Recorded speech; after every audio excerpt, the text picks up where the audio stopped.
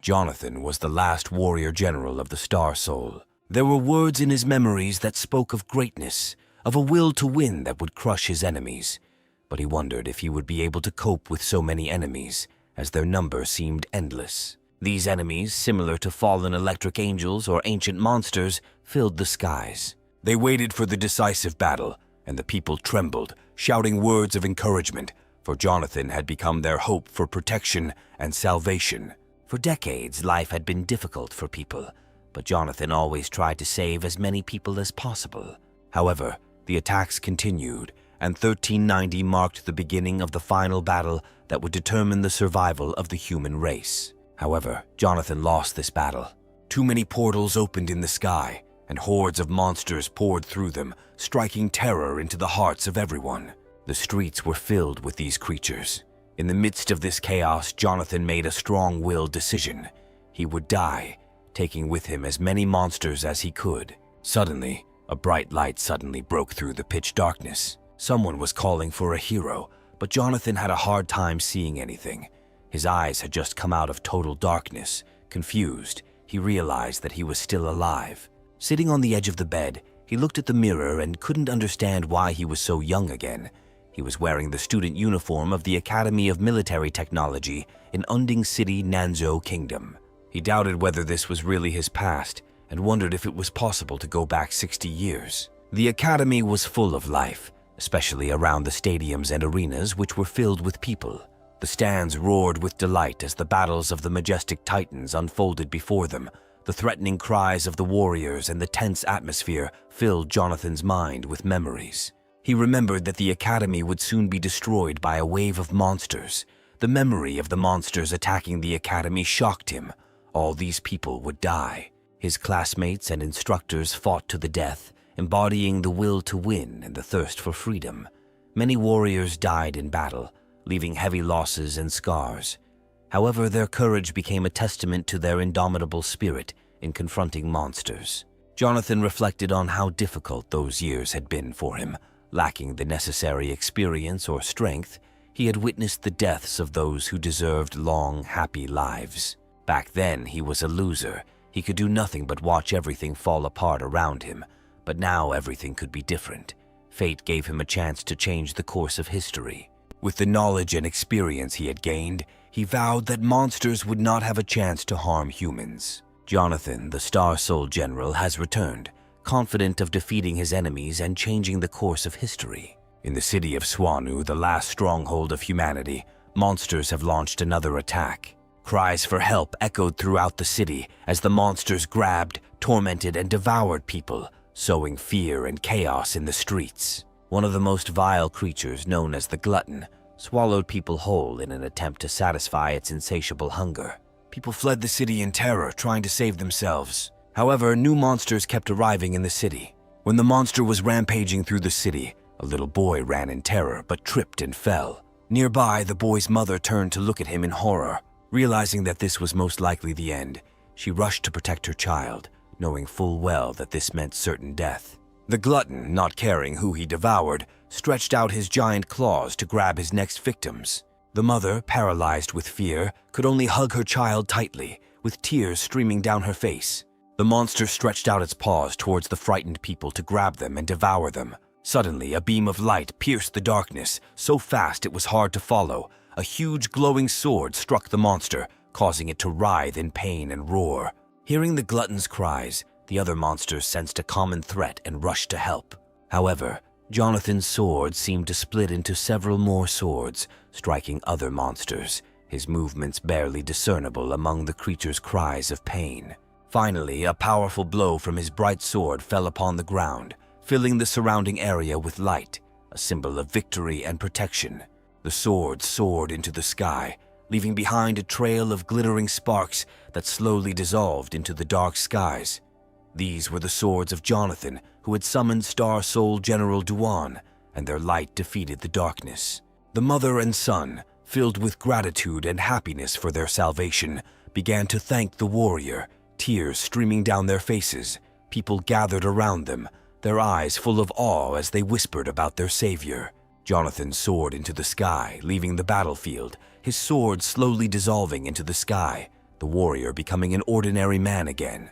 Jonathan's shining armor slowly evaporated, taking with it the burden of the battle, and soon a noble, strong man appeared before the inhabitants, saving the city. Feeling his strength waning, the warrior took out a star soul pill from his pocket. Exhausted from the battle, he wasted no time in swallowing the pill.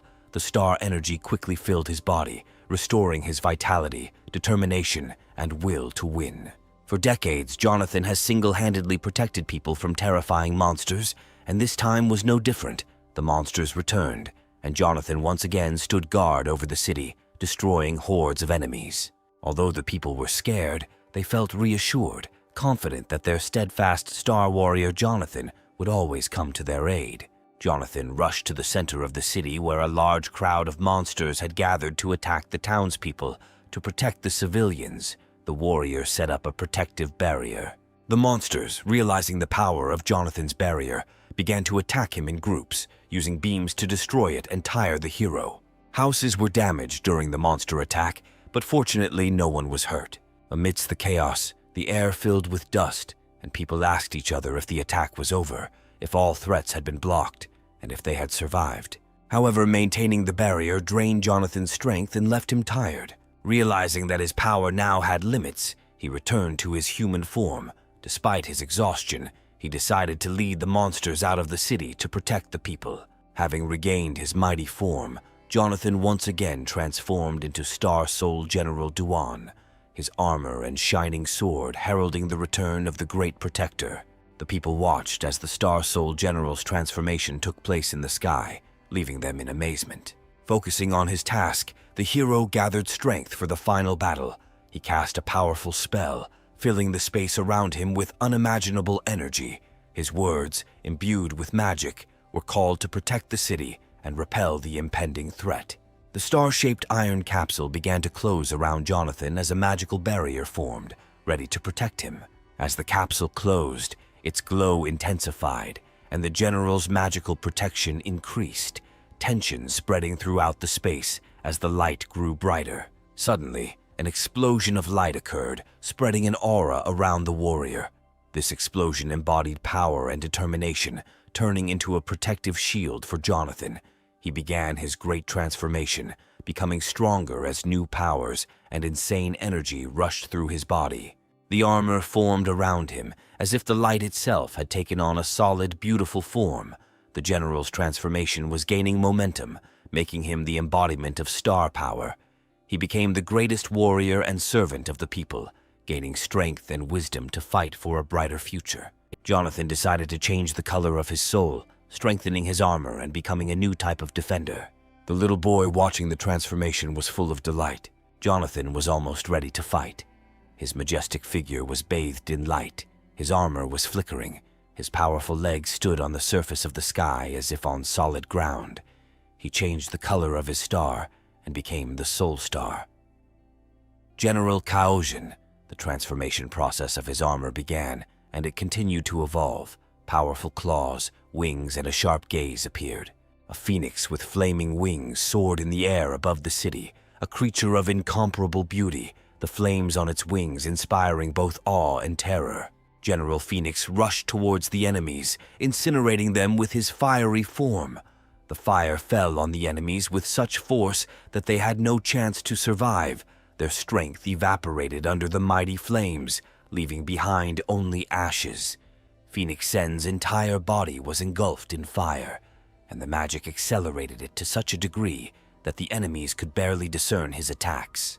From the shadows, the monster attempted to strike the warrior, its mouth wide open, spewing darkness. But thanks to his supernatural connection with the star, Phoenix noticed the sudden attack in time and dodged it. Dark, sinister claws reached out to grab him, but the phoenix spun in a fiery vortex, rising into the air and escaping their clutches. His skillful maneuvers kept him out of reach, allowing him to gracefully dodge each blow. Still, there were too many monsters, and the Deathclaws managed to grab the general, but this only made him angry. With a fire spell from the chain, Phoenix burned the dark paws, freeing himself from their grip. He then decided to use teleportation, escaping from the clutches of death and leaving burns on the monster's vile hands. The monsters, confused, could not understand where the general had gone. Meanwhile, Jonathan reappeared on the other side of the city, returning to his more familiar form as Star Soul General Baichi. Changing the color of his star, he became a new embodiment of power. His magic shone brighter and stronger, and a spark of fury burned in his eyes, now shrouded in blue light. Soaring on blue wings in the bottomless sky, Baichi attracted the attention of the monsters. Realizing the danger, the monsters prepared for a long-range attack. Magic balls began to form from their mouths, ready to be launched at Baichi. But the general deftly dodged every blow. His movements were graceful and precise, emphasizing his incredible skill and superiority over his enemies. His spear, glowing with stellar energy, sparkled in his hands, the tip filled with unimaginable power. The powerful wave from the spear strike swept through the enemies like an asteroid, sweeping away everything in its path. The enemies had no chance to react. The hero's form began to change again, the glowing lines altering his figure. However, the enemies acted quickly. At the vulnerable moment of his transformation, the monsters took advantage of the opportunity and grabbed the general, holding him in their paws. A powerful blow filled with terrifying energy was prepared against the hero. The blow created a cloud of smoke that rose into the air, dark and powerful, spreading tension and threat. The monsters did not retreat, continuing to strike the same area, raising more clouds of smoke.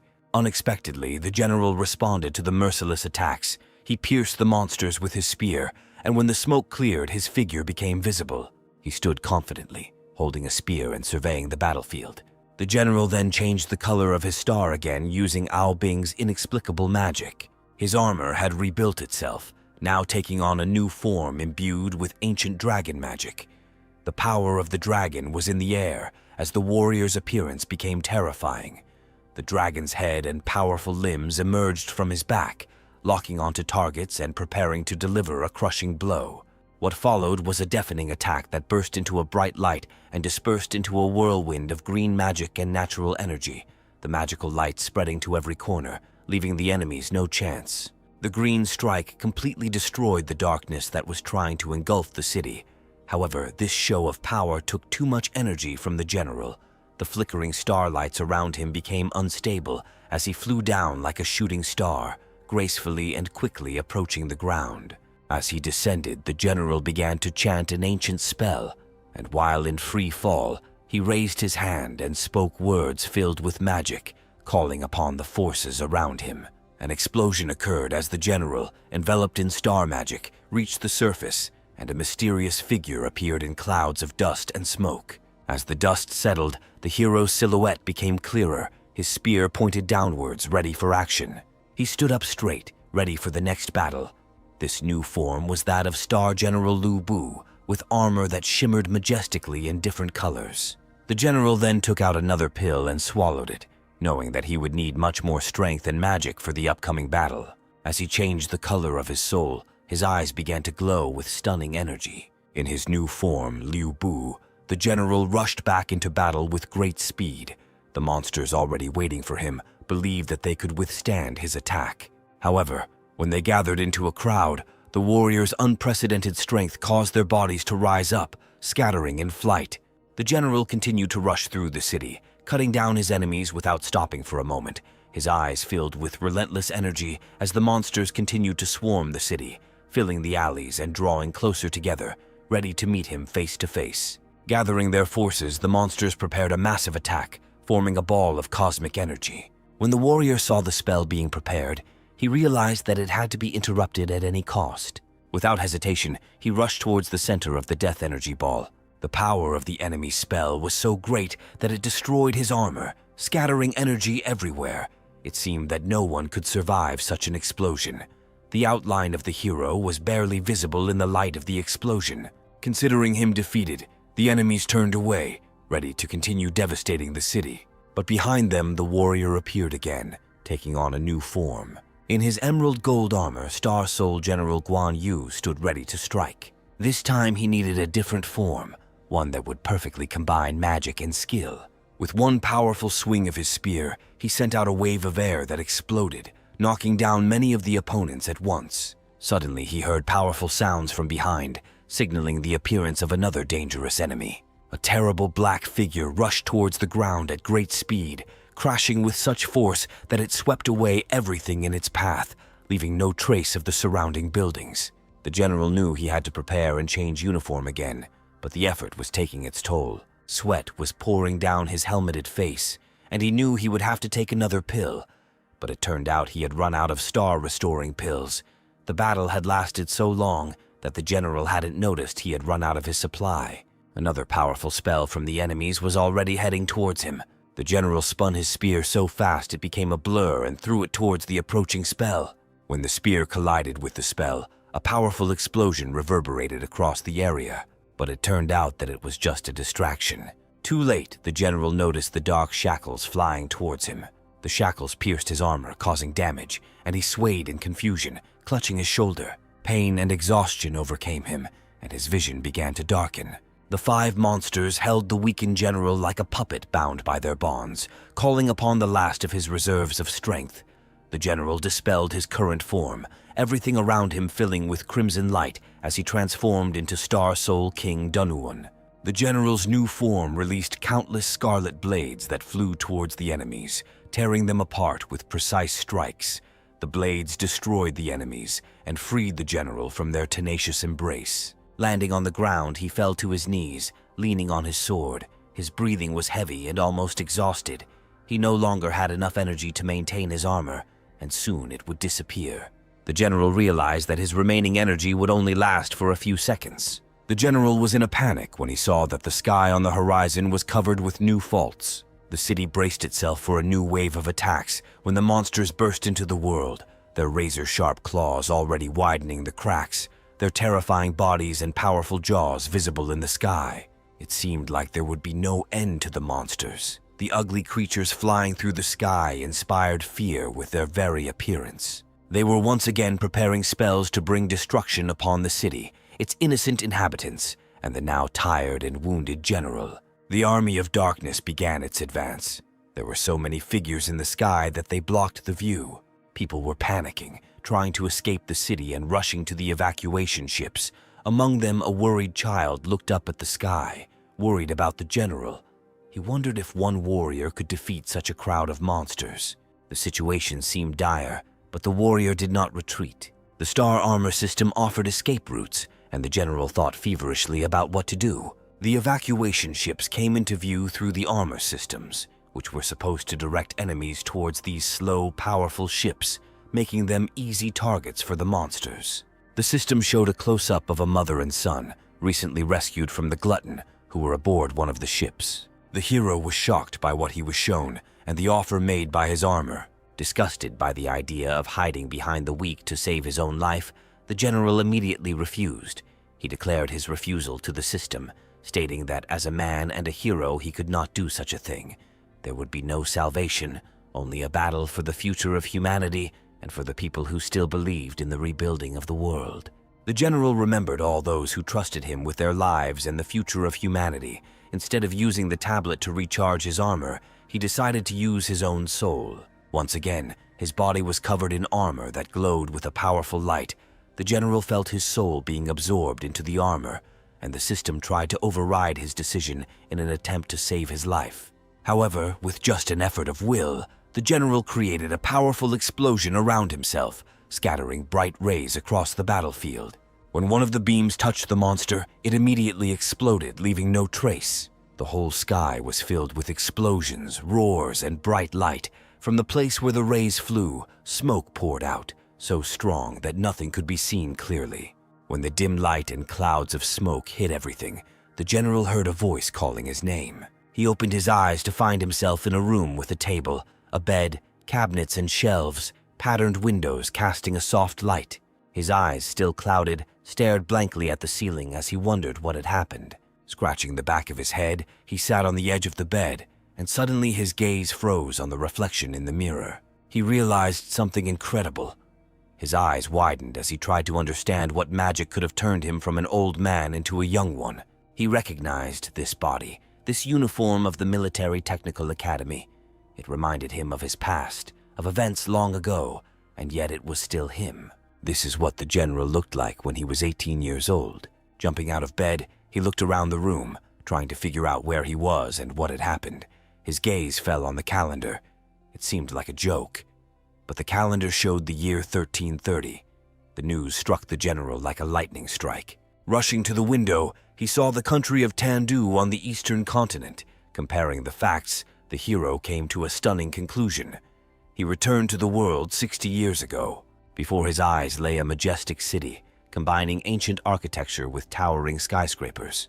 In the very center of the city was the stadium of the Academy of Military Technologies, where the battle of two titans took place. The clashes of swords echoed across the arena as the opponents clashed confidently, their movements accompanied by roars and cheers from the crowd. The spectators were rooting for their favorites, and cries of support filled the air. Among the spectators, there was a boy named Louis who came close to the edge of the arena. For the first time, he could cheer on the Academy students live. The Titans, absorbed in the battle, hardly heard his voice, but Louis continued to cheer them on. The dual-sword warrior went on the offensive, while the red and green shield-wielding paladin struggled to defend himself despite his imposing form. The Titans easily swung their swords and dodged the attacks. One of the warriors decided to use a ranged attack. Much to the dismay of the crowd, they were expecting a fair sword fight. As the warrior in blue rushed towards his opponent, swinging two swords in turn, a wave of enthusiastic responses erupted from the crowd. Many viewers recognized this technique. The Great Destructive Whirlwind. They knew that it would leave the enemy no chance. Louis, realizing the strategy, shouted that the opponent had deliberately forced his opponent to use Whirlwind. The stands did not appreciate such an active demonstration from the unknown young man, but the events in the arena unfolded quickly, making it difficult to see what happened. In the blink of an eye, a piece of armor fell on the battlefield. People were confused, unable to grasp the key point they had missed. When the dust settled, the proud figure of the red and green warrior stood up in victory. No one expected him to win. Luis, foreseeing the outcome, left the stands without delay, knowing that staying could provoke aggression from the crowd. He rushed down the stairs and turned into an alley, but soon realized that he did not know the city well enough. Frustrated, he wandered through the maze of streets, angry at how easy it was to get lost in such a place. Soon he found himself back at a dead end, muttering under his breath about the city's poor design. Having no clear idea of how to find his way, an idea came to him. He decided that he could use the force to jump over the obstacle in front of him and go straight to his goal. Gathering his strength, he filled his legs with stellar energy and flew over the wall, landing on the other side. Louis looked pleased with himself, but an unexpected sight awaited him behind the wall. Beautiful young women were visible through the open window of the women's locker room. Hearing the noise, one of the girls turned to the window. Helena, the class monitor of the 10th grade, noticed the young man. Faced with such a sight, Louis was stunned and his nose began to bleed. Helena, shocked and indignant, turned purple with anger and embarrassment. The other girls, noticing Louis, also screamed in horror. In a fit of rage, they grabbed their swords and rushed at him. Louis ran away as fast as he could, knowing that no one would hear his excuses. Desperate to escape from the angry girls, he found himself cornered. The girls, furious that he had unwittingly spied on them, were determined to punish him. Despite his attempts to explain, the girls decided to drag Louis to the top floor of the administrative building, where the director's office was located. Headmistress Jade had expected to see Louis, but of course not in the state he showed up in. Bruised and tied up, barely recognizable, Louis tried to explain that he had come to enroll in the academy, not to spy on girls. The principal and her secretary, Olivia, reviewed his file, noting that Louis had developed his skills well, improved his grades, and came from a respected family. After the discussion, the principal announced the verdict. Louis would be placed in the 10th grade, a class designed for problem students. Louis silently noticed that the women were giving him strange looks and realized that his first impression had not been the most favorable. The director ordered him to be untied. Helena, however, objected, considering that Louis deserved punishment. She was clearly unhappy that the criminal was released, and her whole behavior showed her indignation and disgust towards him. As the head girl, she was tasked with giving Louis a tour and supervising his studies. Despite her irritation, Helena showed respect for her elders and obeyed the director's order. On the instructions of the director, Helena received Louis's personal file, which she was to hand over to the senior teacher. Olivia used magic to transfer the data from the file onto a small card, which now contained all of Lewis's information, and then she handed it to Helena. Helena, her eyes burning with anger, ordered Louis to follow her. Sensing her displeasure, Louis realized that the excursion would be awkward and difficult. As she said goodbye, Helena gave a signature bow, showing respect to those present. Louis copied her, bowing as well, puffing with anger. Helena quickly headed for the exit, and Louis had to run to keep up.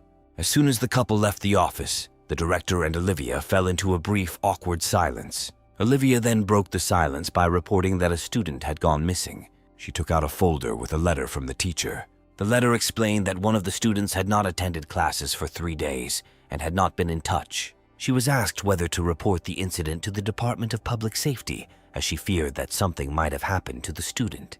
As she lit her pipe, Jade noticed that he remembered the student mentioned in the letter. She described him as a worthless man with a damaged soul, a man who got into the academy through connections.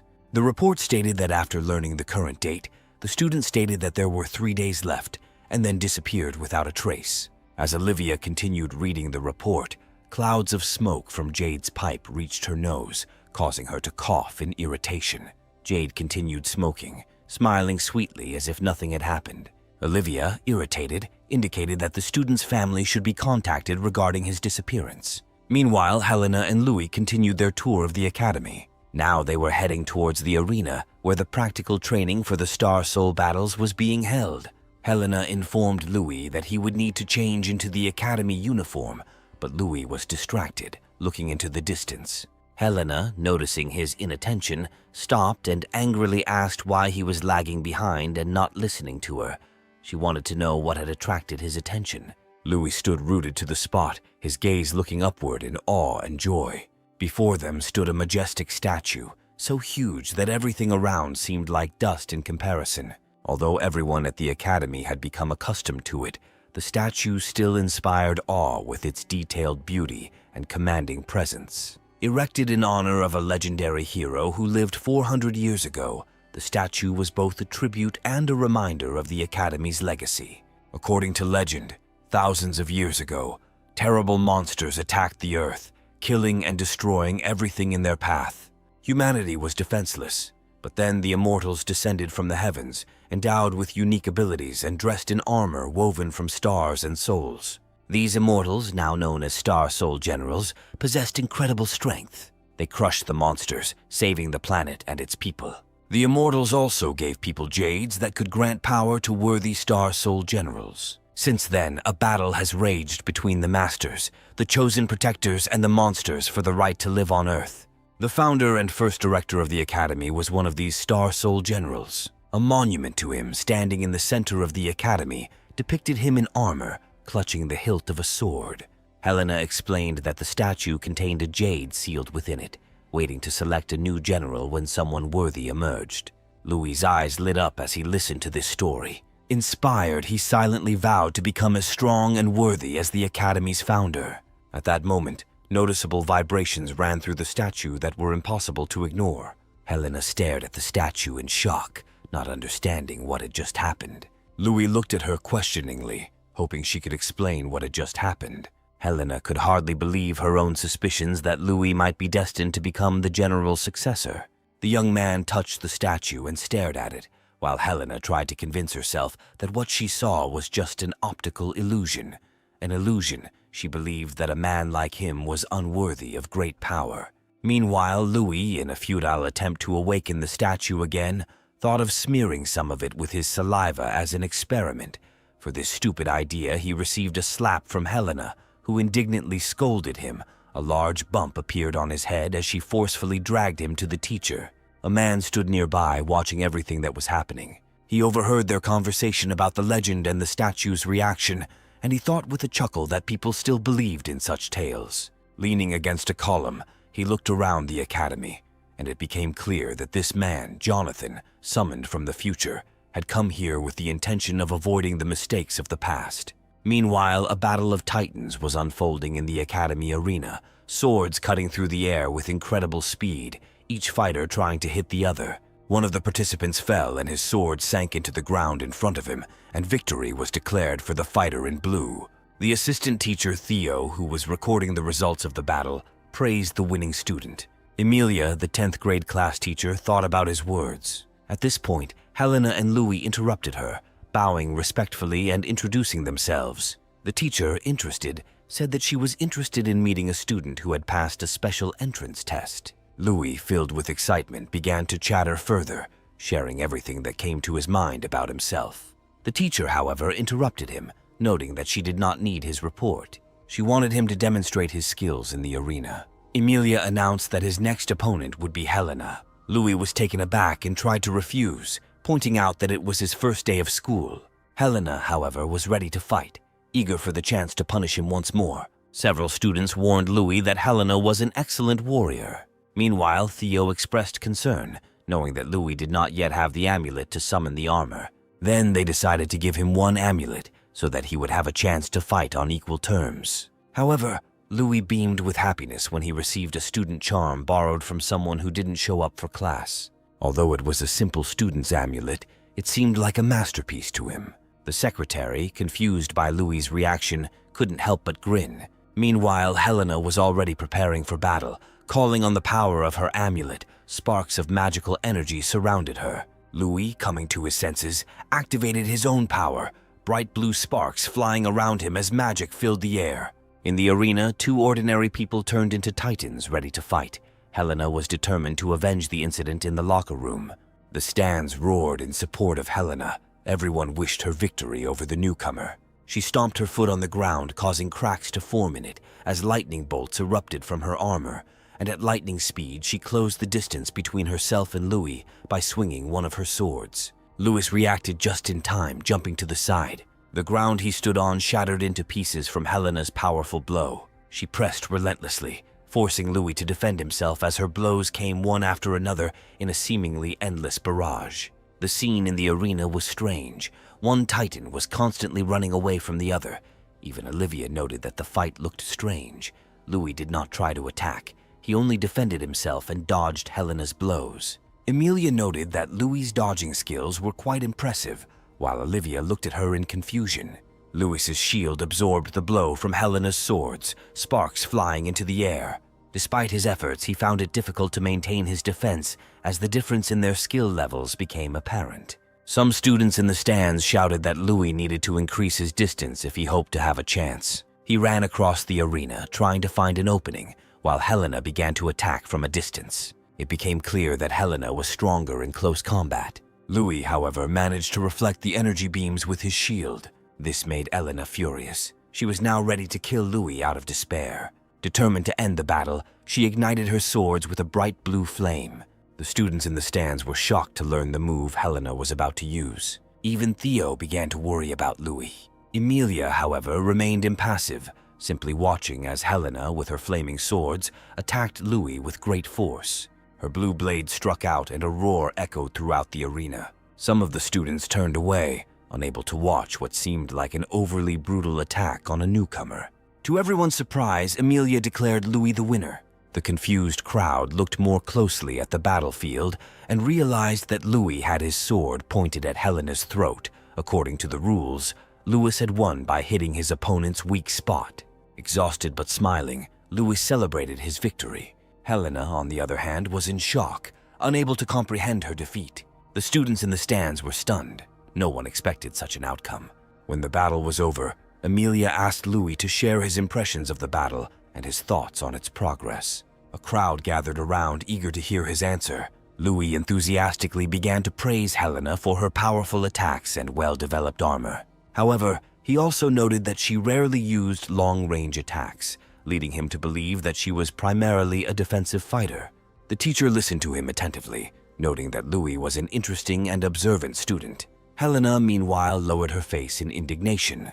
Growing increasingly irritated, she finally exploded, shouting that Louis had only won due to luck. Louis, panicking, suddenly became worried that he had broken the amulet during the battle. However, Helena reassured him by explaining that items created from soul energy were impossible to break. Theo mentioned that the amulet he borrowed belonged to a student named Jonathan, nicknamed 3 Minutes. Louis, intrigued by the nickname, asked what it meant, causing everyone around him to laugh. The students whispered and laughed at the fact that the student could not maintain his armor for more than 3 minutes. Trying to stop the teasing, Amelia shouted and sent everyone to the dining room. Suddenly, a bloody stone appeared in the sky, plunging everything into darkness. In an instant, the sky turned pitch black, and goosebumps ran across the headman's skin. It got dark too quickly, and the street took on an ominous atmosphere. Suddenly, the sky began to crack like glass, and monsters began to appear in the cracks. A siren blared over the stadium, and people looked around in confusion, not understanding what had happened. Some of the students began to come to their senses. Looking up at the sky, they shouted about rifts and monsters appearing. The students panicked in horror, not knowing what to do. One of them fell backwards, and they realized that they urgently needed to find shelter.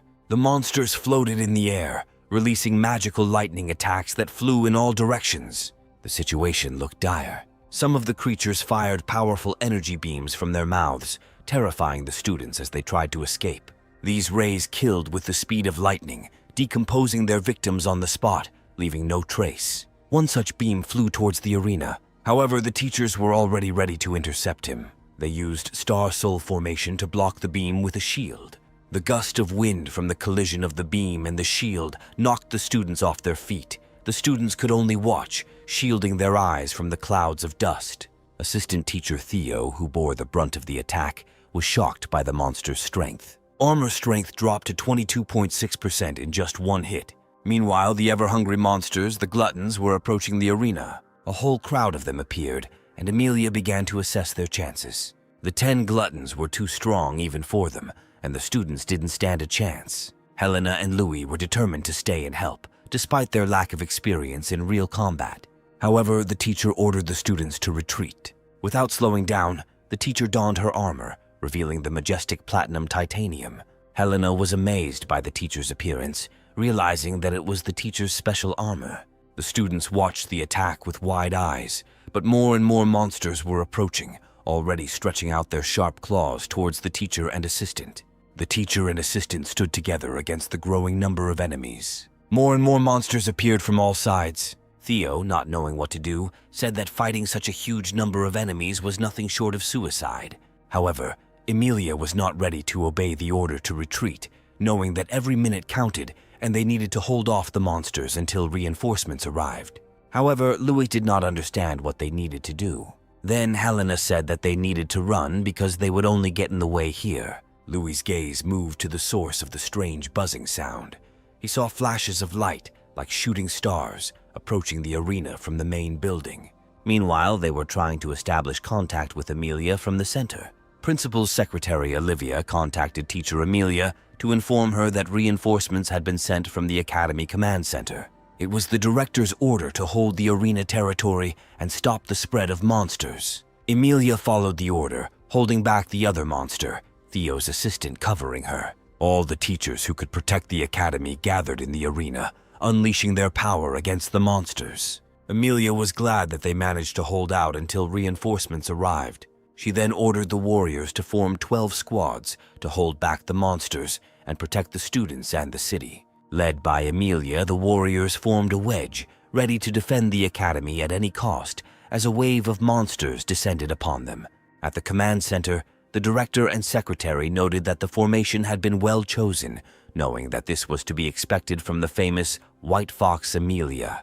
All teams have received reinforcements awaiting further instructions. The director's orders were clear: hold your positions and don't let the enemy inside the perimeter. Amelia stated that none of the academy's warriors would retreat, and they would carry out the order at any cost. They would not move from their place until the influx of monsters ended. Everyone was in solidarity, ready to do their duty, fighting for as long as it took.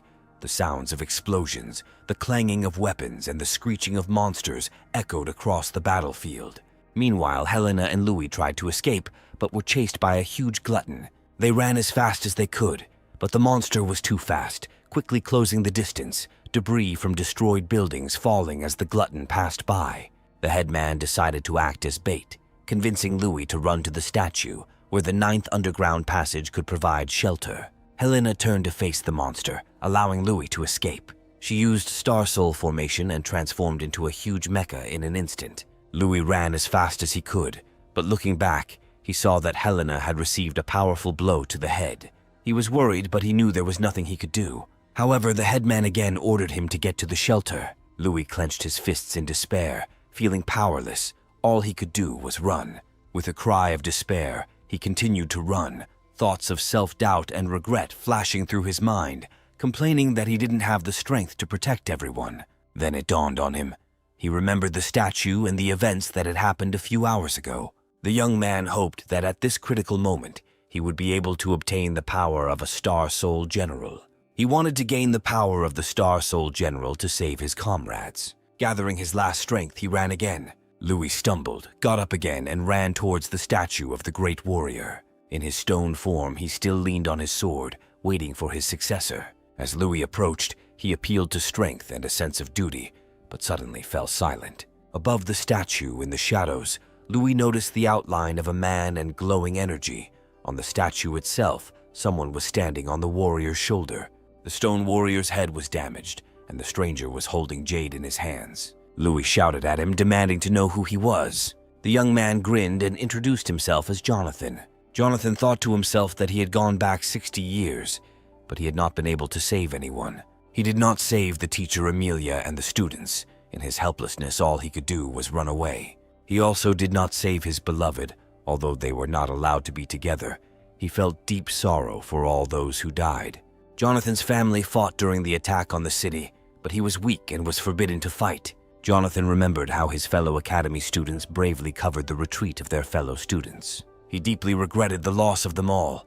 Their bodies were broken, and their lives were cut short. They had all fought bravely, but everyone who was important to him was gone. Those who loved Jonathan and tried to protect him also died despite their efforts. He tried to stop blaming himself for their deaths, but the memories of even his enemies, the ones who mocked and humiliated him every day, came flooding back. Jonathan wasn't entirely sure when or how he first activated the Star-Lord system. Inner demons and shadows of the dead haunted him for decades, lurking in the depths of his mind, reminding him of his weaknesses. The weight of this burden was like a pair of hands on his shoulders, but it was this very burden that helped him awaken a strength within himself, a strength that would save many lives in the future. This same burden also caused his awakening after returning to the past. Now he lived in a young and unprepared body with damaged soul veins. Raising his rank and advancing through the classes would take a long time, however. In just 3 days, he managed to rise 4 levels, which was a significant achievement considering his sickly state. But this was still not enough since there was little time left. Memories of his death in battle 60 years later flashed through his mind. He remembered being surrounded by countless enemies and blowing himself up to take them with him to the grave. Grasping his jacket with a hand covered in sacred symbols of magical energy, Jonathan still struggled with the shock of waking up young after his death, given a chance to right his wrongs and save those he cared about. He threw the jacket over his magically glowing body, thinking about how he was once an outcast in his family. His father sent him to the academy to protect him. In the mirror, Jonathan saw the reflection of an elderly man driven by memories. But in his youth, he did not understand the fate that awaited him and led a shameful lifestyle. After everything was destroyed in the ruins of the ancient civilization, he discovered the Star-Lord system. It traveled with him into the past, like a magical computer that appeared at the request of its owner. Jonathan was glad to see the system there, remembering that it contained the power of Jade and could copy the Star Soul Generals of others. Jonathan requested data from the system. The results were bleak. The system was rebooted, his rank was low, and there were no generals. What's worse, his soul veins were damaged. The task ahead was difficult, although the system was reborn with him. Now it was like a clean slate. He would have to start all over again. And yet Jonathan did not despair. He decided to do everything to save humanity. April 11th was circled on the calendar. 3 days had passed since he woke up, and today was the decisive night. The monsters would attack soon. Jonathan began to prepare. Through alchemy, he had made some progress, but his soul veins were still in poor condition. Although he had partially restored them, it was not enough. He needed to create another pill to completely heal himself. Only then would he be able to use the system to its full potential. After that, Jonathan headed to a drugstore in the shopping district of the southern region. He ordered a heavenly dragon stem, but the seller informed him that the item had not yet arrived and would not be available until later in the day. Jonathan was upset, knowing that time was running out, but there was nothing he could do. He had to wait. Wandering around the shopping district waiting for the message, Jonathan was lost in thought. The heavenly dragon stem was the final ingredient for the pill that would heal the veins of his soul. Since the delivery would take a couple of hours, he decided to return to the academy. The guy decided to prepare traps for monsters in the hopes of keeping losses to a minimum. After some time, Jonathan finished setting up traps that used advanced technology that was more effective than the current era. Unfortunately, due to its low level, it could only place slow arrays. Touching the talisman to the wall, he heard a conversation from the street. The voices were discussing the Star Titans, who gave people the power of Star Generals. Jonathan turned toward the noise, listening carefully. Helena spoke of the first headmaster of the academy, pointing to the statue of the great warrior next to the arena. Jonathan smirked as he looked at the statue. In the past, the statue had not responded to his prayers. Leaning casually against the column, Jonathan looked at the stone warrior, knowing that it was not Zui who had given him the strength to fight. With a satisfied grin, he activated the star system and ordered it to scan the statue. The system showed that the statue did indeed contain jade, but in the absence of its owner, the system could not use it. The vibrations from the scan were felt by Louis and Helena, who looked at the stone figure in confusion. A slightly frightened Louis asked the girl what was going on, but Helena herself did not know the answer to this question. Jonathan, who was watching from above, learned that jade was useless to him without its owner, so he hid the system and decided to return for jade at night. Just then, a message came in informing the pharmacy that the heavenly dragon stem had been received, and it was time for Jonathan to leave the roof. Having prepared well, he vowed that he would not let anyone die. Walking through the crowded shopping area towards the drugstore, Jonathan suddenly noticed a familiar figure in the crowd. A man wearing a mask and a hood walked past. Jonathan wasn't sure, but his instincts rarely let him down. He watched the figure out of the corner of his eye, then stopped and ordered the system to scan the man. A tense figure appeared in front of Jonathan. The man's mental power was concentrated in his chest. They were like small galaxies connected by electrical discharges. Jonathan watched thoughtfully, recognizing the unique method of concentration widely used in the north. His eyes gleamed from the scan. The man must be a native of Myrene. Although this state was not close, Myrene would eventually adopt the culture of the eastern continent. 3 years later, Myrene will upset the balance of the world by gathering a huge army, which will lead to a full-scale war with neighboring countries. Many people suffered, and one by one other nations were drawn into the conflict. People killed each other, and the eastern continent was destroyed. Jonathan stood thoughtfully in the middle of the street, realizing that this stranger from Myrene was not here by chance. At this historic moment, Jonathan finally reached the pharmacy, which was called the Great Medicine. A pretty girl with a poster in her hands met him on the stairs, smiling and advertising various pills, elixirs, and powders. Upon learning that Jonathan had come for a special order, she greeted him warmly and directed him to a special waiting area. In the luxurious, empty hall, Jonathan sat down on one of the sofas. The girl approached him to discuss the payment. She explained that due to the urgency, the price would be higher, since the academy student usually cannot afford such rare materials. Jonathan put his hand in his pocket and admitted that he didn't have enough money. He then pulled out a card and offered to sell several alchemical potions he had brought with him, laying them out on the table. The employee was initially confused, since the pharmacy usually only sold goods, but did not buy them. However, upon closer inspection of the jars, she was surprised to find that they contained premium quality pills. Small balls of energy glittered through the glass. The girl was fascinated and asked if she could take the pills to the store owner for a consultation.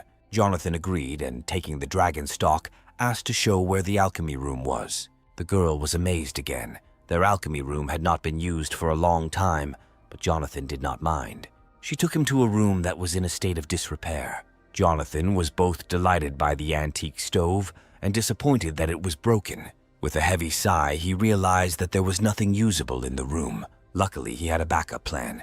Jonathan pulled a fire amulet from his inside pocket, preparing to create the necessary tablet using alchemical matrices. Soon, the room turned into an unusual summoning location, in the center of which were strange rings decorated with writing and patterns. Jonathan concentrated, pulling ingredients one by one from his storage card and making them float above him.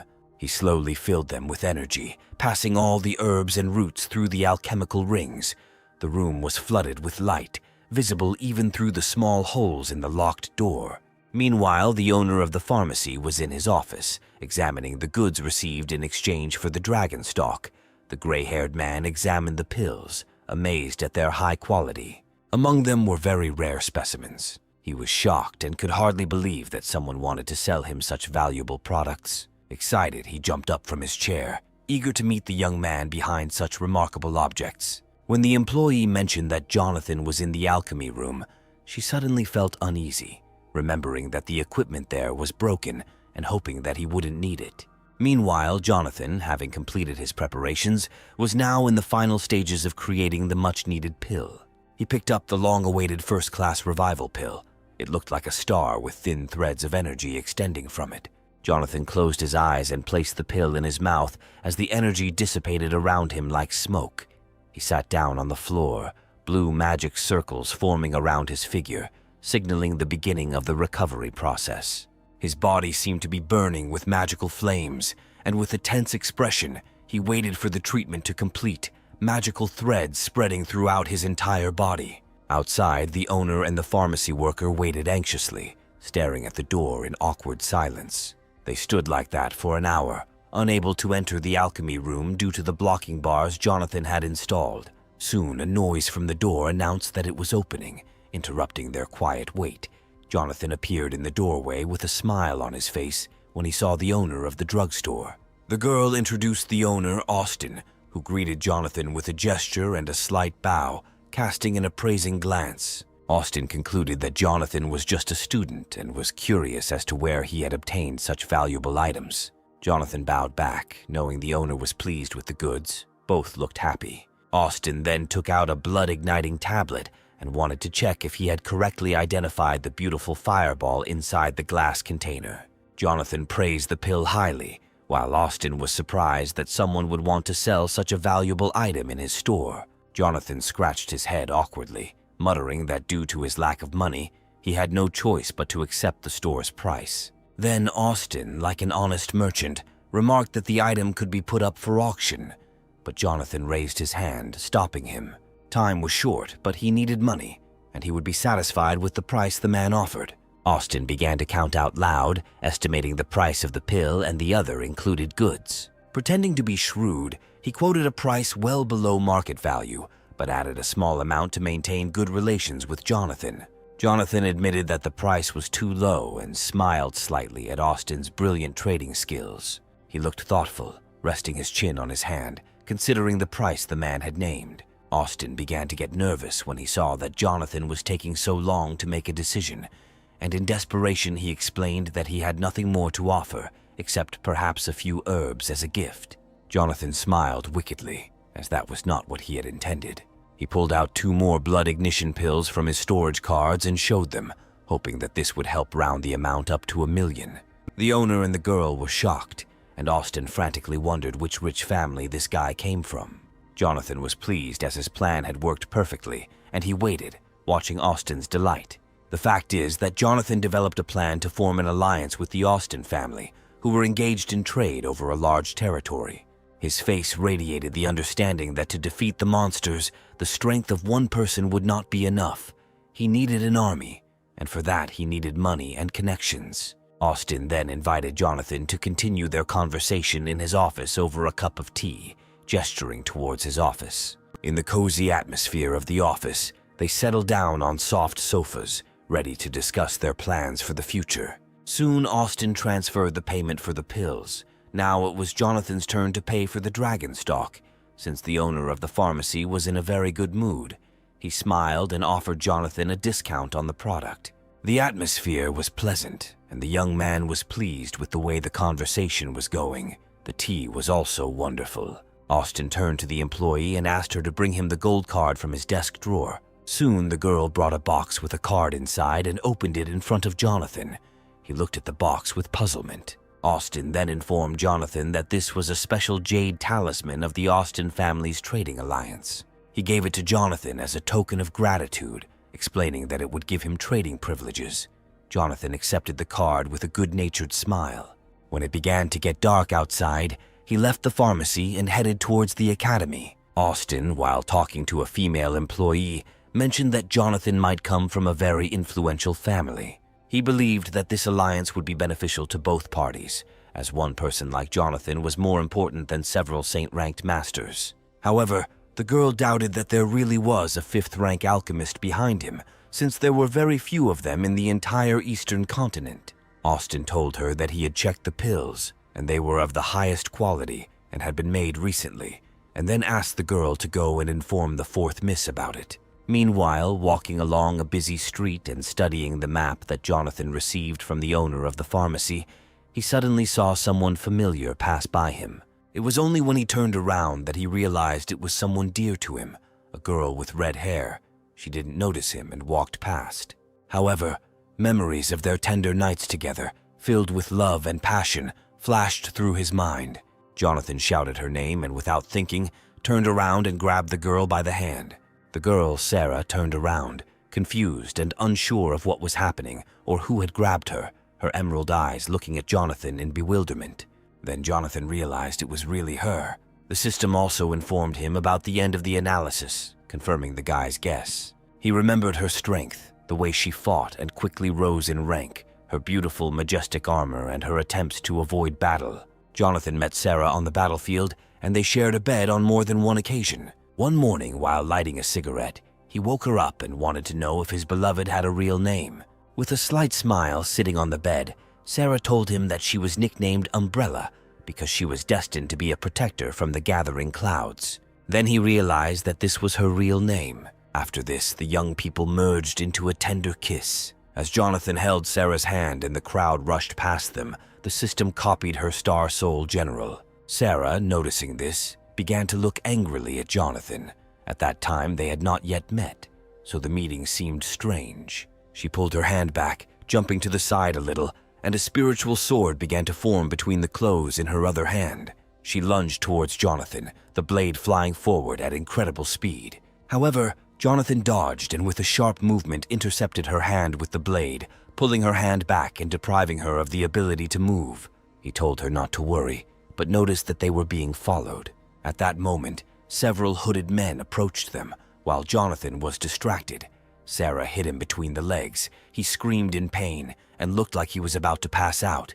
Falling to his knees, he buried his face in the ground. Sarah ran, trying to escape from him and his pursuers. Jonathan writhed in pain, but the hooded men came closer. He then tripped one of them, causing the man to fall flat on the ground with blood flowing from his nose. However, the hooded men had no time to be distracted by civilians. Then Jonathan stood up and, without showing his face, accused the man of pushing him instead of simply leaving.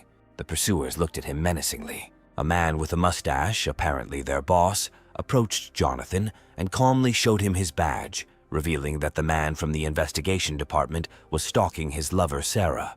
Jonathan then pulled the edge of a card from his inside pocket, convincing the men that he was connected to them. The strangers looked at each other, realizing that this guy was using a secret code. Then the man in the center continued his sentence and made a welcoming gesture, but it was just a trick. Jonathan introduced himself as an employee of the investigation department. The man in the center, standing in front of Jonathan, signaled to his companions that they would hold Jonathan back and should move on. At the same time he continued the conversation, they were both bluffing. Jonathan made a disappointed face, lamenting the fact that he had not managed to catch the criminal he had been hunting for so long. The stranger realized that since this guy knew so much about Sarah, he really was from the investigation department. The stalker, with a serious expression on his face, told them about the secret operation and the trap and offered to catch the girl together. Jonathan said he needed to contact his superiors first, but the man asked him not to do so that it would not affect their encirclement operation. Then the hero realized that they had decided to ambush the girl. However, he decided to play along, and they both ran down the street in the direction Sarah had run. They needed to catch up with the others to take part in catching the so-called criminal. Staying behind the man, Jonathan took the opportunity to examine him. The man from Myrene seemed very suspicious. Jonathan suddenly realized that the presence of such spies from a hostile country could be connected to the disappearance of the jade from the statue in the near future. As he ran between the people and the sweet stalls, he heard tempting offers. One stall was selling strawberry popsicles, and Jonathan remembered that Sarah loved them. He paused for a moment, buying all the strawberry sticks and putting them in a special box to keep them fresh for Sarah. As he continued to run, he chewed on the strawberry stick to make sure it wasn't sour and that Sarah would like it. Soon the men left the city and entered the grove. Then Jonathan thought about the name of the person he was on the same team with. They introduced themselves with fictitious names. Meanwhile, a loud sneeze echoed throughout the academy, coming from the assistant teacher Theo. The thing is, Jonathan introduced himself as Theo. The sneeze was so strong that Theo's eyes began to water and snot began to flow, and he wiped his face with his finger. In the grove outside the city, the sounds of the chase echoed from tree to tree. Sarah tried to hide from her pursuers among the trees, but they approached and tried to surround her. With a powerful leap, she landed in the center of a forest clearing, and her pursuers followed her. As Sarah landed, she saw a figure standing among the trees. The figure slowly stepped into the light. The girl looked at him angrily, while the man smiled contentedly. Sarah looked around and realized it was a trap. More hooded figures appeared between the trees, and enemy titans could be seen above the trees. The man, Captain Black, read out the fugitive's dossier, a high-ranking assassin with a golden badge from the Silent Abyss, the bearer of the Star Soul Order, General Lu Bu. With a grin on his face, he expressed satisfaction that such a valuable catch had fallen into his trap. His men slowly approached the girl, their faces showing anger and the intent to not only seize her, but also subdue her. At that moment, an energy blade flew towards one of them, piercing his skull. Sarah was not one to give up easily, and her presence demonstrated that she was no match for the villains. The men rushed to the attack in horror and anger. At that moment, Jonathan and his temporary companion broke through the barrier. Jonathan was still chewing the candy. There was still a piece left on the stick. He quickly assessed the situation, noting that the spatial system was suspended above the trees, creating a barrier. Its fine mesh was visible in the sky, and he could see the titans fighting in the center of the clearing, the dust so thick that only the patterns of blades cutting through the air were visible. They soon arrived at Captain Black's place and greeted him. Meanwhile, Jonathan continued to watch and chew his candy, despite the large number of opponents. Sarah noticed the new arrivals and recognized the young man. Jonathan waved hello to her and smiled, happy to finally see her again. Suddenly, he saw a blade flying towards him at high speed. The hero realized that the weapon was literally a couple of millimeters away from him. He grabbed one of the robbers by the jacket and used it to defend himself. The blade entered the chest of the man, who was confused by what had happened. Sarah glared at Jonathan, not trusting the young man she had seen for the first time. As she fought off the robbers, she wondered who he could be. The leader of the evil gang turned around at the noise behind him and saw Jonathan holding one of his subordinates who was bleeding. The pursuer who was accompanying Jonathan whispered to the leader about everything that had happened. The men then came to the conclusion that they needed to get rid of the young man after they dealt with Sarah. Black gave orders to the 4 titans that surrounded the clearing. One of them went on the offensive, his blade cutting through the air and aiming straight at Sarah. She noticed him in time, effortlessly jumping to the side. The warrior was too slow to keep up with her quick movements. She quickly rose into the air. The energy from her armor began to flow around Sarah, and she activated her Star Soul General. Her stern gaze pierced through her as her body was enveloped in a capsule of pure energy, rising into the sky like a column with blue glowing rings around it. Armor began to appear around Sarah's body. Her helmet was adorned with spikes resembling a crown on her head. Once her armor's formation was complete, she took a stance, the scales of her armor shimmering and shining with spiritual energy. Sarah quickly lunged at one of the titans, piercing its armor with one blow of her sword, causing it to fall. The titans were initially confused by the strength of the seemingly fragile girl. One of them made a desperate dash towards Sarah, but she cut him in half with one powerful blow, leaving a bright trace of her sword in the air. The enemy's armor began to crumble, and the 2 remaining warriors decided to attack together, drawing their swords. Sarah prepared to strike, jumping into the air. With a powerful blow, she sent the enemies flying, and they quickly retreated. The men who fought Sarah before she donned the armor grouped together, realizing that they could only defeat the Star Soul General by taking on the General's form. New titans appeared between the trees, surrounding Sarah. Despite being surrounded, Sarah remained unfazed. Her attention was drawn to the situation below between Jonathan and the leader of the bandits. Jonathan, with a confident demeanor, tried to extract information from the bandits. He asked about the barrier, finding that everything happening inside the magical dome was completely sealed off, even sounds. Continuing the conversation, the bandit prepared to attack. A weapon materialized in his hand and he lunged at Jonathan. However, Jonathan easily dodged and counterattacked with a lollipop stick, hitting his opponent in the back at high speed. The man fell, his eyes rolled back, and he was no longer a threat. Jonathan stood there with a satisfied expression on his face, holding the bloody wand. He had learned everything he needed to know about the bandits. The gang leader, seeing what was happening, panicked, cursed, and began calling for reinforcements. 3 fighters were already rushing towards them. However, Jonathan was ready to attack and took out a weapon card, summoning a sword into his hand. With barely noticeable movements, he rushed between the enemies, delivering fatal blows. With a satisfied expression on his face, he stopped for a moment when the bandits fell dead. Soon more enemies were approaching to help the leader. Jonathan took off running, pursued by the bandits. At this time, he called the system to hack the array. The system began to work, and soon the analysis was completed, and the countdown to the capture of the territory began. At this time, Sarah fought off the attacks of the Titans, surrounded by enemies on all sides. She remained strong but very tired. The endless waves of enemies were taking their toll, and it was clear from the expression on her face that she would not last long. Leader Black watched the battle closely, noting that the Titans' movements were becoming less and less agile. He decided that it was time to use the Star Soul shackle set and gave the order. Complex magical portals appeared around Sarah's armor, forcing the enemies to retreat, and now the girl was trapped in the array's area of effect. Huge chains emerged from the energy circles and flew towards their target. With a roar, they wrapped around the girl's wrists and neck, restricting her movements. Sarah's entire body was shackled. The chains tightened around her head, shoulders, and waist.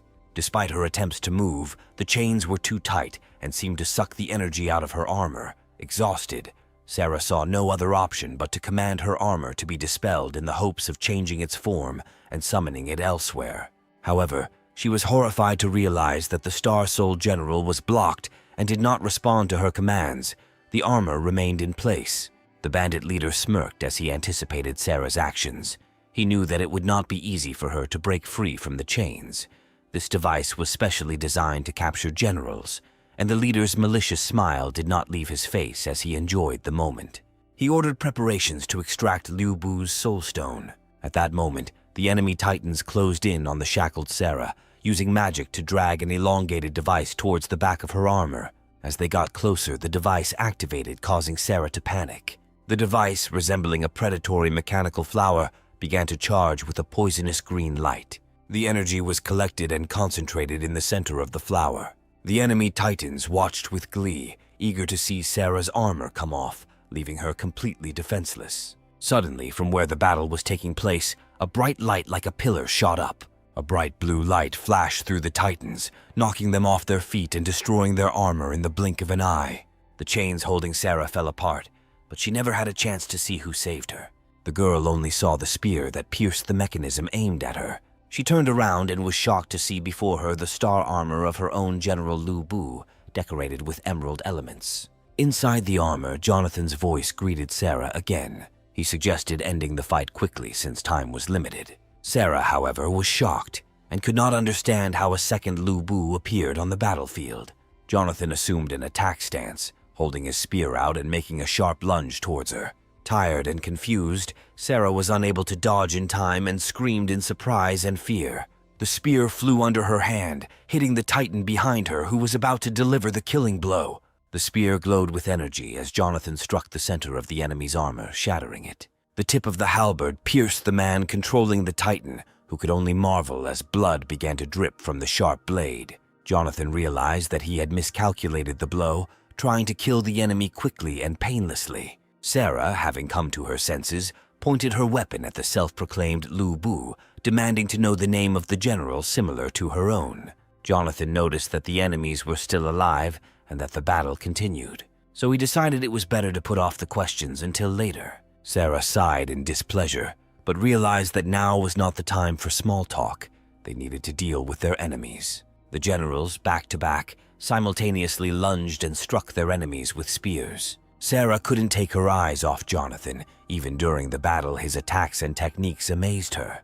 The red emerald halberd turned and flew straight into the center of the Titan's armor, piercing it and causing the armor to instantly crumble, leaving the enemy's body hanging on the tip of the weapon.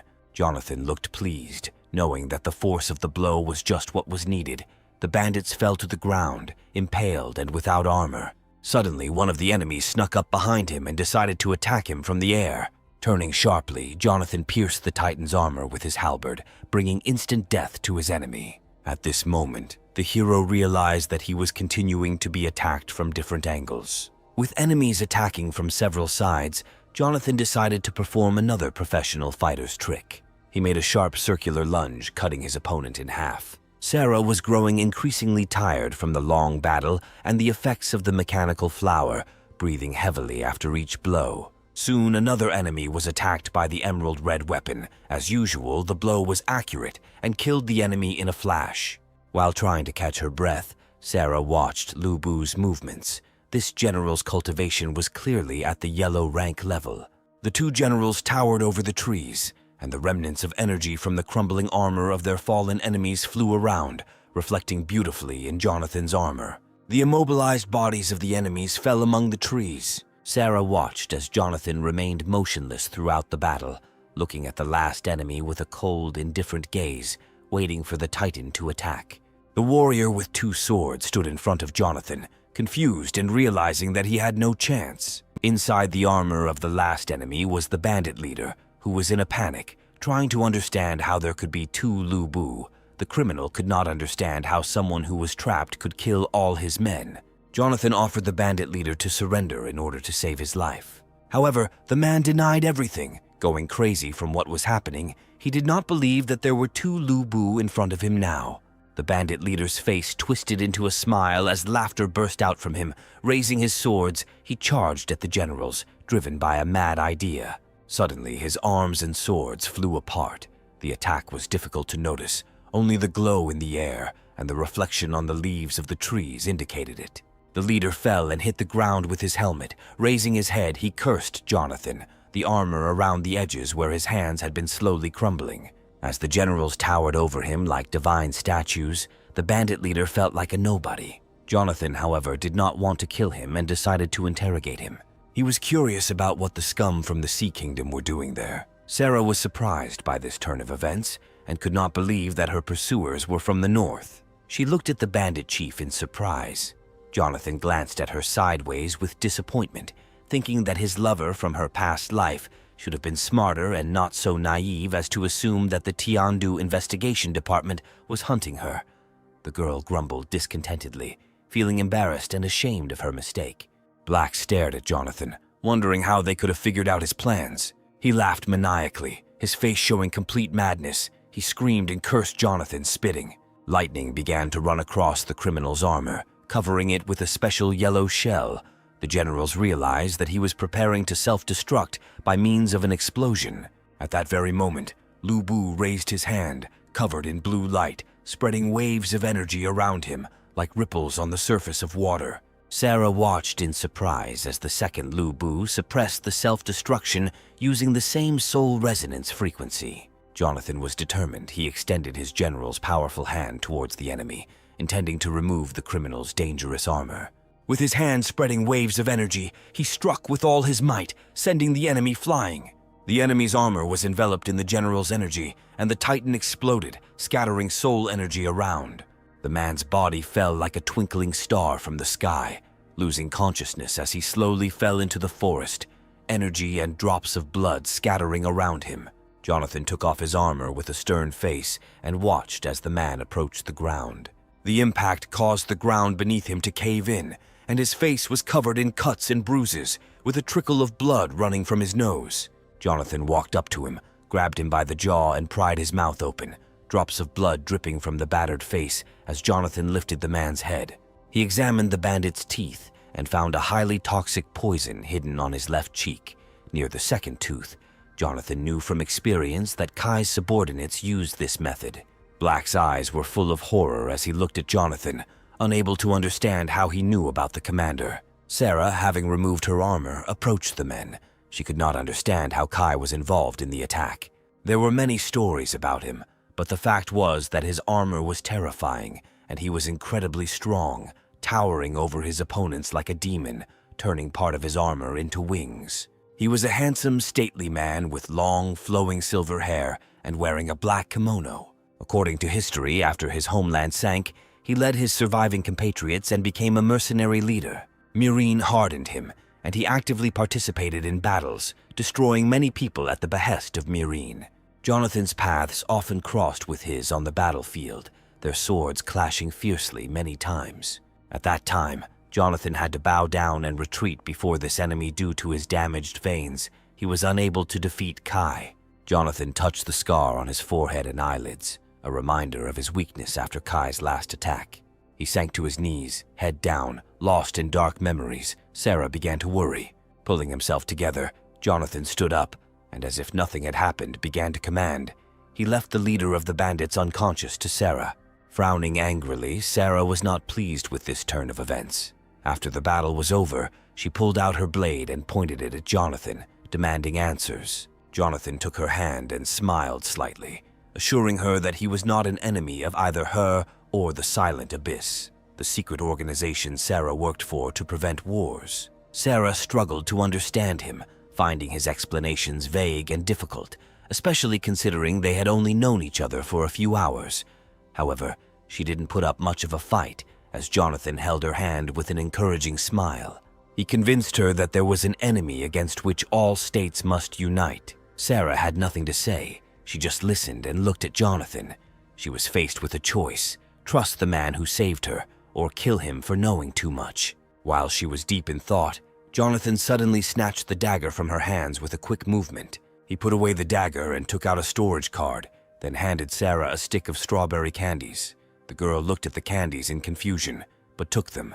Then Jonathan stepped aside, leaving the candy in Sarah's hands. Sarah was shocked at how Jonathan found out about her love for strawberry candies. As a blush of embarrassment appeared on her cheeks, she turned to look at Jonathan, who was approaching the bodies of his fallen enemies. Sarah then quickly hid the candies in a storage card to enjoy later. Jonathan later studied the data storage cards of the dead mercenaries and expressed his outrage at their poverty. Sarah was outraged by his behavior, expecting him to bury his enemies, but instead he seemed intent on profiting from them.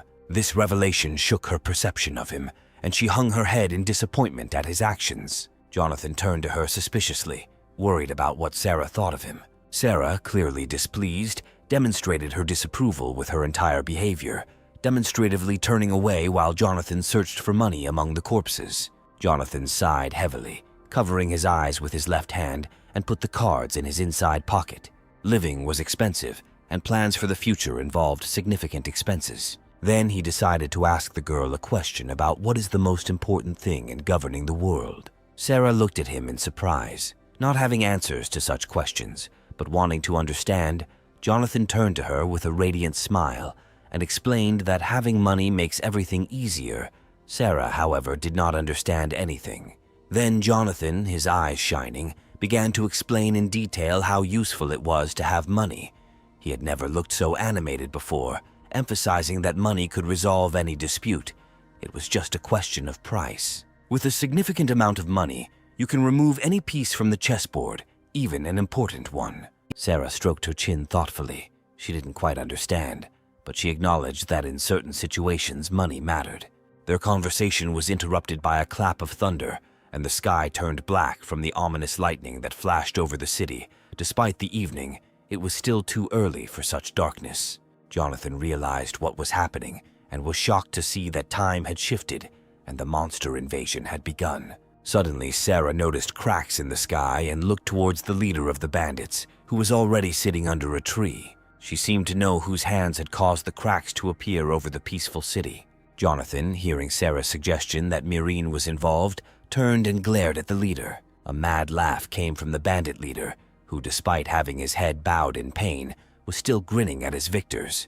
It turned out that several teams were involved, and one of them managed to fix the malfunction. Jonathan approached Sarah, trying to find out what she might know, as it was important information. The girl remained silent with an upset look. Jonathan excitedly begged her to tell him what she knew. Although Sarah was full of doubts, she decided to reveal the secret information under the guise of gratitude.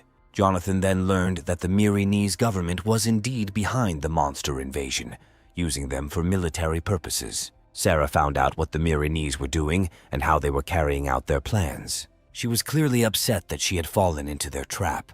Jonathan was clearly furious when he realized that the Myrinese were behind all of this. The bandit leader, spitting saliva, showered Jonathan with curses and laughed wildly, rejoicing at the death that awaited everyone. Then Jonathan flew up to him and extended his hand with the intention of grabbing the man by the jaw again. His face was dark and angry as he lifted Bandit off the ground, bolts of spiritual energy shooting around Jonathan's body and arms. The enemy, frightened and confused, did not understand what Jonathan intended to do. As the discharge rolled through the enemy's body, Sarah asked Jonathan to stop. His voice was full of fear. The veins of the bandit's soul and body were damaged, and they needed him for interrogation. Jonathan threw Bandit at Sarah's feet. He put a recovery pill in Bandit's mouth to save his life. Turning to Sarah, Jonathan pulled the storage cards from his inside pocket and handed them to her as a token of gratitude and apology. He said that it was time for him to defend the city, and Sarah could not accompany him. However, the girl said her mission was crucial, and many lives depended on its quick completion. Jonathan smiled gently, waving his hand as a sign that no further explanation was required. He understood everything perfectly. Jonathan then logged in to use the Star Soul General Liu Bu's beast. He realized that he would need a lot of energy and took out a pill to replenish his soul's strength, knowing that he would need 3 times more. Jonathan swallowed 3 pills at once to restore. Sarah looked at this extravagance with surprise, noting that the pills were expensive. Jonathan then began to summon his armor, which emitted waves of energy, raising dust under his feet. A pillar of light broke through the storm clouds. Sarah guessed what Jonathan was up to as the light began to take shape. Clad in Liu Bu's armor, Jonathan appeared on a massive black mechanical stallion of red flames, composed entirely of soul energy and burning like the flames of a bonfire. Admiration filled Sarah's eyes as she watched the Star General's beast in awe. Few could summon such a creature, which led her to speculate that Jonathan might be the host of Zochi, the giant from the Military Technical Academy. Jonathan pulled on the reins, causing the horse to rear up and slash at the air with its front legs. Compared to Liu Bu, Sarah seemed tiny. She screamed warnings at Jonathan with all her might, knowing that the kingdom of Myrin's goal was tied to Zochi. The girl screamed, begging the guy to be careful. The main character thanked her for the warnings and disappeared in an unknown direction. Left alone, Sarah wondered where such a powerful man could come from. She sighed and hid her face in her cloak. It was time for her to leave. Soon, Jonathan spurred his horse and galloped towards the military academy, quickly covering the distance to the city. He was focused and upset, fearing that the earlier appearance of the malfunctions could be a result of his return to the past. Then he decided to speed up in order to arrive in the city as quickly as possible. Meanwhile, the city was engulfed in flames, sparks and smoke were flying around, and cries for help were heard everywhere. The Zichin area resembled hell on Earth, with destroyed, burning buildings everywhere. In the middle of the street, a teacher in golden armor was kneeling, holding a sword. He appeared wounded and tired after the sudden battle, and was protected by 3 members of the city's army squad who tried to shield him from the crowd of approaching monsters. Several titans lifted the teacher from his knees. Now their task was to take him to a safe place. Teacher Adrian, a young man with golden hair to match his armor and light brown eyes, could barely stand on his feet and thanked his saviors and commander. A stately warrior in almost classical armor thanked Jonathan for bringing the students to help. The warrior looked sadly at the dead bodies, noting that not all of the students had survived the battle. Many died, and it was the fault of the alien creatures that invaded their planet. He looked at the monsters with hatred, screaming in despair. The huge gluttons approached, and the warriors spread out to hold the line, but despite their efforts, the enemy continued to advance. One of the students noticed that 2 more monsters had appeared on the left and were approaching. Another warrior from the senior ranks looked to the right side in horror. He saw the approaching figures of monsters. Sweat was pouring down his face as he assessed the situation. A crowd of about 40 monsters was approaching from the right. His voice trembled with panic, and the commander tried to call the troops to their military duties. They were ordered to maintain a perimeter to protect civilians. Ordinary people, old people and children who were unable to summon armor, would not have survived in such a situation without military assistance. They could only hide and watch in horror, awaiting the outcome. The The Titans could not retreat. They rushed forward to meet the enemy, preparing their blades for battle in the name of the safety of the city.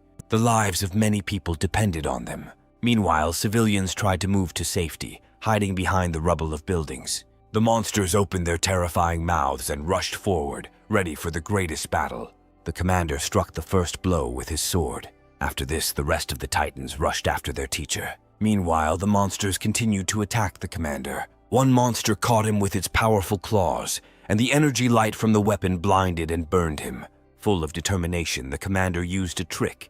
He pushed the monster away, releasing his sword, and turning, pulled out another blade and cut the vile creature in half. A student supporting teacher Adrian asked if a retreat was possible. He clung weakly to the student's hand, but had no intention of leaving, saying that reinforcements would arrive soon.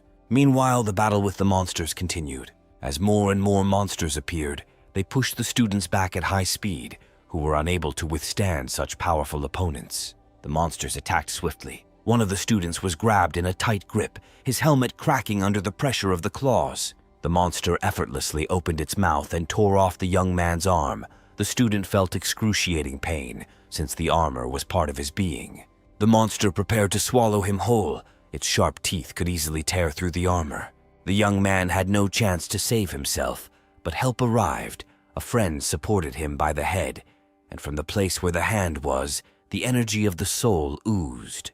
Another student called for help from the commander, who was being dragged through the rubble by several monsters. The commander responded to the call, but was also busy holding back the enemy, pushing the monster's huge mouth away with his sword.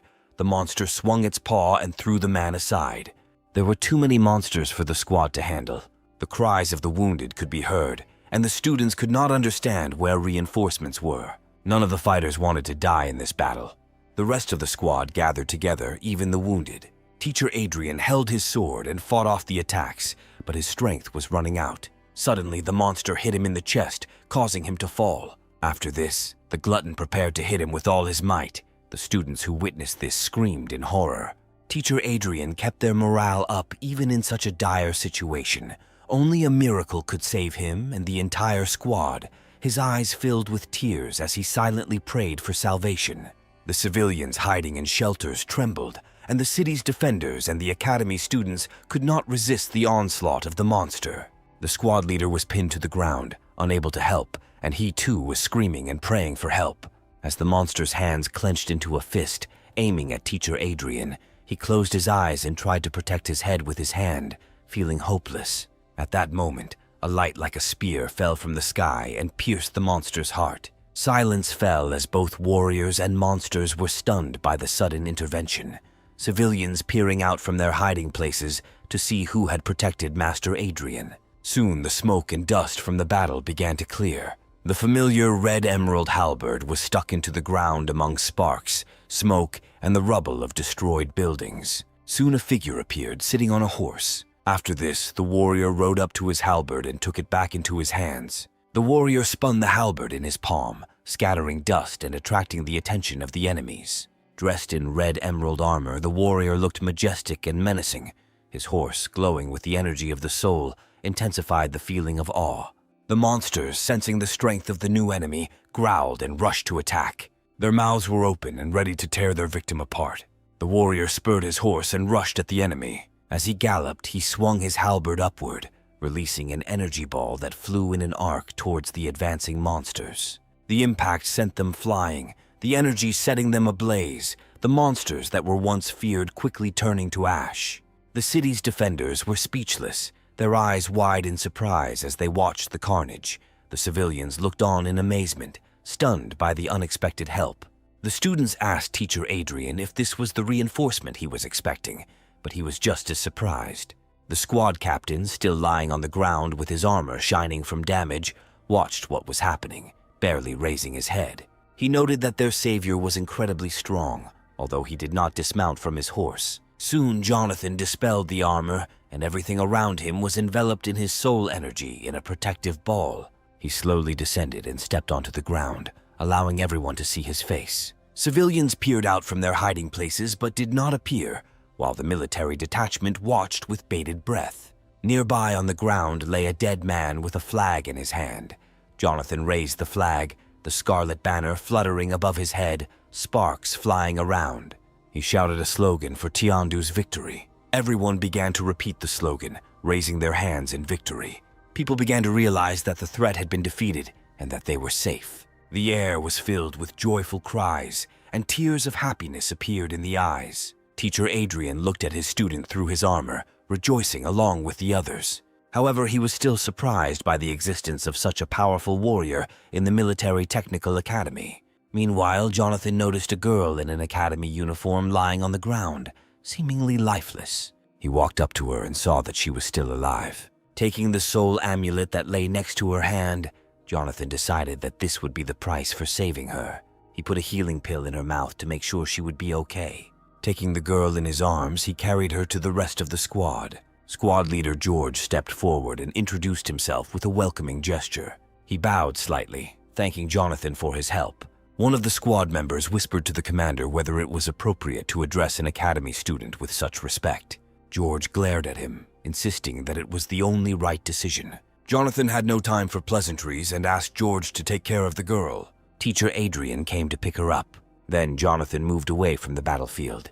The warriors watched him go. Teacher Adrian asked the student to introduce himself. In response, Jonathan threw something over his shoulder. The commander caught the mysterious object, and from afar everyone heard the name of the savior and his advice to prepare for further battles. Teacher Adrian was excited about the meeting and curious to see what George had caught. He looked at the hand holding the jar in confusion, his eyes widening as he realized it contained soul restoration pills, the realization hitting him like a thunderbolt. Some students didn't even know what this medicine was. One of the soldiers enlightened the team, noting that the tablet was extremely rare, and one of them had fetched 50,000 coins at auction.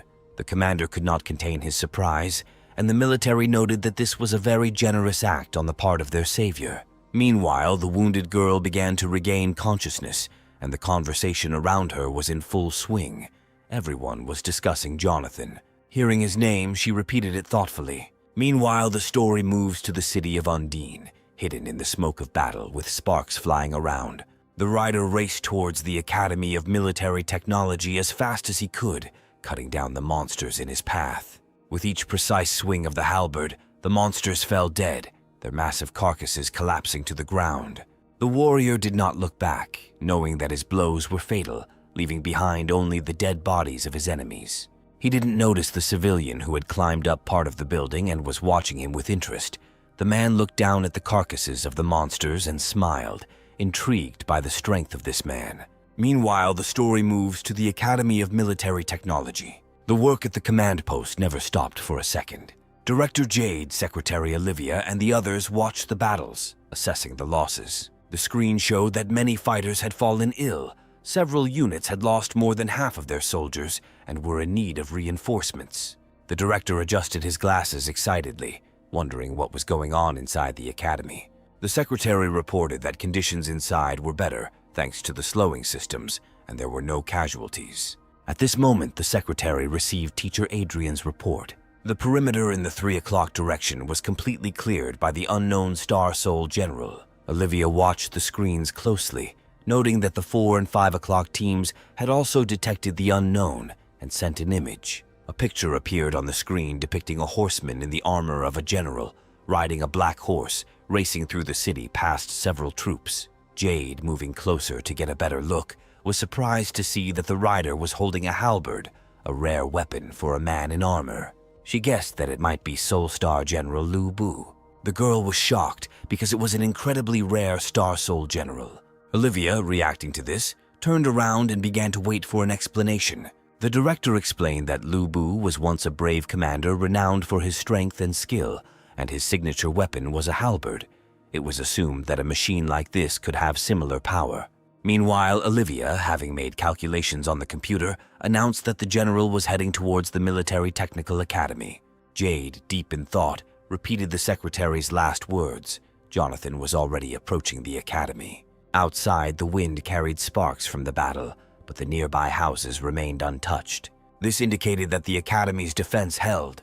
The academy teachers did not release the enemy. Jonathan climbed the hill on his horse and observed the situation in the courtyards and arena of the academy. He was glad to see that there were no casualties. Apparently, the pre-arranged formations had improved the defenders' positions and helped them to hold their ground.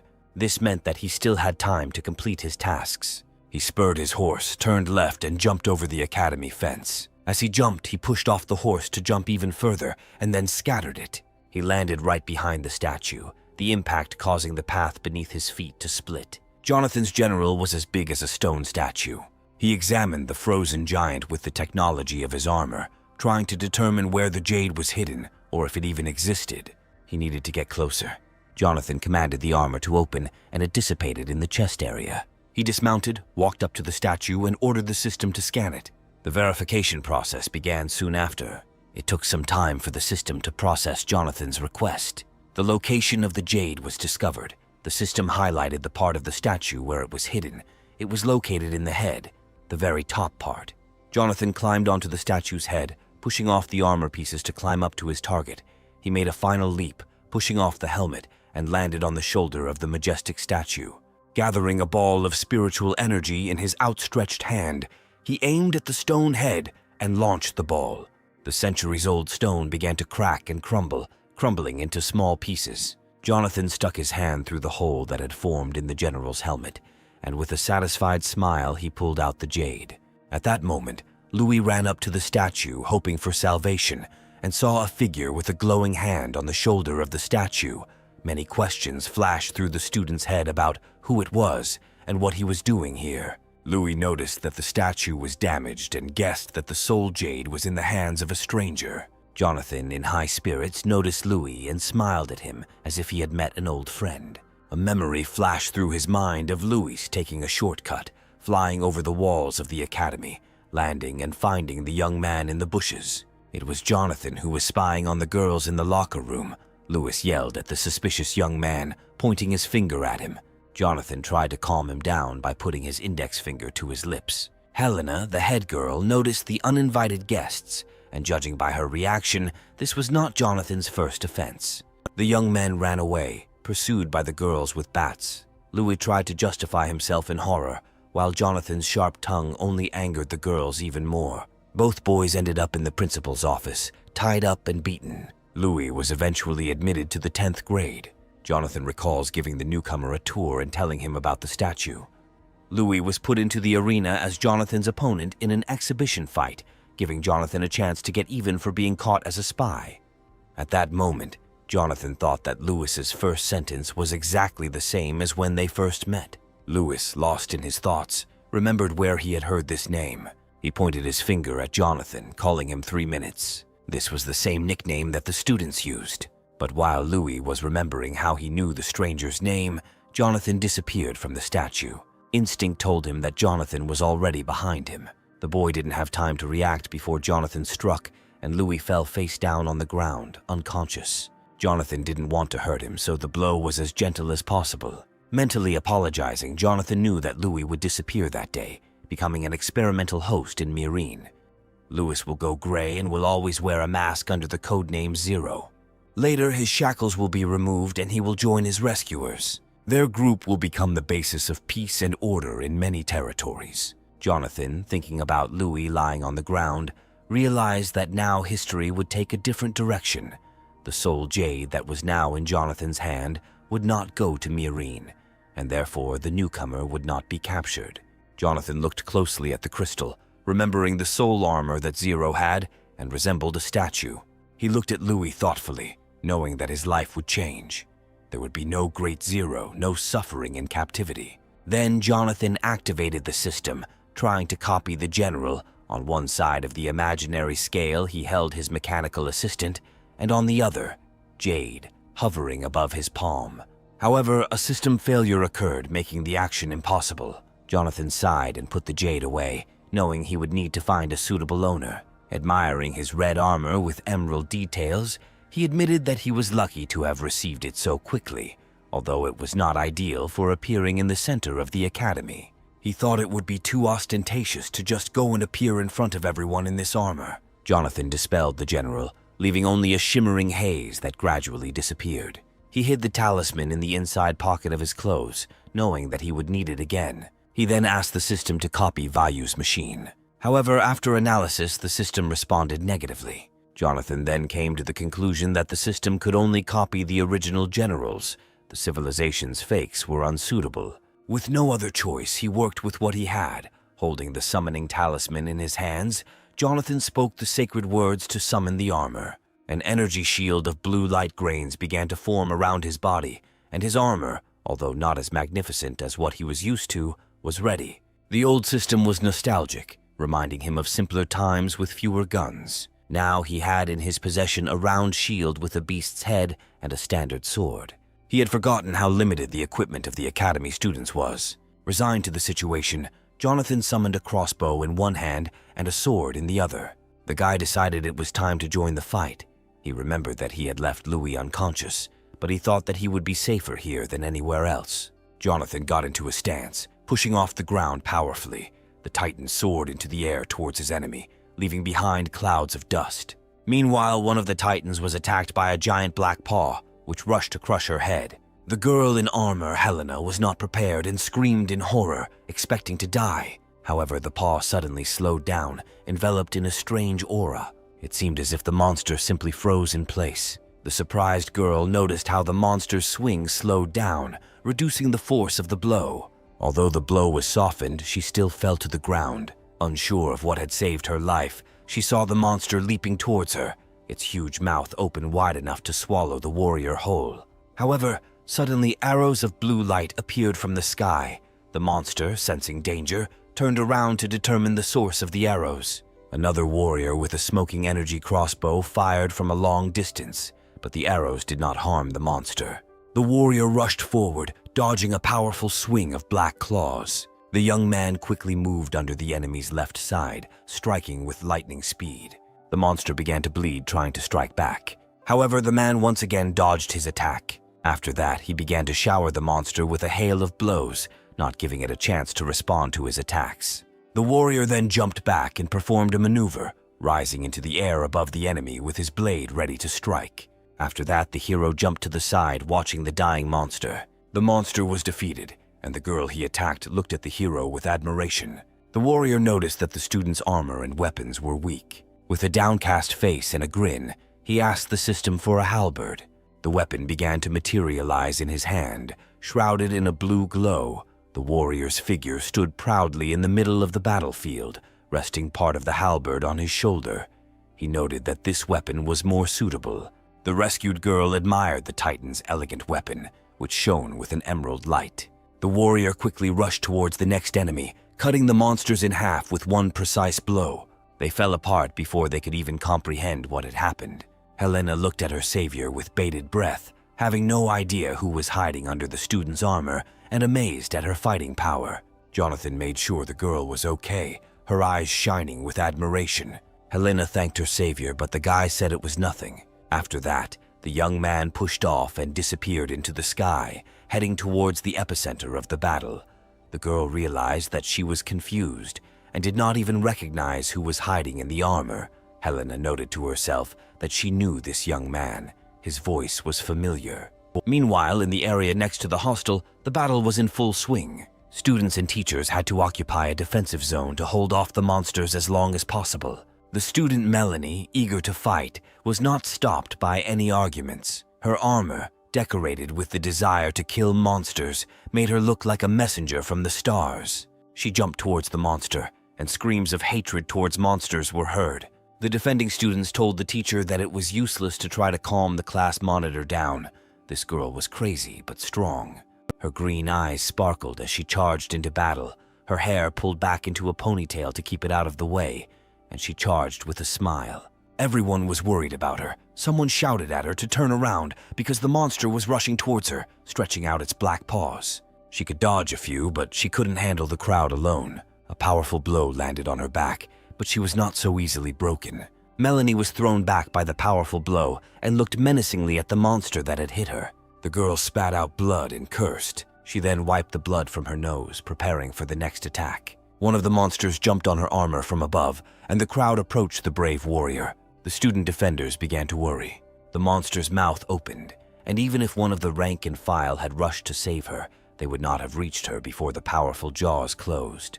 The girl stared in horror with her mouth open when suddenly an unknown warrior appeared in the sky above them with a halberd much larger than his own. He swooped down, plunging his weapon into the enemy's back. Then he struck the next monster, who flew apart from his blows. Dropping to one knee, he made a circular slashing attack so fast that the halberd was practically invisible as it moved. The girl, still kneeling, watched what was happening with awe. It seemed as if an unknown warrior had captured her heart. She couldn't look away. Her eyes were shining with love, her cheeks were burning, and her heart was pounding wildly. The students looked at the newcomer in confusion, but were happy that their senior comrade was saved. Everyone admired the strength and skill of the unknown fighter, but they were still trapped, surrounded by monsters. At this point, the system warned Jonathan that his remaining soul power was 5%. He sighed uncomfortably, noting that the halberd was too heavy for such armor. Student Melanie, in the midst of all this chaos, tried to at least get to her feet. It seemed inappropriate to her to lie down in the presence of such a strong warrior. Then Jonathan came up to her and, like a true knight, extended his hand to help her up, and the girl's heart began to beat faster again. Despite the chaos around her, he wanted to find out if she, as a warrior, could participate in the battle.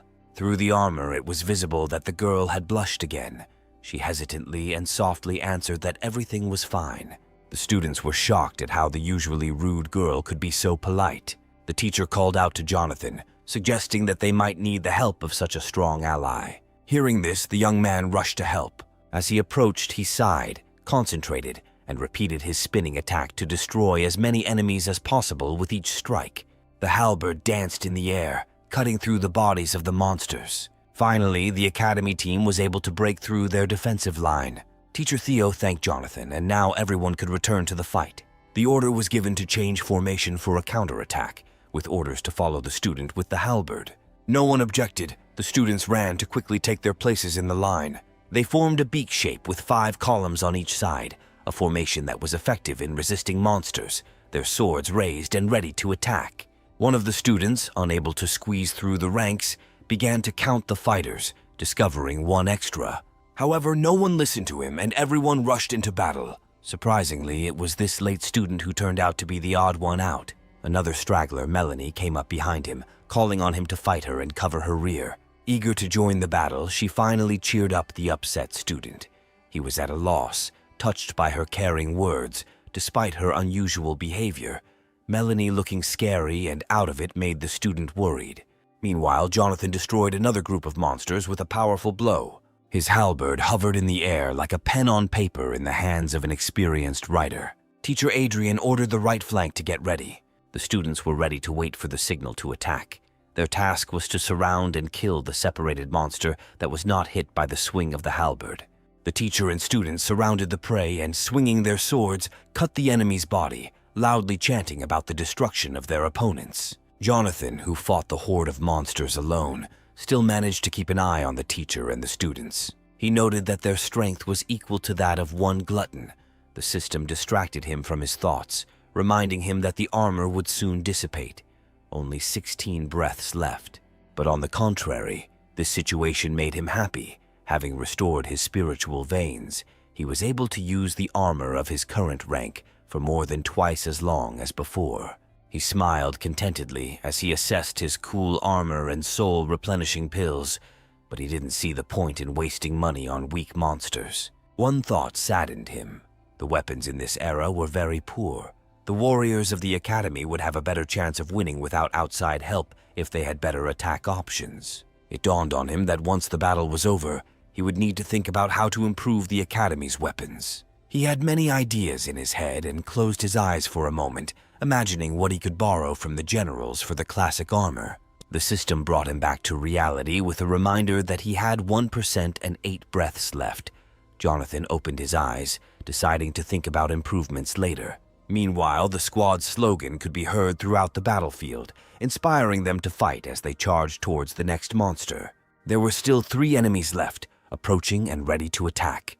The warriors could not relax and stayed close to each other. The halberd flew over the battlefield again. The system once again informed the hero that he had only 6 breaths left. After that, his halberd flew towards the next enemy. Jonathan was running out of mental energy, only 4 breaths left. He estimated the distance to his target, filled the halberd with energy and swung it, sending it flying at high speed. The weapon crashed into the monster, knocking it onto its back. The warrior himself jumped onto the protruding part of the body, driving it deeper into the enemy, and balanced in the air on the tip of the spear.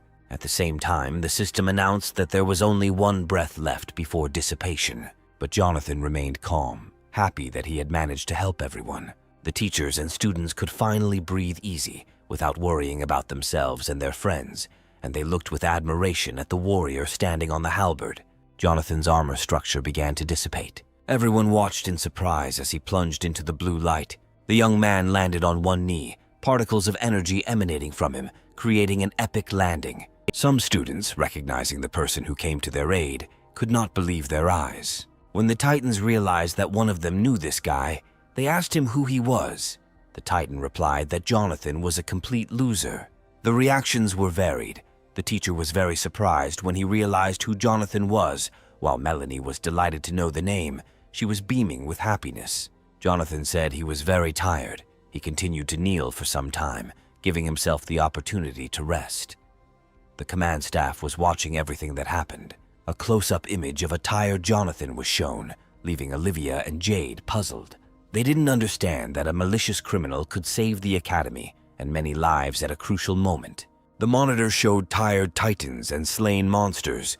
The secretary summed up that the warrior with the halberd destroyed 23 targets, and the remaining 9 were destroyed by the squad of remaining titans. Director Jade adjusted her glasses, still unable to believe what had happened. She couldn't understand how such a disciple could be so strong and wondered if he was hiding his talent. She thought that perhaps Lu Bu was also under his control. Suddenly, her face tensed up as a guess related to Star Soul General Zochi appeared in her mind. She remembered the powerful Titan whose statue stood on the school grounds, who, according to legend, could change his appearance at will and create illusions to confuse his enemies. She bit the tip of her finger thoughtfully, pondering Jonathan's strength, which resulted in her deciding to call the young man in for questioning. Meanwhile, Olivia checked the security situation, and Jade gave the order to search the area. Meanwhile, the warriors of the academy remained on standby, and the teacher reported to them everything that had happened. Everyone was ordered to take off their armor. The battlefield filled with sparks of blue light as the armor slowly disappeared. The students landed in the arena, exhausted and in need of rest. One of the girls was running somewhere.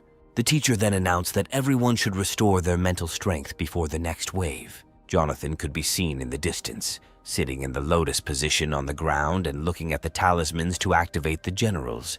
It seemed like he was refining them and had achieved great success. He noticed someone approaching from behind and his face became serious. The man thanked him for his help and asked him to introduce himself. Jonathan stood up, hands in his pockets, and introduced himself with a satisfied smile. The students resting on the ground released thin streams of energy that emanated from them like steam, and upon hearing that they had been saved by a freshman, they began to whisper among themselves. The girl he had saved in the middle of the battle approached him, introducing herself as Melanie. She shyly covered her face with her hands and thanked the young man. Jonathan was stunned when he heard her name.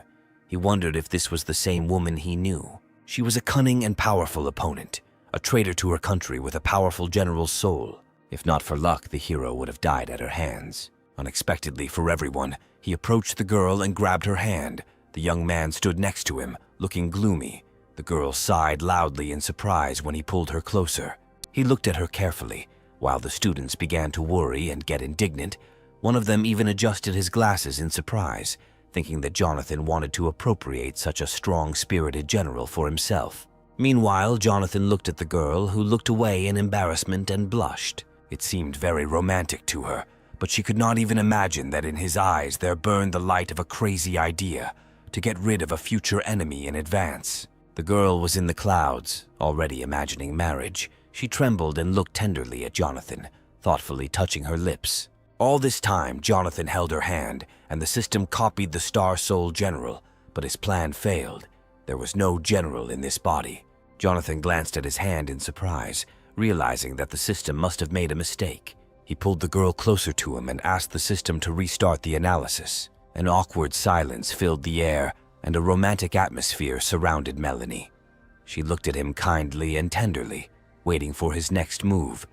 However, the system gave out guesses as to why the girl did not have a general at the moment.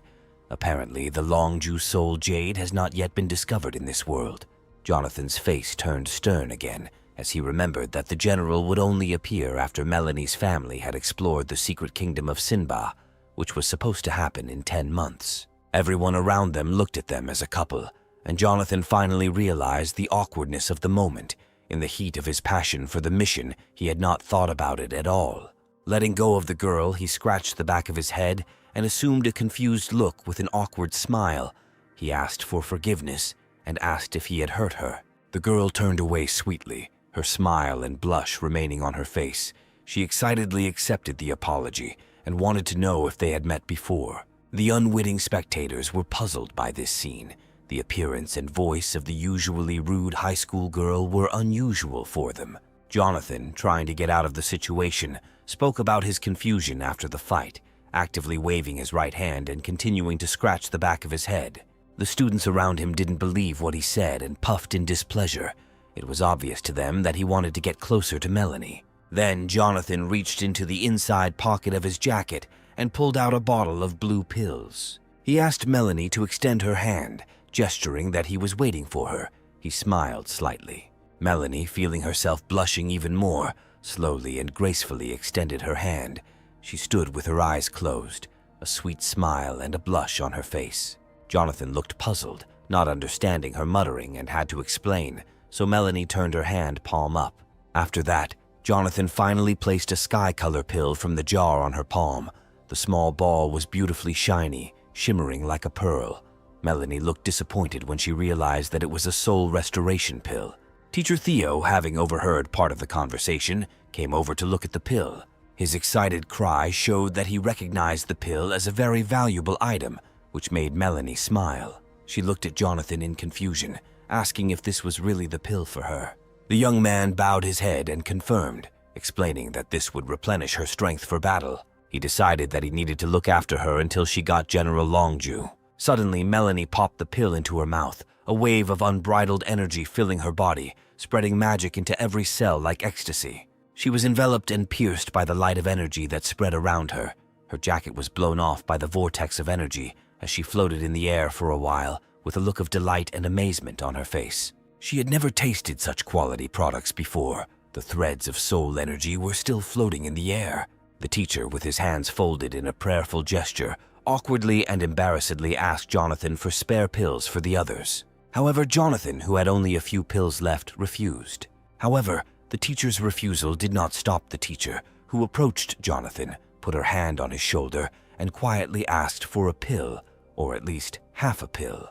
With a distant look on his face, Jonathan announced that there were no pills left, but he could offer something else. He took the talismans out of his pocket.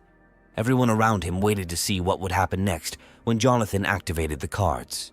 They sparkled, rose from his palm, and whirled with the magic of a great magician. He threw the cards up, and a sheaf of sparks stretched from his hand. Everyone looked up as a talismanic circle formed over the battlefield, leaving bright traces in the air, and dust like snowflakes rose from the edges as they spun.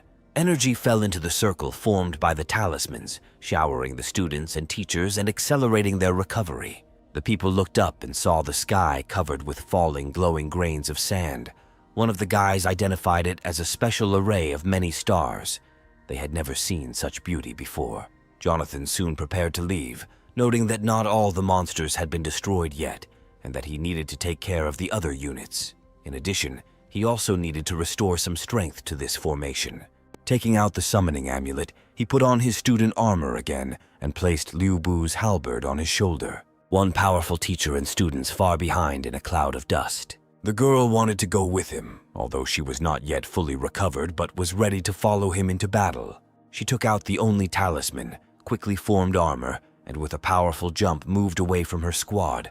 Before anyone could say anything to her, the teacher shouted after the student, but she was already far away and did not hear him. Meanwhile, the story moves to the battle arena of the Military Technology Academy. Emilia's department, located in the very center of the academy, held the defense. There were no losses, but everyone was already tired. She and teacher Theo periodically replaced students in the line to avoid overexertion, which made them easy targets. Thanks to their coordinated work, the squad coped well with the waves in their area. There was still one monster left. The teacher distributed the tasks among the squad. 4 students were on defense, and 4 were helping her in the attack. Surrounding the monster, everyone rushed at it at once, their swords piercing the hostile creature. Emilia sped up and jumped to increase the power of her strike. Hovering above the monster, she raised her sword in free fall, enveloping her armor in energy, her blade seeming to be engulfed in flames. After giving the students a break, she herself was very tired and tried to catch her breath. She ordered a change of formation. The Titans stood in 2 rows at the rear, ready to strike again. Suddenly, the sky was filled with falling stars. Emilia determined that it was an artillery salvo and announced that they urgently needed to disperse. The entire area was filled with light and explosions, throwing the warriors in different directions. Emilia shouted for the situation to be reported, as she was in charge of all the students, and started checking if everything was okay. It was difficult to see anything because of the rising clouds of dust. Gradually, the dust settled, revealing that new enemies had appeared, but were keeping their distance, smoke pouring out of the open mouths of the monsters. Emilia assumed that the monsters were deliberately avoiding approaching due to the slowing effect in the area, which put them at a disadvantage. Meanwhile, the monsters switched to long-range attacks, forming balls of negative energy in their wide-open mouths, preparing for another volley.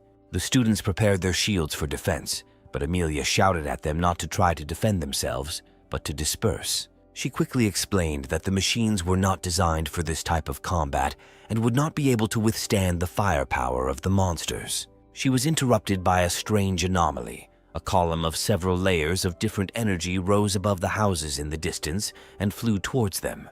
A blue beam flashed across the sky, piercing the monster's body and crashing into the building, splitting the wall in half.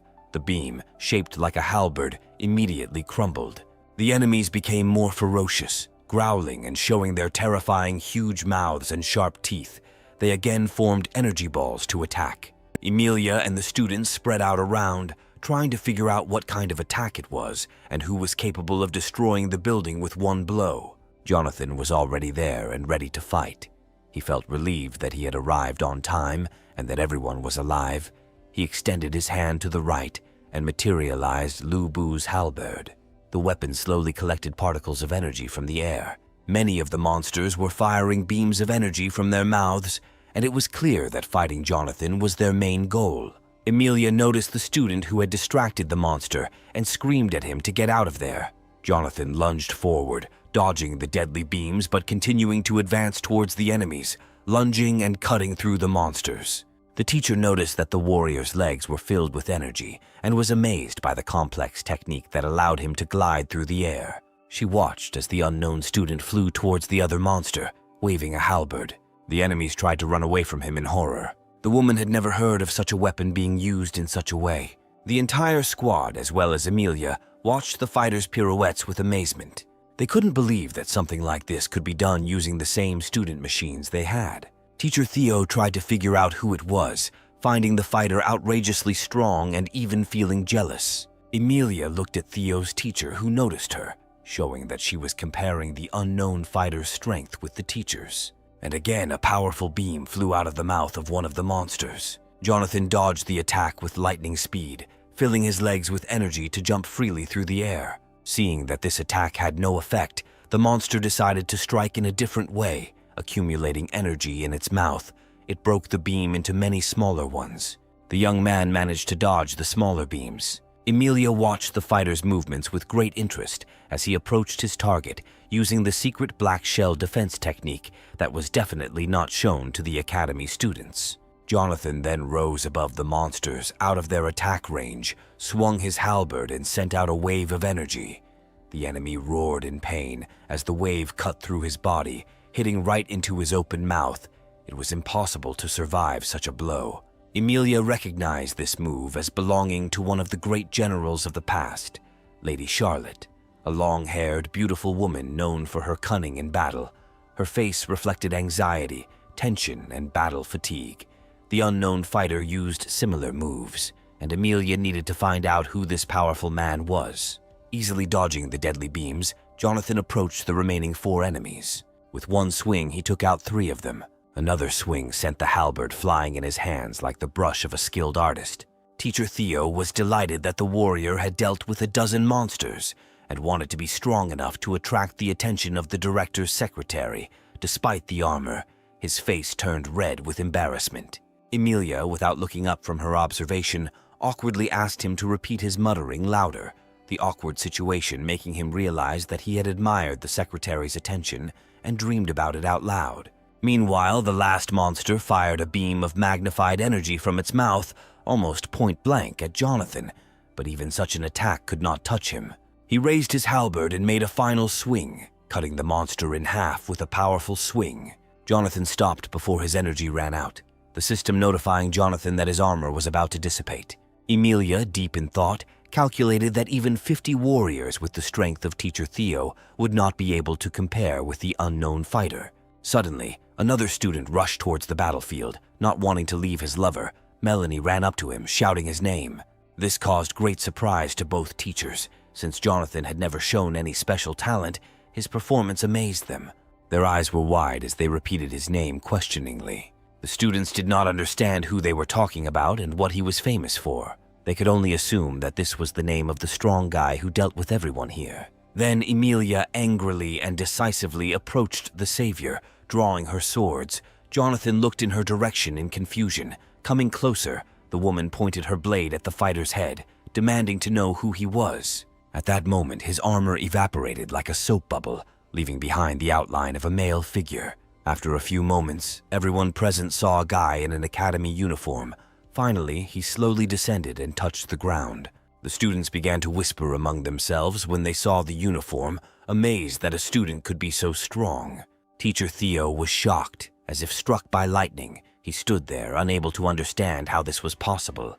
Emilia was silent, trying to comprehend what she saw. She wrinkled her forehead, and her face began to turn red from the tension. Jonathan, not knowing how to diffuse the situation, simply looked at the teachers. Jonathan greeted the teacher with a slight smile. The cry of surprise echoed throughout the academy and was probably heard even outside the school. Shouts of amazement came from all over the arena as everyone gathered in the center to watch the great warrior, considering Jonathan's armor had dissipated, making him seem tiny compared to the Titans. The teachers bowed their heads over him, watching him carefully. Theo pointed a stern finger at the young man, scolding him for disappearing without a trace for 3 days and skipping classes.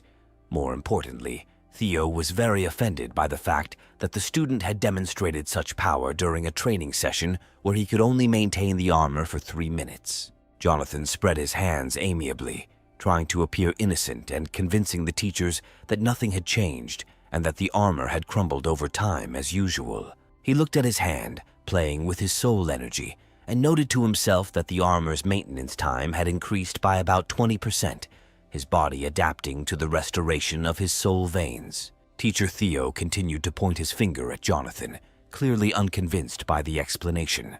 He exchanged glances with Emilia, seeking help from someone more experienced in combat. Emilia called the student to account, and Theo's teacher echoed her displeasure. He was not satisfied with Jonathan's answer and wanted to hear a more plausible answer. Emilia guessed that the disciple had previously deceived everyone by pretending that the soul veins were damaged and hiding his strength, and she was outraged by this attitude. Because Teacher Theo was distracted by repeating Emilia's phrases, he didn't notice that the demands and questions had changed, and his angry expression turned into surprise again.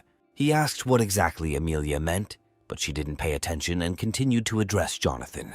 The young man was confused by the pressure and scratched the back of his head, trying to think of how to respond to the accusations. Suddenly, his expression changed dramatically as he looked up and fell silent.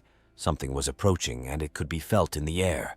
A moment later, the others noticed a luxurious lavender titanium armor, adorned with an elegant belt, land in the arena, cloak fluttering behind it, and clouds of dust rising from the landing. Jonathan covered his eyes with his hand, trying to see the warrior. Soon, the warrior landed on one knee, and the cloak slowly fell, fluttering slightly. The armor resembled that of a general. The Titan did not come to fight. The dispersal happened with light movements. The woman landed, and everyone could see the newly arrived man. Recognizing her as Principal Jade, the teachers also removed their armor as her arrival indicated that the threat had passed.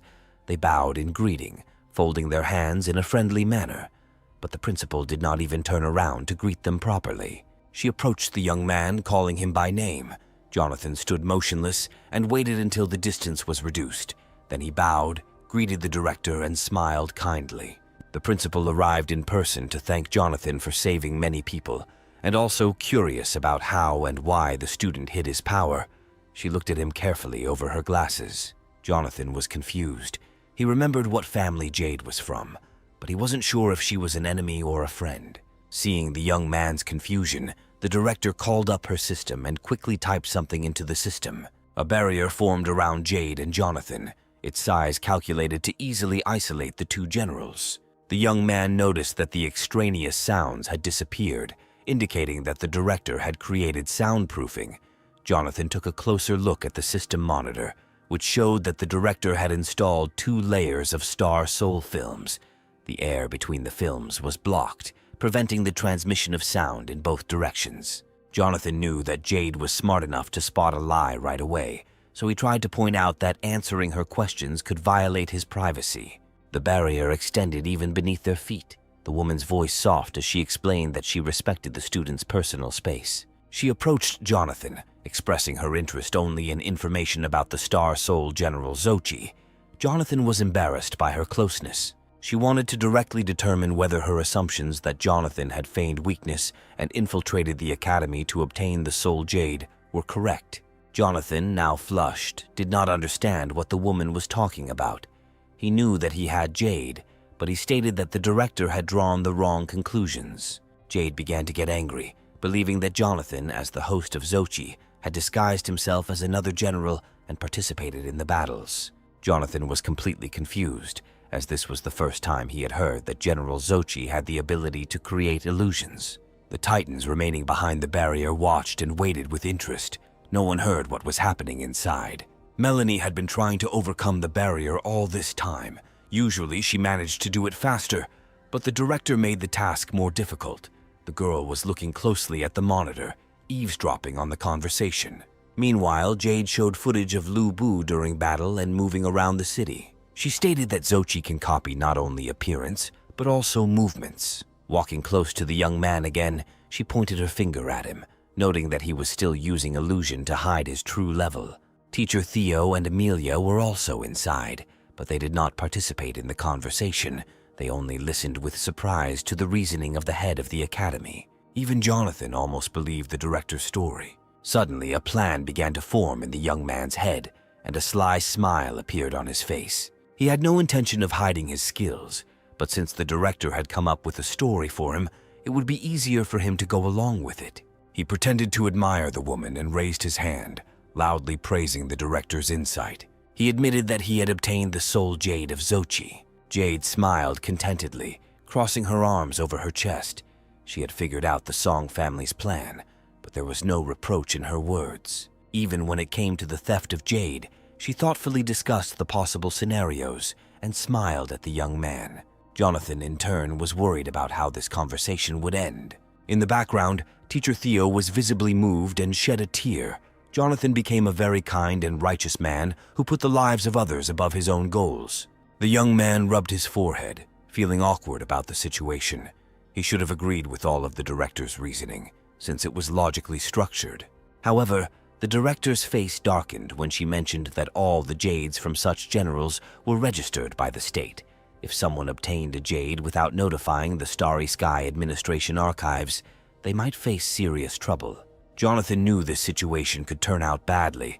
He wasn't even aware of such subtleties, avoiding eye contact.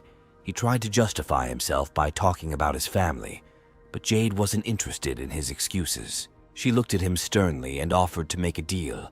Jonathan realized that the director had planned this from the very beginning. When he heard this, he angrily asked what she meant by a deal. The woman turned to the system again and carefully studied the pattern of malfunctions. According to the academy, the faults were created artificially, and there was a supposed place where they could appear. The screen showed dots on the map showing the locations of the battles. The director planned to personally lead a research team to take control of these dangerous areas. Jonathan, looking at the monitor, asked what was required of him.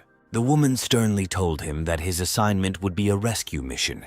he would need to protect a specific person. Jonathan became more serious as he looked into the director's eyes. The person she wanted to save was probably very valuable. The woman then spoke of the need to protect a member of the royal family, Prince Tanda, Ethan. It was clear from her face that she was not joking. Jonathan did not personally know Prince Tandu. According to history, the prince demanded a military special operation against Myrine. In his past life, the prince died, and his son was persecuted. He was considered a murderer. Jonathan thought about the situation. Considering the various possible outcomes, it was unlikely that Sarah would be involved in royal life. He realized that these were all people from Myrine. Suddenly, the headmistress interrupted his thoughts, explaining that the deal was that if he saved the prince, the academy would ensure that Jonathan was legally recognized as the owner of Xochi. The young man realized that he could get more out of the deal, but also recognized that the task would be difficult and dangerous. The director's jaw twitched at Jonathan's obvious boldness, but she was persistent and willing to fulfill any request he made once the job was done, and she quickly agreed to his terms. Jonathan understood that the Gu family wanted to keep their connection with the prince's faction a secret, and this situation was still a problem. After accepting the deal, he left the barrier, leaving the principal alone with the teachers. He was worried about whether he would meet Sarah on the mission. The young man then took out the soul replenishment pills, throwing 3 into his mouth at once. With a dissatisfied look, he summoned his armor. At least he no longer had to hide his strength, which had previously been a headache. Jonathan's body was enveloped in energy, and the outlines of his armor appeared, shimmering with all the colors of the rainbow. The teachers were shocked. Lu Bu broke through the barrier on a horse made of soul energy, looking handsome and powerful. It was a rare sight, and the students' eyes widened in surprise. Even though they had not taken off their armor, they seemed small compared to Lu Bu. All the fighters expressed their admiration. Master Theo admitted that Jonathan looked very impressive in his armor, and he wondered why it didn't look like the Xochi statue. Jade had no explanation other than to attribute it to her illusion abilities. She shouted out the coordinates of the area Jonathan needed to go to. Jonathan saluted like a military man accepting a mission. Meanwhile, Melanie was going crazy downstairs, wanting to start a relationship with him and make him her husband at any cost. She did not take off her armor and quickly jumped on the horse next to her lover and hugged him from behind. Jonathan was unhappy with her as a traveling companion, remembering that Melanie's family had supported the prince in the past. However, he resigned himself to her presence, knowing that it would be acceptable to chase her away. The girl was glad that she was not chased away. Blushing, she pressed herself closer to Lu Bu. Soon, Jonathan spurred his horse, which soared into the sky, leaving everyone below in a cloud of rising dust, leaving the academy far behind in one leap. The director, shielding herself from the wind and dust with her hand, watched the couple with a serious expression. Teacher Theo didn't have time to realize that one of the students had joined the warrior on a mission. Worry showed on his face and in his voice, but there was no time for that. Then Jade turned around abruptly and ordered the troops to be assembled within half an hour to move forward to eliminate the instigators of the malfunctions. Teacher Theo and Amelia obeyed, bowed, and went to gather their troops. The director looked at the horizon where the couple had disappeared, thoughtfully adjusting her glasses. She hoped that the legend would play out favorably and that she would have time to uncover Jonathan's secret. Meanwhile, Melanie and Jonathan rode through a deserted city surrounded by fire, smoke, and monsters. Melanie shouting curses at her enemies and shooting at them with a pistol. Jonathan remained focused as the bulk of the monsters had already been destroyed. The guards would deal with the rest. The monsters reacted to Melanie's screams and shots, roaring and trying to attack her. Melanie's shots hit some of the monsters in the heads, but did little damage. Jonathan called for his weapon, and without dismounting, made one swing of the halberd. The monster fell dead. Melanie continued to scream and shoot, but her presence was ineffective. It was Jonathan who defeated all the monsters in their path. The young man, who was already tired of waving his halberd in all directions, asked her to calm down. Her behavior only added to his troubles and slowed him down. The girl apologized, admitting that in the heat of battle she had not thought about those around her. Jonathan glanced over his shoulder at Melanie with satisfaction, admiring her resilience and determination to survive in any situation. Despite this, he decided to keep a close eye on her. Although he valued her spirit, He remained committed to his plan to copy her general, and if necessary, kill her. He hoped it would not come to that, but he was prepared. Melanie, inspired by the opportunity to help Jonathan, was eager to fulfill his every wish, but her thoughts were leaning towards more vulgar directions. Jonathan told her to behave herself as they left the destroyed part of the city. He explained his plan to save the prince. Meanwhile, the story moves to the location of the Rift Core in the Baishan region. The Titans grouped near the center of the rift and guarded several members of the royal family. Among them were a girl and a boy. They were standing on the palm of one of the Titans. The young man was kneeling and supporting the wounded man's head. The man, despite his serious appearance, looked handsome with his green eyes and chiseled chin. It was 22-year-old Prince Ethan. He noticed that Commander Lincoln, who was in poor shape, was asking for forgiveness for his carelessness. Ethan expressed his anger and disappointment by cursing his enemies from Meereen. Lincoln hoped to find evidence of their conspiracy, but instead he fell into a trap. He slapped his knee in despair, lamenting the fact that he had not discovered the plot in time and the fact that someone dear to him was dying in his arms. Trying to calm the prince, Lincoln said it was his duty, but began coughing up blood. Ethan, worried and unsure of what to do, asked his companion Iris for reinforcements. Iris, who was both his maid and part of his security, reported that Jade had sent help.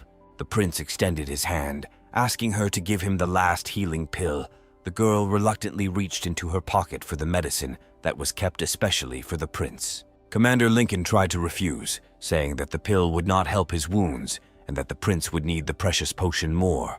But Ethan, unwilling to listen, snatched the jar from Iris, who had no choice but to submit to his will. The prince put the pill in the wounded man's mouth. Suddenly, the noise of approaching monsters filled the air. Unable to command the squad on his own, Ethan ordered Iris to take command. She immediately complied, jumping into the air and summoning her armor, which emitted a golden glow. Taking her Titan form, she ordered the Titans to take up a moon formation, standing in a semicircle to block the prince and prepare to attack, their armor gleaming gold. A roar was heard from the roof of the building as many two-headed monsters jumped down in front of the warriors. The monsters growled, revealing many teeth, and huge hands with teeth on their palms reached out to their victims. Another enemy appeared in the haze, his figure looking terrifying against the smoke. A black crack with neon lightning split the sky all the way to the ground, creating swirls of ominous clouds over the city. Director Jade, dressed in her purple armor, stood on one of the buildings, watching the rift, her cloak fluttering in the wind. She ordered her forces, hundreds of city guard vehicles, teachers, and students to line up. She assigned roles, guards lined up to protect, teachers to attack suddenly, and students to cover the rear. The Titan army, ready to defend their homeland under Jade's command, focused on the crack from which the gnashing of teeth began to come. A dark figure flew out towards the Titans, prompting the director to order everyone to prepare for battle.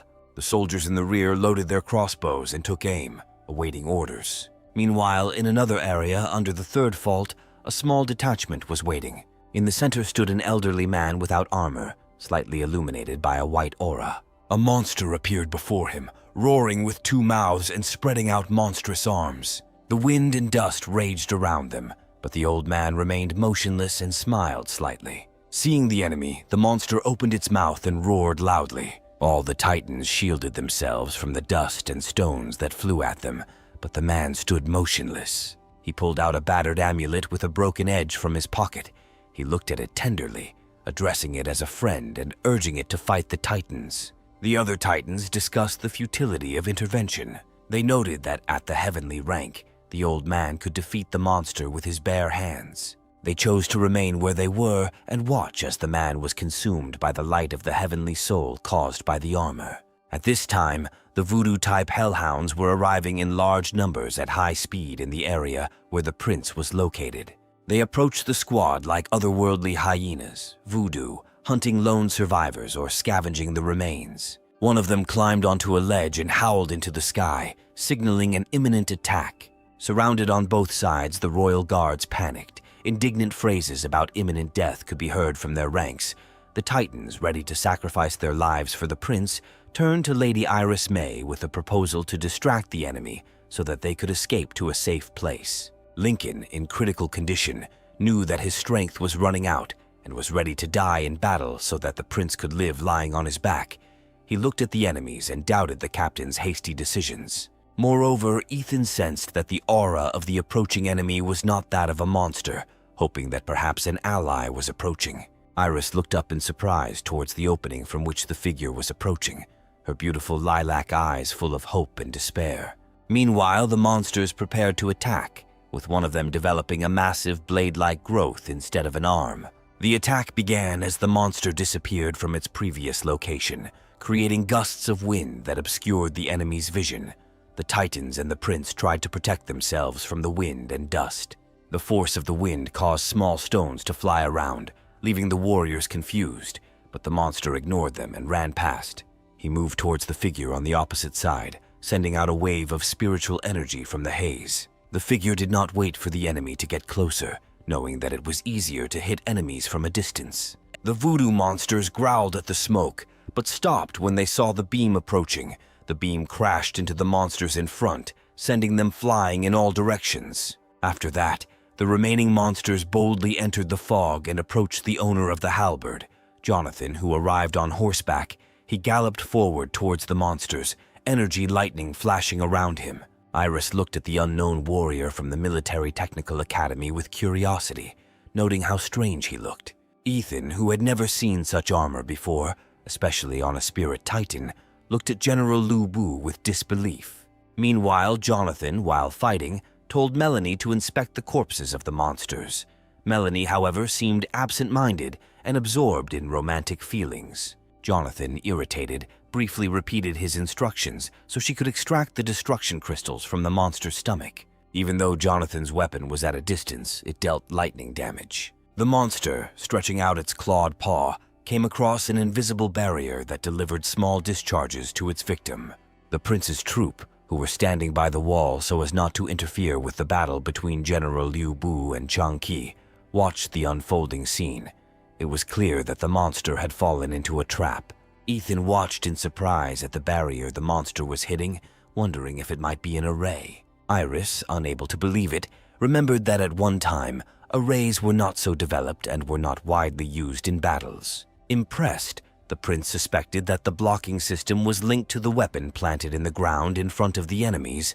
The Titans discussed their options, with some suggesting retreating, while others chose to remain by Lu Bu's side. Ethan, more observant than his guards, assessed that the barrier would not hold for long and suggested that it was simply a ploy to buy time.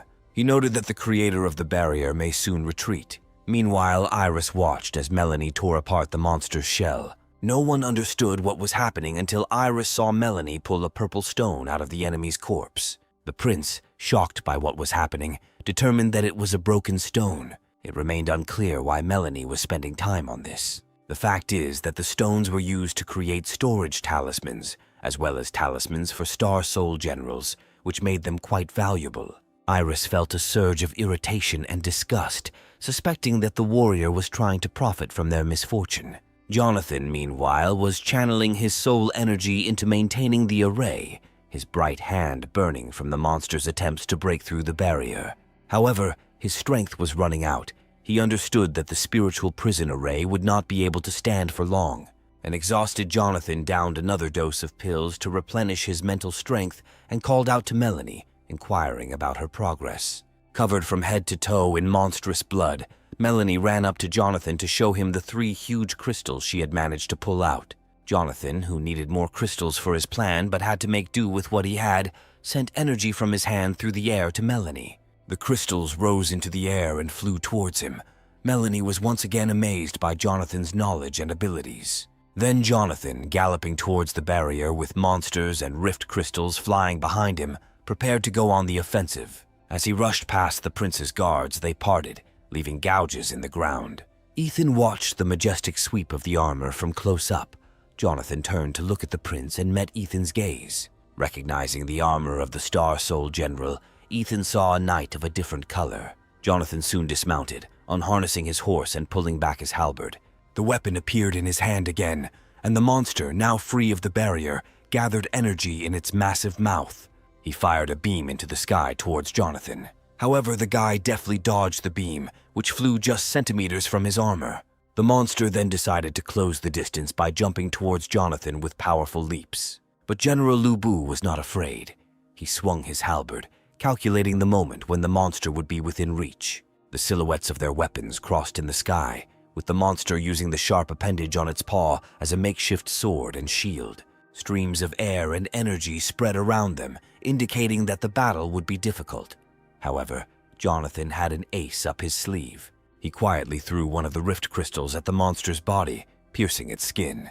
With a powerful swing of his halberd, he sent the monster flying, crashing through several buildings before becoming stuck in one. Iris began to panic, worried that even such an experienced warrior might not be able to defeat the monster. Although the monster quickly came to its senses and returned to the fight, Jonathan, although out of breath, did not lose spirit. He was determined not to give up, even despite the monster's terrifying roar and the significant difference in levels between them. Jonathan gave the signal to detonate the crystal attached to the monster. Energy sparked from the monster's leg, spreading like lightning throughout its body and causing terrible pain. There was an explosion and a flash of light illuminated part of the monster's body. The only visible reaction was the monster howling in pain with both mouths. Ethan was confused. Even though he had been watching the battle closely, he couldn't understand what had happened. The monster, now missing a chunk of its left side along with its paws and blade-like appendage, glared at its enemy. Jonathan stood up proudly, holding 2 more crystals in his hands, realizing that he couldn't win with strength alone, so he resorted to trickery. A cry of satisfaction echoed through the area as the trick had worked, giving him a chance to defeat a monster far stronger than himself, and cries of delight came from the royal guards. The prince, recognizing the strategy, admired Jonathan for his clever use of the energy in the crystal to cause the explosion. Ethan straightened up and applauded, his face reflecting satisfaction and happiness.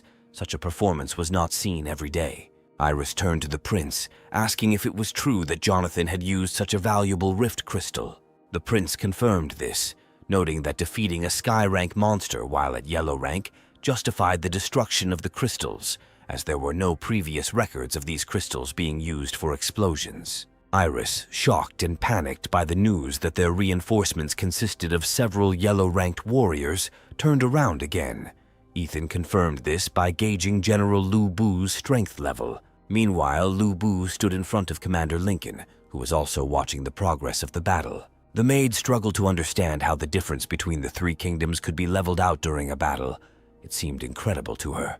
Chanzi, accompanied by 5 voodoo monsters, attacked the general again, raising clouds of dust.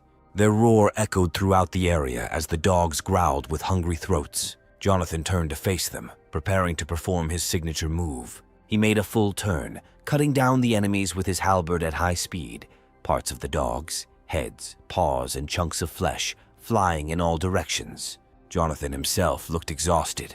His breathing was uneven. He realized that the monster was trying to wear him down with small hounds. The young man took 3 more recovery pills, maintaining a safe distance. Meanwhile, the monster prepared to attack, and the death ray again illuminated the battlefield and directed energy to his feet. Jonathan barely managed to dodge, sliding under the beam. Ethan continued to be amazed by Jonathan's talent and flawless execution of defensive moves in the black shell. The monster, sensing Jonathan's fatigue, approached with a huge paw. However, Jonathan managed to dodge and strike the enemy's throat from below, but the halberd, unable to withstand the tension, fell apart. Jonathan didn't have the strength to withstand Lu Bu's armor and powerful weapon, especially against a heaven-rank opponent, sweat streaming down his face as the halberd disintegrated. However, before it completely fell apart, he managed to attach another rift crystal to the monster and activate it. Thus, he caused another explosion that damaged the right side of the monster. However, this was not enough. Taking the last crystal, Jonathan prepared for the final clash. The monster, enraged and in pain, rushed at Jonathan with its mouth open. A moment later, Jonathan was thrown aside as the monster managed to tear off Liu's arm.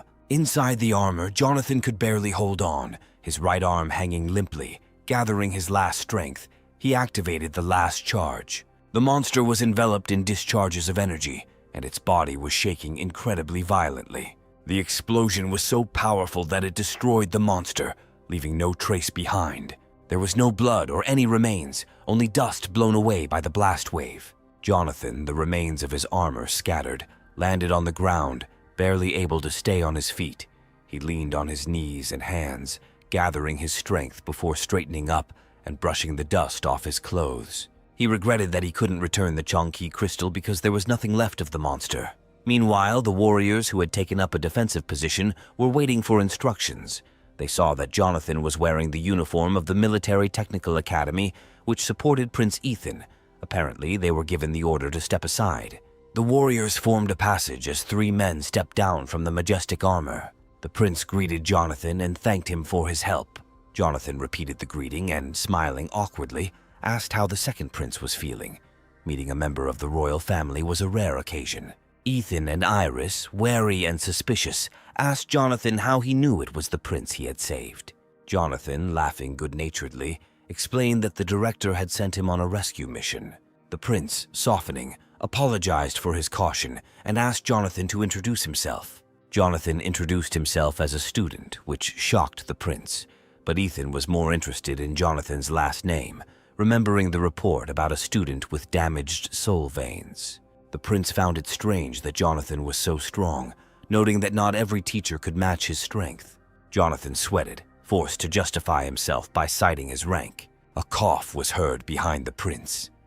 In the midst of their conversation, Ethan forgot about Commander Lincoln. Turning away from everyone, he coughed up blood and asked about the doctor. Iris checked the reports and found that a rescue team was already on the way and would arrive in 3 minutes. The prince, concerned about the commander's critical condition, noted that it was a miracle that he was still conscious. Jonathan, not knowing about the losses in the detachment, asked to examine the wounded man. He approached the armor where the commander lay. However, Iris blocked his path, believing that Jonathan had already saved them. Then the prince asked the maid to be polite and step aside. Then Jonathan jumped onto the huge hands and stood next to the commander, ready to come to the rescue. Jonathan began his initial diagnosis by placing his middle and index fingers on his chest, where the heart is located. He listened to the veins of the soul and, with a serious expression, concluded that although the wounds on the body were not critical, the veins of the soul were destroyed. Therefore, healing in the usual way would not be enough. The prince's eyes filled with hope as he looked at Jonathan, wondering if there was a way to cure his dear comrade. Jonathan then rummaged in his jacket pocket. Although he knew of methods for treating such injuries, he currently had none at his disposal. His only option was to administer restorative pills. He took out a jar of emerald beads and poured them into the commander's mouth. The prince was shocked by the unfolding events. Jonathan then threw the can to Iris, who caught it while Ethan watched in amazement. In order for the commander to hold out until help arrived, Jonathan needed to give him the pills one by one. Meanwhile, in the Dongchen area, the old man's battle with the monsters continued, and Changqi, with his mouth wide open, rushed at his opponent. Despite his age, the old man, now dressed in armor, no longer looked defenseless. The yellow-gray appearance and straight sword have been dormant for a long time until today. The old man, serious and focused, changed his fighting style. His sword began to glow, striking the space around him with lightning. A huge amount of energy burst out from the sword, filling the street like a raging river, crushing everything in its path. The energy gushed along the main street for many blocks ahead. The monster, stunned by the energy, merged with it, becoming part of the raging flow. An explosion followed, and the explosive crystal burst like a balloon. The river of energy gushed out, leaving only its remnants swirling around the street. The warrior watched as the drops of energy dissolved into the air. The other warriors watching from above were amazed by the old man's strength, and they whispered among themselves about the great heaven-rank warrior, noting that even at his old age, he could easily defeat such powerful monsters. One of the fighters, recognizing the old man, informed the others that old man Joseph was not only a heavenly rank master, but was also on the verge of saint rank, and the warriors trembled at his strength. When they looked down again, the old man had disappeared. They were too busy chatting instead of doing their duties. They turned their heads in all directions trying to find the warrior, but he was nowhere to be seen. Meanwhile, strange-looking equipment was shining brightly on one of the buildings, and bright red discharges were bursting out of the core, similar to the flames of a fire lit by travelers at night. The hooded and kitted-out people crowded around the strange object. One of the participants suggested that it was time to retreat, noting the high cost of the devices they had been working on for a long time. However, another man, pulling his scarf higher over his nose, told him not to worry and insisted that it was time for them to move out and join the rest of the troops. Suddenly, a ghost-like figure appeared on the visor of the building in front of them, and he was outraged that they had not asked permission to leave his territory. One of the club members recognized the man, and a look of horror appeared on his face. It was the same old man who had defeated Changqi with one blow of his sword. In a panic, the uninvited guests rushed to the sides. They urgently needed to call the armor and kill the old man, however, before they could utter the calling phrase. One of them received a slap in the face. The force of the throw knocked him onto his back. He didn't even have time to finish his words before he fell and lost consciousness almost immediately. He wouldn't wake up anytime soon. The people of Mirin were shocked that their captain had been taken out so easily, without even having time to summon his armor. They looked at their comrade pinned against the wall as the old man knocked out the Mirin members with a kick. In an instant, the entire enemy squad was lying on the floor, standing no chance against the elder. After knocking the talkative young man over with his foot, old Joseph began a didactic tirade, but there was no one to listen. Then old man Joseph slowly approached the captain of the gang, picking up his shoes along the way. The captain leaned unconscious against the wall. Old man Joseph grabbed the intruder by the collar, jumped higher, and dragged him by the cheek to the edge of the roof. He looked around the city, which was ablaze with fires. From his vantage point, old Joseph could feel that the monsters were almost finished. Only one remained, which he expected would also fall soon. Old man Joseph turned to a member of the Mirin group who was beginning to regain consciousness. He indicated that this person would have to accompany him, and whether this experience would be pleasant or painful would depend only on him. After this, the old man, holding the boy by the cheek, quickly walked from one building to another. Meanwhile, in the Nanchang area, the last monster was surrounded by an entire army sent by Director Jade. The monster, seriously wounded with one giant paw pierced and the other missing, struggled to get up. The warriors, each armed with a shield, attacked in turn while others provided cover until the monster fell dead. The warriors could hardly believe that they had managed to kill a heaven-ranked enemy. The realization of their victory did not come to them immediately, but as soon as it did, their courage increased. The Titans joyfully shouted and waved their swords. Jade watched the proceedings, observing the joy of the soldiers. Her excellent leadership had ensured a smooth battle. Despite her being in armor, her appearance inspired confidence. But no one could see the tired face under the armor. She wiped the sweat from her forehead and sighed heavily, exhausted from the battle with the heaven-rank monsters. She looked over the tired and joyful soldiers, noting many wounds and several damaged soul veins. Suddenly, she noticed a man without armor jumping between the roofs of tall buildings. Joseph approached and landed a few meters away from the purple warrior. Greeting her, he also brought a Mirinese with him. The director recognized old man Joseph and took off her armor to speak to him calmly, sparks filling the space as she immediately bowed and greeted the old man. Old Joseph thanked her for her work and casually tossed the villain between them, explaining that he had caught the intruder in the area he was watching. Jade, crossing her arms, argued that spies should be handed over to the city guard or the investigative department. The old man interrupted her, pointing out that such bodies could also contain spies, which was why he had brought the Knight of Mirin to her. At this point, their enemies, watching through binoculars, noticed two important targets in one place and decided that they needed to be eliminated immediately. One enemy aimed his gun at old Joseph, but he turned around with a displeased expression on his face, as if the distance between them was insignificant. Yusef, dressed in armor designed for long sieges and heavy lifting, held a massive sniper rifle in his hands, and realizing he had been spotted, he prepared for action. Old man Joseph, keeping a calm expression on his face, asked if any help was needed. The director, remaining calm, refused, pointing out that she had everything under control and that she personally directed the operation. Knowing they had been spotted, the unarmored knights of Mirin ordered their troops to open fire, intending to kill the elder. However, one warrior with a red dagger sticking out of his chest was already dead. The sight horrified the remaining knight of Mirin, who was stunned by the unexpected attack.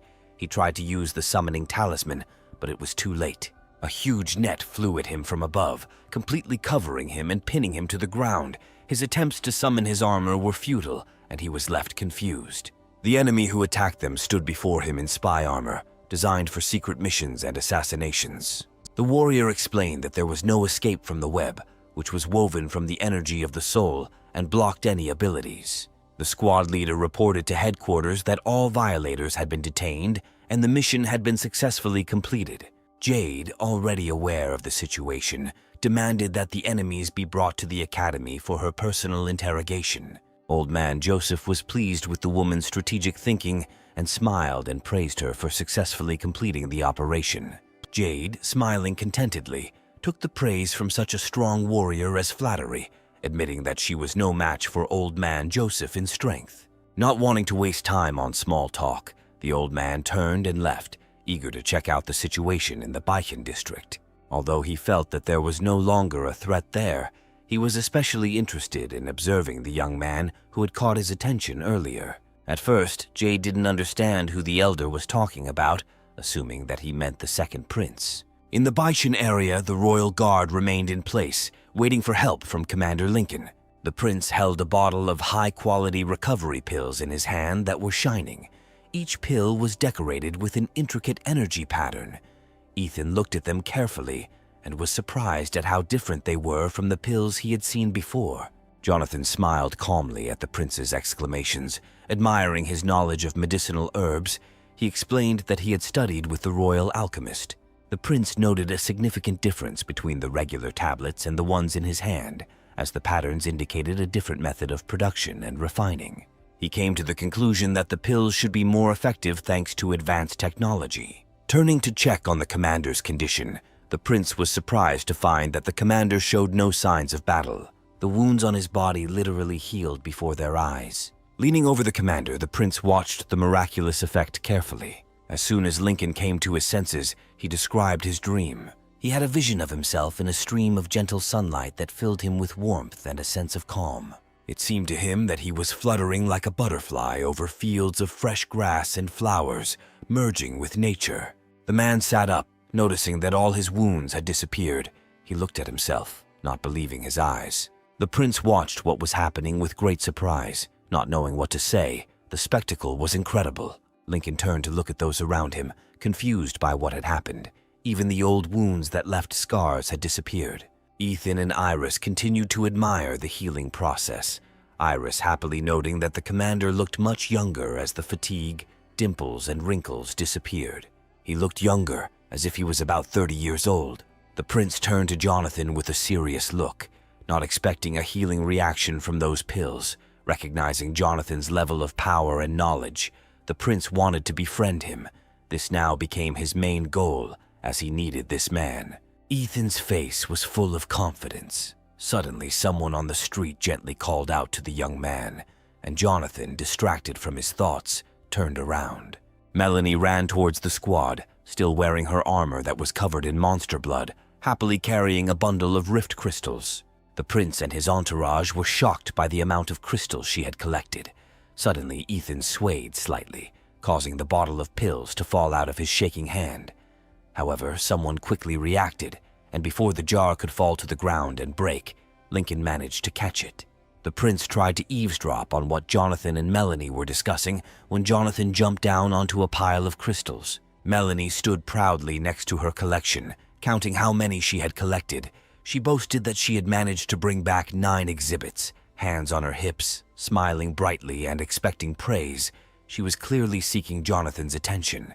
Jonathan, standing near the huge sparkling stones, smiled tensely at the girl, acknowledging that she had done an excellent job of extracting the crystals. Melanie was in high spirits, grateful that Jonathan couldn't read her mind, as she had often dissected cadavers in the past and still enjoyed it very much. Meanwhile, Ethan jumped off his armor and walked up to the pair, now feeling less concerned for his safety and trusting both fighters.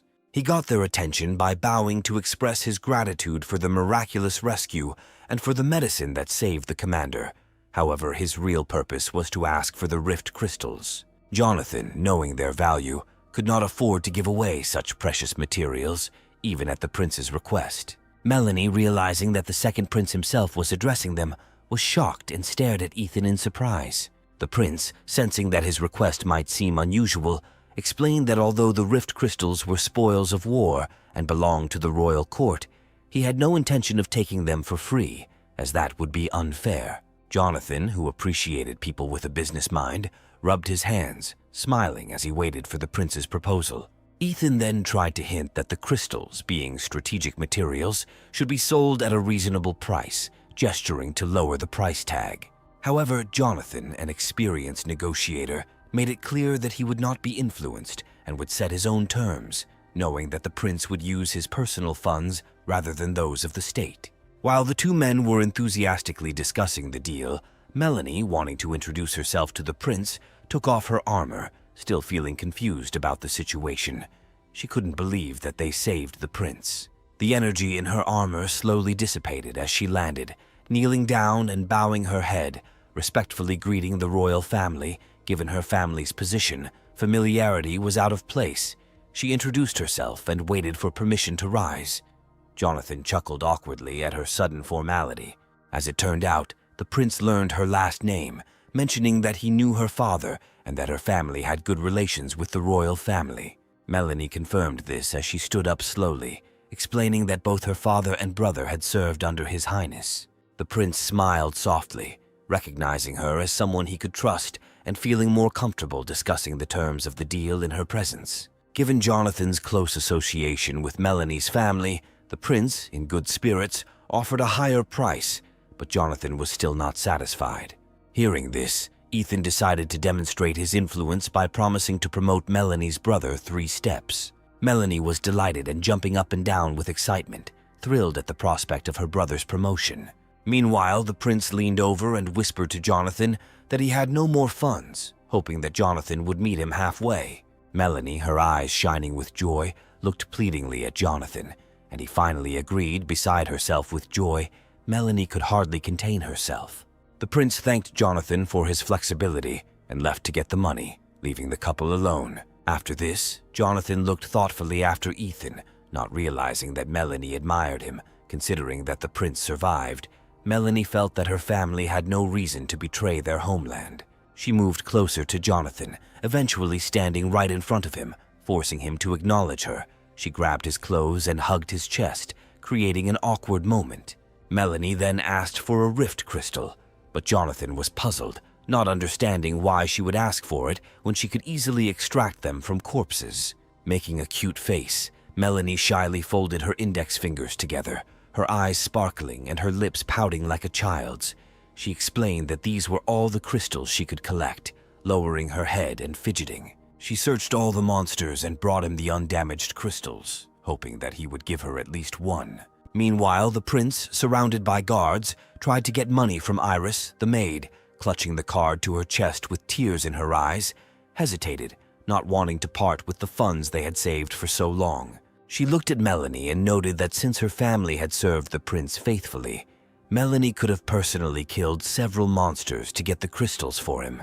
Commander Lincoln attempted to calm the maid down by patting her on the shoulder and explaining that while it was possible to obtain the crystal, it was difficult, and it was not easy to kill the monsters without damaging the stone inside. The prince, glad for his commander's support, admitted that killing the monster was difficult, but killing it while keeping the crystal intact was even more difficult. Tears streamed down Iris's face as she turned away, feeling insulted, and handed the locket to the prince. The prince, embarrassed, took the card, trying to lift his spirits with a shy smile. Looking at the card, he became immersed in thought. He knew from history that the Song family had once enjoyed a good reputation, and a genius ahead of his time was part of their lineage. Continuing to watch Jonathan and Melanie a few meters away, he thought about how this young man could be the salvation of his family. Meanwhile, the prince's guards remained on guard while he made the deal. Ethan handed Jonathan a bank card with money. Despite the fact that Ethan had saved up the money for so long, he did not mind parting with it. The talisman contained $500 million in Zeshui currency. Jonathan was pleased to be paid immediately and slightly surprised. He was clearly excited, his eyes wide and his expression hungry as he looked at the card. The prince was pleased with the deal and proud that he had managed to surprise the young man, crossing his arms over his chest with a proud expression. He noted that currently, Zeshui coins were worth more than the currencies of other countries. Jonathan smiled at the prince, praising him for his cautious approach, mentioning that because the Shishu tried to remain neutral, their currency remained more stable. Then he placed the card in the inside pocket of his jacket. Ethan, enjoying the praise, thought that caution had become his constant companion when he noticed several pairs of eyes watching him. He asked if Jonathan would like to count the money, but Jonathan, trusting the prince, politely declined. He admitted that counting the amount would take too much time and decided to take the prince at his word. Ethan expressed gratitude for the trust and urged the soldiers to retrieve the rift crystals. Jonathan then reached into his pocket and pulled out some strange colored cards. They were purple with fancy patterns on the outside. He made them float in his hand, catching the eye with a bright pink lightning bolt. With a pleased look on his face, he told the prince that it was a free delivery service, just like in the store. Ethan, confused by what was happening, watched with his mouth slightly open as Jonathan tossed the cards into the air. The cards began to circle over the rift crystals, forming bright patterns. Commander Lincoln watched the spectacle, amazed at what Jonathan was doing. He recognized the formation as a spatial array, realizing that Jonathan was using the array to compress the crystals along with the space around them, making them easier to transport. The rift crystals emitted spatial energy, so it would not have been possible to place them in a normal storage talisman. Jonathan skillfully sealed the crystals into cards, which glowed in his hand as the lightning died down. Jonathan then handed the cards to the prince, who stood there dumbfounded, staring at the young man's hand. Jonathan explained that transporting the crystals this way would attract less attention than dragging larger crystals with the generals. He assured the prince that the cards were disposable and gave him the code, reminding him to find a spacious place to store the crystals. Ethan carefully took the precious cards, sweat running down his face from the unexpected solution to his transportation problem. Jonathan, feeling that his task was accomplished and the prince was safe, waved goodbye. The prince, incredibly pleased with such a resourceful acquaintance, respectfully folded his hands together and said goodbye to Jonathan and his companion. He promised that no matter what happened, he would always come to the aid of the young man. Then Jonathan, turning to bow back, thanked the prince for his good attitude. He knew that soon he would have the opportunity to ask the prince for help. When the couple had moved a decent distance away, the prince's face darkened. He thought to himself that if Jonathan did not become his ally, then he should do everything so that he did not become an enemy. Jonathan was also lost in his thoughts. He did not feel Sarah's aura, which meant that she had safely left the city. He had a lot to do at home, and when he thought back to the past, images of the destroyed city filled his mind. He remembered how the wave had destroyed everything and how it had taken him, a refugee, 20 days to reach his family only for them to die in a massacre at the border. He was too weak to help them, and that memory squeezed his heart. Determined to change history, Jonathan clenched his fist. This time he vowed to save everyone. There were 2 months left before the attack on the border, and he was determined to become stronger to protect his loved ones. Suddenly he stopped, feeling an aura quickly approaching him. He turned around and realized that the enemy was nearby, preparing to defend himself. Jonathan swung his leg to kick. Among the clouds of dust, he could not clearly see the enemy. But despite the strong blow, the enemy remained standing, being thrown back several meters. A male figure became visible in the dust, grabbing Jonathan by the leg. The unknown man seemed glad to meet the young man. The prince's party struggled to see what was happening in the distance, watching anxiously to see who had attacked Jonathan and what would happen next. The frightened prince realized that the enemy was strong, emitting a terrifying aura, perhaps of heavenly rank or even higher. Commander Lincoln, no less tense, sensed the aura and realized that it was close to the holy rank. He knew that such an opponent would be too tough for them. When the dust settled, Jonathan saw an older man standing in front of him, clearing his throat. The man commented on how impressed he was that Jonathan had managed to hide his abilities throughout his entire year at the academy. Jonathan suddenly remembered that he had seen this man before. He was a guard at the gates of the academy. This revelation surprised Jonathan as he realized that the guard was actually a heaven-ranked warrior. Melanie, who did not recognize him at first, pressed her hand to her lips in shock after Jonathan identified him. Jonathan greeted the man with a pleased expression, calling him the Iron Guard, a nickname he had earned from rumors about the academy. The man, flattered by the title, rubbed his chin in satisfaction, but corrected Jonathan, explaining that his real name was Joseph and that he was the head of the Academy's security department. Jonathan's face softened as he remembered that Jade had mentioned a heaven-rank expert before, and he respectfully folded his hands to greet Joseph. Meanwhile, Lincoln and Iris hurried closer, ready to provide assistance if needed. Iris, hearing the familiar name Joseph, asked Lincoln if he recognized the man. Lincoln cast a stern glance at the maid, realizing that all the military personnel knew the name of the legendary half-saint. The strength of this old man was well known. His power could turn the tide of battle with one move. For 20 years he refined his spirit, trying to rise from the rank of heaven to sainthood. While everyone stood there in thought, Jonathan reflected on the past events and noticed a discrepancy. He wondered why, if the director had such a powerful trump card, no one saved the prince when it was necessary. It was said that in the past, 108 divine carriers were born, ideal warriors in powerful armor. These people, with talent and perseverance, rose above the rest and could easily reach the heavenly rank. Ordinary people, however, were less fortunate. They had to rely on blood and sweat to advance in rank, and moving from one rank to another was dangerous to the soul. The commander concluded his explanation by saying that the heavenly rank was generally the limit of a person's capabilities, and even reaching that level was a serious challenge. Yet Master Joseph was close to becoming a saint. At that moment, Jonathan, the prince, the commander, and the maid all stood before the old man, realizing that they were in the presence of a great figure. The commander was the first to bow his head, introducing himself and paying his respects to the half-Saint Joseph. Everyone followed his example, except for Jonathan, who looked around in surprise. The old man laughed, admitting that he usually didn't like such moments. Jonathan, still looking at him, reflected that in the past there had been no preparation that would enable a man to break through to holiness. He saw this as a fantastic opportunity for himself, and a crazy smile appeared on his face as a wild idea struck him. He thought that Master Joseph would be the perfect candidate for an experiment in training people to achieve holiness.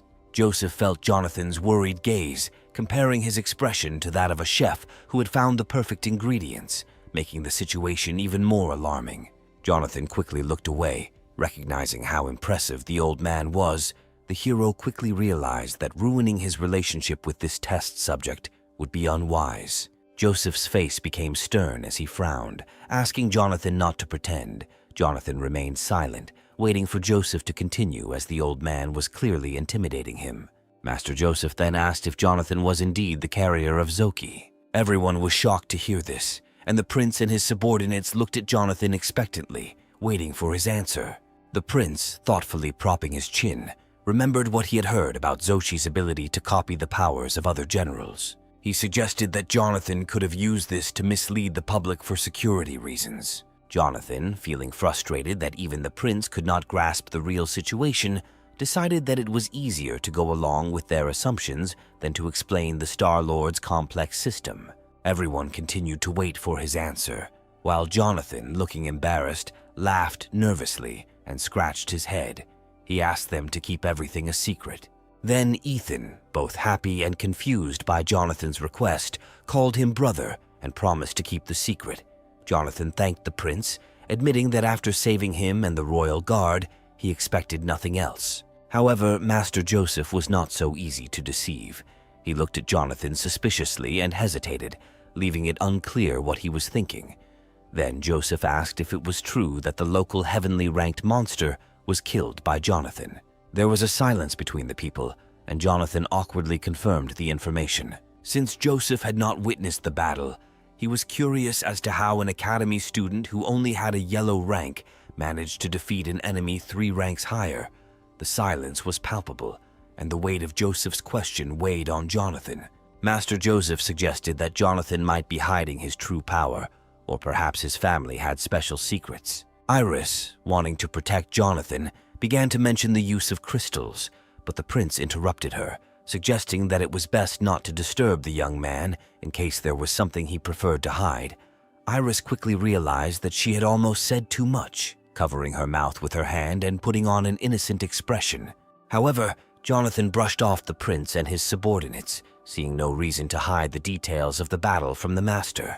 He He told the story of the monster and how he used the rift crystals to defeat it. Old Joseph was surprised that Jonathan included the rift crystals in his war strategy. Although Joseph had a lot of experience in various fields, this was the first time he heard about crystals being used for more than just making talismans. Jonathan explained with a confident expression that it was not as easy as it seemed, noting that using crystals required a special technique that only a few could understand. Intrigued, everyone moved closer, not wanting to miss out on any of the secret knowledge. However, Jonathan was not about to share his knowledge, but since it was not a big secret, he explained that in order to make the crystal explode, it was first necessary to apply a matrix to it and catalyze it using alchemy. It was a complex process that required considerable experience. The prince, once again amazed, admitted that it would be difficult for an ordinary person to repeat such a feat. Jonathan smirked smugly, crossing his arms over his chest, and explained that while learning how to explode rift crystals was possible, it would not be an easy task. Suddenly, Jonathan stopped, squinted, and looked around. He sensed danger approaching, and although no one else noticed, he felt the need to warn everyone. Old Joseph tensed and began to sense the aura of the stranger. Despite the fact that the strangers had managed to sneak up on them unnoticed, Joseph was more worried that Jonathan had discovered it faster than he had. The royal guard quickly ran up, forming a semicircle around the prince and the others. Finally, figures appeared on the roofs of the nearby buildings. Even from afar, it was clear that the figures were dressed in armor, and there were many of them. They surrounded the group.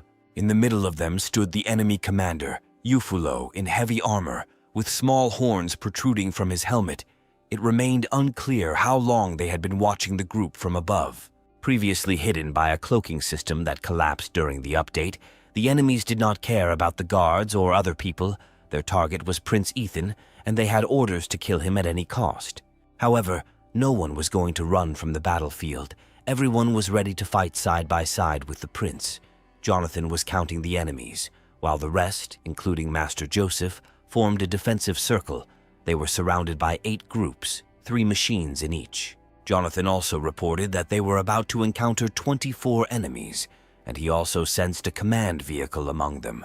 Old Joseph was amazed at Jonathan's insight. The young man smiled and looked at the prince, noting that the kingdom of Myrene was determined to destroy the royal family. The prince, displeased with Jonathan's remark, suspected that his elder brother, the heir to the throne, might be involved. Jonathan then became more serious, explaining that while the ordinary opponents and their commander did not pose much of a threat, he sensed another presence, the aura of a heaven-ranked Star Soul Master. Master Joseph, though he did not say it out loud, began to envy Jonathan, realizing that the young man's perception was far superior to his own, since he himself could not sense the hidden aura. Meanwhile, the enemy commander raised his hand, giving the order to target the second prince. The shooters prepared to shoot, looking into their sniper rifles. They were waiting for the right moment to shoot. The enemies were located not only on the roofs of houses, but also hiding in the destroyed corners of the city, intending to strike from the rear. One of the gilded warriors of the royal guard ordered everyone to put on protective gear, as their main mission was to protect the prince. All the defenders took a special position and summoned round shields decorated with the coat of arms of the royal family. Then Jonathan took the blue cards out of his pocket and threw them into the air. The cards began to glow, and emblems with inscriptions appeared above the heads of Ethan and Melanie. The light spread from these emblems to the ground, forming a protective dome around them, a mobile defense system. With a serious expression on his face, Jonathan took out another card, signed it with his spiritual power, and sent it up.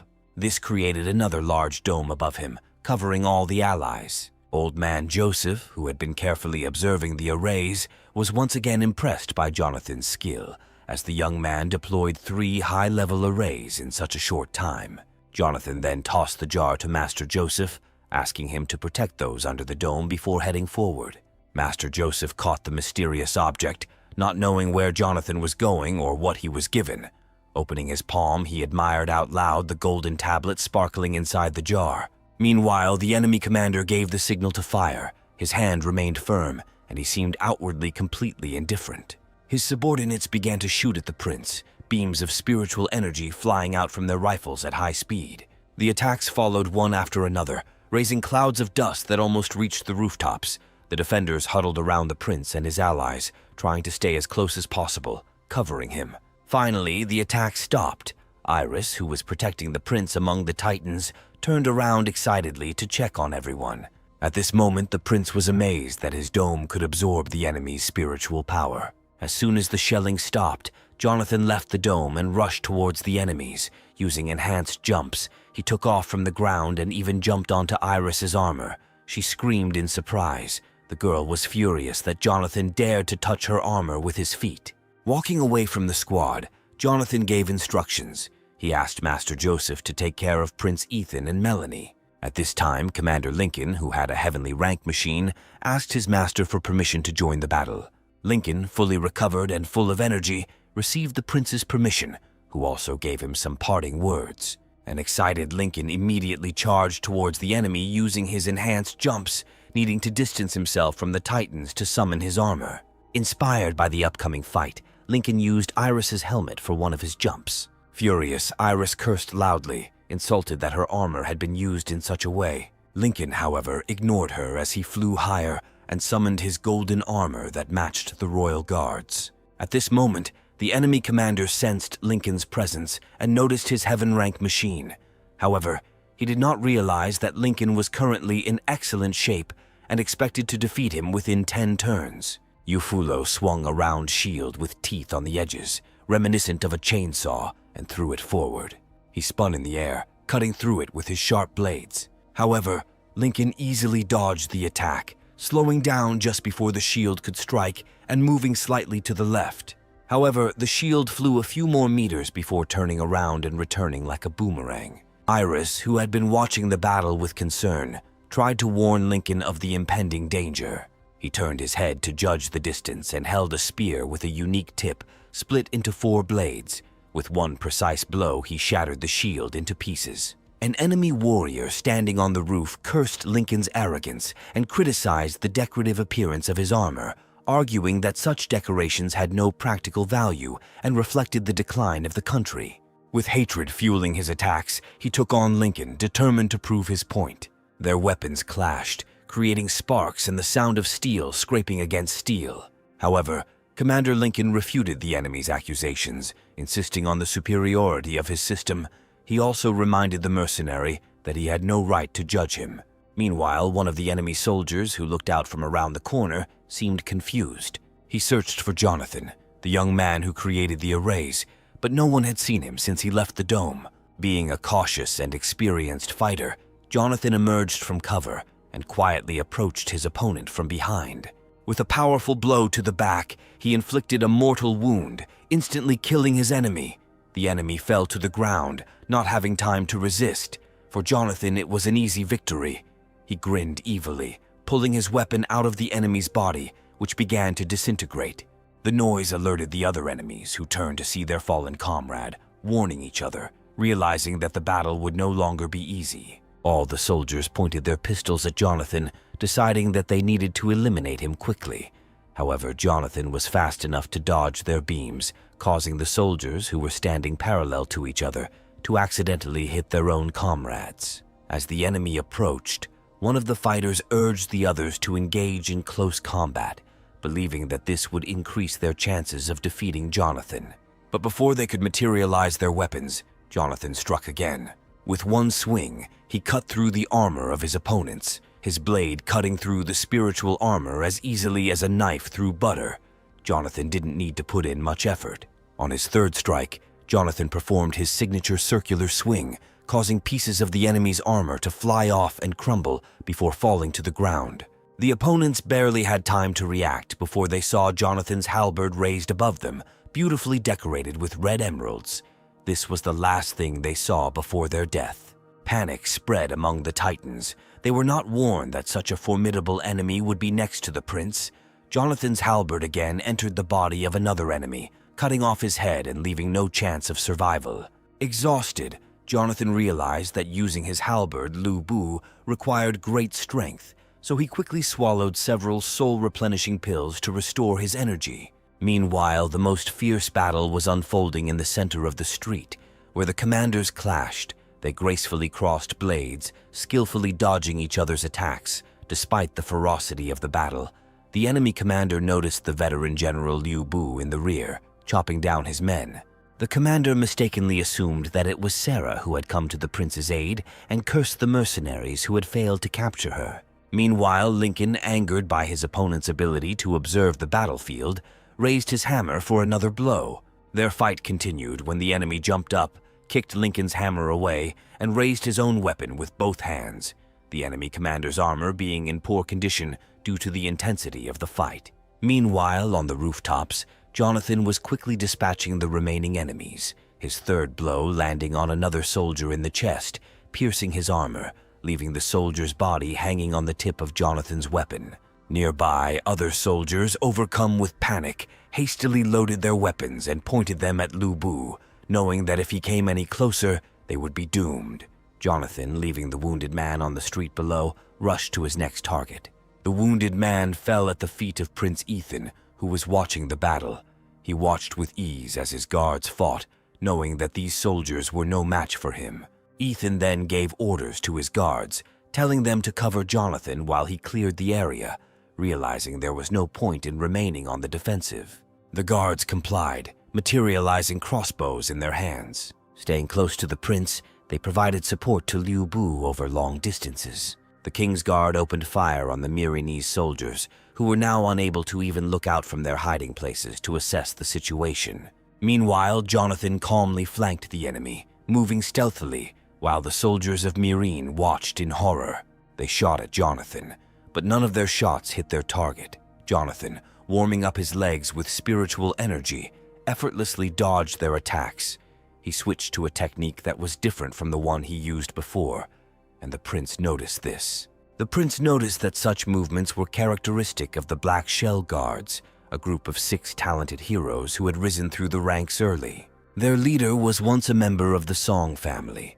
Unfortunately, the 5 heroes were killed 16 years ago, leaving the new leader of the group, who remained neutral, as the only survivor. The prince wondered if the Black Shell leader still maintained contact with the Song family, but knew that he remained loyal to Tangdu. Meanwhile, Jonathan jumped high above the building and released a beam of spiritual energy, sharp as an axe. The beam hit the enemies with a powerful explosion, destroying part of the roof and destroying their armor, body parts flying in all directions. One of the wounded soldiers crawled along the roof, shocked by the overwhelming force of the defenders. Then Liu Bu landed on top of the soldier, finishing him off with a blow to the chest from his halberd. The prince noted that Jonathan had used the Black Shell technique again, and wondered if his friendship with the young man would be able to sway the Black Shell group to their side. While the prince was deep in thought, Jonathan approached another rooftop. An enemy soldier, seeing him approaching, froze with his weapon in his hand, too stunned to react. However, Jonathan, not intending to spare his enemy, cut him with his halberd from shoulder to stomach. However, this time Jonathan got tired faster due to the numerous dodges he had to make. He drank more pills to replenish his supplies while continuing to attack. At the same time, he noticed that the enemy expert who was hiding had not revealed himself yet. This made him suspicious as he wondered if there was some kind of trap set here. At this time, the battle raged around the defensive structures, with defenders on the rooftops firing in all directions, preventing Liu Bu from attacking effectively. Master Joseph tested the operation of the grids, noting that enemy beams entering the outer dome were dispersed, and their energy was transferred to the inner grids. This simultaneously restored the outer dome and strengthened the protection inside.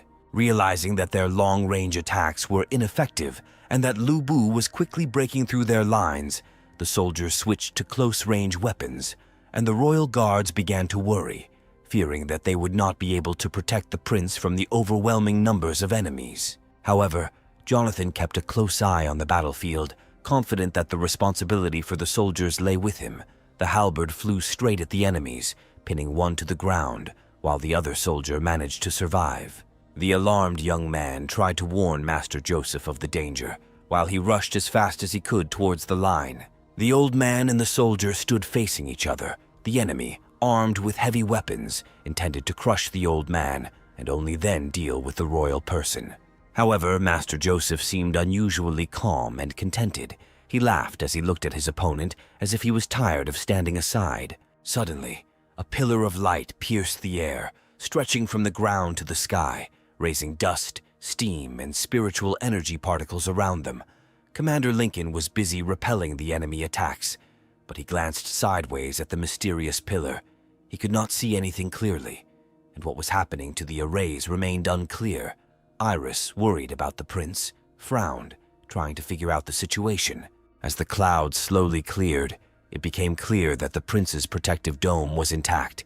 The enemy was on one knee, his blade touching the ground, sweating in horror. What he witnessed left him in shock. Master Joseph caught the blade with his bare hand, holding onto the tip of the blade, his clothes fluttering as if caught by an invisible wind. But the old man remained calm and relaxed. Smiling, he made a caustic remark about how the Soul General had the audacity to attack a defenseless old man who was contemplating moral decline. The soldier, unable to respond, froze in a pose to deliver a perfect strike. He still couldn't comprehend that Master Joseph was so strong that he could stop a soul weapon with his bare hand. However, Master Joseph, seeing no point in explaining himself to someone who was soon to die, allowed the bolts of spiritual energy to spread around him, his eyes blazing with anger and overwhelming power as he continued to hold the enemy blade with just a few fingers of his right hand. Finally, the soldier began to sense the old man's true aura. Without knowing it, the soldier had attacked a half-saint-ranked expert and now deeply regretted it. Master Joseph then rose into the air, stopping in front of his opponent's helmet, a lightning-fast trail stretching from where he had just stood. Pushing off the enemy's armor, causing it to crack, Joseph rose higher, surrounded by sparks and lightning. He concentrated a powerful stream of spiritual energy in his right hand. The lightning that circled around him concentrated on his right side. Like a martial artist, Joseph cut through the enemy's armor with his palm. Joseph then prepared his hand for the next strike, concentrating the power of his spirit into the bottom of his palm, channeling the accumulated energy. He struck through the hole that had formed in the torn armor.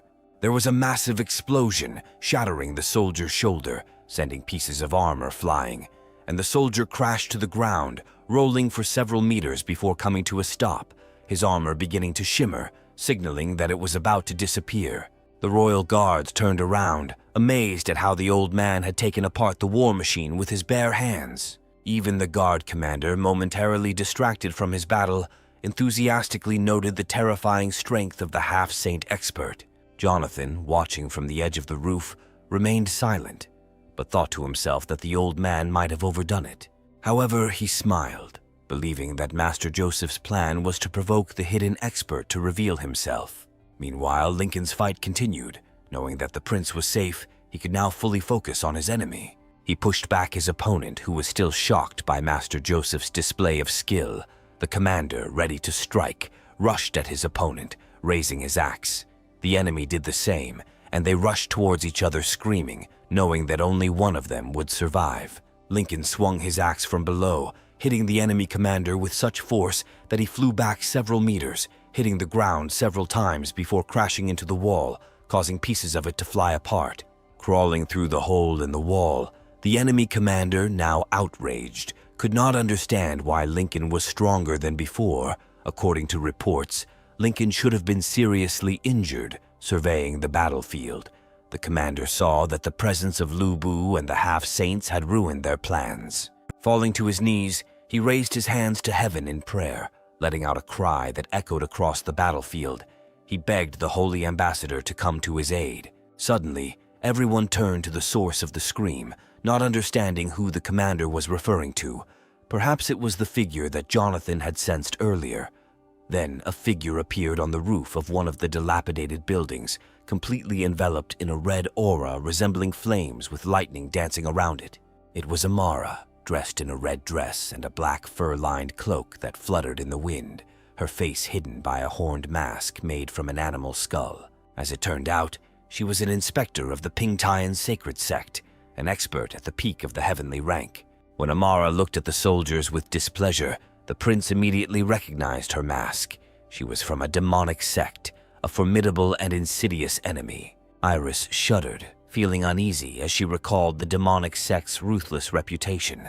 Old man Joseph, whose plan had worked, looked sternly at Amara, knowing that her presence meant a serious disaster. Jonathan was also stunned by the woman's appearance. He recognized her clothes as those of the Pingqian sacred sect, which was called demonic due to its dark history. According to historical records, the eastern continent was once ruled by emperors of divine rank. The king of Mirin turned the emperor's illegitimate son into his puppet, while the emperor's daughter escaped and founded the kingdom of Sishui. When the emperor's son grew up and escaped the king's control, he waged war against Mirin and eventually founded the kingdom of Tanda. After the death of the king of Mirin, a figure of divine rank came to his defense, which led to the creation of a new dynasty in the northern regions. Thus, the continent was split into 3 states that have been in conflict ever since. Pinchin, who founded the demon clan for the glory of the new state, was the one who saved the king's life. The warrior's appearance with huge horns and spikes on his armor inspired fear in everyone who saw him, making him look like a fiend from hell. There were rumors that this monstrous figure was still alive, sitting on a throne in a dark dungeon, surrounded by the skulls of his enemies. Jonathan thought about these stories, thinking that in his past life, he had never seen a god-ranked ancestor fight in the Tangdu capital.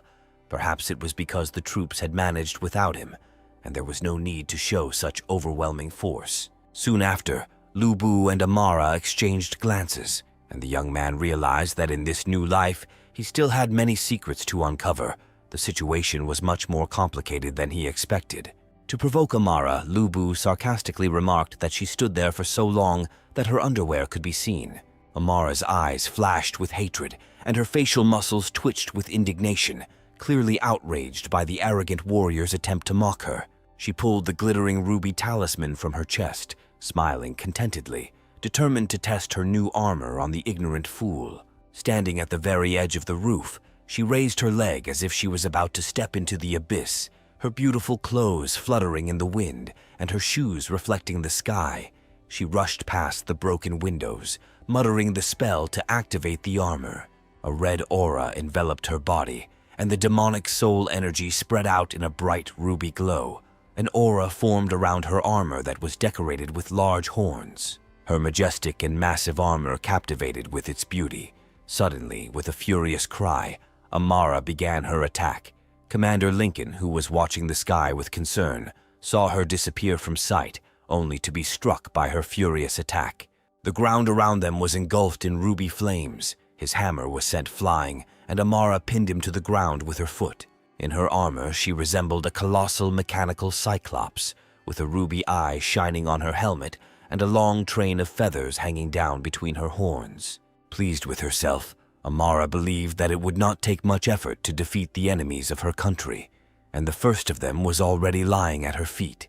The prince narrowed his eyes in concern, realizing that the commander, a strong fighter, had been incapacitated with just one blow. Jonathan was also worried. He did not expect to see the new generation machine of Mirin so soon.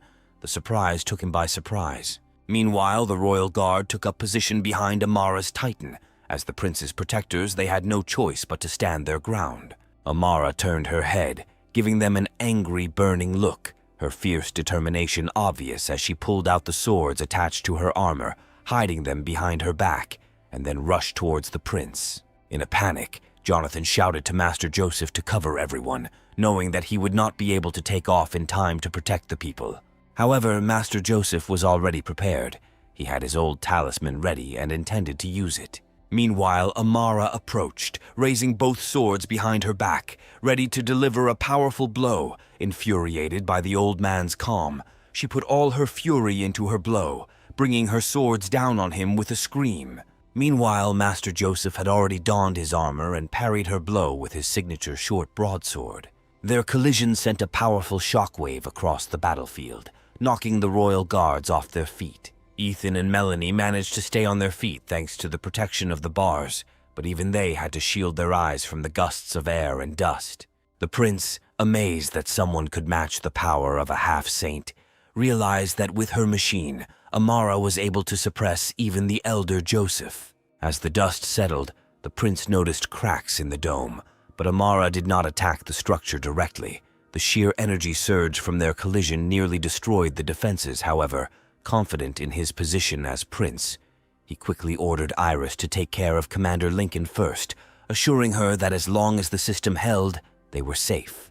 Iris obeyed the prince's order. Even though the shockwave threw her back, she knew it was her duty to protect the prince and follow his orders, even at the cost of her own life.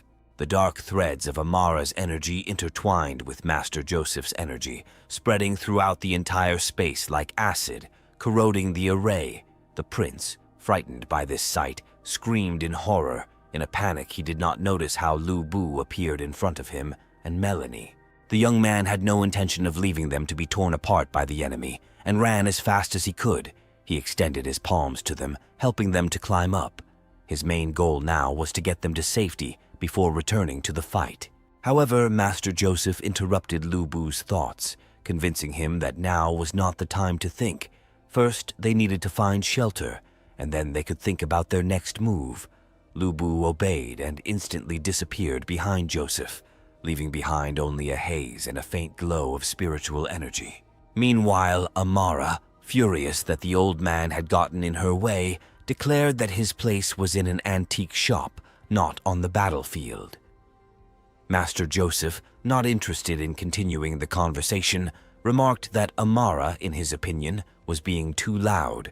He pressed his right foot into the ground so hard that it cracked, strengthening his position, charging his sword with spiritual energy. He rushed at her with a powerful attack. Although Amara was thrown back by the blow, she did not lose her composure.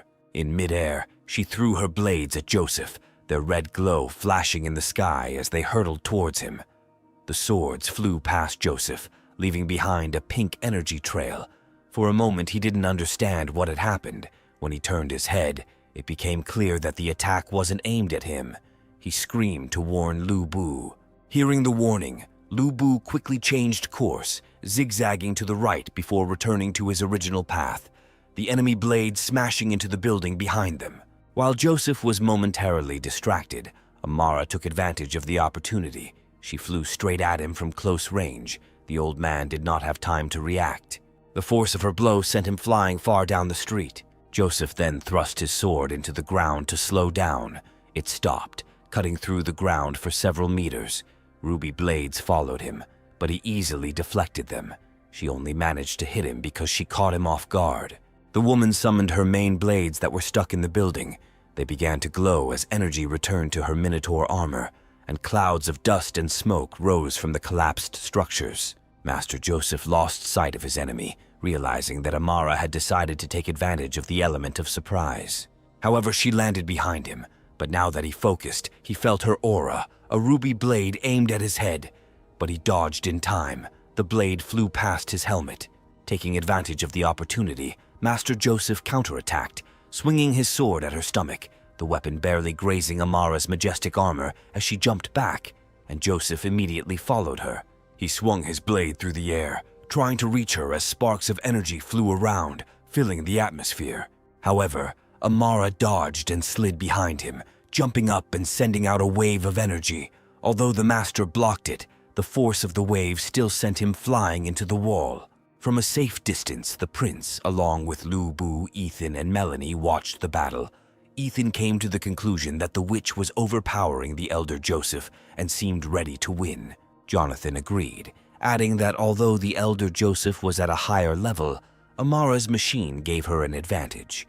Nevertheless, Jonathan knew the old man had a hidden card to play. Amara's entire armor glowed scarlet, emitting sparks of her soul energy. She rushed at Master Joseph like a fiery meteor. However, the old man was not taken by surprise.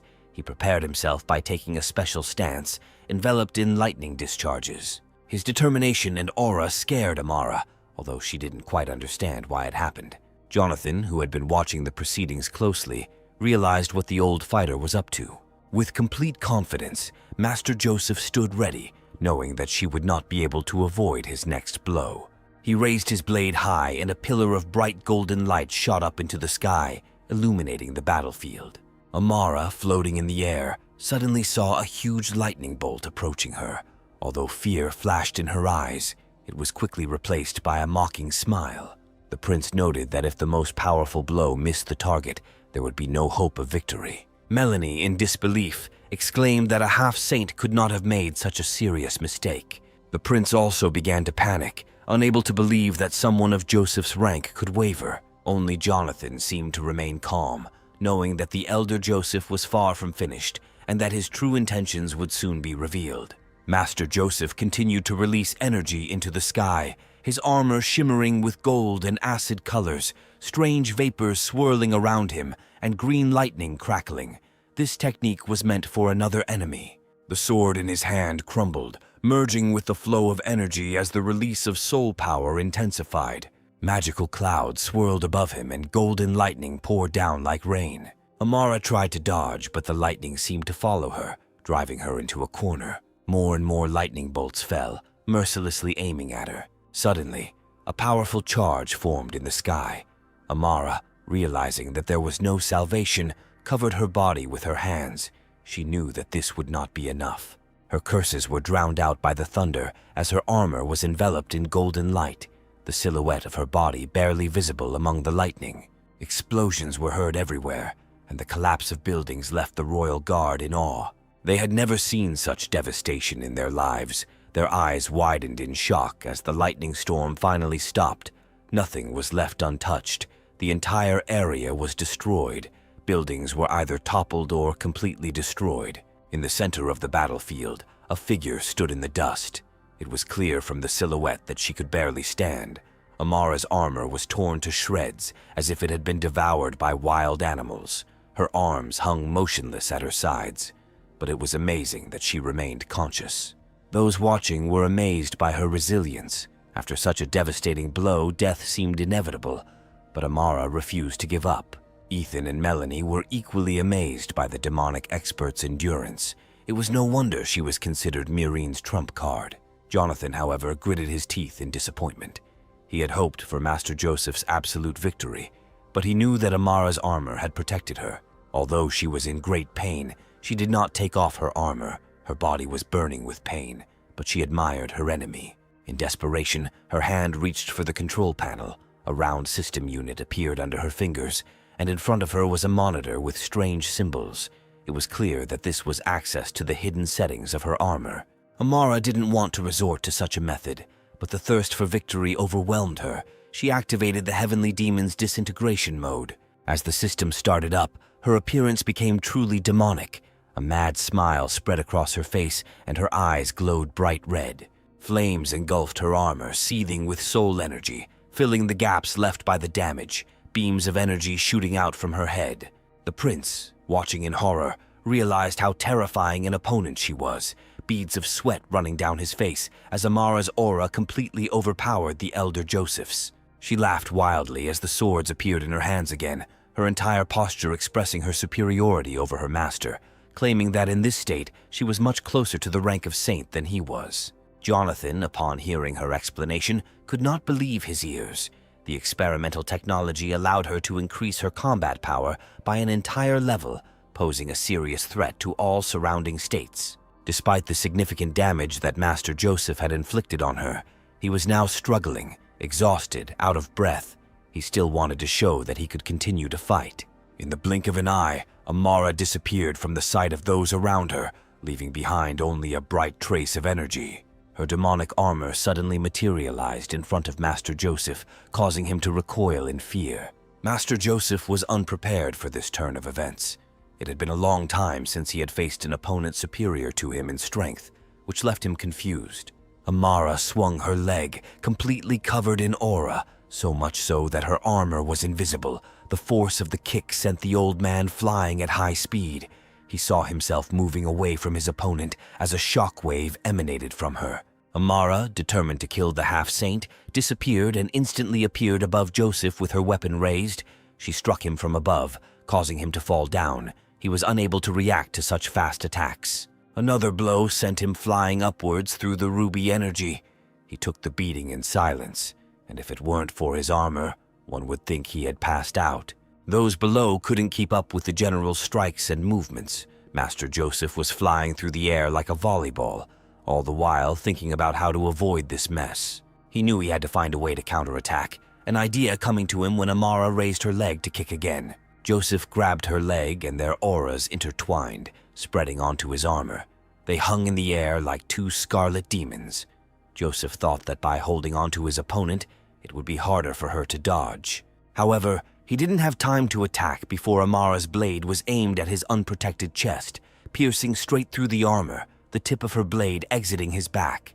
Despite the mortal wound, Joseph sighed weakly but did not let go of her leg. Then Amara grabbed Joseph's helmet with her left hand, looked him in the eye, and raised her weapon for the final blow. With a quick movement, she cut his helmet off, causing sparks of energy to appear at the site of the cut. Holding his head, she watched as his body disintegrated and fell towards the ground. She wanted to ensure victory for herself, so she prepared to deliver the finishing blow. She turned around and punched him in the chest, his armor instantly disappearing, and Joseph crashed into the ground with such force that cracks formed underneath him. Amara landed and walked over to Joseph's body, holding his helmet in one hand and her sword in the other. She paraded the helmet in front of him with a mad look and mocked him, calling him trash. Pleased with her false victory, she clenched her fist, crushing the helmet, Joseph's soul energy dissipating around her hand. She laughed maniacally, intoxicated by the sheer power, her laughter echoing through the ruined streets of the city. Master Joseph, still alive but in critical condition, was coughing up blood, making it difficult for him to breathe. Slowly, with trembling hands, covered in bruises and abrasions, he reached into his pocket and took out the treasured jar with the golden pill that Jonathan had given him. It was his last hope. Joseph wanted to save it and return it, knowing that it was extremely expensive. The transcendental pill allowed lower-level earthly masters to advance an entire level. Jonathan looked at the monitor, hoping to get a better look at the master. He knew that in Joseph's case the effect of the pill would be weakened, but it would still increase his strength and partially restore his powers.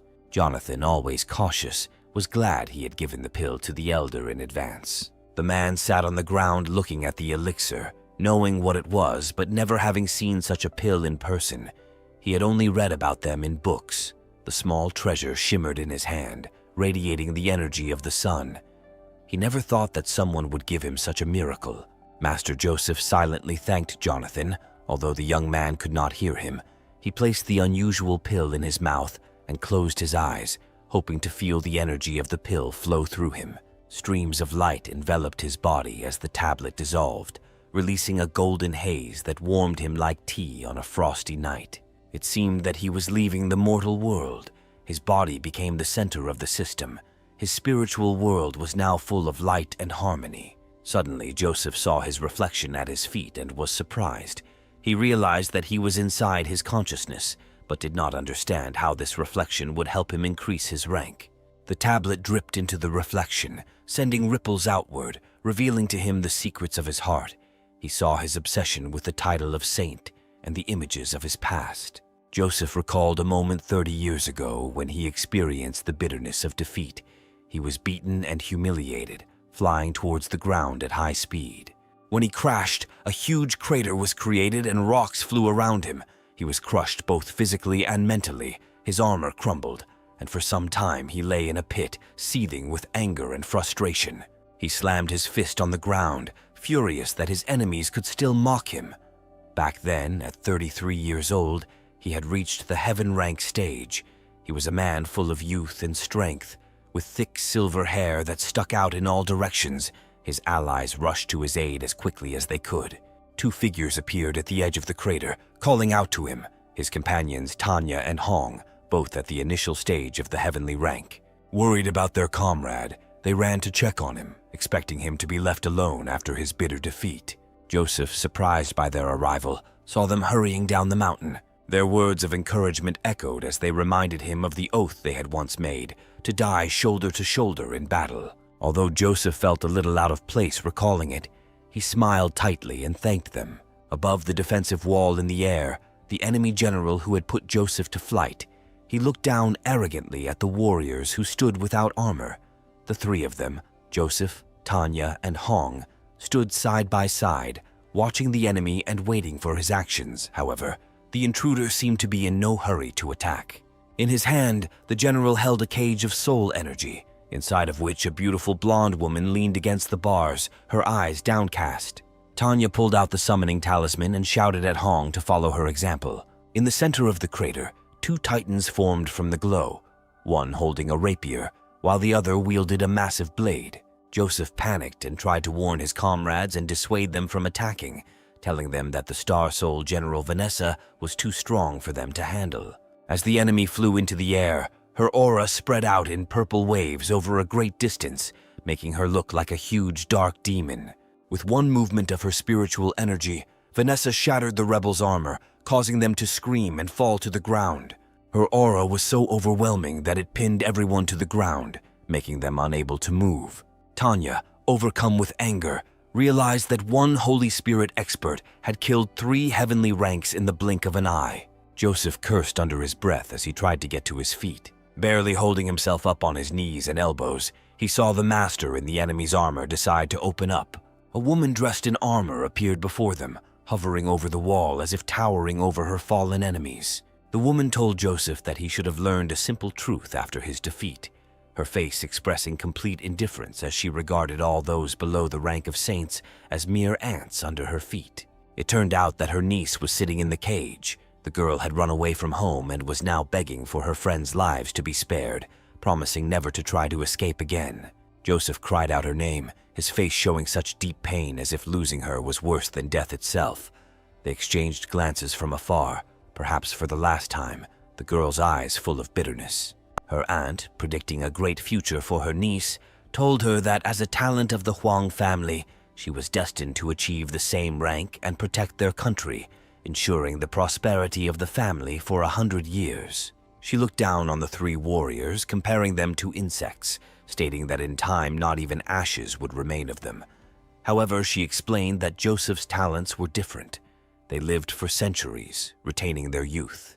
The girl, realizing that mere mortals meant nothing to the saints, fell to her knees with tears in her eyes, begging her aunt not to kill Joseph. However, her aunt ignored her pleas, judging the situation to be that Joseph had stolen the daughter of Huang's house and was trying to escape. But out of concern for her niece's mental state, the aunt decided not to kill Joseph.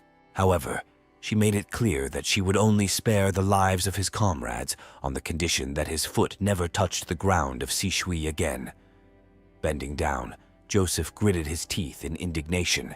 His hand reached for the knife hidden in the hem of his clothes. Slowly and with great determination, he took hold of the handle and pulled out the weapon. The girls looked at him with worried expressions, knowing that their lives depended on his next move. Any rash action would ruin all their efforts. Then Joseph raised the knife over his head with a stern face. Then, with his left hand, he gathered his hair into a bun and, in one swift motion, cut off his thick silver locks. Holding his top knot high for all to see, he made a sacred oath, vowing to give his life to reach the rank of saint. Only after reaching that rank would he return to Sishui to ask for the hand of the youngest of the Huang family. His face contorted in pain as he released his hand, letting the wind blow away the cut hair. And as he said goodbye, he asked the girl to wait for him. With tears in her eyes, she agreed, promising to wait as long as necessary until they could both be free. These precious memories burned within Master Joseph's soul, his eyes shining with sunlight as the energy flowed in waves through his body. His power began to spread outward in an endless stream, destroying Amara's aura. It was terrifying in its power, but Joseph's aura had completely transformed, now shining with a beautiful sunlight that gave life, but also brought death. The energy emanating from it spread around, and the enemy tried to defend themselves from the blinding light. This aura was so unusual that the pressure from it made everyone feel heavier, pressing them to the ground. Amara became even more angry, unable to understand what caused such a transformation in the old man. She realized that it was the aura of the saint rank. The pressure was taking its toll on Joseph's allies as well, with Commander Lincoln lying on the ground, struggling not to be blown away by the gusts of wind coming from the master. Meanwhile, Lu Bu protected the prince and Melanie from the rocks and wind that flew in all directions. The prince, recognizing this aura, no doubt realized that this was the presence of a saint. Melanie looked at her lover's helmet, realizing that it was because of the pill that Joseph was able to break through to the rank of saint. She still found it hard to believe. Jonathan, meanwhile, was glad that Joseph was able to temporarily break through to the saint rank. Although the effect was temporary, it would be enough to neutralize the enemy. He smiled softly, confident that this inequality between carriers and mortals on the battlefield would be eradicated through his efforts. However, He also believed that one tablet would not help Joseph reach the saint rank forever, so he would need to talk to the master and share some tricks with him. Master Joseph, now overflowing with energy flowing through his veins, had long dreamed of feeling such power. Now he understood Vanessa's point of view, who saw others as nothing but ants. Reaching out to the side, he felt his talisman lying on the ground. It was now rising under the influence of his holy energy. The talisman floated towards Joseph, sparkling with small lightning bolts. He tensed his fingers, through which lightning bolts of spiritual energy crackled, as if he was already holding something. The talisman soared into his hand, sparkling in the air. The old man noticed this, and now his whole appearance inspired horror. An angry expression was frozen on his face, and traces of blood were visible on his lips. He looked sadly at the tattered talisman, an old friend who had accompanied him through many trials. His opponent's hands were also shaking. The witch who once seemed so powerful could only stand still, too scared to move. The master's aura was so overwhelming that she couldn't take a single step. She stood there, terrified of what would happen next. Joseph seemed to be standing in the center of a blazing fire, flames engulfing him as he prepared to summon his Star Soul General. It seemed as if he had merged with the sunlight, and every cell of his body was absorbed by its power. His armor, still shining, seemed majestic due to his shining aura. Amara, feeling the Sun Warrior's gaze on her, wished she could sink into the ground to avoid the humiliation of being defeated by her once defeated enemy. Master Joseph enjoyed the moment, looking at his armored hands, through which energy was oozing. The power of a saint was truly enormous. As memories of Vanessa came back to him, he now understood why she had seemed so formidable. Amara tried to move away in horror. Frightened by the majestic appearance of the saint, she began to beg him not to come closer. Joseph, however, looked at her without compassion, his stern demeanor suggesting an imminent attack. His hand pressed to his chest as he thought about his only previous encounter with the saint in combat, when Vanessa had floated over him, shattering his dreams with a simple wave of her hand. Then Joseph swung his weapon, sending out shock waves that made the enemy tremble in fear. Waves of shock spreading from every movement the general made, and Amara froze, her breath caught in her throat as she watched in horror, the humiliation and anger from his previous encounter with Vanessa still burning in his heart, and he remembered those wounds as if they had been inflicted only recently. Joseph quickly brought his hands together, creating a directed sound wave that knocked Amara off her feet. She sped through the city at high speed, crashing into the street and destroying the asphalt, leaving a smokescreen behind her. Trembling, she found herself facing an opponent unlike any she had ever encountered.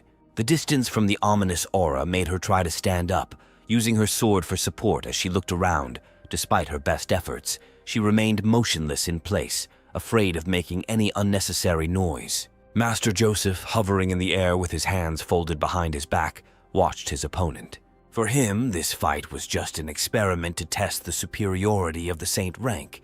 He didn't even need to use his sword. Jonathan, realizing that Joseph, infatuated with his newfound power, intended to kill the Myrinese expert, shouted at him to spare the woman. Joseph raised his hand, showing that he had no intention of summoning his blade. Though his face was hidden, his aura radiated satisfaction and calm.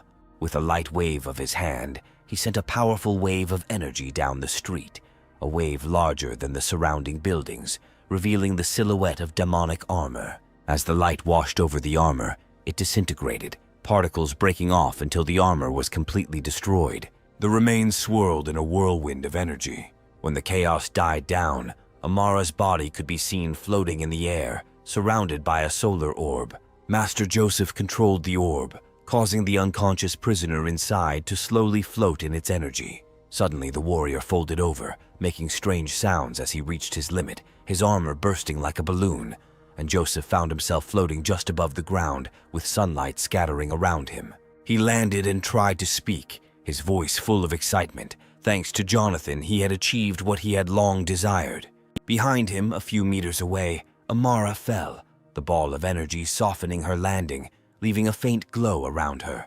The enemy commander, hiding in the ruins of the building and watching the battle, cursed and swore at his opponents. Having lost his trump card, the commander ordered a retreat, ordering everyone to hide and await further orders. He carefully moved between the buildings so as not to be discovered. But now, deprived of his former confidence and intimidation, he came face to face with the royal guards who were waiting for him. The remaining enemy titans were also surrounded, their hands raised in surrender. On the other hand, the enemy infantry were kneeling with blades on their necks. The area lying in ruins was covered with dust and battle sparks. Soon the forces of the military academy arrived and took control of the area. Jonathan watched the scene from the roof of the building, where they saw Director Jade in his purple armor. He was surprised by the woman's foresight, noting that she had chosen the perfect time. Amidst the destruction of the previous battlefield, a camp had been set up, and they had much to do, helping the wounded, collecting evidence, and conducting interrogations. Jade greeted the second prince amidst the chaos, trying not to show her deep concern for his safety. The director and the secretary bowed to the royal personage, and the prince asked them to stand up, extending his hand to the director. Jade, still kneeling on one knee with her head bowed, apologized for not being able to come to the rescue in time. The prince smiled warmly, his hair blowing in the wind, and assured the director that the result was a success, making the accusations unnecessary. Ethan noted that although Jade was not present, she made up for it by sending Jonathan, and both the prince and Jade turned their attention to the young man standing to the side. The woman tried to describe the skilled and strong young man, but was interrupted by the prince. With a serious look, the prince suggested that there was something more behind Jonathan that remained a mystery for now. Jade squinted, wondering if her assumptions about the ancient civilization matched up with the young man's past. The prince voiced his suspicions about Jonathan's powerful teachers, which disappointed the headmaster. Meanwhile, Jonathan discovered a cracked ruby card that belonged to Amara. He discreetly hid it in his inside pocket and then approached Master Joseph. Seeing that the old man was apparently in critical condition, Jonathan inquired about his well-being. Master Joseph waved his hand to indicate that everything was fine, indicating that there was nothing to worry about, while at the same time he was shaking slightly, a side effect of the pill he had taken. The young man explained that Joseph would be better in an hour, still holding his hand. Then Master Joseph bowed his head, mourning the missing pill. He thought that if he had used it at the beginning of the battle, when he was still strong, he might have been able to overcome the wall. The young man whispered in Joseph's ear and offered to give him another pill so that he could finish what he had started. Joseph's eyes widened in surprise, and he let out a worried cry, realizing he had spoken too loudly. He looked around anxiously to see if anyone had overheard them. Joseph leaned closer to the young man and whispered to confirm if he had heard correctly about another unique drug. The young man answered evasively, looking away, and mentioned that although the pill was not there, he had considerable experience and could prepare it himself. Having calmed down, Joseph asked how he could repay the young man. At this point, Jonathan noticed several military personnel watching them, perhaps attracted by Joseph's outburst of anger. He motioned for the soldiers to come over and ordered them to grab Amara, who was lying unconscious on the ground, and take her to Director Jade. The soldiers, initially hesitant, stood up and accepted the order. Then one of them began to doubt, wondering if an academy student had the right to command them. The second soldier, with a confused expression on his face, remarked that it didn't matter where the order came from as long as they were helping the director. The soldiers approached Amara, who was lying on her back in a beautiful red dress, her breathing ragged as they lifted her up and carried her towards the tents. Jonathan was curious about what information she could provide, but was interrupted by the old man's elbow to the stomach. Smiling, Joseph said that he had long known that the young man was not a carrier of Xochi. Jonathan walked away, rubbing the sore spot and pretending not to understand the old man's remark. Master Joseph cleared his throat and, with a serious expression, mentioned that during his travels he had dealt with secret civilizations. Leaning closer again, Joseph smiled strangely and narrowed his eyes, suggesting that he wanted to know if helping the student and keeping his secret would count toward covering half of his debt. The young man scratched the back of his head, smiled, and turned away, realizing that the old man was not as straightforward as he thought. Then Joseph continued with a gentle expression, guessing that there was something of the secret kingdom in the young man. This lack of concern reassured Jonathan. When the men noticed someone approaching, they realized that the conversation would have to be continued later. Olivia slowly approached them, greeting with a bow. The men looked at her carefully. The old man, worried that she came alone, tried to ask about Jade's whereabouts. However, Olivia ignored the question and got straight to the point, telling the master that they now had a device that caused cracks in the sky. She also mentioned that the second prince and the director went to check the device. The girl asked if they would like to continue the examination. Despite the damaged roads, she was still able to call the airship. Master Joseph, inspired by his previous conversation with the young man, declined, stating that he was tired and wanted to return to the academy. Jonathan, following Joseph's example, straightened his shoulders and complained about his assignments. Olivia smiled and said that she would still organize an airship that would take them to the academy. She emphasized that Jonathan had to stay at the academy because the director was organizing a celebration to announce that Jonathan had become a carrier of Zoki. Master Joseph nodded approvingly, noting that rest was what tired people needed to boost their fighting spirit. Suddenly, an airship appeared in the sky, filling the surrounding area with bright light. The ship arrived quickly, landing slowly and sending dust down the street. The ship's heavy hatch opened and a ladder extended, signaling that it was time for them to return home.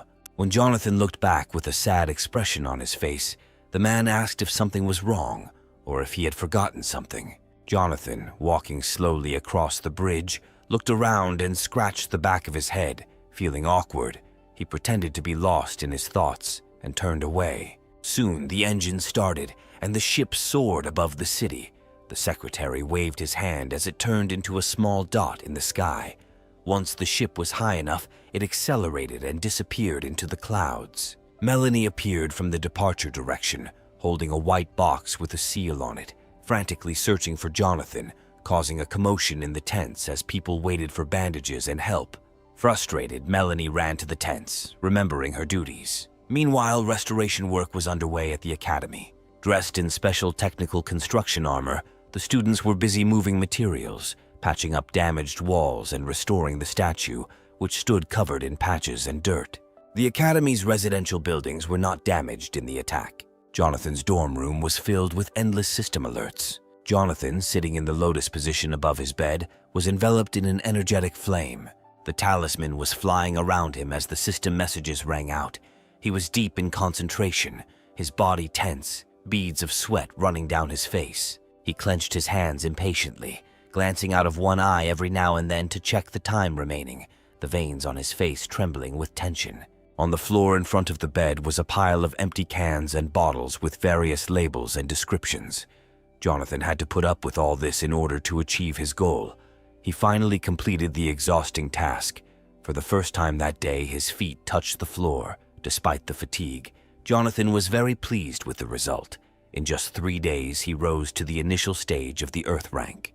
The price of this progress was the constant draining of his soul's energy, leaving him completely exhausted. Jonathan realized he would need to order additional supplies. He took the system watch from the table and immediately put it on his left hand.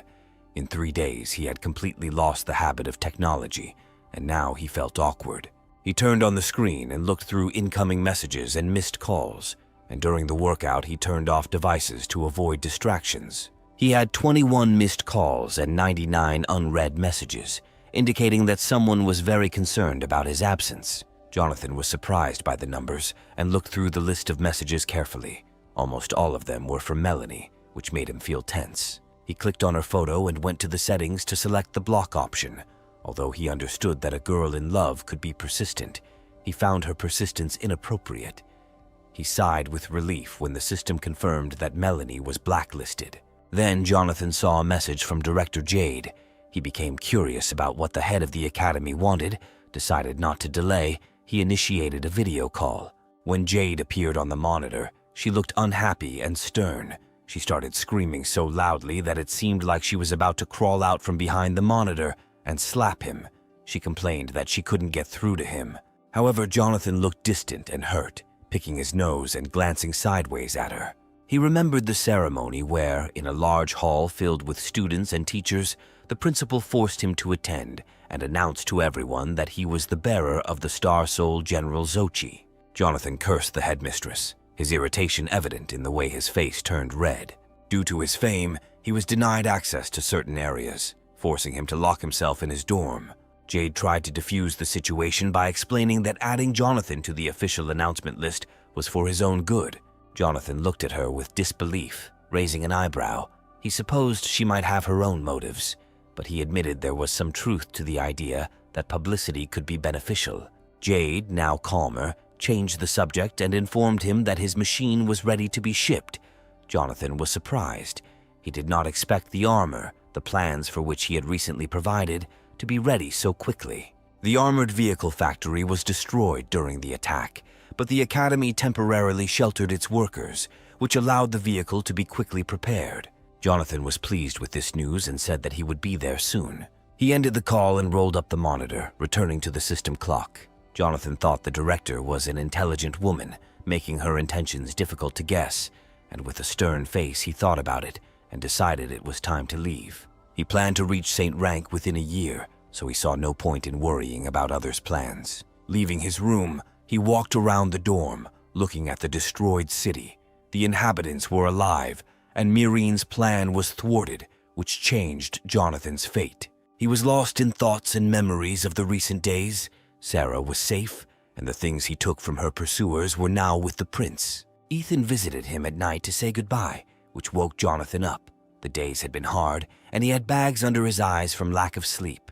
In an attempt to say goodbye quickly, he gave the prince a bag full of Myrine storage cards that the prince might find useful. Jonathan also remembered that Master Joseph had woken him up in exchange for covering his tracks. Melanie was the last one to wake him that night.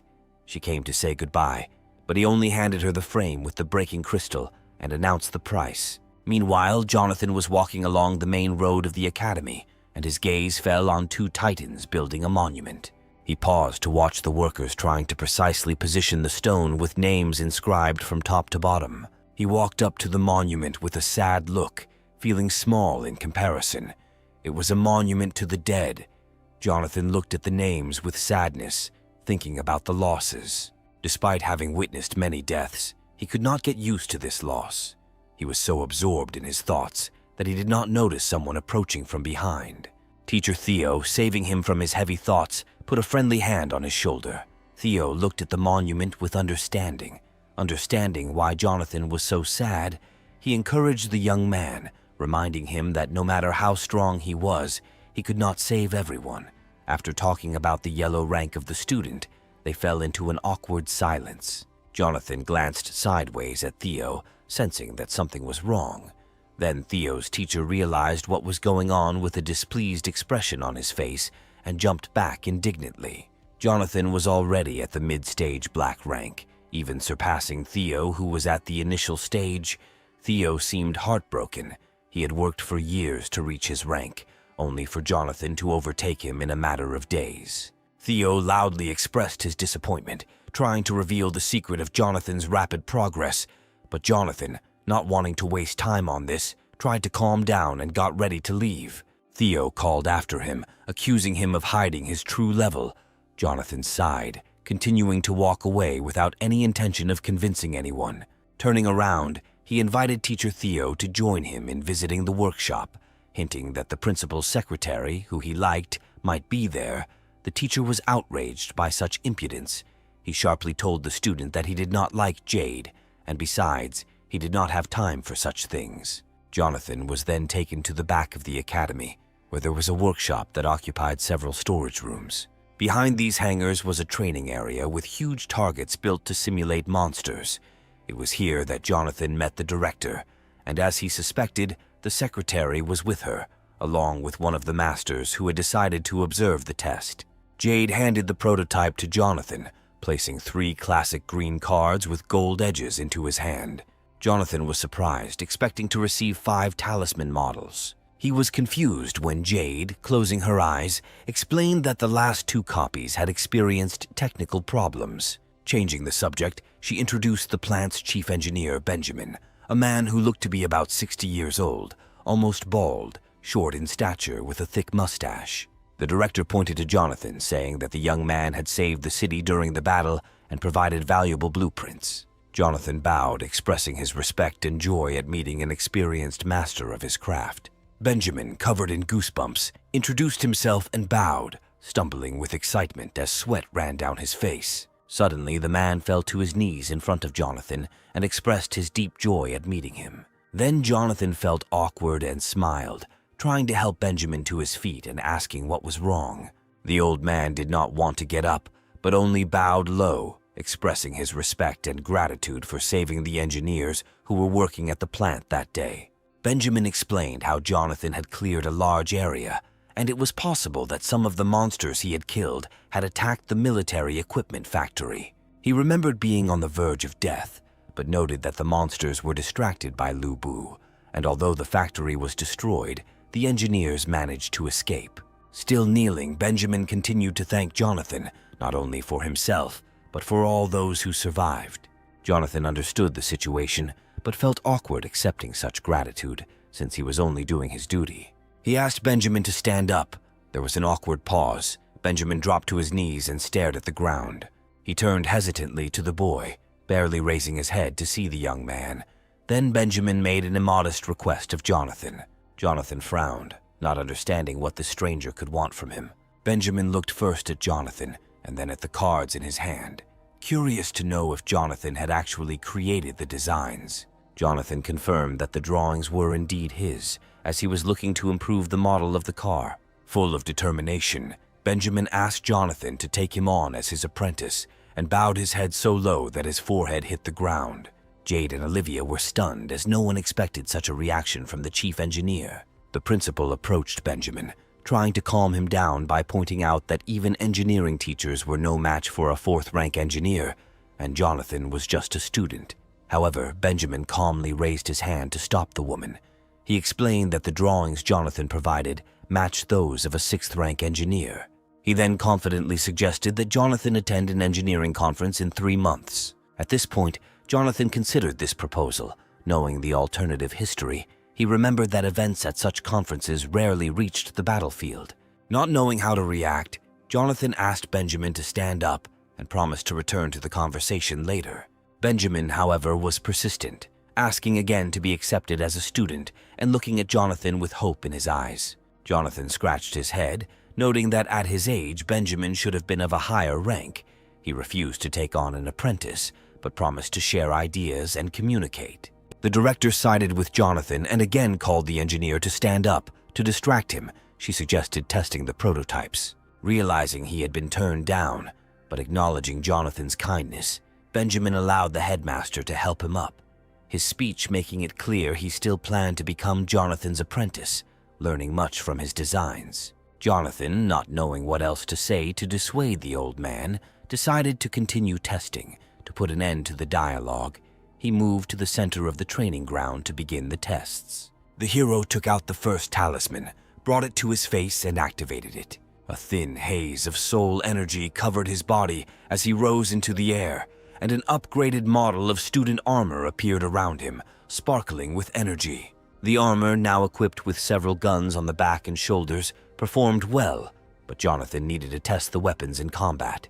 The cannon on his right shoulder loaded, preparing a powerful salvo at the enemy dummies. A volley followed, sending a powerful beam in an arc towards the targets. The explosion destroyed at least 10 enemy figures, scattering debris and smoke. Jade and Olivia watched in amazement as the cannon's power rivaled that of the ship's artillery. Jonathan himself was impressed by the power, noting that the handling and durability were beyond praise. Then Jonathan tested the grenade launcher on his left shoulder. The device rose, the latches opened, and the signal lamp came on. The target was aimed and the salvo signal sounded. 6 missiles shot forward, leaving behind a trail of spiritual energy, and simultaneously crashed into one target, causing the space around it to tremble. The director was surprised that the rockets did not explode immediately, indicating that they acted like grenades. Jonathan waited for a moment and then enthusiastically snapped his fingers to detonate the remote charges. Explosions followed, each blow so powerful that fire and smoke hid everything. Jade froze at the sight, realizing that such a weapon could easily destroy monsters and pose a significant threat to enemy armored vehicles. After observing the targets, Jonathan came to the conclusion that the machine consumed a lot of soul energy and was only suitable for those who could quickly restore energy. With a satisfied expression on his face, Jonathan pulled out the second card. It was time to test the next model. He dispelled the first armor, still floating in the air among the sparks of energy, and summoned the second student armor. This model had 4 blades on each arm, designed for flying swords. However, Jonathan was disappointed to find only 8 swords. Deciding to test them, he disconnected the swords from the manual controls, guided by the blue light of the soul energy. When the warrior identified his targets, the swords flew away from him at great speed. Jade watched the scene with wide eyes and mouth in surprise. A sensor-controlled weapon powered by soul energy was attached to the student's armor. Completely focused, Jonathan kept his head down and waved his burning arms as if conducting an orchestra, the blades moving gracefully and dangerously around the targets, creating intricate patterns in the air. The speed of the sword sent a wind through the area, and Jade, covering herself with her hands, voiced her thoughts that such a weapon in the hands of an elite fighter could easily destroy opponents of the same level. When the dust settled, everyone saw that the targets had been completely destroyed, leaving no trace of the original images of the monsters. Now they were just broken pieces of wood. Jonathan realized that the weapon was flawless for elite users, but unmanageable for students. He decided to demonstrate another example. Changing his armor again, he appeared in the form of a warrior with a shield and a cannon. Benjamin noted that this model, which combined a shield and a weapon, did not feature new technology, but offered the user more tactical options. Jonathan asked the director to create moving targets using a matrix. Jade, her head tilted slightly in surprise, didn't immediately understand what was required. Jonathan explained that he needed small, agile monsters for the demonstration. Jade understood the request and called a group of experts, asking if 3 voodoos would be enough. The warrior had already prepared his stance and weapons, stating that at least 10 opponents were needed to fully demonstrate the capabilities of the armor. The woman warned Jonathan that, although the monsters were merely residual energy, he should not be careless. Smoke began to rise from the site, and monsters surrounded by a green aura appeared above the warrior. They landed on the platform, bones glittering, and rushed towards Jonathan. Jonathan then grabbed the lever at the base of the shield and switched to buckshot, at the same time activating an energy shield that spread out in a large circle, completely covering the fighter. Switching to close combat mode, he began to shoot at the enemies like a machine gun. Fire burst out from the center of the shield, and he destroyed the monsters one by one. But the dogs tried to break through the shield, opening their soulless mouths. Jonathan then directed fire along the edges of the shield, sending enemies flying into the distance where he could easily blow them to pieces, the flames engulfing the enemies, destroying them all. Jade felt a thrill of excitement, impressed as she thought about how such models could replace the usual frontline defenders, perfect for use on the battlefield. At this point, Jonathan thought about it, noting that while the armor had little mobility, it was enough for attack and defense.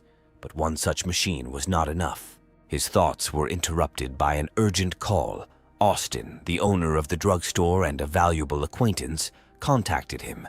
The cheerful face of an old man appeared on the monitor, informing that the tracks had been restored and the tickets Jonathan had requested were ready for immediate use. Jonathan thanked Austin with a smile and made another request for additional $100 million worth of the elixirs he had already purchased earlier. The old man was puzzled, noting that the market price had risen due to Jonathan's frequent purchases of medicinal herbs and elixirs. However, Jonathan knew that time was of the essence and offered to add another $50 million to speed up the order.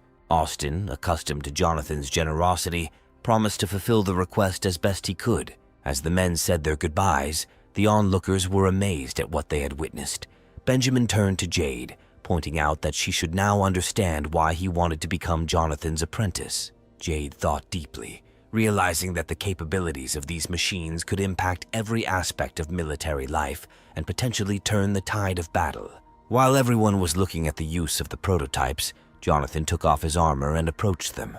He returned the cards to the engineer with praise, emphasizing that the next task was to mass-produce such machines. While Benjamin tucked the talisman into his inside pocket, Jonathan went to see the director to discuss finding suitable users for the new armor in the near future. Jade frowned, puzzled by Jonathan's insistence on working with production and military personnel. Jonathan, with his hands folded in a pleading gesture, wanted to take advantage of the favor the director had promised. He explained that the line of defense in the wasteland would soon need support, and that it would require assistance. Jade then gave an angry look, noting that such information about the defensive line was not publicly available and the attack was confidential. However, Jonathan chose not to go into further details, saying that the academy would be under renovation for 2 months and he would like to return home. He said goodbye and left the arena waving his hand. Benjamin also said goodbye to him and bowed. The women remained silent as Jonathan walked away, the director's brow furrowed angrily, clearly disappointed with the young man's actions. Olivia, not knowing what to say, remained silent throughout the meeting, simply watching. Meanwhile, Jonathan arrived at the airport, where a huge plane was already hovering over the building and loading operations were underway. There was noise and chaos everywhere, reflecting the bustle of airport life. As he walked through the lobby, he noticed the commotion below, with some flights being delayed and luggage being lost. His attention was drawn to a girl in a red dress with red hair pulled back into 2 ponytails. Jonathan was captivated by her face with soft, deep emerald eyes that seemed familiar to him from a past life. He remembered with horror that last moment when he held part of her fragile body, when the city was on fire and there were monsters everywhere.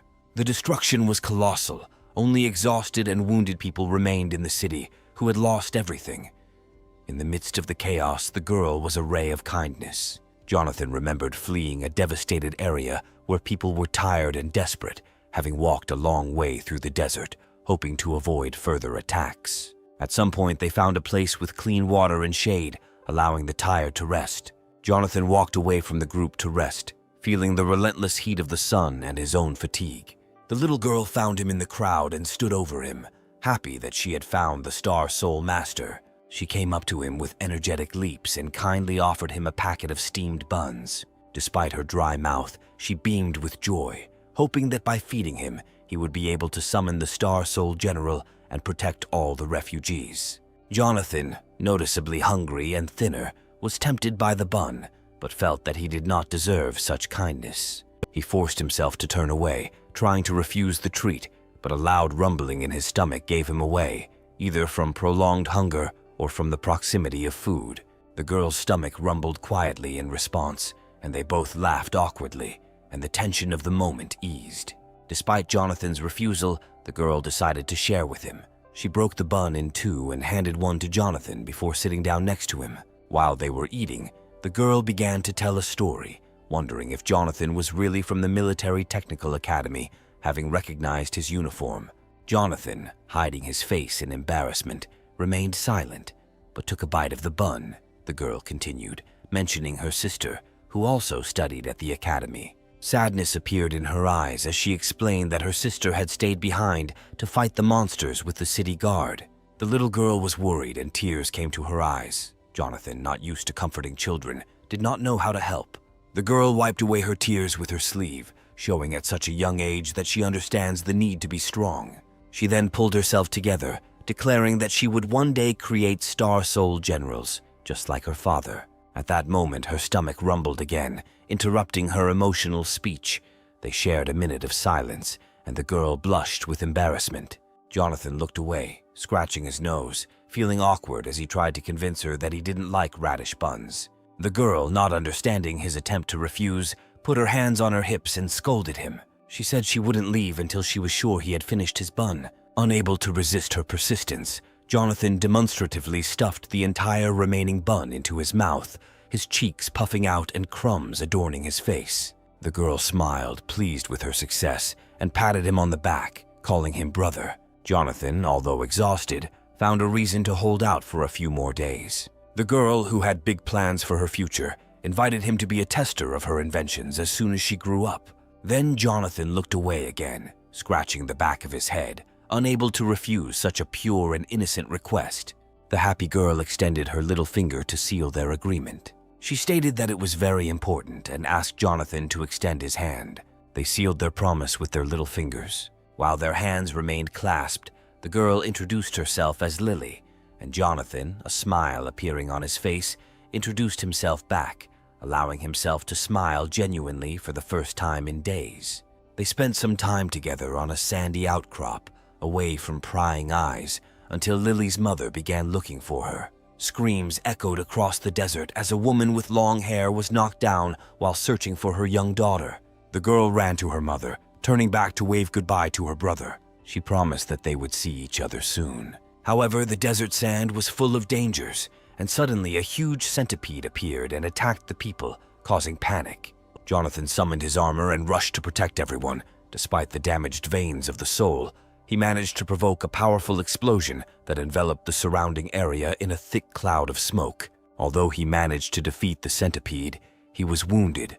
Blood was running down his arm. He was unable to save everyone, but many people survived. Jonathan's wound was deep, and he was quickly losing strength, leaving a bloody trail in the sand. When he stopped, he saw on the sand 2 severed hands belonging to a mother and daughter who remained together until the end.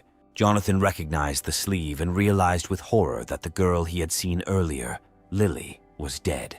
Overcome with grief, he fell to his knees and screamed at the top of his lungs, lamenting the unfairness of life and his inability to keep his promise.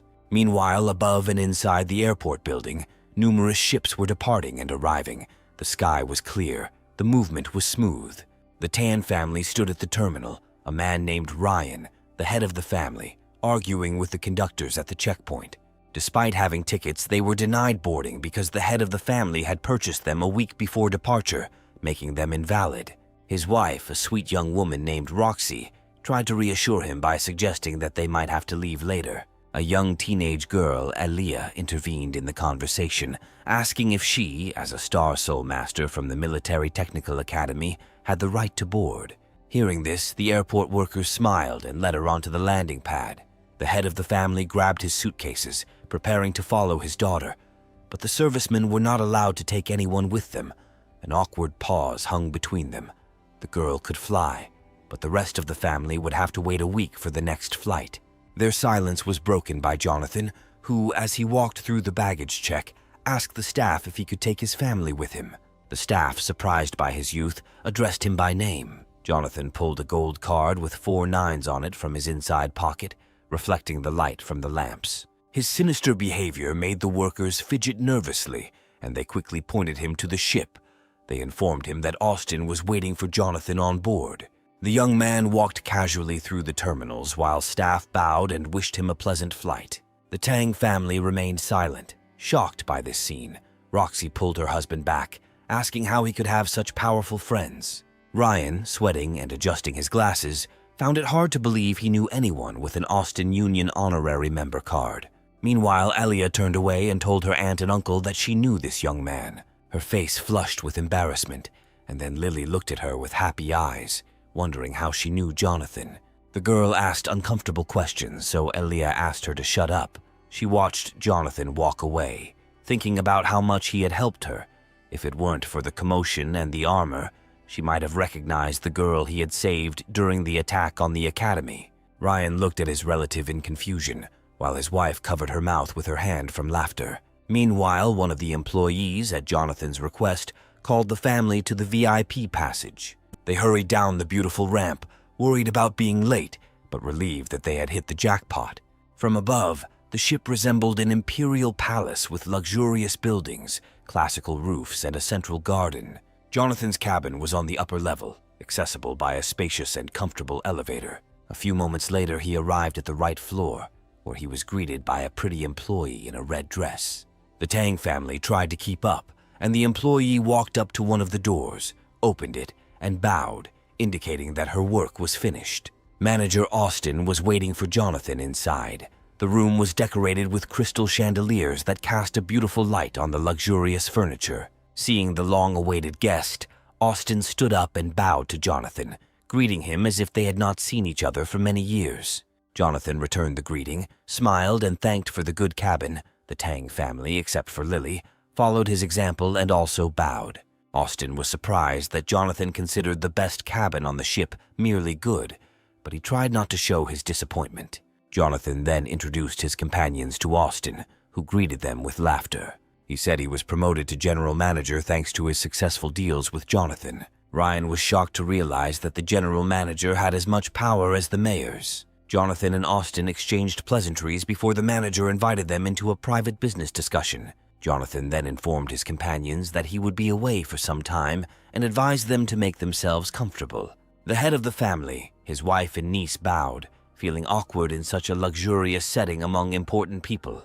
At that moment, Elia's cheeks flushed with excitement as she thought about how impressive this young man was, especially how well he could communicate with someone as important as Austin. When Austin opened the door, it revealed a simple but impressive room. He waited for Jonathan to join him, and as they disappeared through the door, Lily peered out from behind her mother, surprised at the lack of audibility. As it turned out, the room they entered was sealed off by a magical field and was not as ornately decorated as the others on the floor, but it was a great place to discuss business matters. Jonathan complimented the manager on the space, explaining that it was the perfect place for him to spend time making pills without disturbing others. Austin then handed Jonathan a memory card with the elixir he needed. Jonathan examined the card and its contents, then thanked the manager, mentioning that payment would be made later, as they had established a trusting trading relationship. Austin, not caring about immediate payment, smiled and bowed, also saying goodbye to Jonathan's companions and promising to visit them during the flight. Meanwhile, the Tang family was at a loss again. The attention from such an important person had confused them. When their meeting came to an end, they bowed and said goodbye. In the elevator, as the doors closed, Austin informed them that service personnel would be arriving shortly to make their journey easier. Lily waved her small hand at the interesting man, peeking out from behind his mother. Soon the elevator reached their floor, and a girl dressed like a maid arrived to meet them, her peach-colored hair matching the wolf ears on her head. Jonathan looked sternly at the girl and thought that she looked like a werewolf. As she stepped out of the elevator, the maid dropped to one knee and introduced herself as Sophie, saying she would be serving them for the rest of the flight. Jonathan, using his soul energy to get a better look at the maid, realized that she was a werewolf, which he had not seen for over 30 years. Then, after Tiandu's defeat and being sucked into a spatial rift, he found himself on the southern continent. There, in the forest, he was found unconscious by several ladies in beautiful clothes. He remembered seeing bunny ears on one girl with silver hair, and the second girl also had bunny ears and a short, wheat-colored haircut. The southern continent was a place of harmony where werewolves and celestials lived peacefully, rarely visited by outsiders. Jonathan was taken to the main palace gate and was met by a girl who was supposed to take him to the ancestor of the Dojan clan. There he gained much knowledge and power and eventually became the clan's 5th disciple, although his soul general was sealed by the 5 elements array, preventing him from copying generals. However, he still made a significant contribution to the clan. While visiting a tavern, he heard a legend about a reborn man who was destined to save worlds and protect his home. One elf told him this story in quite some detail. Jonathan spent quite a lot of time with the girl, listening to her story. Meanwhile, the maid, worried by Jonathan's absent-minded expression, reminded him of a wonderful period in his life. He apologized, feeling nostalgic for the southern continent and unsure if he would ever return. Sophie tilted her head to the side in confusion, her ears twitching slightly. In order not to attract unnecessary attention, Jonathan asked for a menu, and the Tan family, who were sitting separately, did not notice his strange behavior. Soon, the maid handed the guy a beautifully decorated gilded menu, as expensive as the decor. Jonathan began looking through the menu and asked the Tan family if they were hungry, offering to order for them. Lily was the first to react, rolling over on the couch to face Jonathan and excitedly demanding steamed buns. However, her mother quickly covered her mouth with her hand, apologizing for her daughter's behavior. She leaned over and told the girl that no one would be eating regular buns here and that she had one in her bag especially for her. Lily pouted, insisting that one bun was not enough.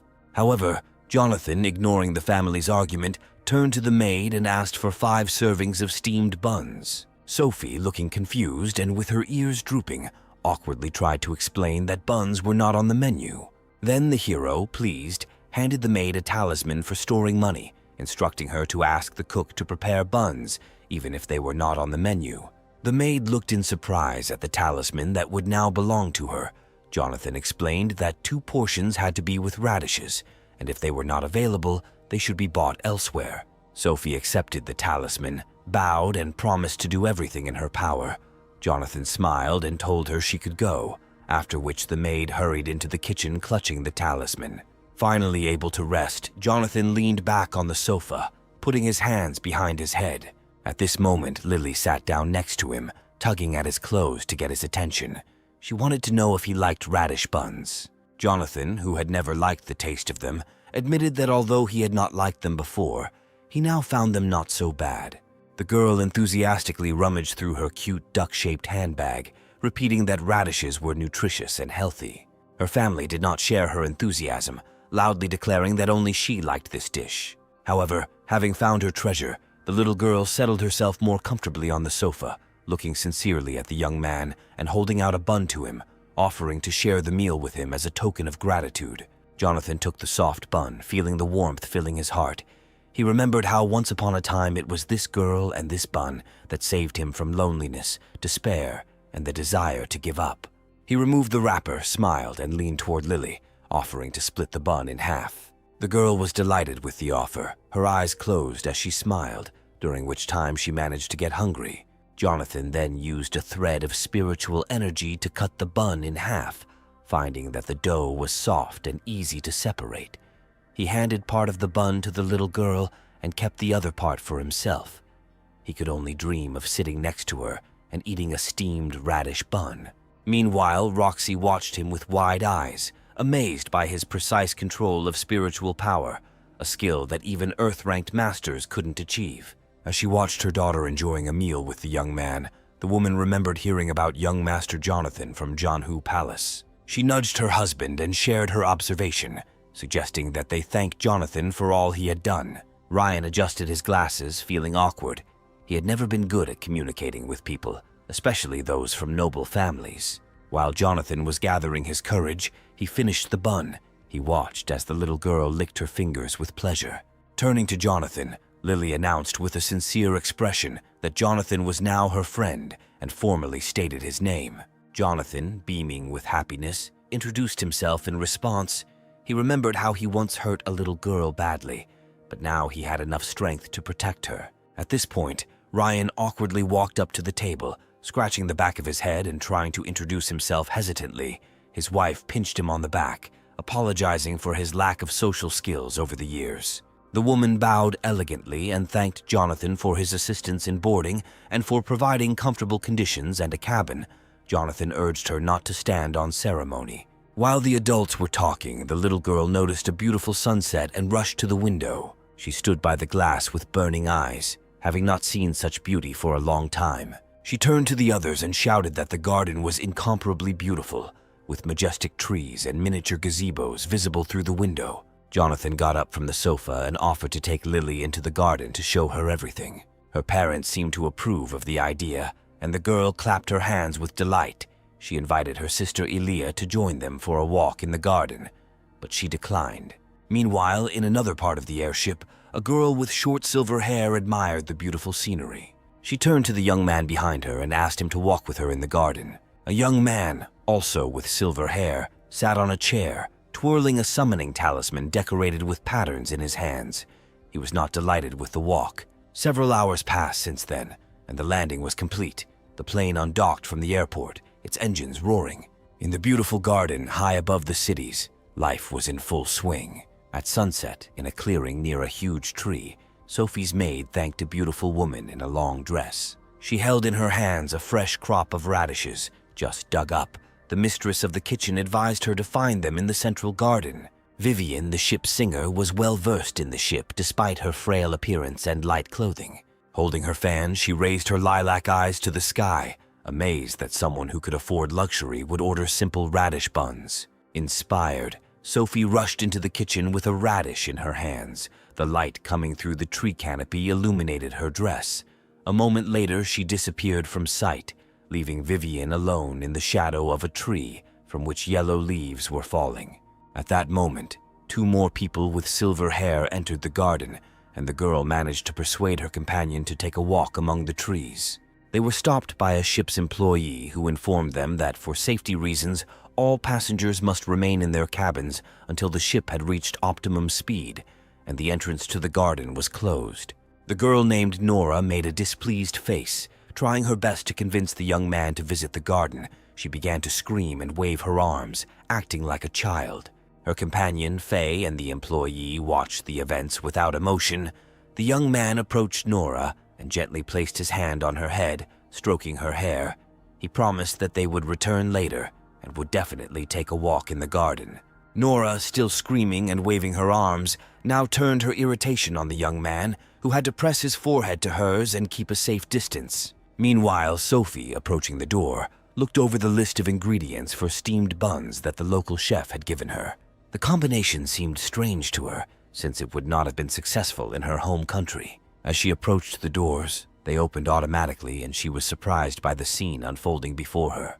Nora and Faye collided, sending radishes flying in all directions. The maid lay motionless on the floor, only lamenting about the spoiled radishes. Several radishes burst from the collision. Meanwhile, Nora was sitting on the floor, holding her head and crying. The girls hit their foreheads hard. Faye lifted the young lady by her clothes, looking at her tear-stained face to check her condition. Nora screamed in pain, not only from the physical injuries she had sustained, but also from embarrassment that her dress was dirty and unladylike. Then Sophie knelt down in front of the young lady, shaking off her clothes and apologizing repeatedly. She was in such a hurry that she did not look where she was running. However, at that moment, Faye hit her in the sternum, closer to the collarbones. The maid didn't even have time to react before she was thrown back, breaking through the door and landing face down on the stone path in the garden. The setting sun illuminated her stained dress, and dust from the impact swirled around her. The scarf that covered her neck fell off, revealing a metal collar, indicating that she was in slavery. The clerk watched the proceedings warily, his hand on the baton behind his back. The young man, clearly angry, continued to hold Nora in his right hand.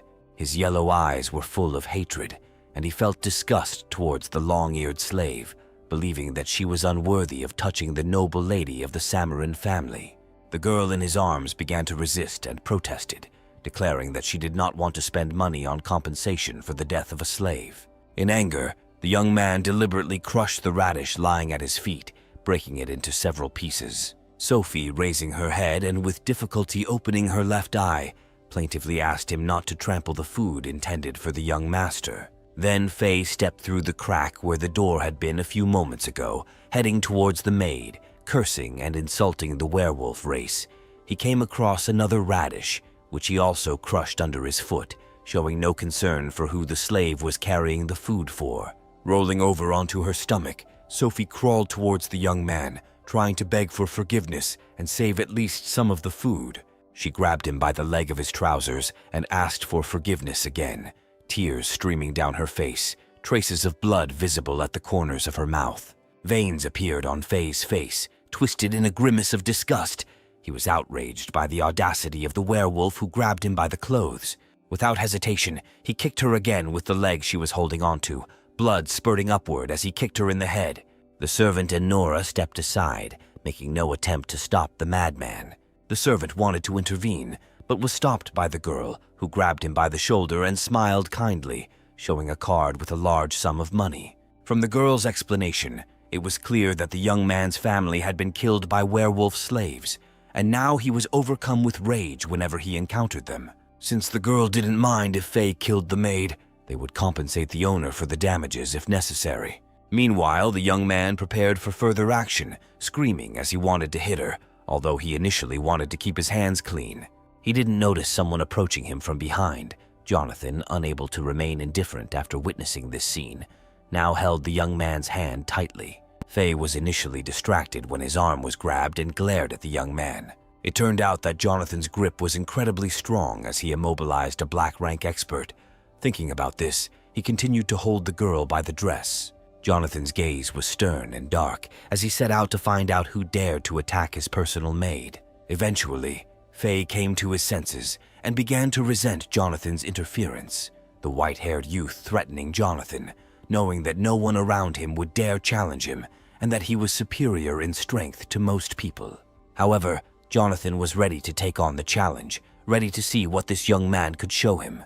Given Faye's recklessness, he was prepared to activate his Star Soul General right here, pulling out the activation talisman, aware of the potential destruction and loss that it would cause. However, at that moment, Nora approached the men, seeking an explanation. She handed Jonathan a wallet containing 50,000 Xiaoyu coins. The young man looked at the money suspiciously, took the card, and then turned his gaze to the strange couple. He remained silent, but did not touch the narcissistic Faye, just waiting for them to leave. Faye cursed under his breath and crumpled his numb hand, expressing his dissatisfaction. He didn't want to leave without saying the last word. Nora, interrupting his indignation, hit the young man on the head with her fist, her feelings telling her that he would not be able to win here, given the young man's earth rank. His eyes widened in surprise. He did not examine the aura, thinking that the intruder was no older than 20 years old. The angry girl put her hands on her hips and demanded that Faye apologize to the elder. Faye did not like this demand. His distrust and indignation were obvious, not used to asking for forgiveness. He crossed his arms over his chest and bowed his head as a sign of respect. Jonathan, however, ignored the boy and walked over to the maid, who was still lying curled up on the sidewalk. Hearing his voice, Sophie relaxed a little, but was unable to get up due to her injuries. Despite her attempts to reassure Jonathan that she was okay, he looked at her sternly. The odd couple bowed behind Jonathan, Nora asking permission to leave, knowing that if Jonathan hadn't had to take care of the maid at that moment, he might not have let them go so easily. However, having no time to deal with them further, Jonathan let them go with a grim look. Nora and Faye hurried out of the garden and ran across the hall to their cabins. The Tang family, watching from afar, noticed that Jonathan was looking at the retreating figures, noting that their appearance and skin color resembled those of the Xiaoyu kingdom in the southwest. Over time, the Xiaoyu kingdom developed various relationships with Tandu and was often at odds with its neighbors. Long ago, a kingdom under the influence of Mirin attacked Tandu. Their best warriors, who had allied with the Merman Kingdom and the other monster kingdom Longhai, the abode of monsters, often clashed with the Hun clan. The generals from the Suyai Kingdom and the Hun clan were complete opposites, like fire and water, and they fought with intense hostility. The kingdom of Shay was notorious for capturing slaves, often werewolves who were auctioned off like livestock. This cruel treatment led to the inhabitants viewing werewolves as mere commodities. Now Sophie was lying beaten on the ground, her appearance reminding Jonathan of his past life and the girl who once risked her life for him, despite being a werewolf. They shared a deep connection. Jonathan leaned over the maid, trying to assess her condition. He reached into the inside pocket of his jacket and pulled out a bottle of recovery pills. However, Sophie tried to brush off his kindness. She was not used to such gestures, and a pill of this kind could buy several werewolves. Her life did not seem too valuable to her. She pretended that everything was fine, scratching the back of her head and playfully sticking out her tongue. The maid was accustomed to beatings and often exaggerated her injuries to make her tormentor leave her alone. Jonathan, however, did not believe her pretense. He grabbed her jaw to force her mouth open and shoved a restorative pill inside. Sophie looked at him with fear. Even though most werewolves could not attain the rank of Soul General, they were an extremely powerful race. Suddenly, Sophie began to get indignant and waved her hands, not understanding why he was wasting such a valuable pill on her while she was in pain. Then Jonathan, who was sitting on the garden path, got up and left, telling her not to worry about such trifles, as the pills were no problem for him. Walking away from the girl, Jonathan noticed that there were only a few pills left in the bottle and decided that he needed to return to the hut to make more. He approached the Tang family, where a little girl pointed at an employee and complained that she could not enter the garden because of the flight. Jonathan stroked her head and promised that they would return to the garden for a walk. However, Lily still looked miserable, turning away from Jonathan with her cheeks puffed out and her arms crossed. Suddenly, she looked up, puzzled and serious, as her gaze fell on Sophie, who was crawling on her knees, picking up the remains of the radishes from the floor, and Lily ran to help the maid. At that moment, singing could be heard from the garden, coming through the half-open doors and inviting people to stroll among the trees. Jonathan, intrigued by the wonderful song, turned to the windows to find out who was still in the garden and whose voice was enchanting. The song emanated from the central gazebo, merging with the surrounding environment and becoming a part of it. Vivian sat on a ledge in the gazebo, playing an ancient musical instrument, the girl singing along to the music pouring from the strings. Jonathan recognized this voice. He had heard it before and enjoyed it during numerous concerts in Tandu. The memory of his days in the Black Shell Defense and attending many of their performances made him think about an autograph. A few minutes later, the loud voice of the ship's commander was heard. The ship was preparing for takeoff. The signalmen waved their wands, indicating that there were only a few minutes left before takeoff, and that passengers should fasten their seatbelts. The ship disconnected from the power grid, huge cables retracted into the base, a system check began, and the engines turned on. The main and auxiliary engines were in perfect order, and the plane began to gain altitude. The commander requested permission to leave the port. After checking everything was cleared for departure, and the dispatcher wished them a pleasant flight. The engines roared to full power as the ship took off, creating a cushion of air that prevented the turbulence from hitting the passengers. In cabin number 1, the entire Tang family, except for Lily, were sitting on the sofa. They were strapped into the seat, but they were still shaken by the turbulence. In cabin number 3, Faye also felt afraid, since the feeling of weightlessness had always been his greatest weakness. In a special room, Jonathan was busy making pills with a large alchemical ball that glowed like a mini-sun, and there were already several jars on the table. He reinforced the room with a magical field to prevent turbulence from interfering with his work. Jonathan prepared the pills not only for himself, but also as gifts for family members. After creating 4 new shiny pink pills surrounded by magical light, he placed them in separate jars. Jonathan was not yet experienced enough to create an 8-star potion, which explained the limited number of pills. With its engines running at full power, the plane roared away from the airport, accelerating to high speed, its nose creating an air cushion to protect passengers from the turbulence. In the midst of all this, Lily, despite her discomfort, chose to remain separated from her family, waiting for her brother. She looked unwell, and her mother invited her to join the family at a separate table so that she would not feel scared and alone. However, Lily chose to remain where she was, preferring to wait for her brother rather than join her mother. Soon, Jonathan decided to take a break, leaving his special room for the common area, and Lily immediately forgot about her recent disappointment. She patted the sofa and motioned for her brother to join her. Her face lit up with a wide smile. Jonathan noticed the cheerful expression on the girl's face and smiled back, pleased that he was being waited for. He headed towards the table. While Roxy looked at the young man in surprise, Jonathan calmly walked through the ship, not paying attention to the shaking around him. Elia, a student at the academy, watched Jonathan with no less surprise. She realized that he had adapted his muscles to the movements of the ship, a sign of great experience and self-control. Ryan, oblivious to the young man, was in such a bad state that he could barely hold his head up, almost semi-conscious. Jonathan, meanwhile, sat down on the couch next to the girl and opened the monitor to send a message. The little girl, worried about her brother, pointed to his seatbelt and urged him to buckle up for safety. She asked what he was doing. Jonathan, smiling calmly, explained that he was writing a message to his family to let them know he was returning home. The ship had already moved far from the city, gliding over the calm water, cutting through the clouds and heading towards the setting sun. Meanwhile, a message arrived in Yunnan City, and in the Song Manor, a huge sensor built into the main building recorded all incoming messages. The general manager, David, a middle-aged man in a gray suit, informed the head of the family that the airship with his grandson on board had taken off and would arrive the next day at noon. Santiago, the head of the family, an elderly gray-haired man in a gray robe, ordered that his sons and grandchildren also come to the estate to gather around the table. He looked at the monitor, reading the message from his youngest son, and ordered the warships to escort the ship carrying his grandson. The manager hesitated, asking cautiously if the warships could be used for personal purposes. The old man, angered by this question, scolded his subordinate, insisting that protecting his grandson was no longer just a family matter.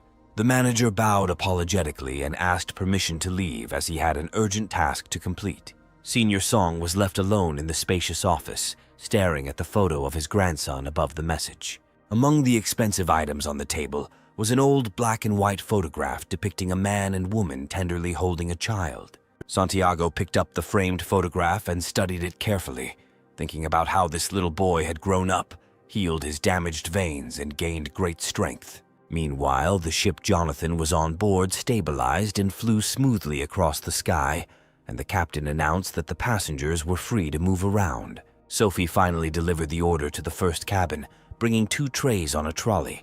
She placed one tray in front of Jonathan and Lily. The girl impatiently grabbed the steaming bun and popped it into her mouth. With her mouth full, she asked the maid how she felt.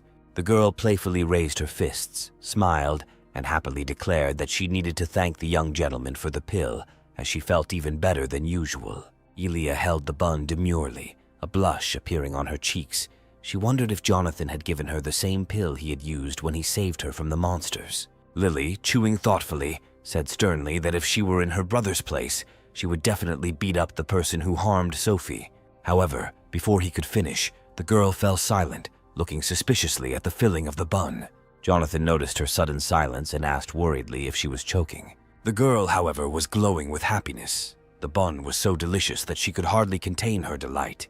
Jonathan, who had not yet tried a bun, picked one up and took a bite, expressing doubt as to whether the girl was exaggerating. He chewed the piece carefully and examined the filling, catching familiar notes of soy sauce and honey. The maid, genuinely pleased that the guests liked the buns, explained that they were prepared according to Lady Vivian's special recipe. The girl suddenly fell silent, realizing that she had forgotten to mention Lady Vivian. As she was about to take the card away, she informed the visitors that a performance with songs and dances would soon begin in the central garden, and offered to accompany them there. Meanwhile, in the garden, 2 armored warriors held special projectors, creating a large stage with dancers. A little further on a wooden podium, an observation deck was installed with chairs in 3 rows.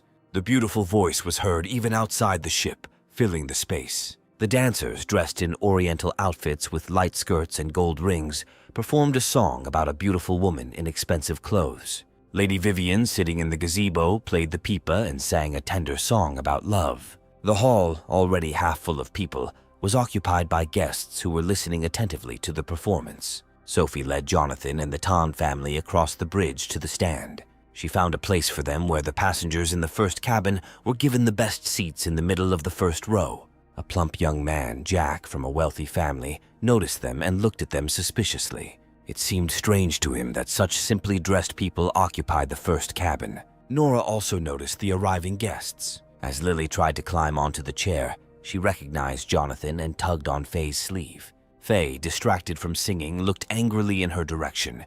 He was trying to enjoy the dancers and the beautiful song. Nora assumed that there were important guests from the Austin Trade Union sitting in the Diamond Zone.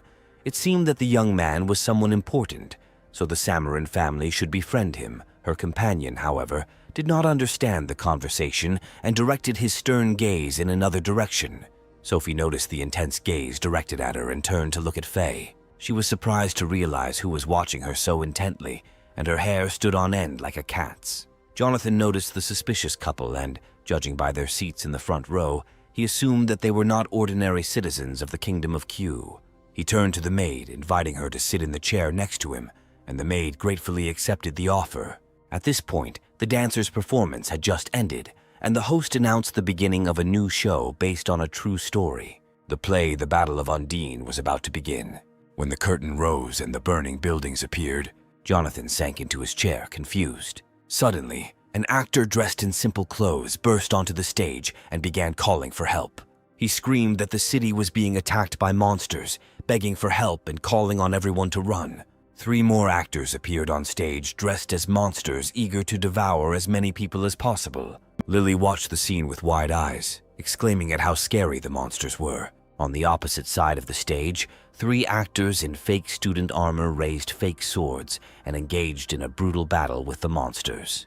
The battle was chaotic. Screams were heard from all sides. Suddenly, the monsters threw back the defenders. They lost their swords and fell backwards. The enemies stood over the immobilized bodies with monstrous grins, wielding huge claws. Lily screamed in fear, covering her eyes with her hands, as she had never seen such a performance before. Suddenly, an unusually dressed man appeared on the stage. His gray armor was different from that of the students and looked larger.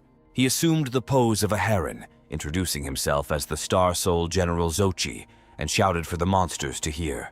The guests in the hall began to whisper and discuss the hero's appearance. The lead actor struck a provocative pose. At that moment, a sheet fell on him, causing him to disappear and spin. Some guests stood up from their seats to get a better view of the performance. Lily's face showed surprise and delight in anticipation of a miracle. When the actor removed the canvas, his outfit turned into a warrior costume in red emerald armor and a long red cloak.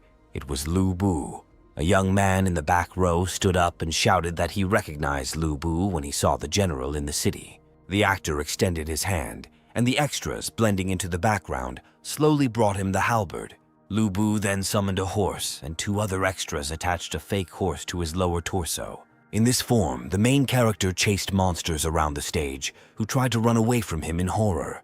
Jack clapped his hands with shining eyes, believing that this was a true example for their generation of Star Soul masters. Lily's eyes also sparkled as she greeted the majestic hero. Jonathan, feeling uneasy, tried to distract himself with hot tea. On stage, a beautiful girl was being comforted by a warrior among cardboard buildings who promised to protect her. Hearing this, Jonathan choked on his tea, imagining the actor waiting for the second prince.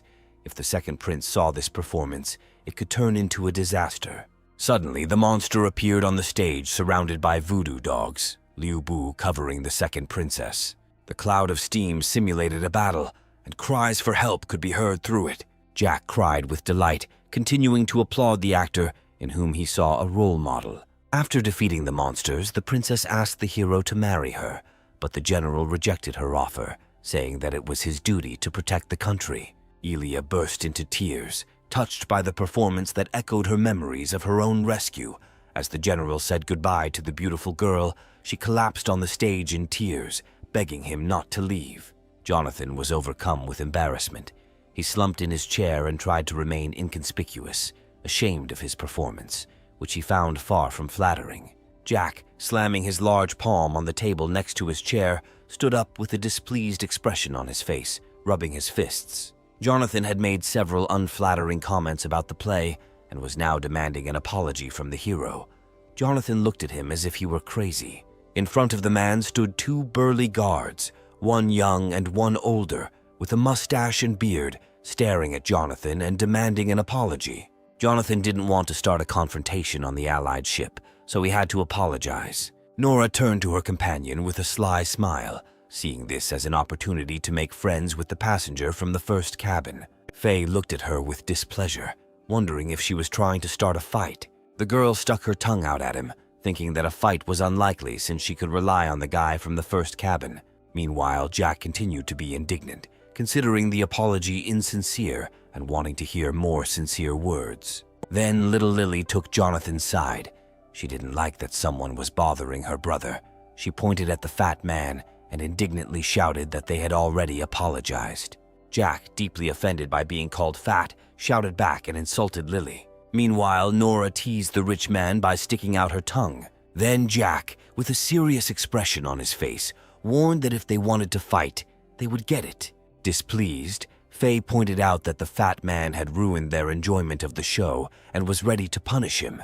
He pulled out his beautiful summoning talisman from under his clothes. One of the older guards, with an angry expression on his face, pointed out to the savages from the Xiaoyu kingdom that they shouldn't be so arrogant. Faye showed his disdain for such arrogance with his behavior, confident that he could quickly deal with both guards. The senior guard pulled out his card from the summons, believing that he could punish the impudent boy.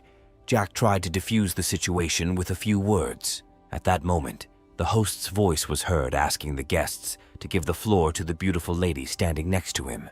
Everyone turned their attention to the stage, and most people froze in surprise when they recognized Lady Vivian herself. She stood next to the host in her usual soft peach-colored outfit, with her wheat-colored hair falling over her left shoulder. Jack, feeling awkward, bowed shyly, realizing that the author of the play had come onto the stage herself. Faye was also happy to see the girl up close. His cheeks turned pink, and his eyes reflected admiration. Jonathan looked at the beautiful lady with a nostalgic smile and tenderness, knowing that in 3 years she would become famous throughout the kingdom. Lady Vivian began her speech by explaining that she had heard the quarrel from her gazebo and had come out to make peace with her guests. Jack scratched the back of his head awkwardly, closing his eyes and asking the lady to continue her speech. The girl first thanked everyone for their love for her work, but noted that the story, based on a legend, was a literary work and not a reflection of the truth. Turning to Jonathan, she acknowledged that he might have been involved in the real battle depicted on stage, and she could only humbly accept his corrections. She also mentioned that some changes were made for commercial reasons and apologized for this, bowing from the stage as she spoke, a blush of embarrassment appearing on her face. Jonathan felt awkward and scratched the back of his head, trying to defuse the situation. He noted that the play was not so bad. Lady Vivian smiled back and asked the audience to enjoy her singing as well. Jack, now realizing that he had become too excited, asked forgiveness from the lady and everyone around him. Meanwhile, Lily continued to tease the fat man by sticking her tongue out at him. Then Faye finally threatened the guard by holding his finger to his throat, indicating that next time could be fatal for him. The old man frowned and walked away with the rest of the guards, casting an angry glance at the impudent young man. Meanwhile, the host, smiling, announced that the audience would be treated to a wonderful composition performed by Lady Vivian called Statue of the General of the Star Soul.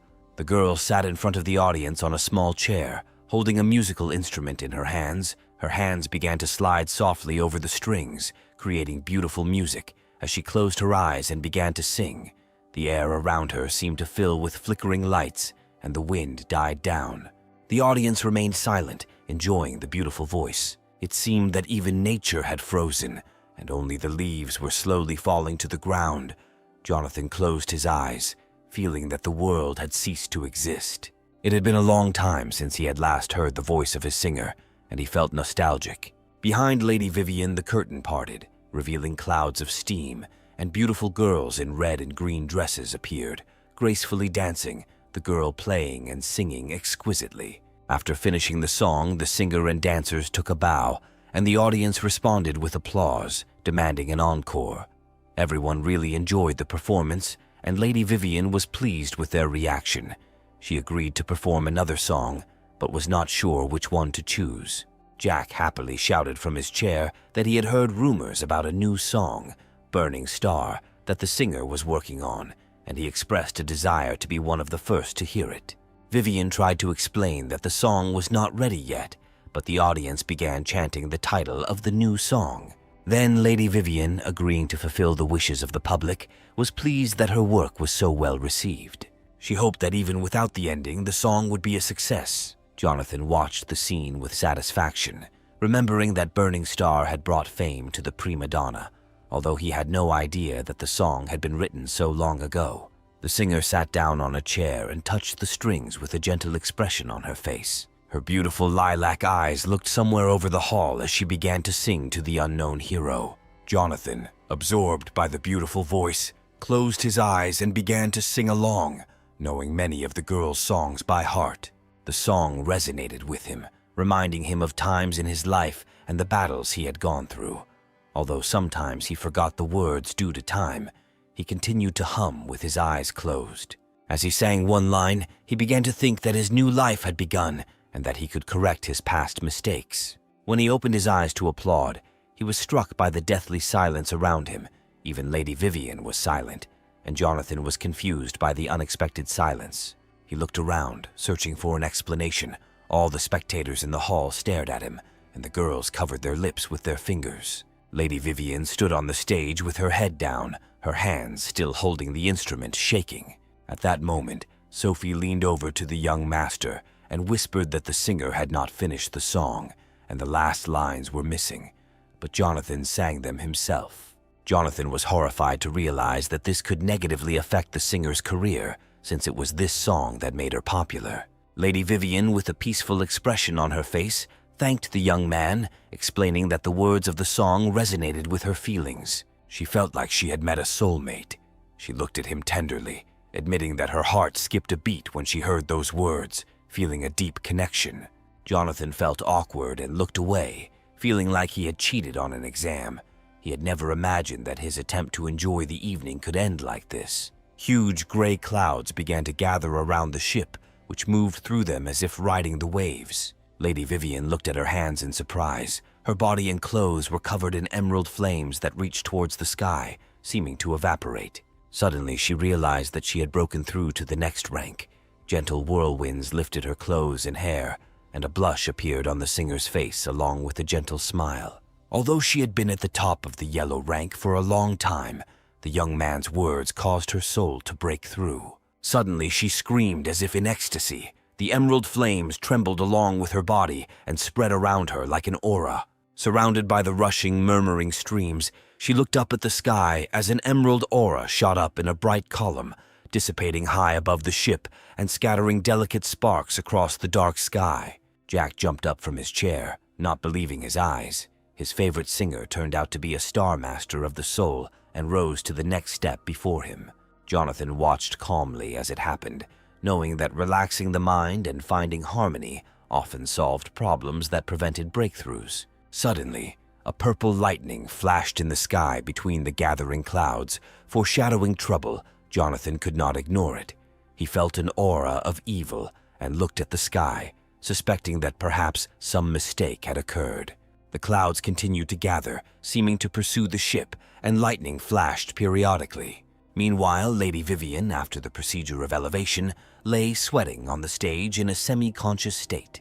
At that moment, Jack stood up, bowed respectfully, and congratulated her on breaking into the black ranks. The audience behind him remained seated, applauding and shouting words of congratulations to the singer. Still the center of attention, Lady Vivian rose slightly and thanked everyone present, her face flushing softly.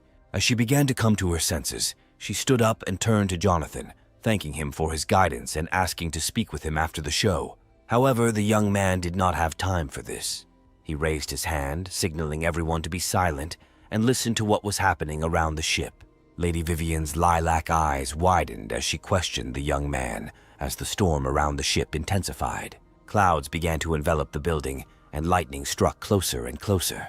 Panic erupted at headquarters when staff reported a malfunction in the airspace. The captain of the Hong family's airship 802, a stern old man in a red uniform, seemed very angry and ordered the ship to prepare to accelerate. But first, the defense system needed to be activated. A sky-colored shield appeared around the ship, causing the clouds to retreat several meters. Alarms blared throughout the ship, signaling that passengers were in danger. Sirens echoed in every corner of the plane, and guests in the garden heard a message from the ship's staff, informing them that the ship needed to speed up as monsters had been detected nearby.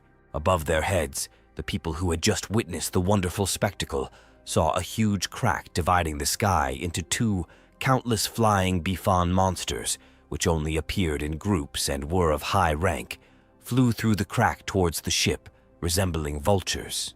They froze in the sky and, opening their huge beaks, began to collect energy balls for an attack. They simultaneously shot bright beams towards the ship. Even one such monster could cause irreparable damage and kill many people. The deadly rays were hitting the special high-level system installed by the ship's staff, and with so many monsters, it was unclear what kind of defense would be enough. Panic broke out in the garden. All the guests jumped up from their seats. The whole ship shook, but Jonathan remained calm and stood firmly on his feet. Lady Vivian struggled to stay on her feet due to the constant blows, and the ground seemed to be slipping out from under her feet. She found herself on the edge of the stage. Jonathan noticed that the singer was in danger and rushed to her. She fell from the stage into his arms. He then carefully placed her on the ground and they exchanged pleasantries. He checked to see if she was okay, and the girl thanked him for saving her. After that, Jonathan looked at the formation with a stern face, expressing concern that the defense would not last long. Lady Vivian pressed her hand to her chest, looking at the sky with excitement. Meanwhile, at headquarters, one of the employees, with a look of horror on his face, reported that the ship was completely surrounded by monsters. The captain, furious and unsure of what to do, realized that with the defenses activated, the ship would not be able to reach its maximum speed. A bead of sweat trickled down his temple as he decided to send out a distress signal and request support. Meanwhile, the staff had to engage in combat. Warriors in armor with long-range weapons were distributed around the perimeter of the ship to shoot at the flying monsters. A large number of trained warriors were stationed throughout the ship, their main task being to prevent the monsters from destroying the defensive array that was the main stronghold of their defense. Jack was carried by two guards who tried to take him to safety, but he resisted, wanting to fight. He tried to convince his uncles that he needed to join the fight by showing courage and anger. At this point, Faye and Nora were sitting on the floor behind chairs, and the young man seriously asked his companion what she thought about joining the fight. Nora, always prudent, looked at the young man and decided that she would fight, but not for others, but rather for herself. Meanwhile, Jonathan and Lady Vivian watched the barrier glow from the blows. Jonathan took out a green summoning talisman with patterns. Elia, who was watching the couple from the side, noticed the talisman in Jonathan's hand and was surprised. Her eyes widened as she recognized it. She thought she had lost the talisman in the battle. She blushed sharply and covered her mouth with her fingers, finding it very cute that her savior had used her talisman. It was an exciting discovery. The monsters attacking the ship showed no signs of retreating. The vibration spread throughout the entire defensive grid, and in some places the defense became especially thin. The enemies sensed vulnerability and gathered to attack small areas at the same time. The command post received this unpleasant news from the personnel responsible for system maintenance, who reported that monsters were trying to penetrate a weakly protected area. The captain, with a stern face but panic in his eyes, reacted excitedly. He sent another squad to provide security, and the threat to the guards was displayed on the screens. Meanwhile, one employee reported that no one could leave their current posts as fierce fighting raged everywhere. The captain realized that the situation was hopeless and broke out in a cold sweat. Now all hope was placed on the passengers who came to the aid of the ship's defenders. Most of the people on board were ordinary people, barely capable of killing even the weakest monsters. Meanwhile, the spectators hastily left the garden.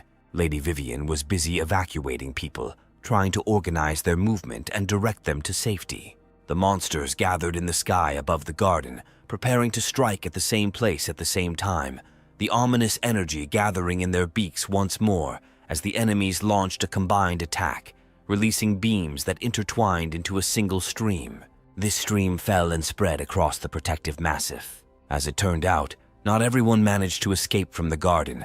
3 beautiful dancers ran along the path near the western wall, but fell due to constant shaking.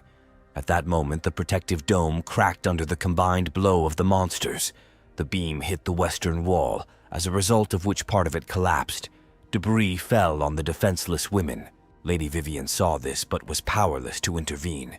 She shouted at the dancers to get out of the danger zone as soon as possible, but the girls did not make it in time.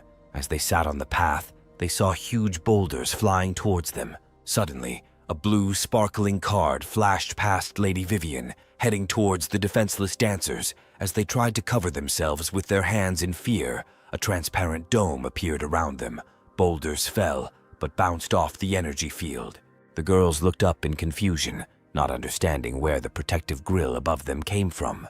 Lady Vivian turned around to see where the map had come from as it unfolded into a row. She was surprised to see Jonathan behind her. Few people were able to instantly create such things. He stood behind, completing the spell. After this, Jonathan looked up at the crack in the sky. Realizing that a battle awaited him, the monsters burst into the garden, and the first enemy entered inside. The rest of the monsters growled angrily, waiting for their turn. Jack, the guard, and his comrades turned around in response to the roar. It became clear to everyone that running was useless. Then the man from the guard pushed off the ground, determined to prevent the enemies from reaching the defenseless guests. In turn, he threw his summoning talisman to the master, asking him to save himself while they all had to fight. Jack caught the card with both hands and asked his uncle to take care of himself. His words were sincere. These people practically became his family. The old man activated his talisman, and the transformation began. He continued running, putting on his armor, which was quite simple and unadorned. Steel flashed brightly as he raised his battle axe, his classic simple weapon striking the monster's hard carapace, sparking brightly like steel striking steel. The man's blood boiled as he swung his axe, trying to break through the enemy's defense.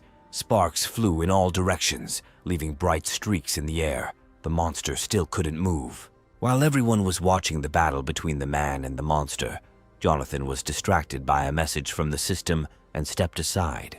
He listened carefully as the system recommended leaving the area due to increased danger.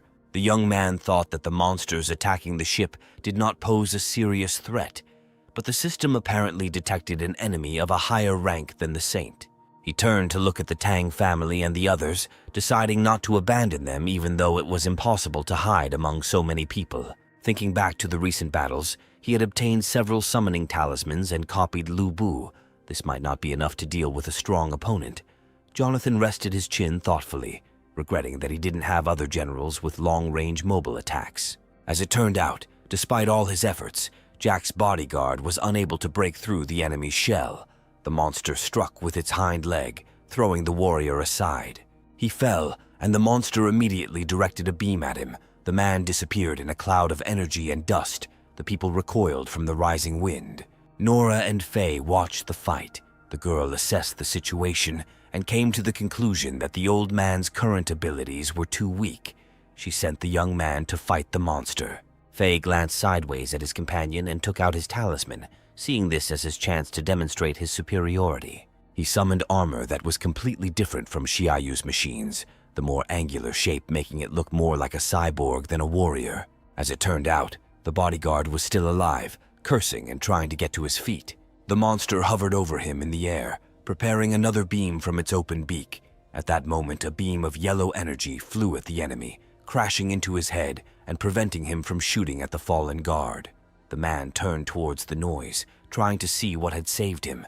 He looked towards where the beam had come from and saw Faye standing there with his hand outstretched, covered in bright yellow energy, circles spreading out from the shot he had just fired. The old man sighed heavily, looking sternly at his savior. He recognized Xiaoyu's armor. He rose to his feet, not wanting to show weakness, and wanted to continue the fight, hoping that they could defeat the enemy together. Faye fired at the monster again, and several beams flew out from his hand. The bodyguard fought in close combat, closing the distance with a jump and swinging his axe. Meanwhile, Sophie asked the Tan family and Jonathan to go down to the lower deck. Ryan agreed that it would be safer than remaining in plain sight in the garden. Then Lily ran to her brother, who picked up the girl in his arms and turned to Sophie with a serious expression. He asked the maid to look after his friends and asked if there was a lifeboat on board. The girl confirmed that there was a boat for the ship's personnel, after which she took Lily from the boy's hands. The girl resisted and reached out to her brother, confident that only he could protect them. Sophie then handed her over to her mother, urging them to move out while they could still move about normally. Roxy turned to call out to Elia, who looked back at the fight. However, the girl asked her aunt to hide on the lower deck without her. With a smile, she pressed the newly minted talisman to her chest and closed her eyes, preparing to protect not only herself, but also the passengers. Meanwhile, Faye and the old man pushed the monster out of the garden and continued to attack from different sides. Despite their previous skirmishes, they fought valiantly, the young man volunteering to act as a distraction while the old man looked for an opportunity to wound the enemy. The old man attacked the monster from all sides, and now his judgment was more lenient towards the impudent young man. Their combined strength and speed made a good team. The monster succumbed to their tactics, chasing Faye and forgetting about the second enemy, trying to catch the agile fighter. He became vulnerable. The young man noticed the enemy's loss of attention and pointed it out to Uncle Wu, suggesting that a successful attack was possible. The old man approached the distracted monster from behind, jumped up and was about to hit him on the head. He shouted while swinging his axe. But because the man was loud, the monster reacted quickly. He hit him in the stomach with such force that the axe flew out of the warrior's hands. The old man lost his balance and fell, crashing into the eastern wall and trees, raising a large cloud of dust. Jack pointed in panic to a crack in the massive structure. The warriors managed to hold back one enemy, but several more monsters had already broken through the crack. Vultures hovered over the garden, roaring loudly in search of victims. Faye darted between them, trying to join the others. The young man hoped to slip by unnoticed. One of the monsters clutched a beam in its beak to attack not only the old man, but everyone below. Elia and Lady Vivian were the first to notice the enemy's plan, but were powerless to do anything. They screamed in panic.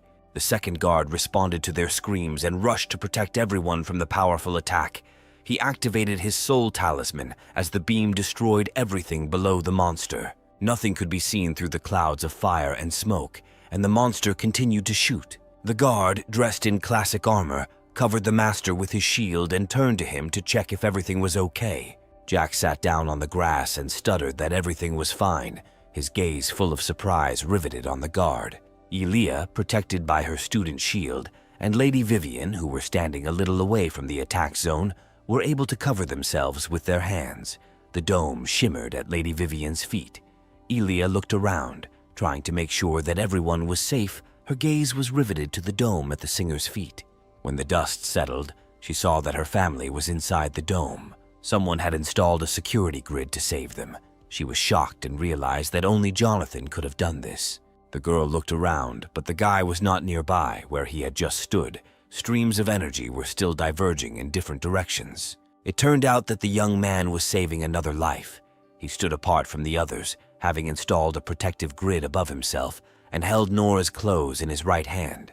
As he held her like a kitten, the girl looked embarrassed and blushed. She thanked him for saving her, but was shocked that someone could repel a monster's attack with their bare hands. Then Jonathan silently released his hand, letting go of Nora. He didn't feel very warm towards the couple, but was determined not to let anyone die. The girl barely touched the ground when the young man disappeared. The massif dissolved, leaving behind small circles and dust. Jack, still sitting on the ground, looked at his golden summoning talisman. The young man was trying to convince himself that he could fight. His body was covered in cold sweat, and he was clearly scared. He brought the talisman closer to his face and summoned the armor without even getting to his feet. The guard turned to see what was happening to the gentleman around whom the classic steel armor was forming. Even through the armor, it was clear that the young man was shaking with fear, but he assured the man that everything was fine. He needed to overcome his fear, get up, and take up arms. Several monsters flew towards them with nasty screams, spreading their paws in different directions to grab their victims. The new guard looked at the approaching enemies with unwavering determination, covering himself with his shield. Meanwhile, Jack was frantically trying to figure out the system, poking at different icons to find and summon weapons. While he was struggling with this, the warrior in front of him took a blow. The monster crashed into the shield and grabbed it with its paws.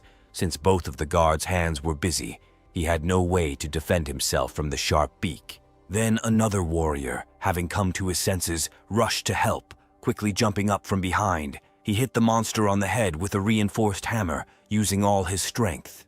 The vulture ducked to the ground under the blow. Meanwhile, Jonathan appeared, rushing towards the Tang family. He landed next to the protective grill, and the family looked at him in surprise. With a serious expression, he informed them that they would hardly be able to reach the lower deck safely now.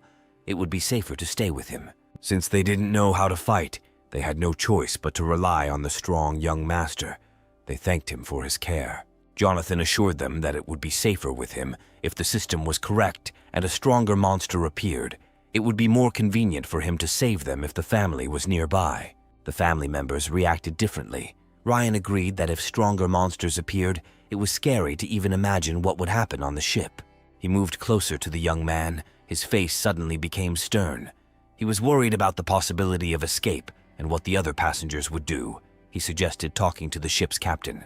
The man barely had time to fully express his opinion when his wife hit him. His glasses fell off, and a huge bump instantly formed on the back of his head. Meanwhile, Elia and Vivian were fighting one of the monsters. The monster shot beams at the ground, but the student was fast enough to dodge. She shot back while the singer attacked from the other side. The monster, unable to catch up with its agile opponent, turned its attention to Lady Vivian. Elia was unsure if the singer had a speed advantage over the monster, which caused her to panic, and she tried to warn the girl of the danger. The death ray struck the spot where Lady Vivian's red and yellow armor had been moments ago. The girl performed a quick somersault to dodge the attack, taking a bent-legged half-guard stance with two swords drawn. Without warning, it would be difficult for her to avoid the attack. The girls went on the offensive again, with Elia attacking from afar using the student's crossbow, Lady Vivian looking for weak spots to strike at close range. Meanwhile, after calming Ryan down, Roxy and her daughter awkwardly apologized for not being able to help, but were willing to do whatever they could. Jonathan tried to calm them down with a serious expression, as he had brought them on board and they were in danger. Their protection was his top priority. Meanwhile, more and more monsters appeared in the garden. Screams and explosions filled the air, and a battle raged on the ground between the trees. One of the enemies pinned the old man to the ground. He tried to defend himself with an axe, pushing away the paws and beak of the monster. Exhausted by the battle, he did not have the strength to push back or attack the monster. He could not get out of the situation on his own. Then Faye came to his aid. The young man appeared above the enemy's back like a ghost, his blades ready to attack. He intended to jump on the back of the flying monster to prevent it from fighting him off with its paws or tail. He plunged his left dagger into the enemy's spine. The protection on his back was not very strong as the armor easily broke, allowing the blade to penetrate the flesh. The wounded monster began to thrash about, splashing the old man's armor with pink caustic blood. In pain, the monster rushed in different directions, forgetting about its victim. Just half a meter away from the monster's screaming mouth, Faye raised his blade again and struck the monster in the head. The vulture's eyes darkened, blood flowed down its broken skull, and the blade flashed between its eyes. Faye pulled the blade out, and the vulture fell to the ground, spraying blood. The old man was temporarily safe. Streams of pink blood flowed down his armor. He tried to catch his breath and thanked his savior. Another monster was already flying towards them, leaving no time to relax. The young man turned to face the danger, ready to continue the fight. The old man then rose to his feet and picked up his axe. The men stood back to back, ready for the difficult battle ahead, while Jack and the second guard held off another monster, one defending while the other attacked. The monster crashed into the strong shield again, this time with more force and anger, the guard barely holding back the onslaught. Jack ran to check on the warrior, not noticing that the monster had followed him and was stretching out its huge paws towards him. It grabbed the young man by the back and helmet, knocking him over and pinning him to the ground.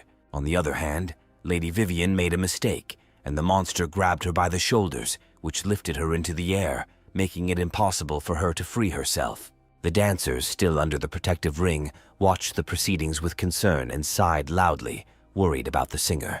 The monster threw the yellow-red warrior towards Elia. Everything happened so fast that Elia didn't have time to dodge. Lady Vivian collided with her ally at full speed, knocking her off her feet and pinning her to the ground with the weight of her armor. Another cloud of smoke rose up in the garden from the constant explosions, making it hard to see. Pushing his two opponents aside, the monster decided to attack them with a beam again, gathering energy into his mouth. The girls lying on the ground looked towards the enemy. The situation seemed dire. Suddenly, someone came to their aid. The monster was grabbed by the tail with a steel hand. The red Lubu pulled the monster by the tail and threw it over himself, forcing it to dig the ground with its muzzle. Everyone around was shocked. Sophie's eyes were shining with amazement. Lady Vivian was stunned, and the dancers were watching with wide eyes. Lubu finished off the monster with the third strike, the blade entering straight into the neck, covering the ground with acrid pink blood.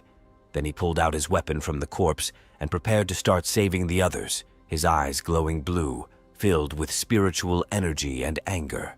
Meanwhile, Jack lay on the ground, covering his head with his hands, and his hammer lay half a meter away from him, a vulture with a sharp beak trying to break through the protection on the young man's back. With little combat experience, Jack could only lie there, covering his body with his hands and calling for help. Jonathan noticed the defenseless young man, turned to his screams and looked into the eyes of the monster. Distracted from its prey, the monster also looked at Jonathan and opened its beak, letting out a piercing cry. Then Lubu swung his halberd and sent it towards the enemy. The weapon quickly closed in with its immense power and speed, throwing the monster towards the wall and pinning it to it. The young man rubbed his eyes, unable to believe that the hero of the recent performance was standing before him. Meanwhile, Jonathan counted the monsters that had managed to squeeze through the gap in the barrier. There were already 7 monsters in the garden. He scanned the airspace and assessed the situation, realizing that he would have to act sooner than planned. With a sad, serious look, he asked the system to unlock Lubu's Earth-rank weapon, the cloud-dispersing bow. A loading screen appeared on the monitor, showing that only the halberd and other weapons were available. The young man studied the indicators in the system. Although the bow was a powerful weapon, it was also very expensive. At this point, Elia and Lady Vivian had to fight a separate monster, and their strength was already running out. Faye and Old Man Wu were not doing any better. They were both very tired, and the monsters kept coming. Suddenly, golden rings appeared in the sky and flew towards the enemies, leaving red trails in the air. The rings attacked the monsters that Elia and Vivian were fighting, driving the enemies a little further away from the girls. Faye looked at this scene in surprise and explained that these were Miss Nora's flying discs, which were still in the testing stage. At the first call of their owner, the discs described a circle in the air and returned to her. Lady Nora, dressed in armor, stood in a special stance that allowed her to throw and pick up the rings. With her head slightly lowered and her arms crossed over her chest, 3 flaming rings hung in the air on both sides of her, continuously rotating. The girl looked pleased with herself. Now her main goal was to protect people and the ship, and she demonstrated a sample of cutting discs for medium and long-range strikes. The monsters she had thrown away from her allies gathered in a group and shouted menacingly. Faye thanked his companion for her help.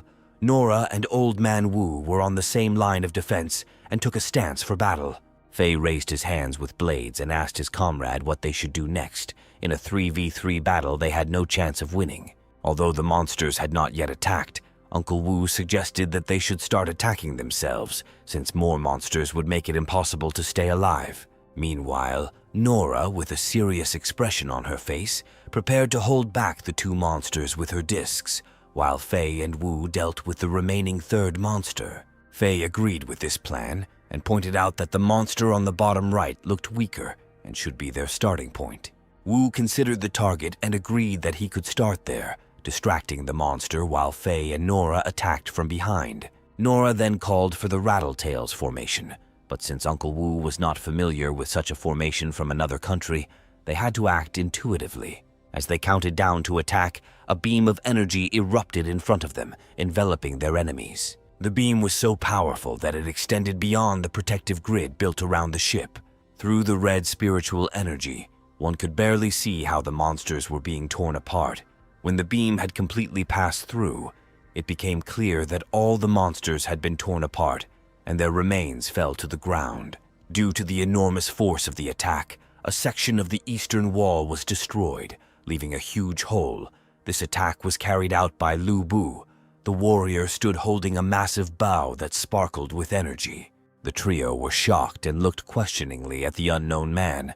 Wu asked what formation they intended to use. The warriors, who were now safe, could not believe their eyes.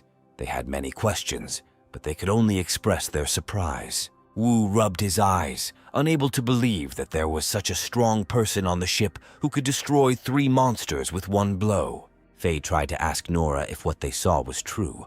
They all witnessed the same event, and the guy broke out in a cold sweat.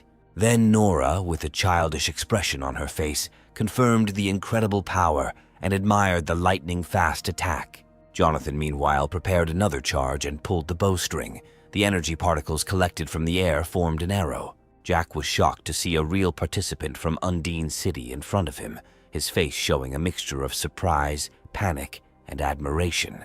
The other fighters turned their heads in his direction, repeating what they heard with surprise. Jonathan stood frozen in his stance, holding his bow, unsure whether to answer, so he remained silent. He felt upset and awkward because of the reactions of those around him and realized that he had overdone it. The young man looked at the wall he had punched through, from which smoke was pouring. There were residential buildings on the other side, and he hoped that there were no people there anymore during the attack. At that moment, Lady Vivian brought him back to reality. She shouted at him to be careful. Jonathan reacted quickly, turning his head to see 3 monsters approaching him, their beaks open in a menacing manner, and they screamed. Realizing that he would destroy everything here with his bow, Jonathan asked the system to unlock another weapon, the claws that ripped the sky. The system began processing, and an image of a strange weapon appeared on the monitor, resembling a hand with 3 long fingers. As soon as the system finished its work, Jonathan began to change weapons. Suddenly, a strange weapon resembling a spider appeared in the air. The gray part of the device was stuck to his hand, while the red and emerald-colored half was moving away from it. Lu Bu took a stance, his claws dug into the ground for support. He charged his weapon with soul energy and lunged, cutting the nearest monster in half. An arc of energy and enemy blood formed in the air. The next monster, seeing the death of the first, stopped and hovered in the air. Jonathan turned his head towards it, noting that it was within attack range. He then plunged his sky-rending claws into the monster, ripping open its stomach and causing blood to gush out. The third monster tried to retreat, screaming and writhing in the air. Lu Bu, holding the corpse of the monster he had just killed, quickly closed the distance and jumped onto the back of the third monster, grabbing it with his claws. He knocked the enemy to the ground, dragging him along with him and striking him with lightning from his soul. Lady Vivian, flushed and wide-eyed, was amazed at Jonathan's strength and suggested that he might be able to help her. Elia also looked at the hero with fear and trepidation, covering her mouth with her hand. In her eyes, Jonathan seemed even stronger than before. Jack, delighted, clenched his fists in excitement, his eyes lighting up at the chance to see in person the hero he had admired for so long. Meanwhile, Lu Bu stood silently at the edge of the garden wall, holding the charred corpse of the monster, which was still smoking, in his right clawed hand. He threw the lifeless body down, and it fell to the ground with a crash, raising a cloud of dust. Then Lu Bu rose above the garden. Jonathan looked around the area with a stern expression. The main threat the system had warned about had not yet manifested itself. Meanwhile, Lady Vivian and Faye watched as Nora, surrounded by rings, approached them. The young man asked if Nora was really a passenger from the first salon. The girl bowed her head and smiled awkwardly, confirming his assumption. Faye looked at the warrior in horror, relieved that he hadn't caused any more trouble, and retreated. Nora noted with a sarcastic smile that if their argument had continued, Faye would have ended up in a coffin. Wu did not understand the girl's teasing, and with a serious expression explained to the young man that he would have died in a battle with Jonathan. Faye, unwilling to listen, focused on the crack in the grate, but the enemies continued to appear, leaving no time for distraction. Dozens of monsters hovered over the garden, trying to tear the passengers apart. The headquarters where the staff who controlled the array and the ship lived was also surrounded by monsters. Panic began inside. One of the staff informed the captain that the array was unstable and would soon shut down. The crew and passengers had no choice. The captain then ordered that distress signals be continued, expressing his disappointment at the lack of support. At that moment, the monster looked into the window of the headquarters, frightening the employee closest to it. The monster began to knock on the window with its beak, like a bird trying to get a larva from a tree. Although the window was reinforced, it would not last long. Cracks appeared on the glass, and the employees, led by the captain, left the bridge in panic. Suddenly, a scream was heard from outside the window. The captain turned around and saw that the monster had abandoned its attempts to get inside. Lu Bu grabbed the monster by the neck and pierced it with his halberd. Blood spurted from the enemy's back. The blow was fatal, and Lu Bu decided to ensure the death of the monster by tearing its body in half. He threw one piece on the ground and held the other in his hand before throwing it away. The captain and crew watched the fighter through the cracked window. Seeing his back turned, his helmet and back visible, the old man was shocked. The attendant pointed to the window, muttering that he recognized the Red General in the garden, protecting the passengers and crew. The captain realized who he saw and cried out with pride and excitement. The hero Undine himself was on his ship. His daughters were admirers of the warrior. He turned to the clerk and enthusiastically ordered him to get 2 autographs from the hero as soon as everything calmed down. Realizing that 2 would not be enough, he began counting on his fingers how many he needed for his daughters and wives, the employee silently watching the ridiculous situation before exploding emotionally. He yelled at the captain, insisting that he would get more autographs, maybe even a photo for himself, before suddenly leaving out of jealousy and resentment. He bit the hem of his coat, whined about getting a promotion, and vowed to have 8 wives. Meanwhile, the ship's guards were completely exhausted. The warrior and the guard commander discussed the overwhelming number of monsters and the injuries among their comrades. The guard commander pointed out that they could not retreat because the lives of the passengers depended on them. The warrior continued shooting, but doubt appeared on his face, and he hinted that he needed to take care of his 80-year-old mother. Another warrior silenced him by sternly stating that everyone had families and that they would be provided for after their death. The first warrior swallowed nervously, sweat streaming down his face, his eyes widened in fear. The ship's defenders continued to fight off the monsters, firing crossbows at the enemies filling the space above them. But despite their efforts, the monsters continued to advance. One of the vultures flew straight at the captain and the first fighter.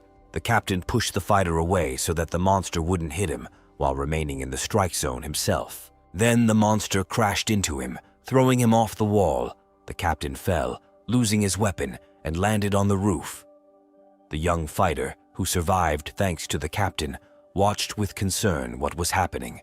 They found themselves on opposite sides of the roof, surrounded by dozens of monsters circling above. Several monsters approached and began to attack the warrior's armor, hitting him in the chest and trying to break his helmet. His armor cracked, pieces flew in all directions, and small lightning cracks appeared due to the damage. The warrior, having lost hope, thought with a smile that his family would receive an allowance after his death, finally freeing them from debt. Suddenly, Jonathan's spear appeared in the air. It was aimed at the vulture. The spear pierced the vulture's head, almost hitting the warrior who had lost all hope. The battered warrior barely realized what had happened before his eyes. Jonathan managed to kill the monster before it could harm the man. However, Jonathan, the main hero of the battle, could not afford to be distracted from helping his allies and focused on the summit. He considered the best course of action given his situation. The soldiers fell on their knees and thanked Jonathan for saving them, but he only asked them not to interfere. Looking around, Jonathan counted the monsters surrounding him. Drawing his spear back, he prepared to charge at the monsters floating in the air. A powerful whirlwind formed behind the spear, ready to sweep away everything in its path. He headed straight into the thick of the vultures. The wounded soldiers on the roof watched in disappointment as the attack failed to hit a single monster. After the previous attack, Jonathan summoned his bow and prepared to deliver another powerful blow. Pointing his bow towards the sky, Jonathan completed his preparations and was ready to attack the vultures. After releasing the bowstring, a loud roar was heard, and an energy arrow flew straight towards the monsters. The arrow, cutting through the air, quickly reached the monsters, who were unable to react to the rapid attack. One by one, the monsters began to explode, some without even realizing what had happened. The sky lit up with dozens of explosions, briefly as bright as daylight. The warriors standing nearby were shocked by the hero's destructive power. A few moments later, the remains of the exploded monsters began to fall from the sky, and the still living vultures amazed everyone in the area with their cries, trying to call for help. The soldier, who had understood the vultures' plan, anxiously awaited the result of their actions. A new group of enraged monsters gathered over the battlefield, screaming at the top of their lungs. Seeing this, Jonathan began to think about what the system had told him earlier. Then all the vultures began to prepare an attack aimed at the hero. The soldiers who were still conscious fearfully urged Jonathan to attack the vultures again, as he had done a few minutes earlier. Realizing the situation, Jonathan realized that he would not be able to protect the ship on his own, even if he could redirect the beam. As he finished his preparations, the monsters were about to launch an attack that he would be unable to repel. Just at that moment, cannon shots were fired from a ship that appeared on the horizon. Projectiles moving at the speed of light rushed towards the horde of monsters. Some of the attacking beasts were killed in the blink of an eye, preventing them from launching an attack on Jonathan. The confused monsters turned to the attacking ships, which were the very reinforcements the soldiers had been expecting. The vultures, now ready to tear everything in their path to shreds, rushed towards the reinforcements. As they approached, more shots were heard. Almost all of the attacking monsters were killed with one cannon salvo. The second ship that arrived began to establish contact with the Hong family's ship. A cry came from the captain's cabin on the Hong family's ship that the reinforcements they had called for had arrived. The main screen in the captain's cabin turned on, and everyone turned to see it. Two representatives of the Red Phoenix Army appeared on the screen, asking for evacuation under their cover. All that remained in the sky were the small remains of the monsters with 3 ships, one of which was badly battered. With tears in his eyes, the assistant commander joyfully exclaimed that help had arrived. However, the commander could not understand why the ships of the Red Phoenix Army came to their aid from such a distance. The agitated assistant claimed they were just passing by. With no time to think, the commander ordered all energy to be directed into the traction furnace to join the Red Phoenix forces. When the energy transfer occurred, the ship's protective grid was removed, creating a beautiful sight. The soldiers on the ship, who did not immediately understand what was happening, clung to whatever they could, waiting for acceleration. Jonathan stood surrounded by the remains of the vulture horde, looking in surprise at the ships before him. He realized that these were the ships of the Red Phoenix Army, specifically the Yunjin Women's Army. Meanwhile, on the Red Phoenix Army ship, the representatives studied the map of the battlefield. Near the map stood Manager David and a girl with long purple hair. The girl was alarmed by the restraint of the former head of the city, Juan. He asked not to be addressed by his old title and mentioned that he was now merely the manager of the Sun Mansion. She apologized for her mistake and changed the subject. Enlarging the map, they saw Jonathan in armor standing on the roof. The girl wondered in surprise if this was the hero who had saved everyone in the city of Undine. She was a little annoyed because the Marquis of the Hong family had always been lucky despite being an unpleasant person. The girl was sure that without Jonathan's help, the Hong family ship would not have received reinforcements. Mansion Manager Song thought to herself that when the commander found out that the hero who saved the city and the Marquis' ship was Jonathan, she would be shocked. Meanwhile, the Sun family ship, accompanied by the Red Phoenix Army's warships, reached the defense zone.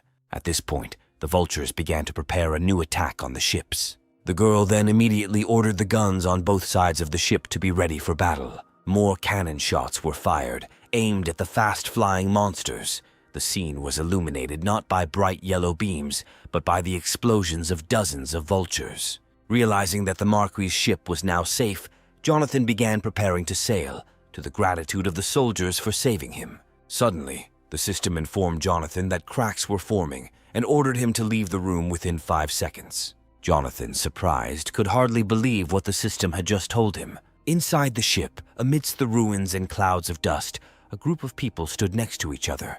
When the dust began to settle, everyone was able to see each other and assess the situation. Jack, sweating and breathing heavily, was subjected to ridicule from Faye. He proudly declared that all the men in his region were as brave as he was and began to calculate the insurance compensation for the damage done to the ship.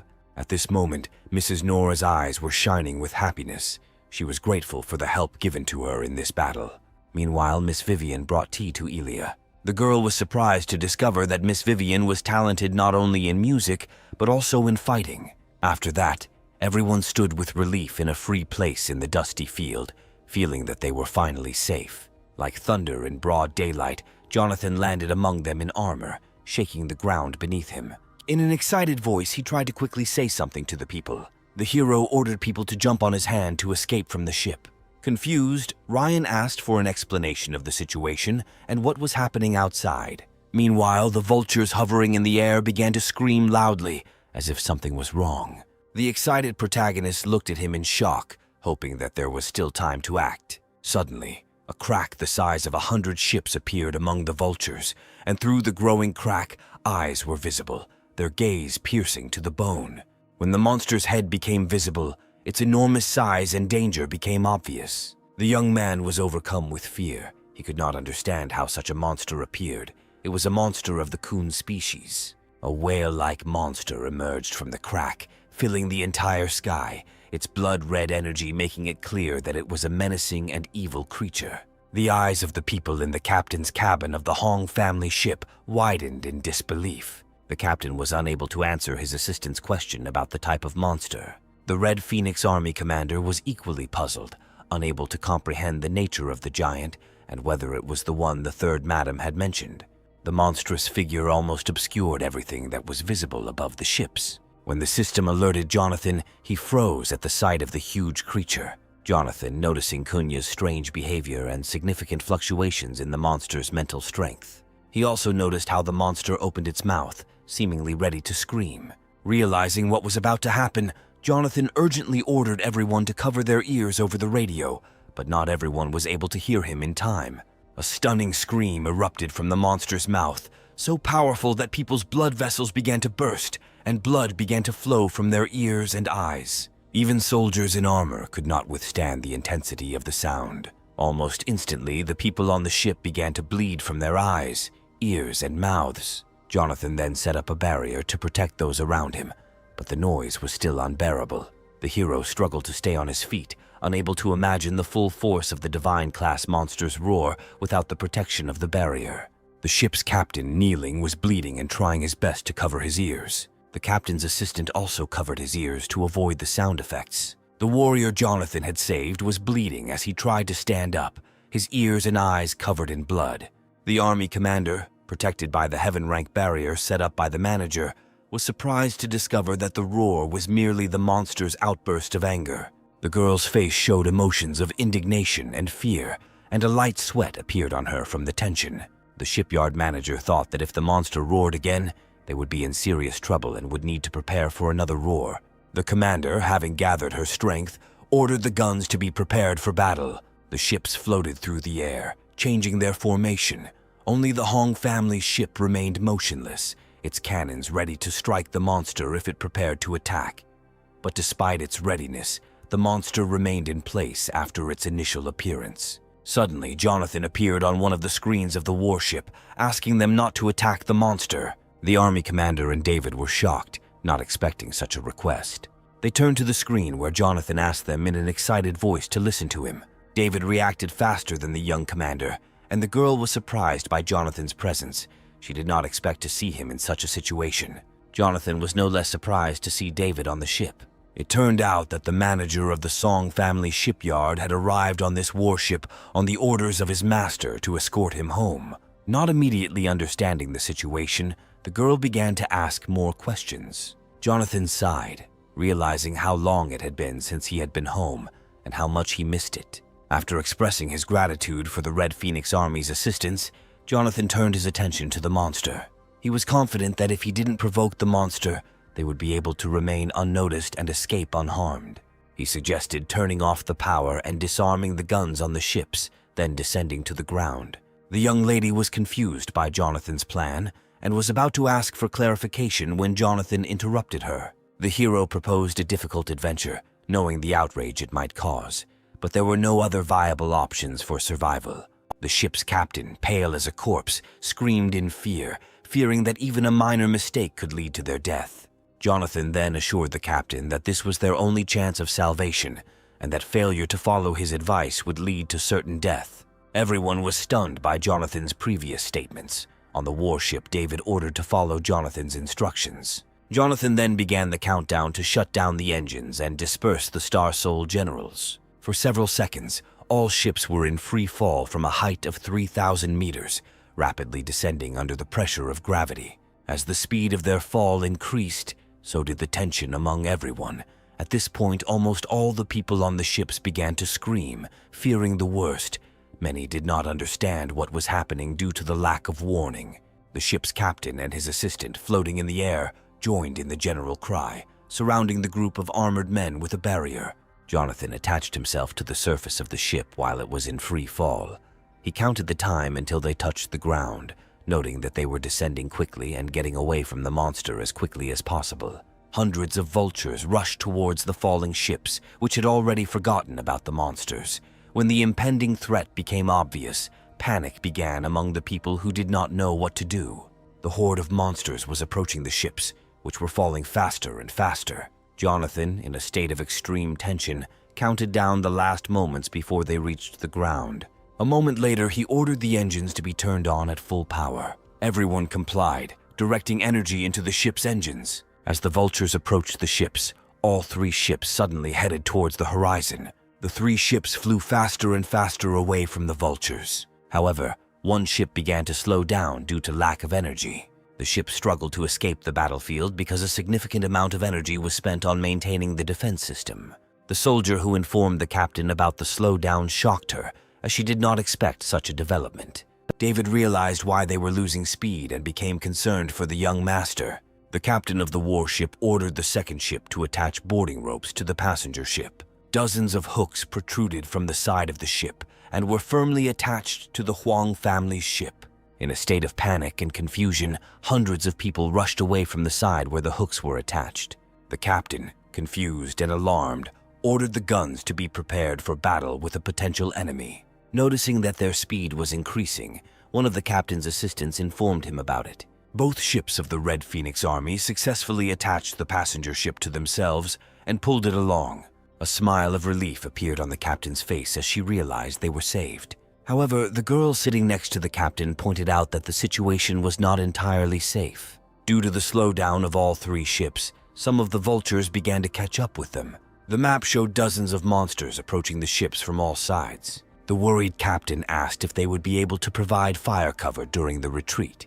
The girl at the control panel said that opening fire would significantly reduce their speed. The captain ordered the combat units to engage in battle with the monsters. Dozens of soldiers, following orders, moved forward to attack the enemy. They lined up on platforms, preparing to confront the vultures. The female soldiers began to activate the formation of the Star Soul on the deck of the warship.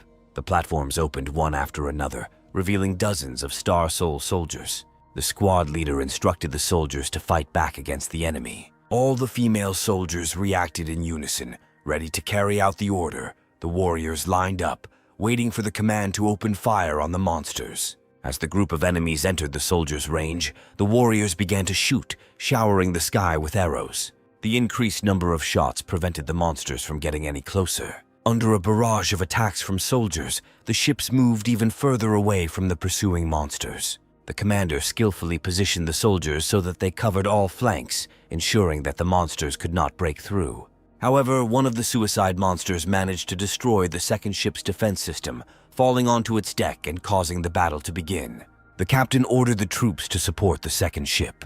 On the deck of the second ship, hand-to-hand combat broke out due to the invasion of the monster. The squad commander ordered to clear the ship of monsters and reorganize the firing line. The warriors quickly entered into battle with the monsters, deciding to clear the way for them. Meanwhile, another group of monsters arrived to help their comrades, putting the warriors in a difficult situation. The surprised commander of the detachment ordered them to prepare for defense, recognizing their precarious position. A blue energy beam pierced the sky, destroying some of the attacking monsters. When the beam dissipated, dozens of monster corpses fell from the sky. Shocked by the sudden turn of events, the squad leader wondered who had come to their aid. Before she could assess the situation, Jonathan, having expended considerable energy, found himself on the roof of the ship. The attack clearly weakened him, but he took the moment to catch his breath and plan his next move. In an instant, he was surrounded by a pack of monsters ready to attack. The arrows fired earlier hit the monsters, and the sky was once again lit up with explosions. The ship's captain and David, who were watching what was happening, looked at Jonathan with admiration. The captain's eyes showed some confusion as to the source of Jonathan's enormous fighting power. Amidst the explosions, one of those Jonathan had saved was heatedly discussing the need to help the hero. The soldiers who had fought earlier decided to split into groups to support Jonathan from the rear. Nora asked to lure the monsters closer so she could attack them with her discs. Her partner agreed to help with this task. As the monsters approached, Nora launched her discs at them, leaving behind a glowing trail. Yellow as the sun, the discs moved towards the monsters. Suddenly, the monsters stopped attacking and focused their gaze on the creature standing behind the ships. The soldiers, not understanding what was happening, were puzzled as to why they had stopped acting. The monsters' actions had left them stupefied and unsure of what to do. Hordes of vultures took to the skies, further confusing the humans, and a moment later, the hellishly loud roar of Kunya could be heard from afar. Suddenly, the monsters began to retreat, as if the roar had been a signal. The girl who was monitoring the situation informed the captain of the warship that the monsters were retreating. Feeling relieved, the captain allowed herself to close her eyes and relax for a moment. Watching the vultures retreat, Jonathan seemed to be anticipating this moment. When he finally relaxed, he realized that they could still escape from Kunya. Shouts of joy and relief swept through the ships. Many could not believe that they had escaped certain death. More and more people shouted victory and raised their hands in the air in joy. Tired but in high spirits, they continued to celebrate with pride. The warriors standing on the heavily damaged roof of the ship also rejoiced at their victory over the monsters. David calmly admitted that they survived thanks to Jonathan. The captain, having calmed down, asked how the hero knew about the monsters' habits. Jonathan, who clearly did not want to discuss this, avoided answering under the pretext of fatigue. Before cutting off the connection, he mentioned that they would discuss everything after they had some rest. Soon after, an exhausted Jonathan came out to the people he was protecting on the deck of the Marquis' ship. He was carried to the cabin to rest, accompanied by those who were on deck. Because of the loud screams of Nora and Lincoln, the girl carrying Jonathan looked at them with fear and made it clear that they needed to calm down. Vivian, who was watching this scene, tried to suppress her laughter. Before entering the cabin, everyone stopped and bowed their heads to Jonathan, expressing their gratitude for saving them. Several hours later, the ships approached the city, the warship continuing to pull the passenger ships behind it. Jonathan, awakened by the noise from the loudspeaker, opened his eyes with difficulty. He saw a sleeping girl who had probably been there all this time. As soon as he looked at her, she woke up, rubbing her eyes. Then Jonathan went out onto the balcony and saw that they were flying towards the city. From their vantage point, he could see tiny buildings below, partially obscured by clouds. Meanwhile, one man who was on the surface of the earth watched the ships flying above him. Stretching and yawning, he admired the beautiful day. People who approached him began to apologize, addressing him as a boss. The man, however, asked them not to address him in this way as they were not bandits. Looking at the sky, he noted its destiny, to become the strongest soul master. He then picked up the ring, addressing it as an old man named Du, asking when he could obtain the rank of Star Soul General. The city of Yunnan was surrounded by a wall, and the districts within it were also divided by walls. It marked the border of 3 countries, 2 of which had signed a joint border agreement. Upon arrival at the airport, the warships separated from the Hong family's ship and flew off in their own direction. The delighted captain went off to sign autographs for his daughters and wives, his eyes sparkling. Soon David approached Jonathan and asked how he was doing. David's face showed some excitement. Turning to David, Jonathan greeted him with a wide smile and rushed into a hug. The hug was so tight that David found it difficult to breathe. Jonathan noted with a smile that although not much time had passed, enough time had passed for David to miss him. David replied that enough time had passed for him to become bored. Suddenly, Jonathan began to notice that David was suppressing his self-improvement. This fact shocked him very much. The fact that David was at the heaven rank level made Jonathan feel ashamed, realizing that he had failed to understand the strength of his guardian in his past life. His thoughts were interrupted when David asked about his companions. Jonathan introduced his friend and her family, who were standing next to her. He then introduced them to the manager of the Song family's Eastern Court. Bowing her head to David, Roxy introduced herself and her niece, Aaliyah. At first glance at David, Roxy could tell the strength of the man standing in front of her. The man, after putting together the information, came to the conclusion that Roxy's father was the head of the Shen family. The woman confirmed this in her own words, stating that her father was indeed the head of the family. Then David kindly offered them a flying boat to take them home. The woman, with a smile on her face, refused, saying that their driver had already arrived. Turning to Jonathan, Roxy invited him to visit their family if possible and thanked him again for saving them. Jonathan accepted the thanks and asked if the woman had written down his contact information. Lily patted her bag with a smile and assured him that she had written everything down. Jonathan invited the girl in a soft tone to join him for dinner. With a happy smile, Lily said that she would be happy to have dinner with him. She also asked if she could take Aaliyah with her. The girl was embarrassed by this request, but Jonathan assured her that she could bring whomever she wanted. Interrupting the conversation about dinner, David mentioned that their flying boat had already arrived and it was time to leave. After saying goodbye, they went their separate ways to their boats, Jonathan silently waving goodbye to his friends as they left. David then asked Jonathan to use the emergency exit, where a compartment was waiting for them. After this, the main character and David headed towards the platform. However, before Jonathan could enter the inner passage, he was stopped by Mrs. Vivian, a girl who was running as fast as she could, asking him to wait and not enter the corridor. Surprised by Vivian's persistence, Jonathan froze as she approached. Handing him a piece of paper, she asked him to meet her during her stay in the city. Blushing and hanging her head, she expressed a desire to get to know Jonathan better before rushing off without giving him a chance to respond.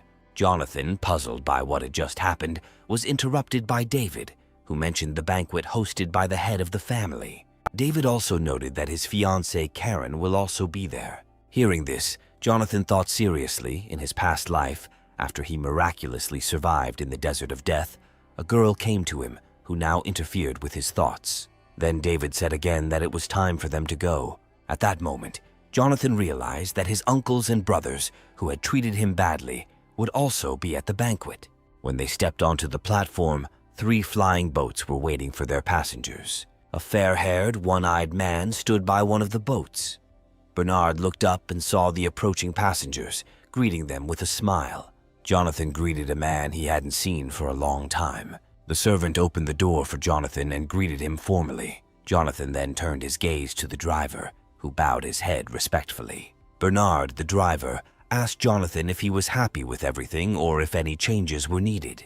Jonathan, clearly displeased, walked inside and said he didn't want anything. While driving, Bernard asked about Jonathan's level of development and whether it was true that he had failed to reach the Earth rank. However, Jonathan remained silent while David asked the driver to focus on the road. Bernard fell silent and turned his attention to the road, clearly ashamed of his questions. Jonathan immediately felt that the driver was also a heaven rank. Bernard's comments about the Earth rank suggested that he might know something, and this theory was confirmed by David's prompt intervention. This suggested that David might know more than he was letting on. Meanwhile, Jack continued to sleep soundly until Uncle Wu called out to him and woke him up. Jack, still sleepy, remembered the time when he fought side by side with heroes and idols. Suddenly realizing something, he jumped out of bed with the intention of inviting the hero to dinner to become friends with him. However, Upon learning that the hero had already left, Jack burst into tears. Determined not to let this matter go unnoticed, he ordered Uncle Wu to investigate, insisting on a report even if it was just a pendant. Jack reflected on the amazing power hidden in the family that had been demoted to the border. He realized that the stronger a family becomes, the more dangerous it becomes, and the risk of extermination increases. While Jack was pondering this, Jonathan, the hero, asked his companions when David arrived. The butlers, trapped in uncertainty, tried to handle the situation without causing panic. Jonathan felt relieved when he saw the measures taken, including the use of military secrets to calm the public. Jonathan then took out the card Vivian had given him and asked David to find out about the 2 prisoners he had met on the passenger ship. David, looking at the card, immediately understood its origin. This design was commonly used by the 6 nobles of the Shia kingdom, a kingdom controlled by the barbarian king. These 6 nobles were divided into 3 factions to balance power. The moderate faction, led by the Samarin family, which controlled 70% of Siuga's technology and economy, the expansionist faction led by the Mulu family, which owned half of Siuga's military power, and the neutral faction, a puppet faction led by the Sukum family. The protectionist faction, created 400 years ago to save the empire, opposed Mulu's hegemony and rejected Tendu orthodoxy, always dreaming of restoring the glory of the Guangfu Empire. After sharing this information, David turned to Jonathan, noticing that he was distracted by the note Vivian had given him.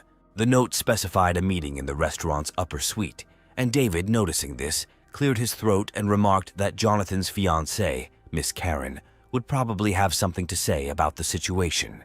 Jonathan, realizing the implications of his words, interrupted David, saying that he had the matter under control. Despite his composure, Jonathan expressed concern to David about the possibility that the kingdom of Xia was secretly collaborating with the state of Mirin to attack them. Dvoretsky dismissed the idea, noting that it did not fit with the core strengths of the moderate and neutral factions unless the previous leadership was no longer in power. Soon after, they returned to the Song Dynasty mansion.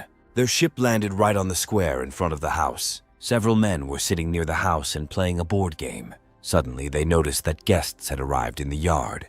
Bernard opened the ship's doors for the hero, and he stepped outside. On the way home, he met an old man in a wheelchair and several younger men. As it turned out, the old man was Mason, the gatekeeper of the Eastern Song Mansion. The main character greeted him, saying that they hadn't seen each other for a long time. Jonathan quickly stepped forward to help Mason. As they shook hands, Jonathan noticed sweat on his face. He realized that Grandpa Ma was also a powerful fighter at the middle stage of the heavenly realm. As Jonathan prepared to go to the East Court for a rest, Mason suggested that they visit the Old Lord and play cards. However, Jonathan politely declined. He mentioned that he needed to see the Marquis first. He apologized to Mason and promised that they would play another time. Mason smiled kindly at him and told him he could go about his business. At that moment, Bernard approached the old man. When Jonathan left, the driver informed him that the young master had already reached a new level of power. The old man nodded in acknowledgement of this news, adding that Jonathan had not only restored the pulse of his soul, but also seemed to have penetrated into the heavenly realm. The sudden change in Jonathan astonished them. Jonathan, deep in thought, wondered why so many people hid their level of development. When he met the old man, he immediately recognized Jonathan's breakthrough to the first level. Mason not only taught him all sorts of chess tricks, but also taught him how to pick locks. Although he appeared to be a black ranker on the outside, he was actually a mid-stage heavenly rank expert. Soon they arrived at the entrance to the house, where the Marquis was already waiting for them. Marquis Sergio, seeing the guests, chuckled mysteriously. Jonathan told him with a smile that he was finally back. The old lord patted Jonathan on the shoulder and invited him into the office to tell him what had recently happened. Jonathan, touched by the old man's wisdom, realized that he had been hiding his own immense power as a semi-holy source of strength. The more Jonathan thought about the hidden power of the Song family, the more he realized how significant their influence was. With 1 half-saint and 3 mid-stage celestial beings, their power was enormous. However, Jonathan was worried that his current preparations might not be enough to change the situation, given that even this strong family had been destroyed in the southern wilderness in his past life. Suddenly, Jonathan felt the presence of a saint-ranked power source. Although the aura was weak, it was unmistakable, like the remains of bamboo in the wind. He wondered if Sergio had really been hiding such a figure, and realized that despite his best efforts, he might still not be ready for what was to come. The story soon shifts to a study in the central courtyard of the Song family mansion. Jonathan, who had just returned, was summoned by the old Marquis to the study for a game of chess. Although Jonathan had improved his chess skills, the old man still won, praising Jonathan's achievements, but acknowledging that the overall situation was already decided. After this, the old Marquis invited the manager to leave the room. Soon, David disappeared behind the door. After he left, the Marquis suggested replaying their match. Jonathan wasn't sure what the old Marquis was trying to get across, so he quickly changed the subject. He mentioned that the old man must have received a message from Undine. Then the old Marquis slowly remarked that he had heard of Jonathan's great achievements, restoring his damaged soul vein, breaking through to the earthly cultivation level, and becoming a layman of Xochi. The Marquis expressed his joy for Jonathan. Although the old Marquis did not press for details, Jonathan was left wondering how to explain his sudden rise to power. He could not tell that he had moved the journey 60 years into the past, as it would be too shocking for everyone. Instead, he decided to falsely claim that he had mistakenly entered a secret realm where he had spent a year observing the future. When Jonathan began to explain, he hypothetically asked the old Marquis if he would enter an ancient secret realm and receive great opportunities there. However, before he could finish his speech, the old Marquis interrupted him with a wave of his hand. He noticed that Jonathan had made a mistake in the chess game they were playing and suggested that they continue. Jonathan felt helpless and returned to the chessboard. After the game had been going on for some time, the old Marquis suddenly remarked that if a chess game was lost, it could be replayed. He added that although all the pieces on the chessboard were identical, if one of them were to accidentally jump off the board and become a player, it would completely change the course of the game. This cryptic statement stunned Jonathan, as if the old man were reminding him not to seek a role beyond his station. Meanwhile, the story moves to the palace of the Lord of Yunnan City. Karen argued with her father Carter over Jonathan. Karen insisted that there was no need to marry Jonathan, but Carter, remembering the kindness the Song family had shown them 20 years ago, was determined to fulfill the terms of the engagement. He also noted that Jonathan played an important role in the Battle of Yunnan, and that their family was now hosting a family banquet. Carter wanted his daughter to celebrate the occasion no matter what. Karen, however, remained unperturbed, wondering how Jonathan could compare to Sebastian, who had achieved more. Hearing his daughter's doubts, Carter became angry, saying that a man like Sebastian, living on the streets, would never amount to anything. His assessment of Sebastian made Jonathan's fiancée, Karen, regret her previous attitude, saying that Sebastian, now the leader of the White Dragon Gang, would soon become the general of the Star Soul Cow. Even if Jonathan was truly an amateur at Xochi, he still couldn't compare to him. Just when Carter was about to call off the engagement, they were interrupted by someone from outside. Christopher, the head of the Kong family and Carter's father, was floating in the air. Karen was very happy to see that her grandfather could fly. Christopher quickly corrected her, explaining that true flight was a technique only achievable in the divine realm. He simply broke through the bottleneck of the heavenly rank and was able to take a step into the air. His family was delighted when they heard this. After recovering his strength, Christopher was invited into a room where he was asked about his current abilities compared to the old Marquis of the Song family. He thought for a moment, noting that although the old man had spent many years in the early stages of the heaven rank, this was probably his limit. Christopher, having just broken through the heavenly realm himself, felt confident that he could challenge the old Marquis. Karen then suggested that he go to the Song family to break off the engagement, and if anyone disagreed, he would deal with them. When Carter urged his daughter to speak more respectfully, Christopher brushed him off. He stated that he overheard their previous conversation and believed that Karen and Sebastian would be a good couple for the good of the Kong family. Carter said that if their granddaughter married into the Song family, it would only guarantee prosperity for a few decades. However, Christopher replied that if she married User Cow, in that case they could accumulate centuries of wealth and perhaps even restore their status. Christopher believed that if they could bring Karen into the Kong family, in that case they will be able to provide him with the resources to become stronger. He believed that such a development would ensure their rise. He then turned to his granddaughter and asked if she had enough confidence to win Sebastian's favor. The granddaughter blushed and replied that they had been together for a long time in different aspects of life, but decided not to develop this topic further. Pleased with her answer, Christopher prepared to break off his engagement to Jonathan. However, Carter believed that the divorce should be done properly and for a proper reason. Karen said she had originally considered citing Jonathan's mental retardation, but that wasn't an option now. However, Christopher, disregarding the need for such formalities, claimed that his strength as a heaven-level power was sufficient reason. Then Carter said that the same Marquis from the Song family was also at the same early stage of the heavenly rank. But Christopher claimed that if the old man from the Song family dared to interfere, he would not hesitate to strip their family of power. Christopher had already prepared by purchasing special items from the Hong family's auction house, including the enhancement pill. Meanwhile, the story shifts back to the Song family's mansion. The old Marquis took him aside to play chess. While reviewing their game, the old man repeated his cryptic remark about the chess pieces and players. Jonathan paused in thought, trying to grasp the full meaning of this statement. He felt that the old Marquis knew more than he was saying. However, the old man quickly changed the subject, dismissing Jonathan's thoughts as unimportant and returning the conversation to the chess game. Jonathan revealed that he had mistakenly entered an ancient secret kingdom, and within it, he had received an important opportunity. Soon after, the southern wilderness exploded, and the Great Wall of the Desert was destroyed in an instant. The Song family soldiers heroically sacrificed themselves. Later, a wave of monsters invaded Yunnan and rushed north. The final battle at Tendu City ended in a catastrophic defeat, and Jonathan went into exile in the country of Sishui, where he secured the patronage of the Empress. Meanwhile, outside the door, David obediently took his master. He noted that 4 hours had already passed since they arrived here. Suddenly, he heard someone approaching him. Harry, the head manager of the central courtyard of the Song family mansion, rushed into the office. He asked if Mr. Howard was in the room. Seeing the steward in such a panic, David asked what had happened. The steward breathlessly replied that Mr. Howard's condition was unstable. He insisted on meeting with him immediately. However, when the steward tried to enter, David stopped him.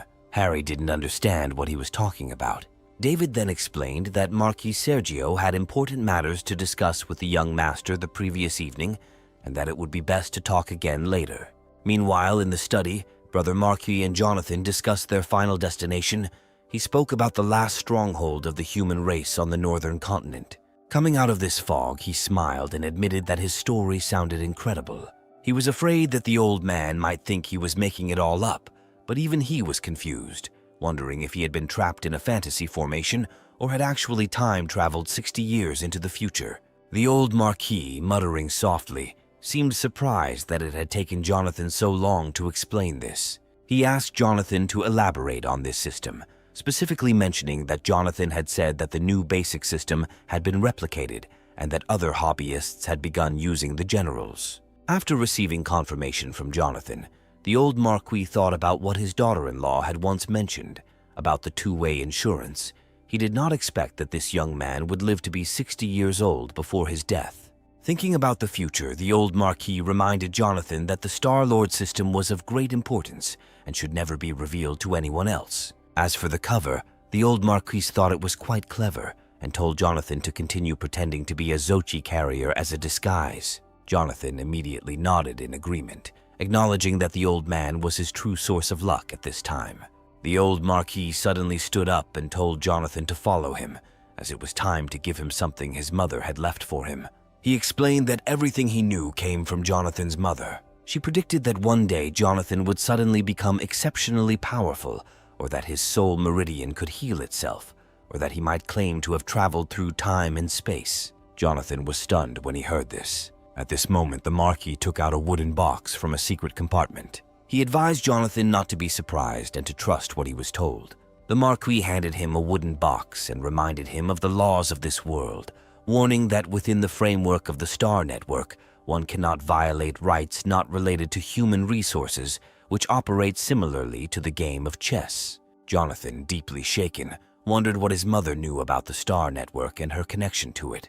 However, the old Marquis ignored his reaction and simply reminded Jonathan that the game they were viewing was modeled after his mother's design.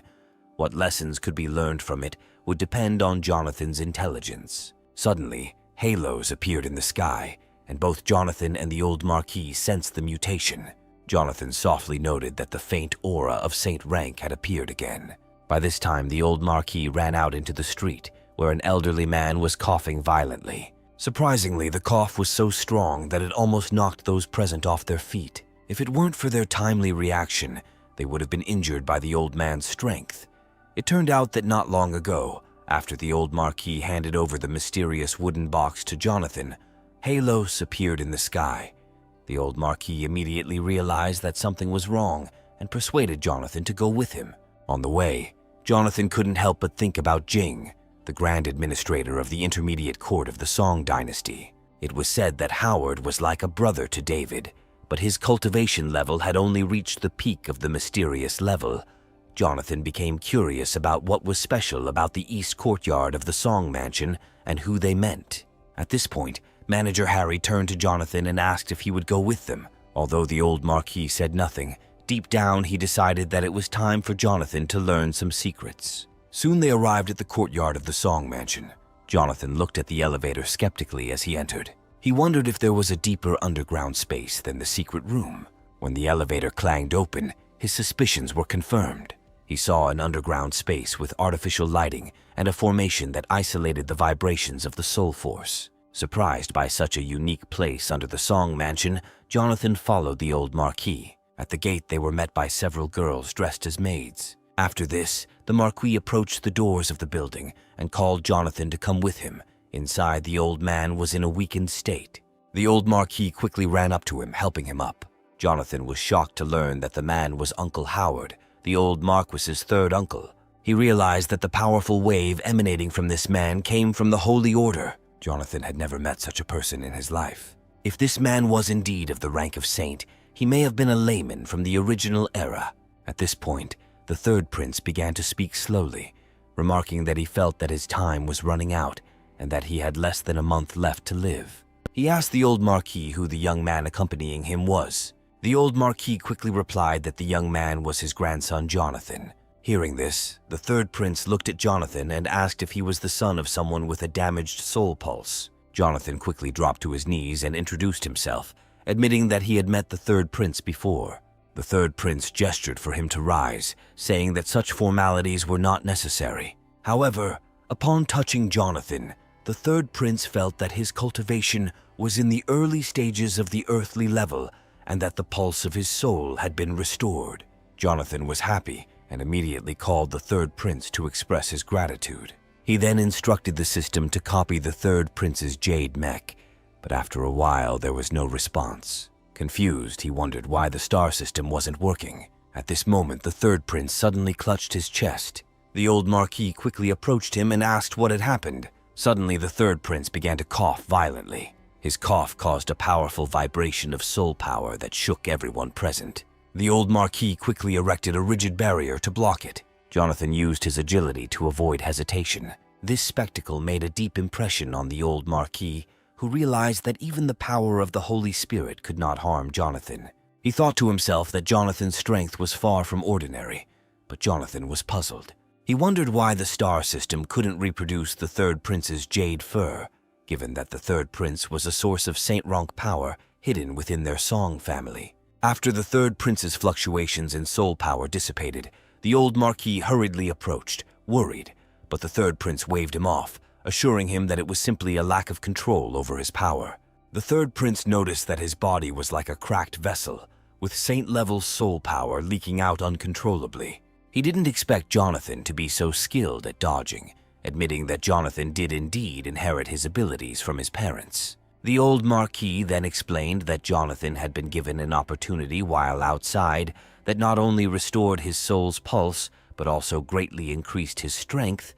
He added that Jonathan had even had a vision of the tragic fate of the world, which in more than a month would be flooded by waves of monsters. Hearing this, the third prince expressed concern about the ancient civilization's secret realm, asking if their Song family could survive. Jonathan replied that their family would be almost completely destroyed. This news shocked the third prince. Sensing the tension, the old Marquis changed the subject. suggesting that whether Jonathan's vision of the future was reality or a dream, they should be careful and prepare in advance. He also felt that Jonathan should know some family secrets. The third prince took a deep breath and revealed that he had once served as one of the 8 generals of Tiandu and was the bearer of Chao's star soul. Jonathan frowned in surprise, as this was a secret he didn't know in his previous life. The third prince explained that there were pills that not only improved development, but also prolonged life. This discovery excited Jonathan's grandfather, as longevity was something they desperately needed. Jonathan was shocked to learn that the third prince was a KO user, as it did not match his past life experiences. He also realized that the star system did not react when he touched the third prince earlier. At this point, the old Marquis asked Jonathan if he had seen Howard in the future he had mentioned. Jonathan explained that in the future, the third prince never appeared, and that Cao passed on his legacy to a young man named Sebastian. The third prince, upon hearing this, thought that he had probably passed away by then, and Cao had turned into a new soul jade, looking for its next user. The young man Jonathan mentioned was likely Chao's next user. The old Marquis, muttering to himself, wondered if there was another way to prolong Howard's life. He remembered reading in the literature that there were pills from the southern continent that could increase life expectancy, and if they could bring such benefit to Howard, he was willing to risk everything. Hearing this, Jonathan suddenly remembered the 7-star survival pill, which could extend one's life by 3 to 5 years, the 8-star life extension pill, whose effects lasted for 5 to 10 years, and the 9-star frivolity pill, whose effects were known to last for over 30 years. The old Marquis looked at Jonathan in confusion and asked where he knew about these longevity pills. He then asked if Jonathan had saved the second prince and if they could ask him to intervene. Jonathan interrupted the old Marquis and assured him that they did not need to bother the royal family because he himself knew how to prepare the longevity pill. Hearing this, the old Marquis excitedly grabbed Jonathan by the shoulder, asking when he learned alchemy. He was amazed that Jonathan was able to refine a pill to such a high level. He noted that the royal alchemists could hardly refine a 6-star pill with a success rate of less than 1 in 10.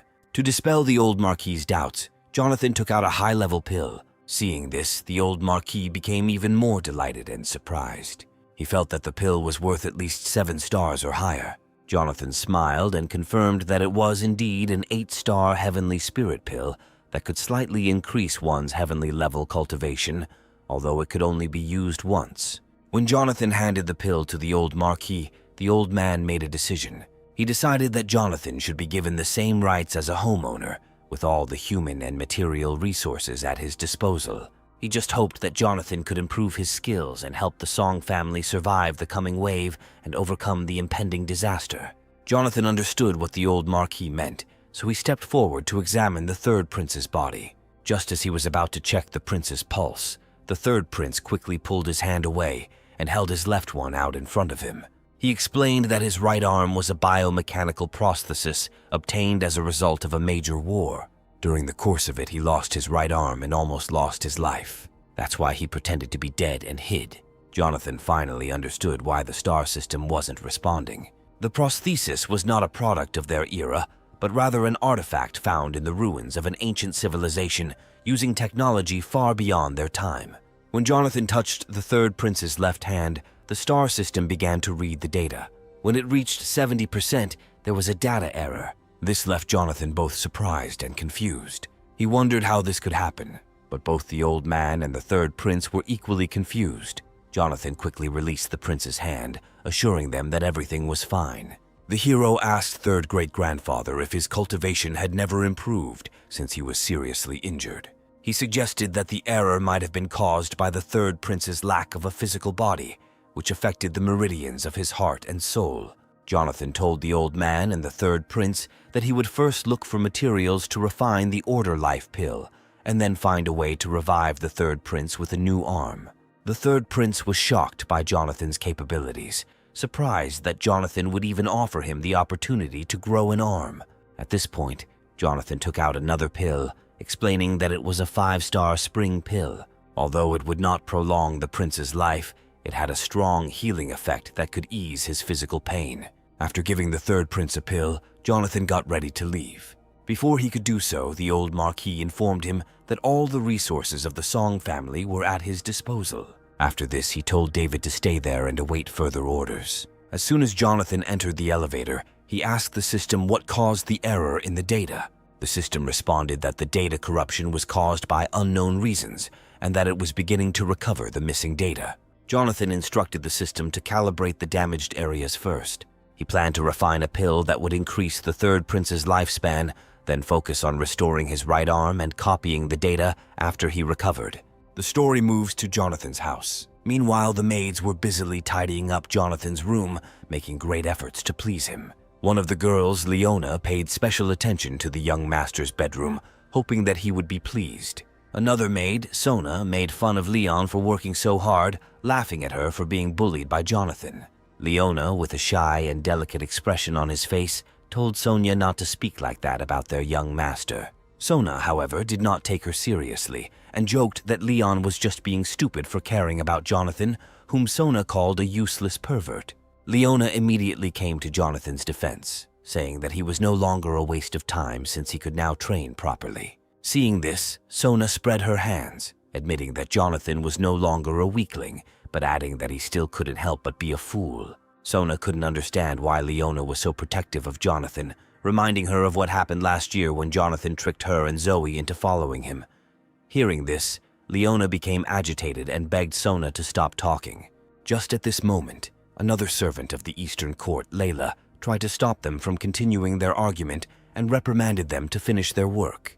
The two maids quickly lowered their heads and returned to their duties. However, Zoe, another maid, thought only about food and showed no interest in her work. Layla noticed this and told her not to shirk work. Suddenly, Zoe announced that she urgently needed to go to the toilet and she couldn't hold it any longer. Sona hissed in displeasure, realizing that this girl would find 1,000 reasons not to work. Hearing this, Layla corrected them, saying that they should not behave vulgarly and use such words. Then Zoe screamed again that she wanted to go to the toilet. Layla had no choice but to let her go. The girl immediately smiled broadly and ran out of the building. As soon as Zoe was free, she ran to the kitchen to secretly cook something tasty, hoping that it would help her grow faster. On the way, she ran into her maid, Sue. Zoe jokingly advised her to work hard. However, Sue's expression was cold and indifferent. She ignored Zoe, turning around and walking away. This angered Zoe, so she told Sue that if she wanted to become a full-time employee and stay on East Campus, she better listen to her seniors. Zoe threatened that otherwise she would send Sue back to the outer courtyard to continue doing menial tasks. Suddenly, someone's large hand touched Zoe's head. She turned her head in confusion. Then the girl saw that it was the very young man she had dreamed of.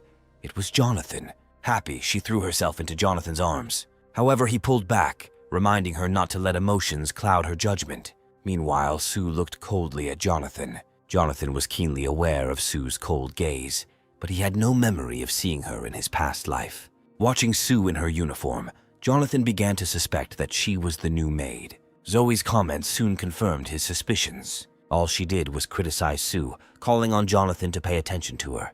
Jonathan then ordered the system to scan Sue, and within seconds her true identity was revealed. Despite her careful disguise, she could not hide from Jonathan's keen eyes, and he discovered a small device implanted in her body. Sue was hiding her cultivation as a mid-level yellow rank and was likely another spy sent by Myrine. Before Jonathan could realize it, Zoe interrupted his thoughts, wondering why he was so interested in watching Sue and telling him to look at her instead. She said that during this time she ate a lot and grew well. Meanwhile, Leona, who had overheard the conversation, ran out of the house. She was excited to finally meet the young master. The girl ran out onto the balcony and greeted Jonathan. The hero waved back, saying that he was finally back. However, the other two maids behind her had different expressions on their faces. Layla was shocked because she didn't expect Jonathan to break through to the early stages of the Earth level in less than a year. It was incredible for him.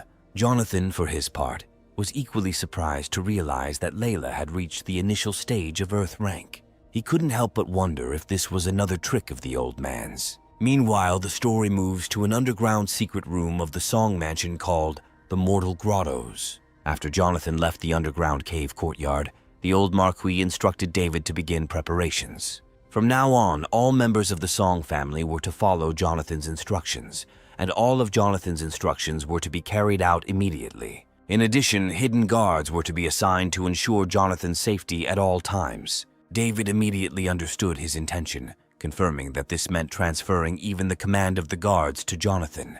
The old lord believed that only by handing over command of the guards to Jonathan could he realize his full value. Meanwhile, the story shifts back to the main building of the eastern courtyard of the Song Mansion, Jonathan's residence. At this moment, the maid Zoe was serving Jonathan tea in his room. The feeling of being waited for so long made him feel like he was living a life similar to the carefree life of a rich young man. Then the girl asked the gentleman to drink the drink while it was hot. The main character decided not to argue and took the cup in his hands, then brought it to his mouth. After drinking the tea Zoe had given him, Jonathan suddenly remembered something.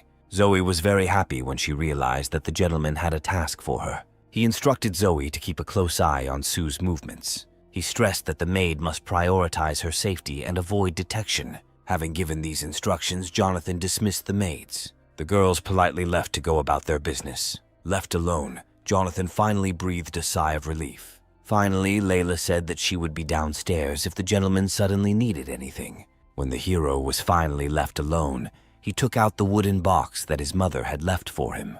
The box seemed ordinary, but when he was about to open it, a message appeared. It turned out that the box had level 3 encryption and required a password to unlock it. Jonathan wondered why the old man didn't give him the password. He then decided that he could ask the star system to hack him. Soon the system began to crack the code. While waiting, Jonathan remembered something an old man had once told him. His mother had mentioned that while people could not break the laws of the world or time, they could rearrange the chessboard. He pondered the cryptic message, but still did not fully understand its meaning. While he was lost in thought, the system cracked 12 sets of passwords. Then the hero decided that one of the passwords would definitely work, and he began entering them one after another. When he entered the correct password, the numbers seemed strangely familiar to him, although he couldn't immediately remember why. When the box opened, what he saw inside shocked him. Inside was an incomprehensible green figurine, a mask, and a medallion with an inscription about the Stargate. It reminded him of the Stargate he had heard about in his past life. Many undisclosed achievements were said to be associated with this device, although these 3 symbols were considered taboo. The jade figurine was exquisite, although Jonathan had no idea what it was intended for. When he took the mask out of the box, it suddenly activated. Large, prominent symbols appeared on the front, and on the back there was a message created by a heart. Jonathan felt uneasy. Out of curiosity, he put the mask on his face. Suddenly, in an instant, he turned into an old man. Stunned, Jonathan looked in the mirror. To his great surprise, he saw himself in old age, speechless. He couldn't understand what was happening. Jonathan wondered if the mask had restored his original appearance. While Jonathan was thinking about this, the maid entered the room. She was shocked to see him looking so old. Servant Layla quickly realized that something was wrong. She immediately pulled a dagger out from under her dress. Demanding an explanation from the man about who he was and where the real Jonathan was, she took a defensive position. Meanwhile, the story moves forward a few minutes before this event. Layla went out into the courtyard to meet the chief manager and the squad captains. As it turned out, David arrived at Jonathan's estate in the company of 2 men. One of them was Gavin, captain of the first squad of the Sunhouse Shadow Guard. The second man was Martin, the captain of the second squad. Having met them, Layla went to Jonathan to inform him about the guests who had arrived. However, in the room she saw an old man unfamiliar to her. One of them immediately took out her dagger and menacingly asked him where he had put the young master. Jonathan quickly raised his hands, signaling her to listen to his explanation, saying that everything was not as it seemed. He explained that the mask had no holes, but it could instantly change a person's appearance. However, the maid, feeling threatened, did not listen and tried to attack Jonathan with a dagger. However, Jonathan skillfully dodged and grabbed her wrist, pressing her against the mirror. He urged her to calm down, but before he could continue his explanation, the maid began calling for help, summoning the guards. Then Jonathan quickly covered her mouth, begging her to stop screaming.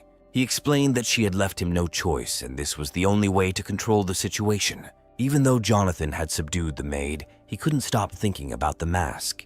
He thought about the phrase that was written on the mask and suggested that the mask could allow him to transform according to his thoughts and desires. To test this theory, He concentrated and in an instant transformed into the image of Layla's maid.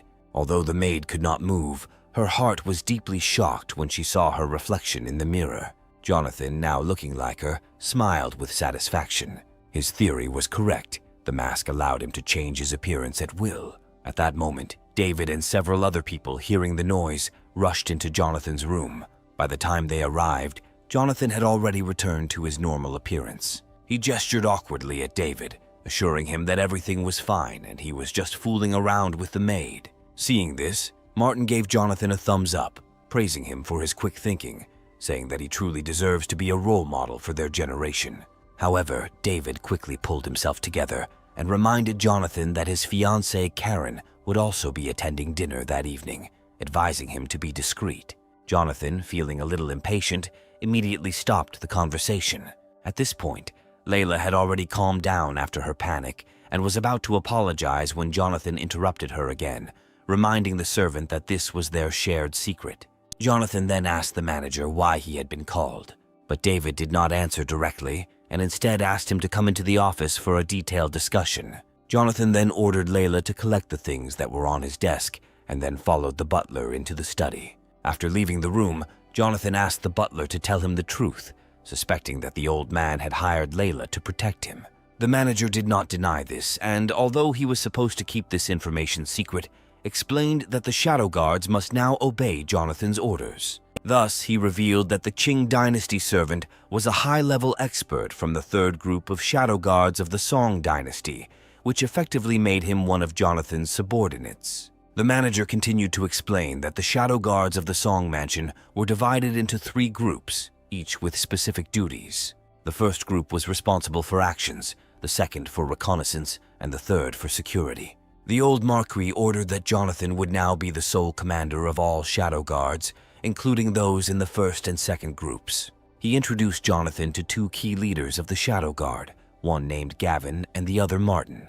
Before Jonathan could express his opinion on their unusual names, the butler, knowing Jonathan's temperament, warned him to speak carefully. David explained that both Gavin and Martin were orphans who were taken in by Jonathan's mother. It was she who gave them names. They were deeply grateful to her, and their names had important meaning for the ancient civilization. The thing is that they were derived from the names of brave men and demons. Upon hearing about the ancient civilization, Jonathan couldn't help but feel a surge of curiosity about his mother and her mysterious origins. Jonathan thought about his parents' past. He had no memory of them because they disappeared when he was only 2 years old and were later declared deceased. His reckless behavior in his youth and constant wanderings left him no time to think about his family. Jonathan, lost in his thoughts, decided to ask the butler about it. He asked the man if he knew the details of his parents' disappearance 16 years ago. The manager, taken by surprise by the unexpected question, was momentarily speechless and did not know what to answer. Seeing the butler's indecision, Jonathan changed the subject. He instructed the man to begin preparations. Jonathan planned to visit the Song family cemetery to pay his respects to his parents. David said that he would do everything as the master wished. As Jonathan left the office, he saw Layla waiting for him. He then turned around to ask the butler if the Qing dynasty servant should now also obey him. The butler confirmed this, and Jonathan called over the servant, informing her that he would now serve under him as part of the Song mansion's hidden guard. Layla immediately knelt down and reported that she was hidden stake number 28 in the third group of the hidden guard. Jonathan, touched by years of silent protection, thanked the servant for his loyalty and rewarded her with a card. To Layla's surprise, Jonathan also gave her an Emperor Spirit pill. It was a 5-star pill worth millions of dollars that had the ability to enhance human self-improvement without any side effects. Everyone present was amazed by such generosity, knowing that even in the heavenly capital, such pills were considered priceless treasures. However, Jonathan paid little attention to the value of the pill, since he had many of them. He was more focused on recruiting reliable people to strengthen his forces at this critical time. Gavin and Martin had apparently never seen such expensive things in their lives. At first, Layla was speechless, because even in the Tiandu kingdom, such a pill would be a priceless treasure.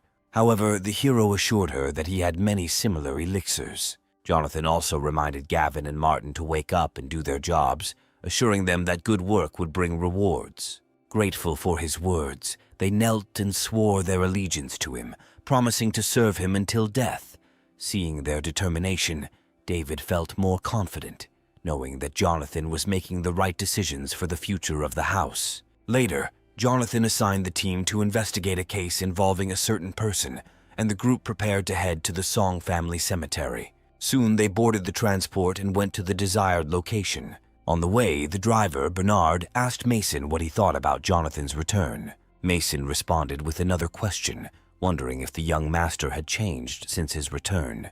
They both exchanged glances and looked back at Jonathan, who was handing over a list of medicinal herbs to manager Austin. Jonathan asked him to help him buy herbs. However, after looking through the list, Austin admitted that he had never heard of some of them.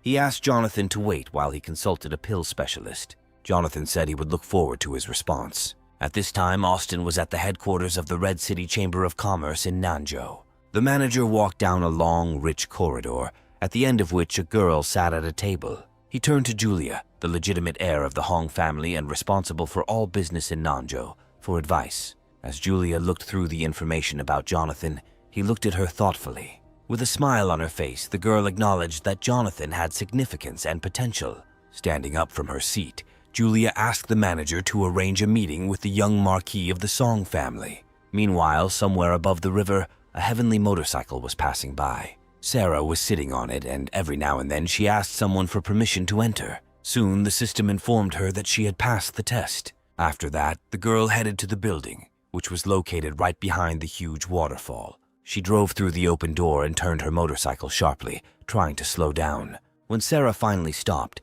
the system greeted her and congratulated her on her return from the mission. After that, the girl got off the motorcycle and walked down the corridor. At that moment, a little girl ran along the next corridor. The girl was Sarah's younger sister. Her name was Daisy. She burst into tears when she saw her older sister. Sarah was curious why she was crying so much and asked her why she came back instead of staying in Beizhou with their mentor.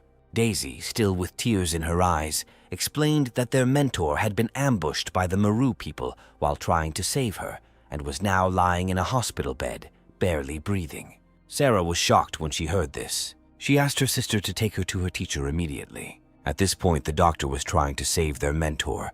They had already done 12 detoxification tests, but they all failed. As they were preparing for the retest, Sarah and Daisy entered the room. Sarah, not believing her ears, went straight to her teacher's bed. Her teacher was a strong figure, one of the few in the early stages of the heavenly rank. However, she looked weak now, and when Sarah returned, she felt relieved that she was safe. The doctor then explained the woman's condition to Sarah, stating that although the external damage was no longer severe, a strange toxin was destroying the meridians of the heart and soul. Sarah was greatly shocked, wondering if even Silent Abyss technology could create an antidote to such a toxin. The doctor, feeling helpless, admitted that they could only use the filtration technology to prevent the toxin from entering the brain, but there was not much time left. The toxin was apparently a new type, and no detox plan could be found in the Silent Abyss's knowledge base. The doctor added that the toxin was cleverly structured, using soul power to combine chemicals to form poisonous units. Thus, it made it similar to the methods of alchemists. Upon learning that the alchemist could decipher the toxin's action, Sarah immediately remembered the pill Jonathan had given him. This gift was in gratitude for the information she revealed to him. Without hesitation, the girl took out that very card. She then emptied all the pills inside onto the table. The two doctors were delighted and quickly began to analyze the tablets. One bottle in particular caught their attention. Upon opening it, they confirmed that the white tablet could be an antidote.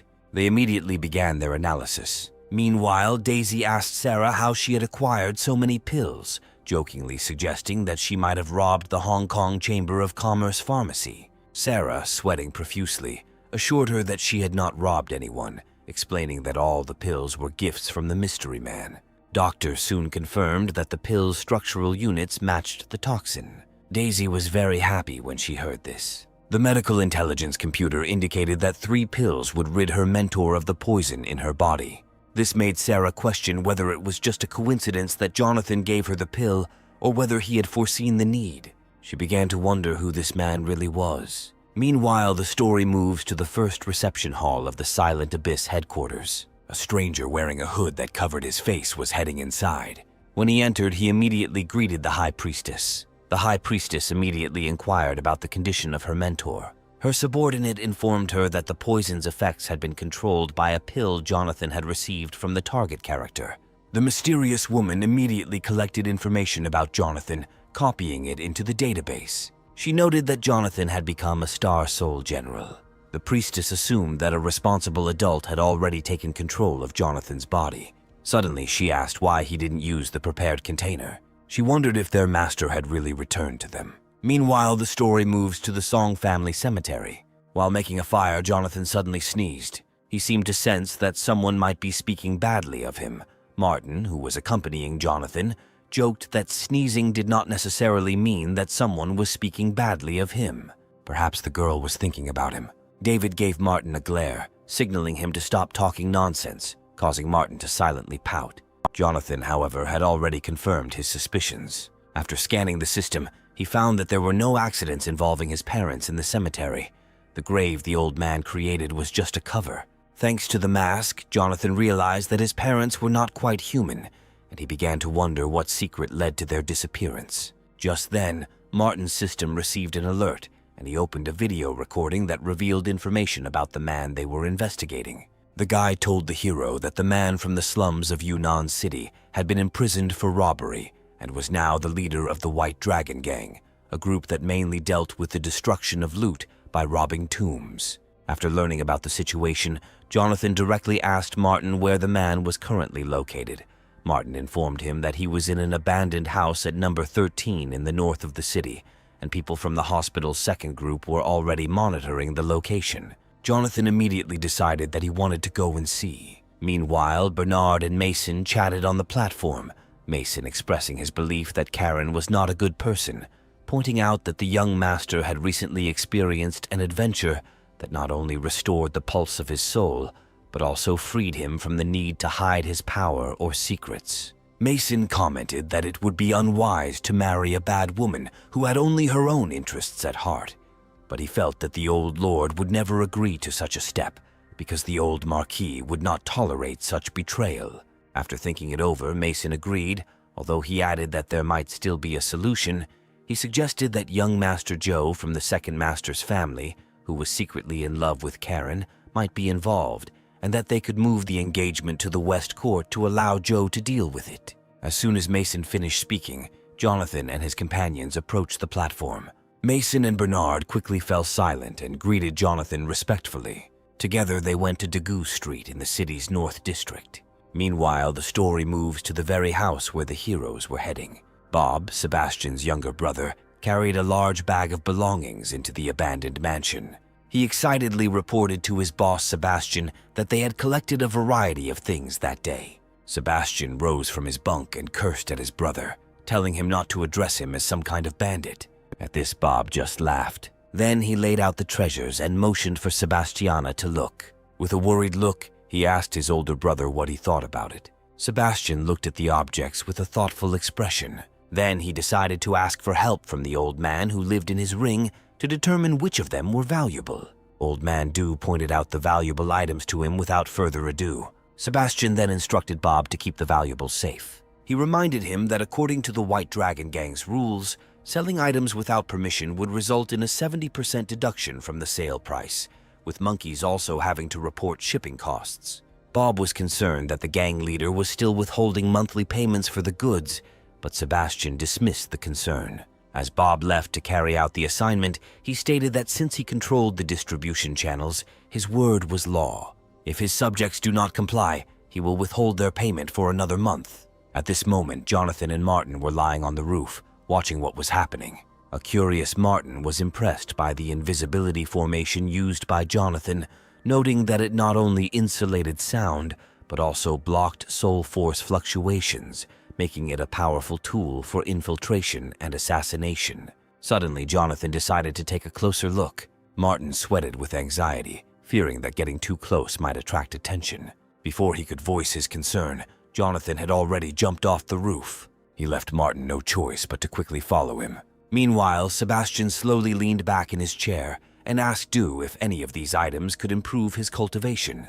Receiving a negative answer, Sebastian shrugged, noting that although luck was not always on his side, Reselling the goods could still easily bring in more than 100,000 yuan.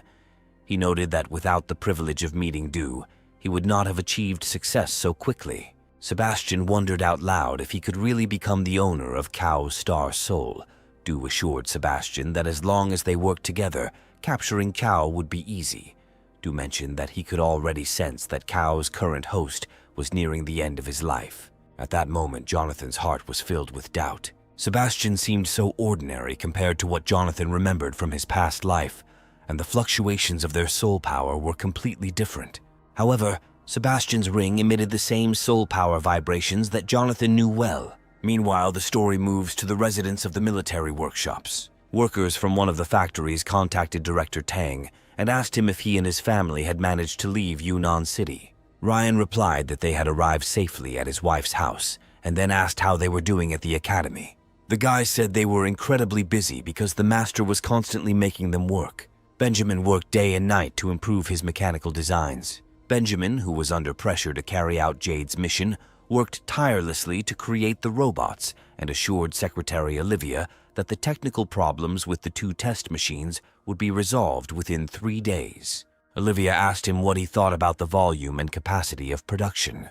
Benjamin was confident that subsequent production would proceed smoothly, provided the necessary materials were available.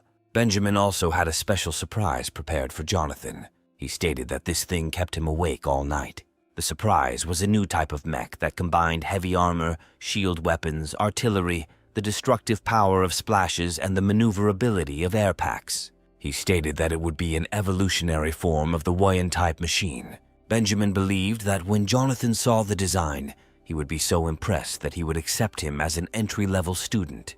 While Olivia outwardly praised the perfection of the design, she privately joked that it was simply a matter of putting the equipment together, adding that even if the mecha could be successfully constructed, the soul energy consumption would be too high to be practical. Benjamin, aware of the necessary optimization, began muttering under his breath about how to improve the design. The students around him were speechless, unsure of how to react. Eventually, one of the students asked Ryan if he knew what their teacher was working on. Ryan explained that it was something impressive, but he couldn't reveal the details to the public. The scientist, understanding the secrecy, offered to help by providing the necessary materials, mentioning that his mother's family had a business in this area. He assured the man that he could prioritize the delivery of materials if necessary, and that there was no need to worry about cost. After the conversation, the scientists mentioned that they would inform Benjamin about this and advised Ryan to contact them again if necessary. After that, they quickly ended the conversation, leaving Lily's father and mother confused. This pressure caused him to turn to his former classmates from the Tiandu Forge Academy, deciding to make a business deal to prove his business acumen to his father-in-law. After that, he immediately contacted the right people. Meanwhile, the story moves back to Dagu Street. While on patrol, Martin suddenly received a message. In a low voice, he quickly reported to Jonathan that the second group's informants had reported that Miss Kun was heading their way. Martin tried to explain that Jonathan shouldn't worry too much. However, Jonathan's thoughts were already occupied by the waves of soul power emanating from the ring he recognized. Then Martin leaned over to Jonathan and told him about Karen's movements. It was only then that Jonathan realized how close Karen was, just 2 intersections away. He immediately asked Martin why he was so sure that Karen would come. Martin reluctantly explained that he had heard rumors of personal connections between Miss Kun and the leader of the summer patrol, although he urged Jonathan not to be angry since they had not been confirmed. He also mentioned that the Kun family had their own secrets that he was going to investigate. Seeing Jonathan's concern, Martin quickly suggested a retreat. Before leaving, Jonathan glanced at Sebastian, feeling uneasy about the creepy ring he was wearing. After this, the men jumped from the roof of the building. Jonathan then ordered Martin to assign more men to continue monitoring the situation. He handed Martin a memory card containing 200 shadow concealment talismans in case of emergency. Martin was shocked to know how rare these symbols were, even in their simplified form. The hero said that they are still not as effective in this version, but can still be useful. After thanking Jonathan, Martin disappeared, leaving Jonathan behind, knowing it was almost time for him to return to the dinner party. After that, Marvin seemed to evaporate into thin air. At this moment, the hero noticed that it was starting to get dark. He glanced at the tall tower nearby and realized that it was time for him to get ready for tonight's dinner. Meanwhile, the story moves to the residence of the Marquis of the Song family. Outside the mansion, officials from the Song dynasty, including Sally, stood in front of the reception hall. At that moment, a tall girl in a red suit arrived at the banquet hall. As Scarlett approached, Sally mockingly remarked that she rarely found time to return, suggesting that she most likely ran out of funds and returned for food.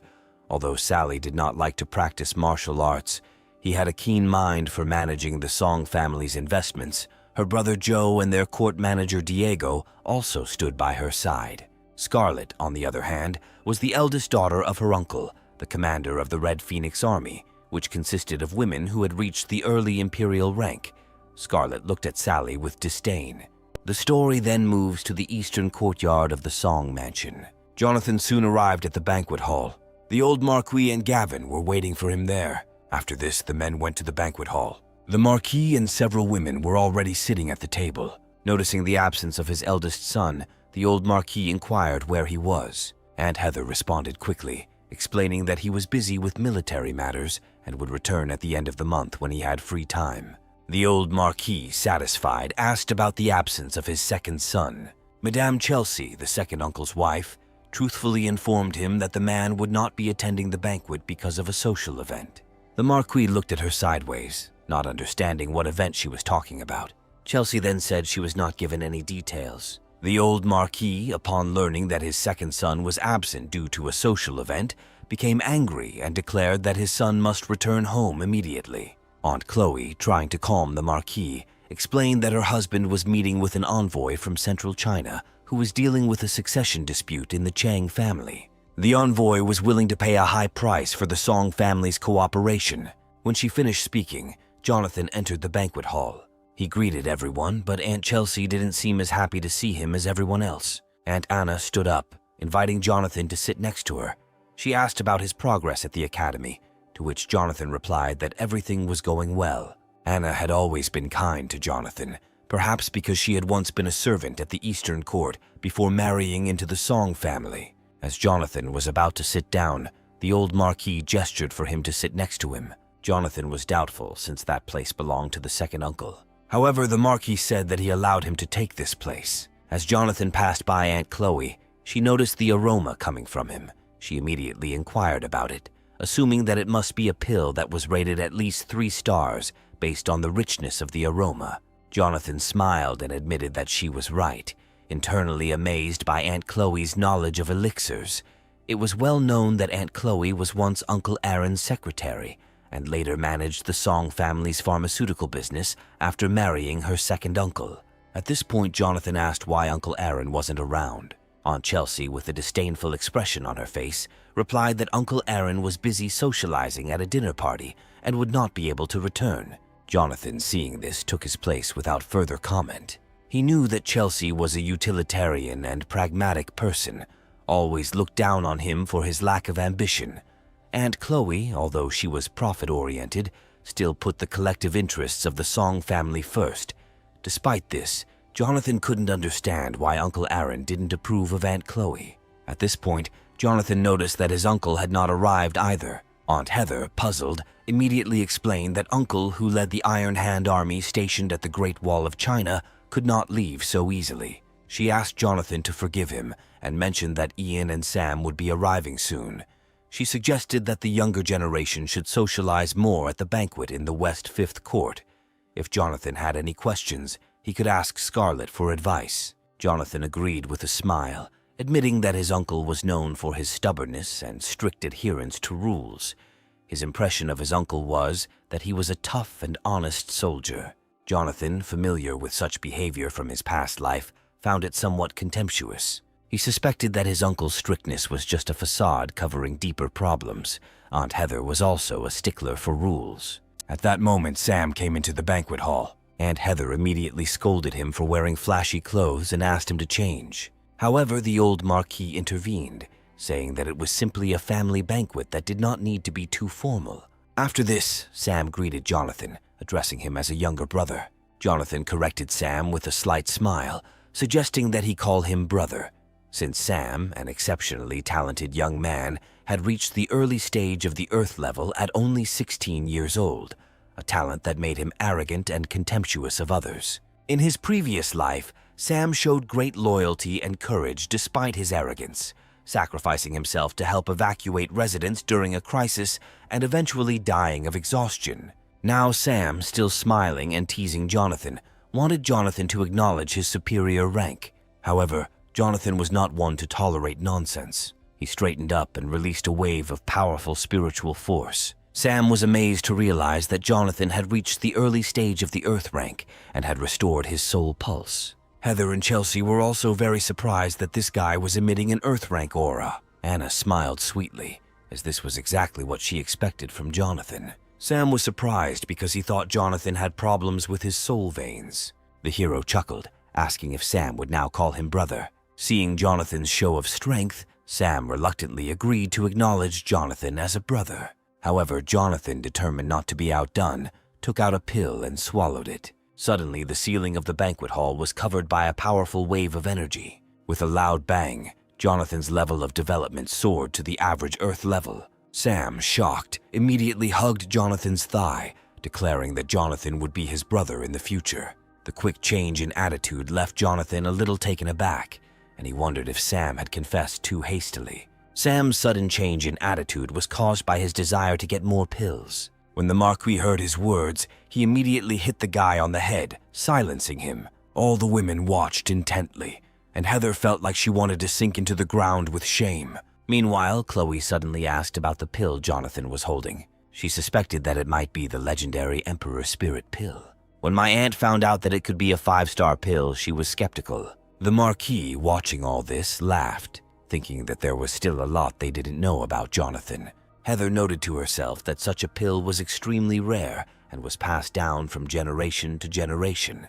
Aunt Chelsea recalled that a recent auction at the Hong Kong Chamber of Commerce had brought in a significant profit on a batch of pills, and the price of the pill was likely even higher. Jonathan appreciated his aunt's insight, acknowledging that she understood the pill's special effect. This pill, according to ancient records, could raise the Earth-level power plant to a higher level without side effects. However, it was only effective the first time it was used.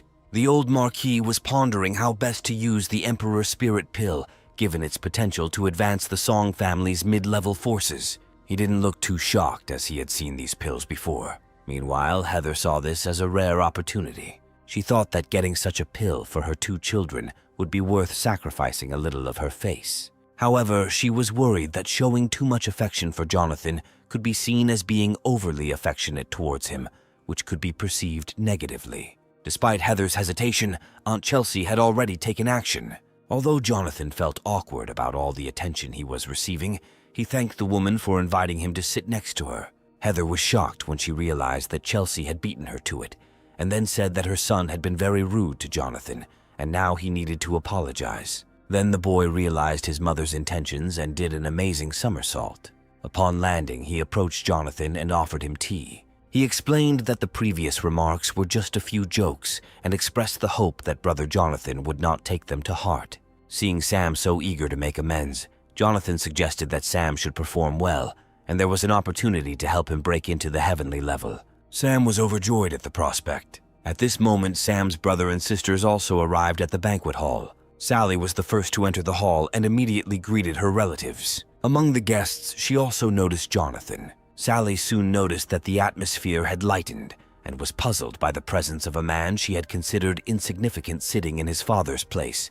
Despite the old man's favoritism towards her, it seemed unreasonable that his mother had also changed her attitude. Sally was puzzled how her mother, who had always been powerless to change, could be so polite to someone else.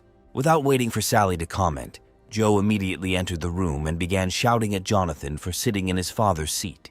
Upon hearing this, Sally immediately shut her brother's mouth. Joe's bad mood was used as an excuse to calm Jonathan, who was advised not to take it personally. Jonathan, not particularly concerned, watched Sally with a feeling of disdain. Although Sally did not like to practice, her intelligence and understanding of current affairs made her similar to the cunning foxes. However, Sally's genuine talent and attempts to maintain his genius image contrasted with his difficult relationship with Jonathan.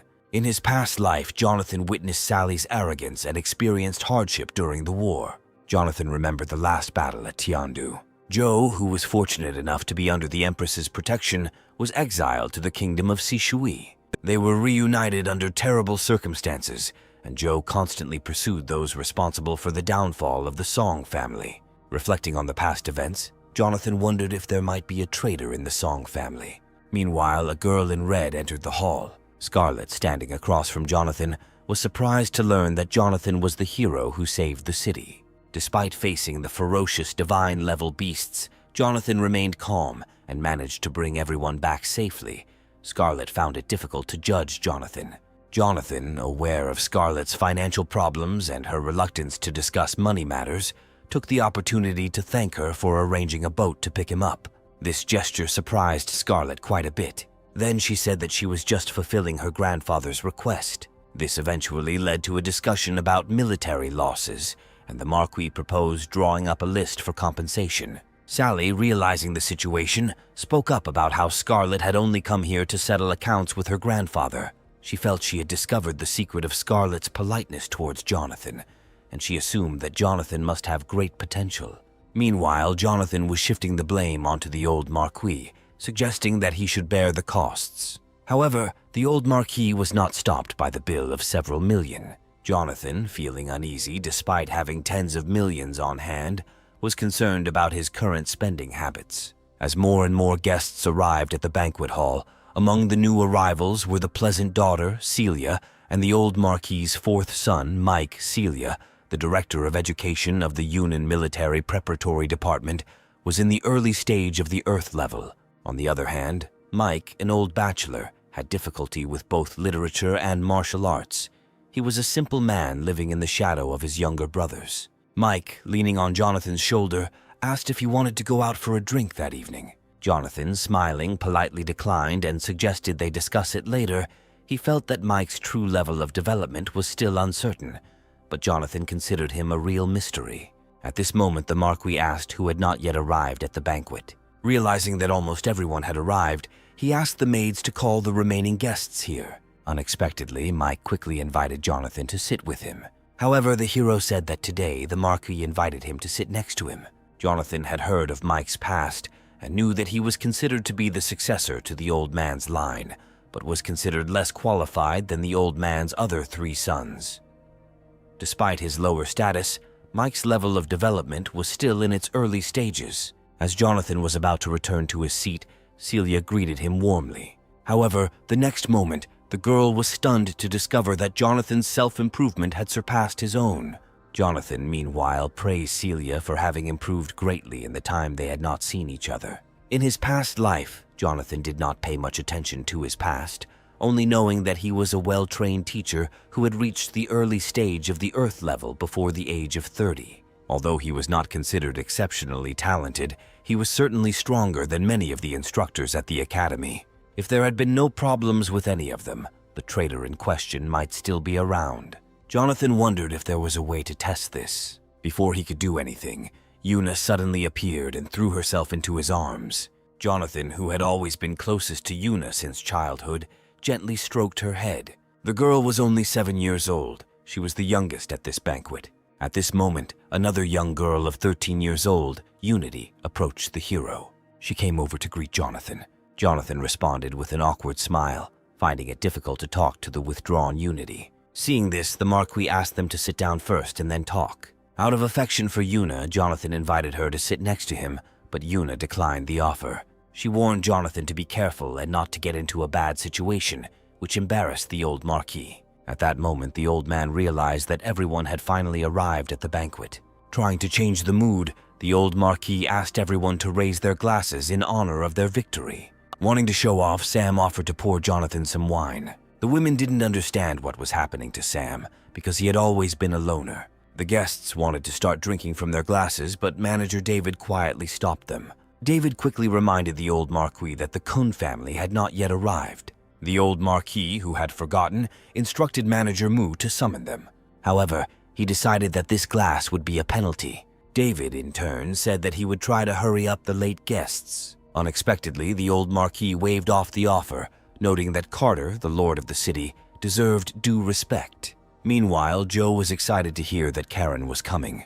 However, Sally stopped his enthusiasm by reminding him that Karen was engaged to Jonathan and warning him to behave appropriately. Despite Joe's dismissive attitude and his intention to break off the engagement when his own self-improvement improved, he had a disdainful attitude towards Jonathan as a useless fool compared to himself, a young genius. Sally, confused as to why everyone seemed to prefer Karen, called her a loose woman. However, she quickly received a reprimand from Joe. He stated that Karen's body was much more developed than Sally's. Hearing this, the girl immediately attacked him and beat him. Their argument was interrupted by Aunt Chelsea, who reminded them to behave properly. Taking advantage of the opportunity, Joe quickly went to greet Karen.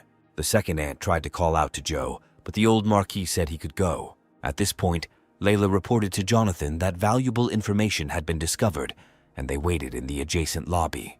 The Marquis, without further ado, sent the boys off to do their business. He told the manager to go with them too. At this point, Sam was wondering where they were headed.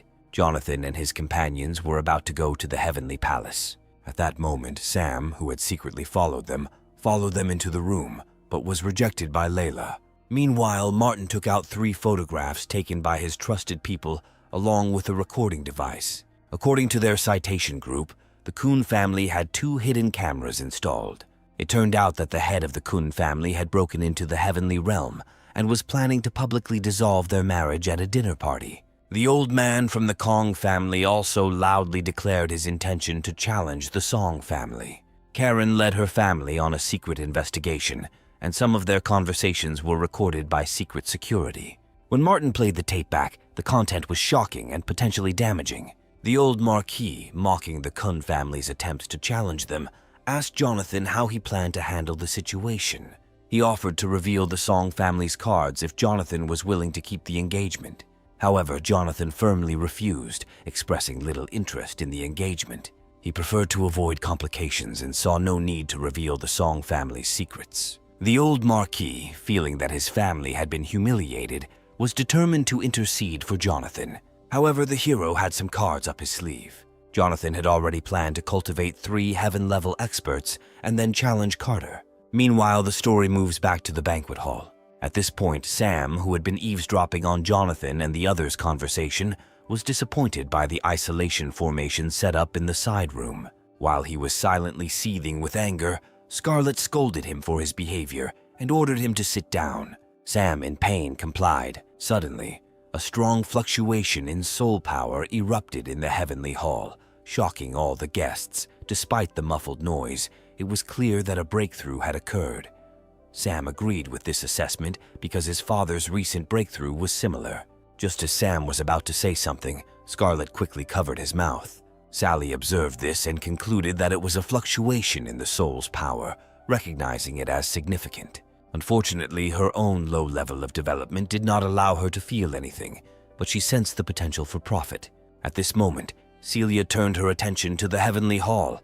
At first, she thought that the atmosphere was tense, but it didn't seem like there was a fluctuation in his father's soul force. Realizing this, she became frightened and broke out in a cold sweat. Mike noticed her anxiety and, puzzled, asked if she was okay. Celia could only pretend to be calm and signal that he was okay. Meanwhile, Sam was in high spirits. He knew that Jonathan must have something remarkable. The movement that had broken through the heavenly staircase must have been caused by him. Sam excitedly explained that Jonathan had taken the Emperor's Spirit Pill in front of them, which had allowed him to break through from the early stage of the geological level to the middle stage. The Emperor's Spirit Pill, which could save 2 or 3 years of hard work, greatly shocked Scarlett. She realized how valuable the pill was, and realized that Jonathan was using it to boost his fighting spirit. Sam noted that selling the pill could cover the Red Phoenix Army's military expenses for several months. When Scarlett found out about the pill, he was shocked and grabbed Sam and shook him vigorously. He could hardly believe that Jonathan had more than one of these rare pills. Sam, now dizzy and disoriented from the shaking, figured helplessly that Jonathan had probably had more than 10 drinks. Sally was confused by her siblings' reactions. She suspected that they had discovered something important and planned to ask her mother about it later. By this time, Scarlett had regained her composure. As the commander-in-chief of the army, she knew the value of the 5-star pill, but she understood the importance of maintaining dignity in front of her families. Suddenly, another wave of soul power swept across the heavenly hall. She knocked Scarlet and Sam down and smashed a jug of wine on the table. The brother and sister, unable to hide their shock, were stunned by the third wave of heaven-level aura. Sam wondered if he should have followed them sooner, wondering if he had broken through to the celestial realm as well. Meanwhile, the story moves to the outer courtyard. Jonathan sighed, noting that the hastily organized formation could only withstand 3 heavenly tier breakthroughs. The Marquis thought that he hadn't expected Jonathan to be as knowledgeable about arrays as he was about alchemy. At this point, David felt that the old Marquis's experience in formations was surprisingly insufficient. Meanwhile, the hero looked at the girl in surprise. Layla was amazed at how quickly the breakthrough happened, causing Jonathan to break out in a sweat. He said Martin and Gavin were at the top of the Earth level. It only took them 2 layers of obstacles to break through. But on the contrary, Layla was at an early stage of earthly development, and Jonathan had to forcibly raise him to the heavenly level. Layla honored Jonathan by swearing allegiance and expressing her desire to become Jonathan's sword in the fight against all enemies. Seeing this, Jonathan immediately used the purification talisman. He understood that despite Layla's limited qualifications, her elevation to the heavenly level was not a disadvantage. In an instant, the erasure symbols worked, and Layla appeared in a completely new appearance. She bowed and thanked Jonathan for his help. By this time, Gavin and his companions had united their holdings. They told the hero that they were okay. Their bodies were engulfed in flames. Gavin, inspired by the power of the heavenly rank, felt the desire for a good fight. Martin, rising into the air, experienced a wonderful sensation. Jonathan cautioned them against overconfidence, reminding them that they were still in the early stages and that the real goal was to become saints. Then Martin spoke, feeling that the soul's power seemed to be connected to something in the sky. Jonathan was surprised to see Martin's exceptional talent for divine perception and decided to buy Martin a machine with enhanced sensory capabilities. The old Marquis wanted to dispel this desire by pointing out that Martin sensed the heavenly path. Martin was shocked to realize that the power of the heavenly path soul was genuine. Seeing that Martin had been deceived, the old Marquis signaled to Jonathan. Jonathan realized that using the heavenly path was more appropriate than revealing his own strategies. At this point, Gavin asked if Jonathan wanted to meet Carter directly. However, Jonathan quickly waved his hand, indicating that there was no need for a direct conflict with the Kun family, preferring a subtle and reserved approach. Martin then suggested that they could disguise themselves as the Eastern City courtyard to welcome the distinguished guests from the Kun family. Jonathan thought it was a good idea and praised Martin for it. However, the manager was worried. He was worried that showing off his strength might cause problems for the Song family. However, the old Marquis considered this acceptable. After all, the Song family had hidden their strength for over 10 years, and it was time to show off their abilities. Otherwise, those around them would only perceive them as weaklings. Meanwhile, the story moves to the gate of the outer courtyard of the Song house. At the same time, outside the Song family's courtyard, Joe was waiting to greet the distinguished guests from the Kong family. While preparations were underway, Joe suddenly realized that something was wrong. The guest who arrived was on a sky-tier ship, floating in the air and looking like he had come from the eastern courtyard. Old man Christopher's cultivation had just reached the heavenly level. He hurriedly took his granddaughter with him to dissolve the marriage, but his heavenly cultivation level was not enough to make an impression in the future. Even the gatekeeper would be able to suppress him. Just recently, the old man from the Kun family met Karen's boyfriend, Sebastian. He acknowledged that although Sebastian came from a prestigious background and had many achievements, he displayed extraordinary fighting prowess and was considered a capable talent. Jonathan also had several relationships with Sebastian. Despite Jonathan's incomplete soul pulse, he was mentally inferior to him. Thus, the old man agreed with his granddaughter's point of view, and the grandfather's praise made Karen blush. However, Carter felt that Sebastian's level of development was only superficial and not as impressive as their own guards. He asked how they could trust him with their daughter. However, Christopher thought differently. He sensed a slightly extraordinary aura emanating from the young man and was convinced that Sebastian would indeed become a significant figure. He noted that Sebastian had previously served outstanding people, which confirmed his assessment. Carter, still feeling uneasy, doubted whether Sebastian had used any underhanded methods, but he didn't believe it was worth the risk. Karen, upset by the conversation about her lover, categorically disagreed. She felt that Jonathan was the only one who could resort to deception and disguise, and that was why she was determined to end the marriage. Then Christopher said that if Jonathan was really bad, they would break off the engagement immediately. Otherwise, if the Song family did not agree, he promised that he would force them to break off the engagement. Carter agreed to this plan, saying that it would be for the best. However, Karen was determined and decided to end the marriage at any cost. Meanwhile, Joe met with Layla, who also came to the yard. He was shocked to see her. He learned that she was a servant of the Eastern Court. Layla, Martin, and Gavin bowed and addressed him, mentioning that they were waiting for young Master Jonathan to greet the distinguished guests of the Kuhn family. Butler Joe remained wary, however. Joe told him that he was not blind and understood everything too, but the old man continued. He felt that the two guards were similar to those he had seen before. He suspected that they might be part of a secret group prepared by the old Marquis. Despite his doubts, he decided not to overdo it and focused on the current situation. The manager's confusion gave Joe pause for thought, and he had yet to discover the reason for it. By this time, representatives of the Kuhn family had arrived, and preparations for their meeting were in full swing. Their ship landed with a crash right in the middle of the landing pad. Karen was the first to exit the ship. Seeing her, Joe quickly bowed and greeted him. Karen, however, pretended not to recognize Joe and feigned curiosity about his presence. Joe quickly revealed that Jonathan was his cousin, making Karen his first cousin. Although Karen's outward praise seemed sincere, she secretly mocked Joe and questioned his motives. The girl thought to herself that one look at his depraved expression was enough to understand that he was simply addicted to her beauty. Meanwhile, Carter and Christopher got out of the transport.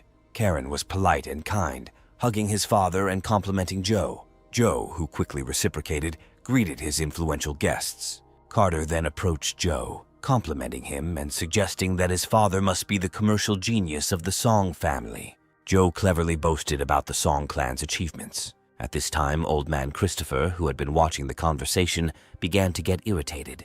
He released his heavenly tier aura to intimidate the Song family. The terrifying pressure immediately caused a stir among those with a lower level of development. Joe quickly recognized Christopher as the leader of the heavenly level.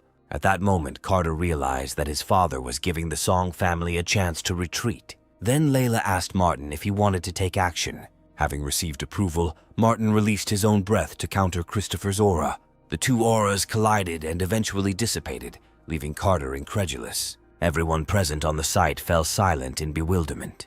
He wondered if the Song family was really as simple as they seemed at first glance. Karen, who had a low level, was a little confused and didn't understand why Grandpa suddenly held his breath. Joe's servant wanted to express his opinion, but the boy ordered him to shut up. Meanwhile, Carter had already bowed in respect to Layla and the men and asked who they were.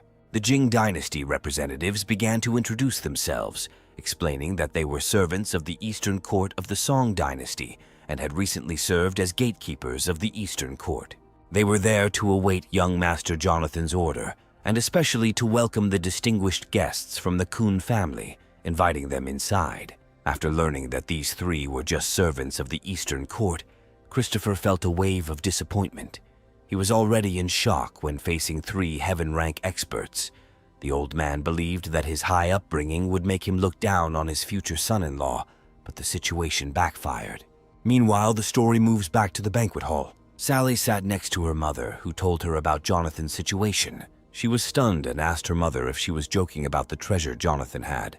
Her mother assured the girl that this was true. Then Sally realized that the unusual behavior of Jonathan's siblings made sense. The thing is, there could be significant power hidden behind Jonathan. Sally then assured her mother that such valuable property should belong to their Western Court. She was afraid that Aunt Chloe might take over his father's pharmaceutical business. At that moment, the door to the hall opened and Jonathan and his friends walked inside. Watching Sam and Scarlett standing in front of him, Jonathan thought they must have felt the recent breakthrough.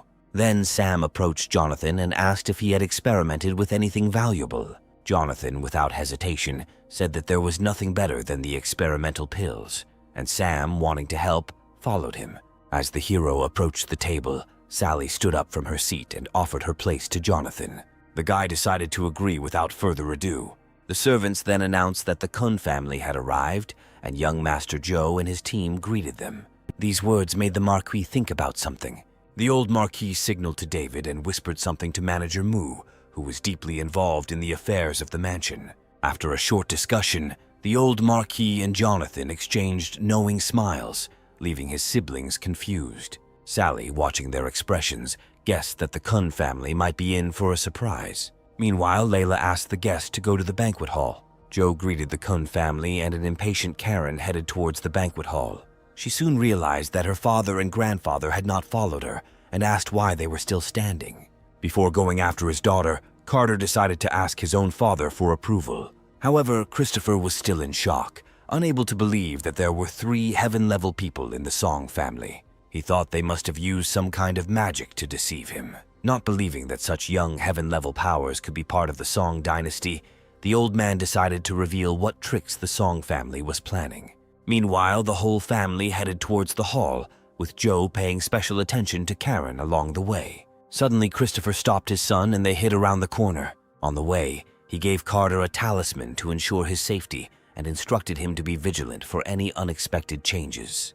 Christopher wanted to see if there were any hidden dangers. Suddenly, he saw someone standing near the pavilion. It was Bernard, the driver from the Song family. One look at him instantly scared Christopher, causing him to drop to his knees and lose his composure. Carter rushed to help his father and inquired about his well-being. The old man said he was fine, but when he looked back at the pavilion, Bernard had disappeared. This left him speechless. At that moment, Karen came up to them, not understanding what had happened, and then he picked up the dropped talisman. The old man turned to his son, asking him to help him get up. After that, they all went further into the hall together, but Christopher still couldn't come to his senses, not understanding where a person with such strength came from here. At that moment, a man in a wheelchair appeared around the corner of one of the houses. This made Christopher break out in a cold sweat. The man was Mason, the gatekeeper, who stared at the old man with a cold gaze. Christopher, greatly shocked by this sight, vomited blood and fell to the ground, his heart aching incredibly. Carter and Karen quickly came to his aid and asked why he was bleeding. He explained that he accidentally bit his tongue when he fell. When he tried to make his way to the corner where the figure stood, he found it empty. Meanwhile, Layla looked at the distant roof and realized that the people there were far from ordinary. She had felt uneasy before and recognized the unusual methods that Bernard and Mason used. Although the Marquis had instructed them to restrain Christopher in a discreet manner without causing alarm, it seemed that more drastic measures were needed. Mason said it was necessary to maintain the dignity of the court and to solve the problem of the old man's behavior. At this point, Christopher was convinced that what he had seen was real. He believed that the Song family had indeed been harboring numerous experts, and he decided to report this to the court upon his return, claiming that the Song family had been involved in deliberate misconduct. He thought that the court would surely punish Song for plotting a rebellion. However, upon reflection, Christopher realized that although 2 strong men had captured him, they had not alarmed anyone else. This situation suggested that the intention might be to prevent him from returning alive. He was left wondering how to handle the situation further. Even though he was a powerful heaven-ranked person who usually didn't pay attention to the world, he was shocked to find himself in a position of fear and uncertainty. He was especially surprised to find out that there were so many influential people hidden away in the Song family. Fearing that attending the banquet might bring him even more misfortune, he thought about finding a way to escape.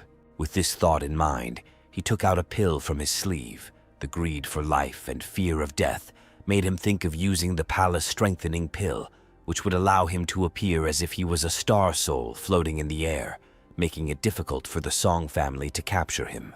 However, just as he was about to take the pill, David suddenly appeared behind him, causing him to drop the pill in shock. David informed him that their master was waiting in the banquet hall and asked Christopher to follow him. While Christopher admitted that the newcomer was a formidable individual, he was surprised to learn that the man was even stronger than the 2 mysterious individuals he had encountered earlier. He inquired about the identity of the new arrival, and the steward truthfully gave the information, at the same time signaling Christopher to go inside, whereupon Christopher reluctantly agreed. Meanwhile, in the banquet hall, Layla was preparing to receive the distinguished guests from the Kun family. Upon learning of their arrival, the old Marquis ordered welcoming music to be played, which made Layla feel a little awkward, but it later turned out to be just a joke. Soon Carter and Karen and the others arrived at the banquet hall. Karen, introducing herself as a well-mannered woman, greeted all the elders of the Song family, who politely reciprocated. After this, Carter also greeted the people who invited them to visit. After exchanging pleasantries, the old Marquis asked his eldest son to seat the guests of the Kun family. It seemed that only Carter and his daughter were present.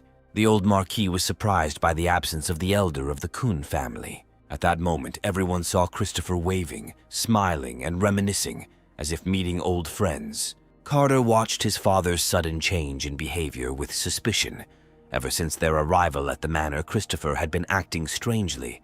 Carter wondered if his father's behavior was due to him relying on the divine sense of the heavenly tier powerhouses, and if he had noticed anything unusual in the Song Mansion. The old Marquis seemed to have discovered something, for he was full of energy and his gaze was intense. At that moment, Christopher felt like he was in an ice cave. Suddenly, he stumbled, falling to the ground. All the guests present looked at him in surprise. Karen feigned disgust, mentally cursing her grandfather for seeming weak and embarrassing himself. Jonathan, who was watching the scene, joked about Christopher's self-punishment. His words caused general laughter at the table. The old Marquis waved his hand to stop the teasing and pretended to show concern for Christopher. Christopher, having stood his ground, explained that he had simply tripped. He then rose to his feet, excitedly greeting his older brother. He then asked David to help him retrieve the dropped item. David assured him that nothing would be lost at this banquet without reason. He then shouted to his servants that whoever found Christopher's lost thing would receive a reward. At this point, the old Marquis asked if he had put up any array at the door. Jonathan, smiling, did not deny it. He knew that both he and the old Marquis were simply playing. Once everyone was seated at the table, Jonathan announced that it was time to serve wine and food. Soon the maids arrived in the hall with trays. They poured wine for each guest, although Christopher and Carter were very awkward at the table. Karen looked at her grandfather and father doubtfully, wondering why, despite their previous intention to end their marriage by force, they were now sitting down to eat. Deciding to get to the bottom of this, she stood up to explain the reason they had come here today. But Christopher stopped her. Christopher didn't want his granddaughter to interfere. Carter then persuaded his daughter to sit down and have a snack, suggesting that they first observe the situation. During this time, Christopher apologized to the old Marquis, fearing that he would face destruction if he displeased him. The old Marquis, smiling, reassured him, noting that Karen was the apple of their family's eye and that a certain degree of arrogance was inevitable. Then he raised his glass and proposed a toast. After this, all the guests at the table began to chat with each other and laugh. Karen sat to the side, pondering her situation. Despite her father and grandfather's prohibition against talking, she wanted to cause trouble and considered using Sam. Joe immediately noticed his beloved's gaze on him and told Sally about it. At that moment, Jonathan received a test message. Then he got up from the table and asked his grandfather for forgiveness, saying that he needed to go out for a while. Once outside the hall, he contacted manager Austin. As it turned out, he brought good news that negotiations were currently underway with an important member of the Hong Kong Chamber of Commerce. The sand sculpture city of Shadiao was located on the eastern border of the Xia Kingdom, surrounded by the Desert of Death. It served as the Summer Rain Defense, a military stronghold tasked with suppressing the demon race. As Shadiao rapidly expanded into the eastern desert region, more and more people began to gather in this city. Built less than 100 years ago, the city underwent several additions, eventually becoming a fortified area with a wall and 4 distinct districts. The inner city was inhabited by privileged families, protected by multi-layered city walls and leading a decadent lifestyle. On the other side was the western district, where 90% of the military stationed in Sand Sculpture City lived. This area was known as the place with the highest defense intensity in the city. Surrounding the inner city was the Central City District, which served as a commercial market where all kinds of services and entertainment could be found. At the very edge of the city was the Outer City District, where the lower slaves and dispossessed wanderers lived. This area, which the common people often called the slums, was the poorest part of the city. The seller who owned the cherry blossom sapling lived in the city's West District, an area controlled by the expansionist Mulu tribe faction, which commanded more than 60% of the troops in the Shadiao district. Dealing with this expansionist faction was difficult as they despised local merchants, making negotiations difficult. The Austin Chamber of Commerce, representing the neutral or moderate faction, might have had a say, but in this situation, its influence was limited. Besides honeysuckle, it would take about 10 days to deliver other medicinal materials to the Song Mansion. However, the Samarin family, who were knowledgeable in medicinal herbs, refused to deal in foreign currency. Instead, they needed materials from ferocious animals to make deals. Jonathan got angry when he received this news. It seemed like these people knew how to calculate everything to their advantage. However, he realized that he needed practical experience. In addition, he will have to travel to the Desert of Death to find Star-Lord's secret kingdom. So he decided that he could personally obtain the necessary materials for the ferocious animal. Hearing this, Austin reassured him, but also reminded him not to do anything too risky given the faction's strong presence in Sand Sculpture City. This reminder made him think of two key figures who, in his opinion, they could provide assistance on this trip. Jonathan then thanked Austin for his help and said goodbye to him. Meanwhile, Karen tried to butter up Joe in every way possible. She tried to deceive the boy by constantly praising him and portraying him as the most outstanding genius of the Song family. Joe was too much in love to recognize the brazen lie in the girl's words. Meanwhile, Christopher kept raising toasts to the Marquis, wishing him luck in his cultivation. However, he still kept an eye on his granddaughter, hoping that she wouldn't do anything stupid right after he broke through to the heavenly rank. Soon, Sally, who was sitting next to Joe, got tired of this whole circus and decided to intervene in the conversation. She rudely told Karen that if she tried to create problems for their family, she would meet a terrible end. Karen tried to reassure Sally by saying that their conversations were only about school matters and that Joe was an exceptional person. But despite Karen's attempts to smooth things over, Sally was unimpressed by the attempt to use his younger brother as a pawn. Unexpectedly, Karen was not intimidated by the girl's threats and instead smiled, joking about Joe's responsibility for managing the Song family's investments. She said, almost threateningly, that since Sally was now in charge of taxes, there would inevitably be mistakes, and in that case the Kuhn family could involve the tax department. Joe told his sister that Karen was very generous because she wanted to help them. Sam watched all this with a grin, but Scarlett was not at all interested in these intrigues. At that moment, Jonathan returned to the hall with a proud look. Seeing him, Karen immediately turned to the groom and greeted him. Carter and Christopher watched their conversation with disbelief, as they knew Karen hated this guy. The Marquis immediately realized that this boy was clearly up to something. Meanwhile, Joe was furious to see Kong Karen and son Jonathan chatting happily. He didn't understand what they could possibly be talking about. Moreover, Karen looked cheerful, and this made him incredibly angry. Then he grabbed his glass and slammed it down on the table with all his might, addressing Jonathan. In his anger, he was determined to start a duel against Jonathan for Karen's heart.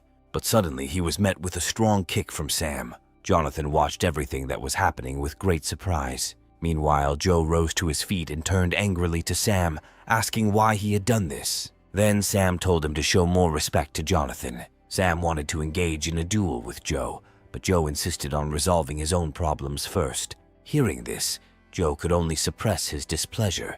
He did not expect that Sam would decide to interfere in their conversation. Having no other choice, he decided to make sure that Jonathan would be disgraced in front of Karen in their duel.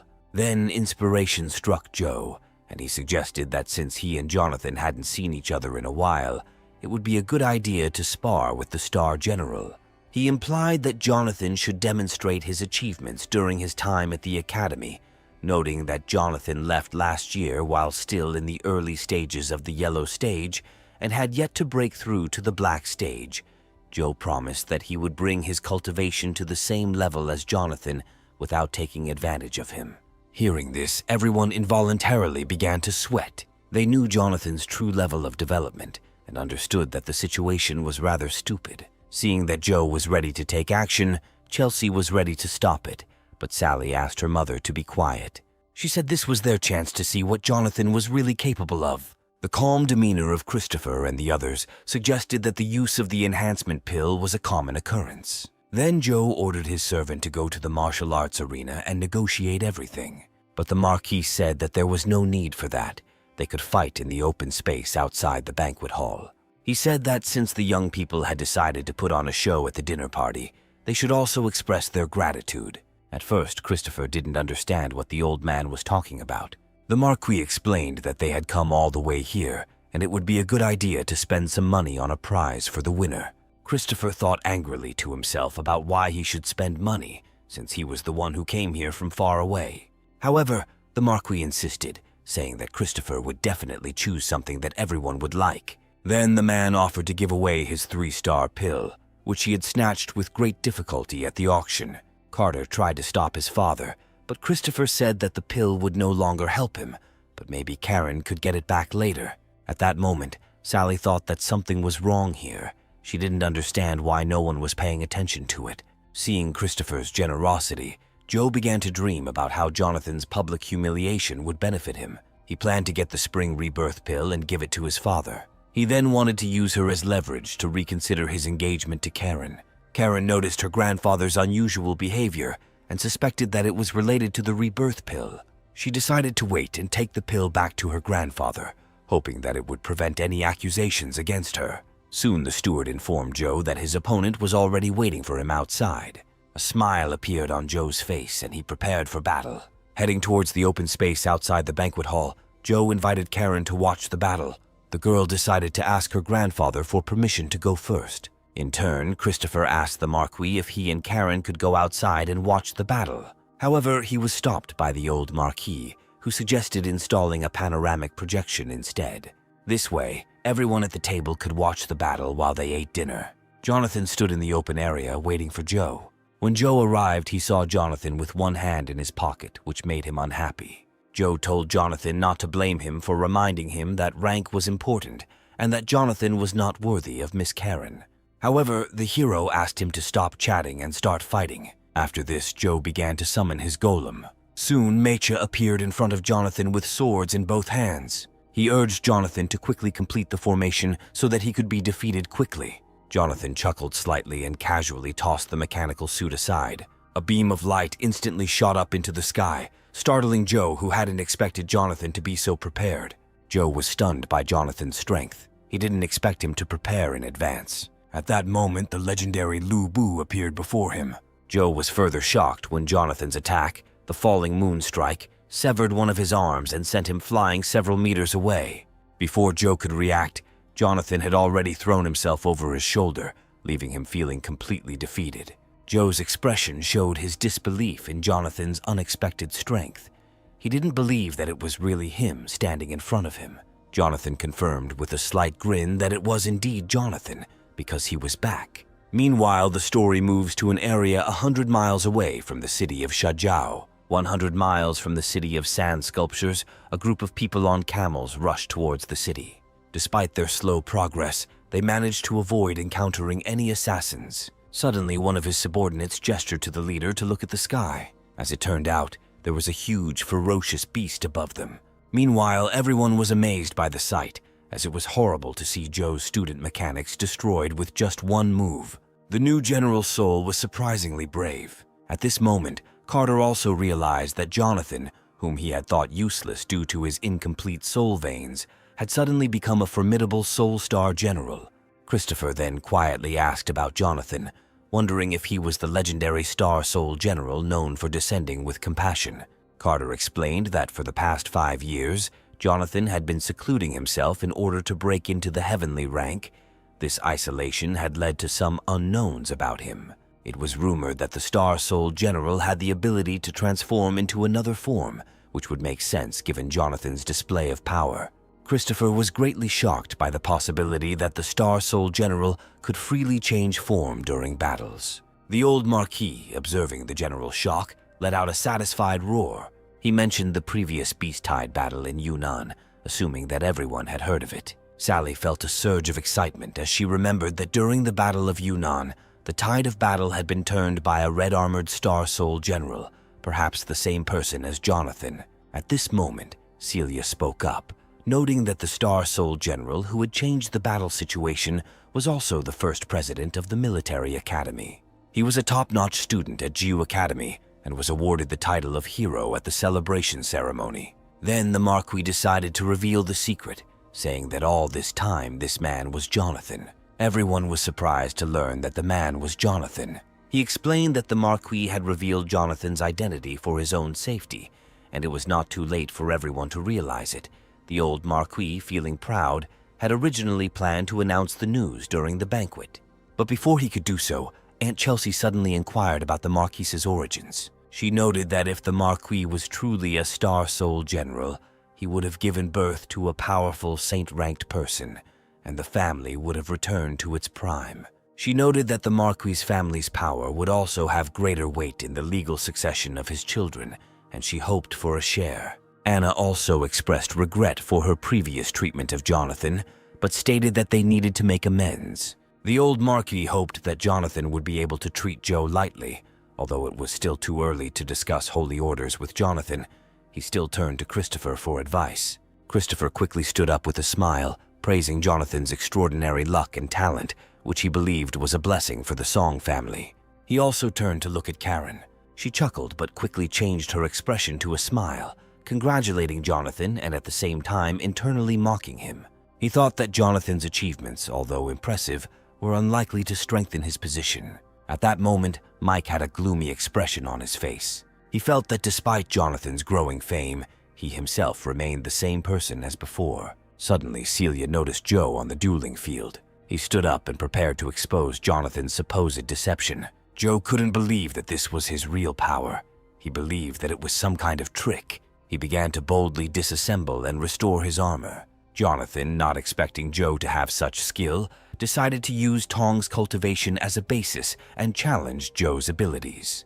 During the battle, Jonathan, using Lu Bu, pretended to be a student of the academy and suppressed his own cultivation to the peak of the mysterious level.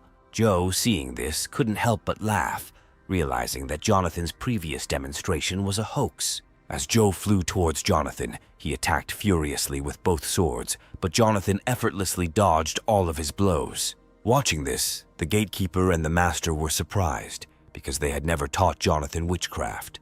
Jonathan then began to counterattack, mimicking Joe's movements and sending him flying with powerful force. Joe was furious, accusing Jonathan of using underhanded tactics to deceive him. Jonathan, ignoring Joe's complaints, ridiculed him, noting that soldiers never tired of being deceived and pointing out Joe's incompetence. He criticized Joe's reliance on empty rhetoric and poor skill compared to more competent figures. This made the guy very angry, and he decided to attack the hero, but he deftly dodged the attack. Joe continued to attack him, but all his blows literally missed their target. Meanwhile, Bernard and Mason watched the battle from the roof of a nearby building. Mason even suggested that it was Bernard who taught the hero this technique, but the man stated that it was not him. Mason then assumed that the girl had secretly trained the young master when they weren't looking. Meanwhile, the battle continued. The warriors collided with each other with their bodies. Suddenly, Joe noticed that Jonathan was right behind him. Then the hero took the weapon in his hands, jumped into the air, and decided to attack the guy from above. Joe looked at his opponent in surprise. He didn't understand why Jonathan kept copying his movements. After this, the hero flew through it, ending up behind the enemy. In an instant, Jonathan kicked him in the chest, sending him flying. He understood that although this guy's fighting skills were quite high, he was still completely incapable of adapting to real combat. Meanwhile, Joe lay on the ground, scolding Jonathan for using such underhanded moves. Then the hero said that in war, there is no prohibition on tricks, thinking to himself that this would be an excellent opportunity to extract information from him. Jonathan went on to say that Joe spent too much time on theory and useless nonsense, which was why his second uncle had always neglected him.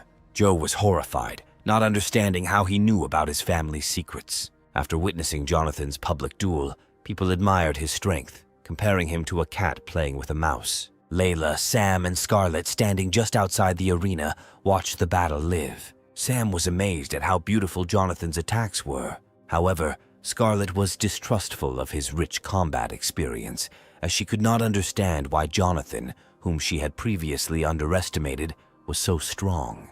Meanwhile, Layla stood and watched the fight with a mesmerized face. At some point, she finally noticed David was missing. David stepped aside with Mason and the others, which alarmed them as David appeared as a ghost every time. Stuart asked with a gloomy expression why young Master Jonathan was using the Black Tortoise defense movement technique. Mason, speaking in classical Chinese, explained that their anonymity and seclusion were intended to avoid suspicion. Mason then questioned whether it was possible that Jonathan's skills were taught by the same girl, but the butler considered it unlikely. He he noted that she did not have the free time to teach Jonathan. Bernard quickly intervened, explaining that it was not a top-secret matter. It was normal for young Master Jonathan, being the child of the third master, to have such skills, and his achievements were also normal. Meanwhile, in the dueling arena, Joe slowly stood up. Although it seemed like he was deceiving Jonathan, he was internally puzzled as to why Jonathan knew so much. He wondered if his sister's suspicions were true, and if Jonathan's skills were related to his father's licentiousness. Joe decided to explore other methods. He then took the opportunity to launch a surprise attack. Jonathan was even a little surprised by such an unexpected attack from Joe. His double sword spun quickly, piercing what he thought was Jonathan's body. However, Jonathan disappeared and reappeared behind him. Jonathan acted quickly, grabbing Joe by the head and lifting him up. Before Joe could even figure it out, the hero attacked him from above. In an instant, he was behind his opponent and grabbed him by the shoulders. The men were amazed at Jonathan's ability to take 7 steps with his soul power suspended. They considered contacting Chief D, but received no response from Butler. The fact is that he had already disappeared, leaving only a note asking to first consult with the Marquis. Everyone in the banquet hall was shocked by Jonathan's impressive performance. Christopher was in a panic when he realized the depth of the Song family's resources. He felt the need to leave quickly. Seeing Joe's defeat, Karen cursed silently, worried that Jonathan would get his hands on Grandpa's pill. She hoped that Sebastian would bring the White Dragon to easily return the pill and deal with Jonathan accordingly. Meanwhile, Jonathan interrogated Joe again, asking who he thought was the bastard. Joe furiously declared that Jonathan was the bastard. Then Jonathan, in a rage, hit Joe with such force that he fell to the ground. As he fell, his armor dissolved into thin air. Then Jonathan stepped on Joe's back. He gave him another chance and warned him not to show disrespect. Meanwhile, the caravan on the outskirts of Shadyao sank into sand and soil. When they emerged, the monster had already left, but had vomited mysterious substances. The merchants were shocked when they saw the creature and reported it to the sand sculpture seller. After that, they headed to the edge of the cliff and saw red crystals there that were left behind by the monster. The crystals spat out by the ferocious divine-level beast were identified as legendary. Meanwhile, Jonathan continued to keep his foot on Joe's back. After his victory, Jonathan asked him again who he called a bastard, but Joe feigned ignorance. The guy didn't understand why this issue bothered him so much and decided to discuss it with his sister later. At this time, Jonathan, skeptical of his lies, decided to conduct a thorough investigation. He instructed Joe to admit defeat voluntarily. At first, Joe didn't believe that the guy would let him go so easily. After this, the hero headed towards the exit of the arena. Everyone in the restaurant was amazed at how easily Jonathan won. The old Marquis thought that even without using all of his ammunition, no one from the Song family would dare to challenge Jonathan again. Meanwhile, the arena's mass began to disappear. At that moment, David appeared behind Layla. As he approached, Layla asked if they should deal with that nosy maid hiding in the bushes. However, David said they chose not to scare the snake. Jonathan had already taken other measures. However, the girl knew nothing and continued to evaluate Jonathan's strength. She sat in the bushes and wrote down all the information about him in detail. As it turned out, at the same time, another maid was sitting on the roof of the building. It was she who followed the girl on Jonathan's orders. Meanwhile, the Marquis took a pill from Christopher. He commented on how exciting the rivalry between the two brothers was. Christopher could only respond with a smile, praising Jonathan as a dragon among men and a perfect match for their family. Jonathan suddenly interrupted Christopher, telling him that there was no need for false praise. He called the situation just a little joke and asked how important it could be. Upon seeing Jonathan, Karen seemed to pay respect, constantly praising Jonathan as the most powerful. However, internally, Karen was already planning a countermeasure, deciding that Jonathan needed to be dealt with. At this point, the old Marquis spoke up, mentioning that Jonathan might not need Christopher's prize and suggested that they save it for later. Jonathan then immediately reached into his pocket and offered to say goodbye to the poor quality pill, saying that he had better options. He threw a bottle of elixir to the old Marquis. After receiving the pill, the old Marquis was shocked to discover that Jonathan had given him the best rebirth pill. Christopher was also stunned, as it was a full bottle of top-grade spring rebirth pill. The ladies of the Song family were equally shocked to hear this, and everyone looked on with anticipation. Despite this, the old Marquis resolutely rejected the offer. Then the blue-haired maid entered the hall. She reported that she had found a pill in the yard, and was wondering if it belonged to the respected guest of the Kun family. Christopher immediately went to confirm this fact. He tried to be very careful when handling the pill. However, compared to the final spring rebirth pill, the other pill seemed less impressive. Then David saw the blue-haired maid take out the elixir and intended to reward her. However, Jonathan interrupted her, suggesting that they present the award instead. He pointed out that given the maid's insufficient cultivation level, she could choose one of two options: a 4-star skin care pill that could make her skin as white as jade, or a 4-star anti-swelling alcohol pill that could increase her cultivation skill. Everyone present was shocked when they heard the hero's proposal. Jonathan offered to pay her a cash reward if she couldn't decide. The blue-haired maid resolutely chose the power pill and knelt down. Then Jonathan quickly gave her a pill. This choice resulted in the emergence of a formidable legendary female general for the future of the Eastern continent. After this, the Marquis proposed making another toast. Then everyone resumed eating and drinking. At the same time, each guest was thinking about something of his own. But despite this, both the guests and the hosts looked pleased. At this time, Karen used the excuse that she was unwell to leave. The subject of engagement was not raised again until the old Marquis announced the end of the family banquet. After this, everyone returned home, but Christopher was seen sneaking around and avoiding the usual path. Jonathan, noticing this, made a sign to Martin. The two men quickly grabbed Christopher. As it turned out, Christopher had been beaten, and his face was covered in bruises before he was brought before Jonathan. Seeing him, Jonathan chuckled, asking why he decided to come back. Christopher was alarmed and felt a tightness in his chest. He clenched his fists and made a sudden decision, kneeling down and offering to serve the young master as his subordinate from now on. Meanwhile, the story moves forward some time after the banquet. Christopher felt uneasy about the Song family's deep waters. He said that he had been too arrogant, but now he realized that all of Jonathan's subordinates in the Eastern Courtyard were heaven-ranked experts. Carter was shocked by this discovery and realized that much of the information they had previously received about the Song family could have been misleading. It was said that after the sudden death of the late emperor, the abbot of the country initiated the selection of 8 generals for this position. Each of the 4 major families of Tiandu City had their own teams. In the Battle of Emperors, 2 saints from the Song and Chang families fell, and all 4 princes died. The Chang family was unable to use their power, and the Song family was accused of killing the imperial family. As a result, Ning was only able to escape from the border town, and the Empress Dowager of the Song family turned her back on them, severing ties with the Song family. It seemed like the Song family was moving forward by retreating, hiding at the border, trying not to stick their necks out. If the Song family's ancestor had not actually fallen, then with Jonathan's arrival, the Song family would most likely have come to power. Carter realized that important choices in life are often limited and decided he needed to go back. Meanwhile, the story moves to Yunnan Restaurant, the most luxurious dining spot in the city. At this time, Jack was drinking. There were also several bodyguards standing behind him. The man sitting across the table, Brooks, said that this was exactly the kind of alcoholic stamina he expected from Jack. It made him feel a little awkward.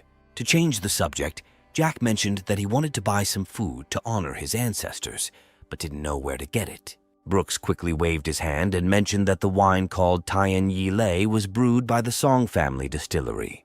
The craftsmanship of making this item has long been lost, and only a few remain. Over the years, he became more willing to use it only when dealing with real heroes. Hearing this, Jack felt some regret, but then he instructed his subordinates to make the most of the wine. He said that such good wine deserved to be enjoyed.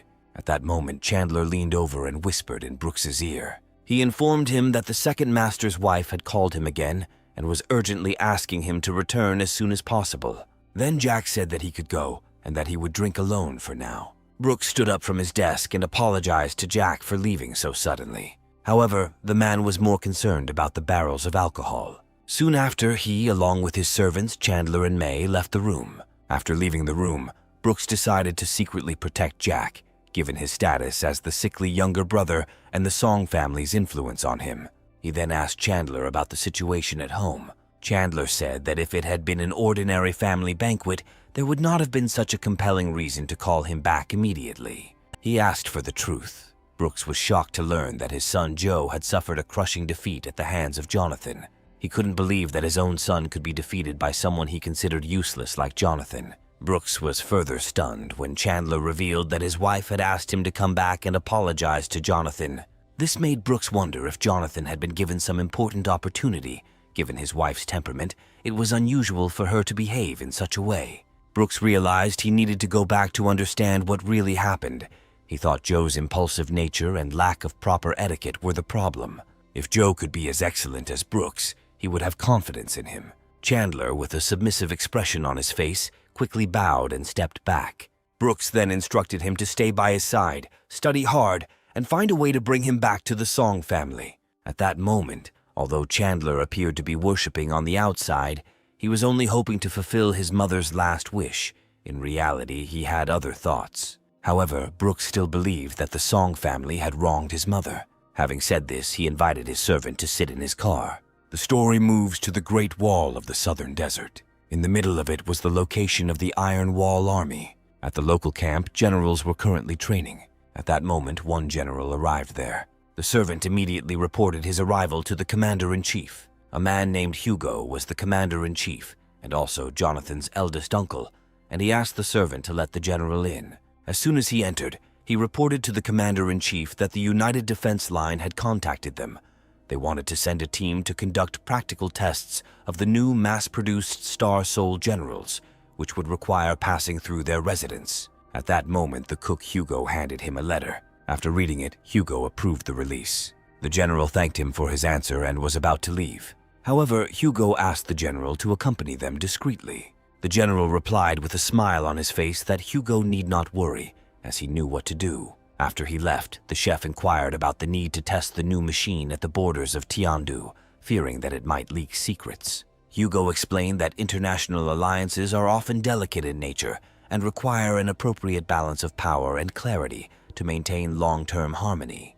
The cook asked him if this was a deliberate demonstration. However, Hugo did not want to answer his question. Meanwhile, Christopher continued to convince the hero that he was willing to work tirelessly to take the blame and make amends for past misdeeds. Jonathan, seeing this, decided not to investigate further and simply joked about Christopher's intelligence. Christopher, however, was deeply frightened and did not want to be anyone's subordinate. On the surface, he showed great respect, claiming that the Kong family had always regarded the Song family as their leaders and would continue to do so in the future. As long as Jonathan didn't mind, he was willing to immediately begin working in the Song mansion. Jonathan, knowing that Christopher had no competitive advantage early in his career, suggested that it would be better to fight for a good position on his own. He also inquired whether there was a shortage of cooks in the east courtyard of the Song mansion. Christopher boasted of his experience serving the saints and extraordinary beings when he was young. Jonathan interrupted Christopher, asking him to stand up. He mentioned that if Christopher really wanted to serve the Song dynasty, he had a task for him. However, when he saw that Christopher was kneeling again, he asked him to stand up. The old man immediately jumped to his feet. Then Jonathan took 4 pills in a bottle from his jacket. He explained that, as far as he knew, there were 4 ancestors in Yunnan City who had reached the top of their hierarchy. He instructed Christopher to ensure that these ancestors broke through to the heavenly level. Christopher felt uneasy looking at the fragrant pills. He worked hard for 5 years to break through to the heavenly realm, only to find himself overshadowed by the old hands. Despite his discomfort, he understood Jonathan's intention to tame these old figures for the good of their family. Moreover, Jonathan had something else for him. Jonathan, recognizing Christopher's loyalty, rewarded him with the Heavenly Spirit pill. Christopher expressed deep gratitude. He assured Jonathan that they would take command of the remaining 4 families. As Christopher was about to leave, Jonathan stopped him and smiled. Then he decided to talk to him about the engagement. He didn't expect Christopher to be so wrong that he would get down on his knees, begging Jonathan for forgiveness. Christopher even offered to make Karen a concubine or maid for Jonathan. Suddenly, Jonathan waved his hand, stopping him. He indicated that he was not interested and was simply looking for a good reason to break off the engagement. As for Karen's thoughts, Jonathan didn't want to get involved, saying he was too lazy to deal with it. Upon hearing this, Christopher was immediately depressed. He had not expected Jonathan's decision to break off the engagement, but he thought it might be the best outcome. So he decided to approach the matter accordingly. After Christopher left, Jonathan breathed a sigh of relief. Although events developed somewhat better than expected, he finally agreed to an engagement. At that moment, David expressed doubts about Christopher's sincerity. He suspected that Christopher had not actually surrendered, but was only putting on a show to avoid retribution. Martin also agreed, suggesting that since Karen had just left, it was possible that those who had slipped away could cause trouble. Gavin said it was better to leave no stone unturned and kill the whole family. Then Jonathan quickly waved his hand, stopping them. He advised everyone to listen carefully, as a major conflict could soon break out in Yunnan City. Millions of ferocious beasts broke through the wall and entered inside, causing countless casualties in the flames of war. Jonathan emphasized that every additional point of controlled power coming from the greatest priestess could help the people of the kingdom of Tiandu and keep more sparks of hope alive in the current crisis. Therefore, the overall situation should be prioritized over personal grievances and internal conflicts. David was deeply moved when he heard this. He did not expect Jonathan to be so broad-minded, to have such a majestic demeanor, very similar to that of his father. Little did they know that Jonathan's treatment of Christopher and the others was simply done to make the most of the situation. After all, greater combat power was beneficial in battle.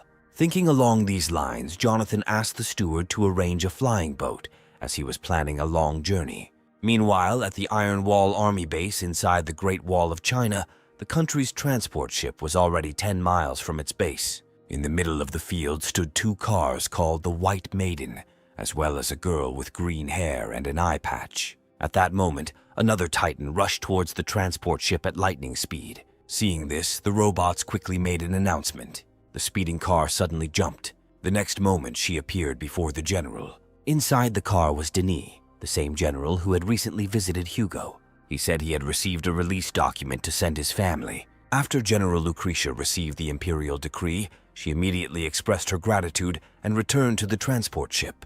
The release was approved, and the princess of the classic Chinese wolf ring named Lana showed a happy smile. She was eager to get moving and experience the ferocious beasts in real combat. These 3 cute little ones were truly extraordinary in Lana's eyes. After Jonathan released Christopher, he prepared to return to the mansion. Meanwhile, David was ready to launch the floating shuttle.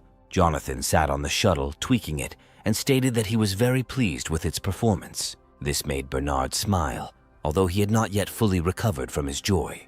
Jonathan, who was preparing to leave, quickly received advice from David, who suggested that it might be too risky for him to go somewhere else alone. At least several hidden guards should accompany him for safety purposes. Layla also agreed and asked to accompany Jonathan. However, Jonathan believed that it was more convenient to travel alone.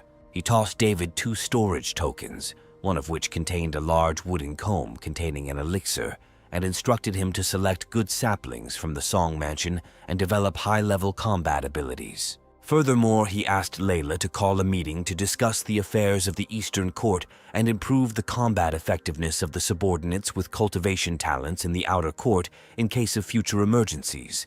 The 2 quickly nodded to show their commitment. The hero then asked the steward to convey a message to the old Marquis, stating that he would definitely return within 10 days and instructing him not to worry. After that, he rushed with the speed of lightning, soaring into the sky and disappearing into the endless expanses. The deafening sound of his departure surprised Brooks. He was amazed by the powerful speed of the flight. Jonathan's departure was met with disappointment from Chelsea. The thing is, she didn't find him last night and now he left so suddenly. Brooks, feeling uneasy, recalled the situation and decided it was safer to consult his father's opinion first. He realized that if they recklessly followed Jonathan, they might not be able to get the treasure into the hands of the wicked and might lose face. Brooks's words were overheard by the old Marquis, who curiously inquired about the treasures they planned to seize. Brooks quickly changed the subject, explaining that he was unable to attend the meeting due to official engagements and would now be hosting a dinner at the Yunnan restaurant. However, his intentions were immediately thwarted by the old Marquis, who realized that Brooks's idea was merely to use Jonathan's elixir. Although Brooks felt a little uneasy after his thoughts were revealed, he still believed that the valuable treasures also belonged to Jonathan. He suggested that these resources could be used in a business model to maximize benefits. However, they have not yet received an answer from the old Marquis. At the same time, David and Layla arrived in the living room and reported that Jonathan had gone to the southern desert to hunt and kill ferocious beasts. They also mentioned that Jonathan would need to visit the sand sculpture city. This news shocked Brooks. He could not believe that Jonathan, who he considered of no use, dared to go to the southern wilderness to carry out such a dangerous mission. The old Marquis, who had a deep understanding of the situation, was shocked at first, but chose to ignore it. He asked David when Jonathan would return.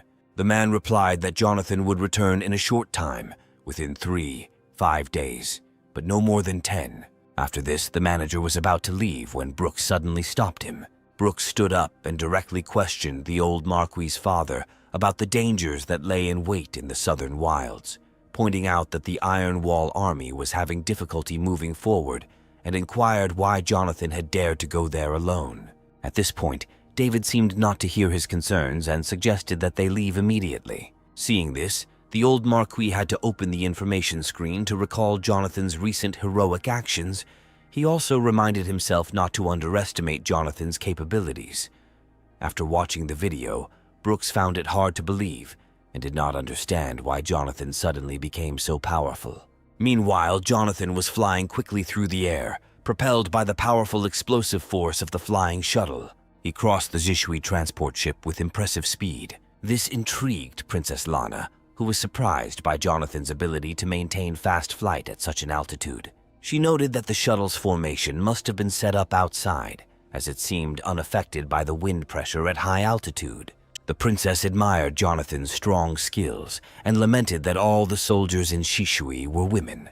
Otherwise, she would have wanted to test Jonathan herself. Jonathan's mission to the southern wilds was dictated by the need to obtain materials from the ferocious beasts to increase the power of the human race's power plants and upgrade mass production machines in preparation for the expected influx of beasts. 4 days after Jonathan left for the southern desert, the Song dynasty welcomed a distinguished guest from the anti-war academy. That guest was Joseph, the head guard at Jonathan's academy instructor. Joseph, who was standing on the transport ship, was excited because it had been more than 30 years since his last visit to Yunnan City.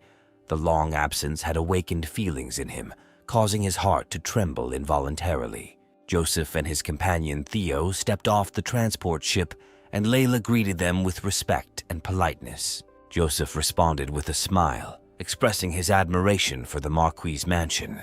He noted that the high level of education of the maids around Jonathan was impressive, and commented on the Marquis's reputation. He also conducted an undercover investigation into Jonathan and concluded that his tough guy reputation was true. Joseph mentioned that Jonathan had instructed them to bring certain things a few days before. When Theo heard this, he went to pick up the suitcase from Joseph. Layla, knowing this, bowed and invited them into the mansion. Along the way, Theo looked around from time to time, admiring the Song dynasty maids and thinking that the Song mansion was a paradise on earth. He envied Jonathan's life. In the main reception hall of the outer courtyard of the Song dynasty mansion, the maid reported to the old Marquis about the arrival of a distinguished guest from the academy. Then the old Marquis asked her to go to the northern courtyard and call Scarlet.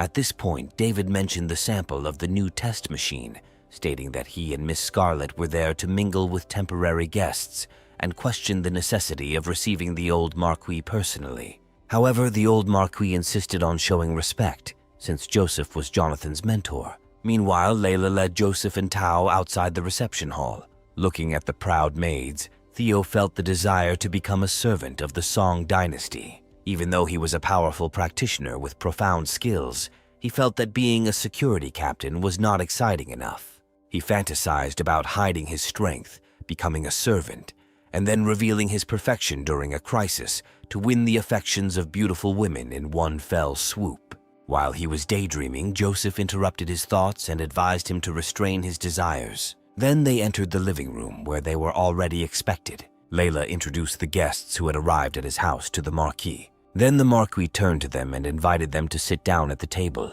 Joseph was surprised to see the old Marquis receiving him personally.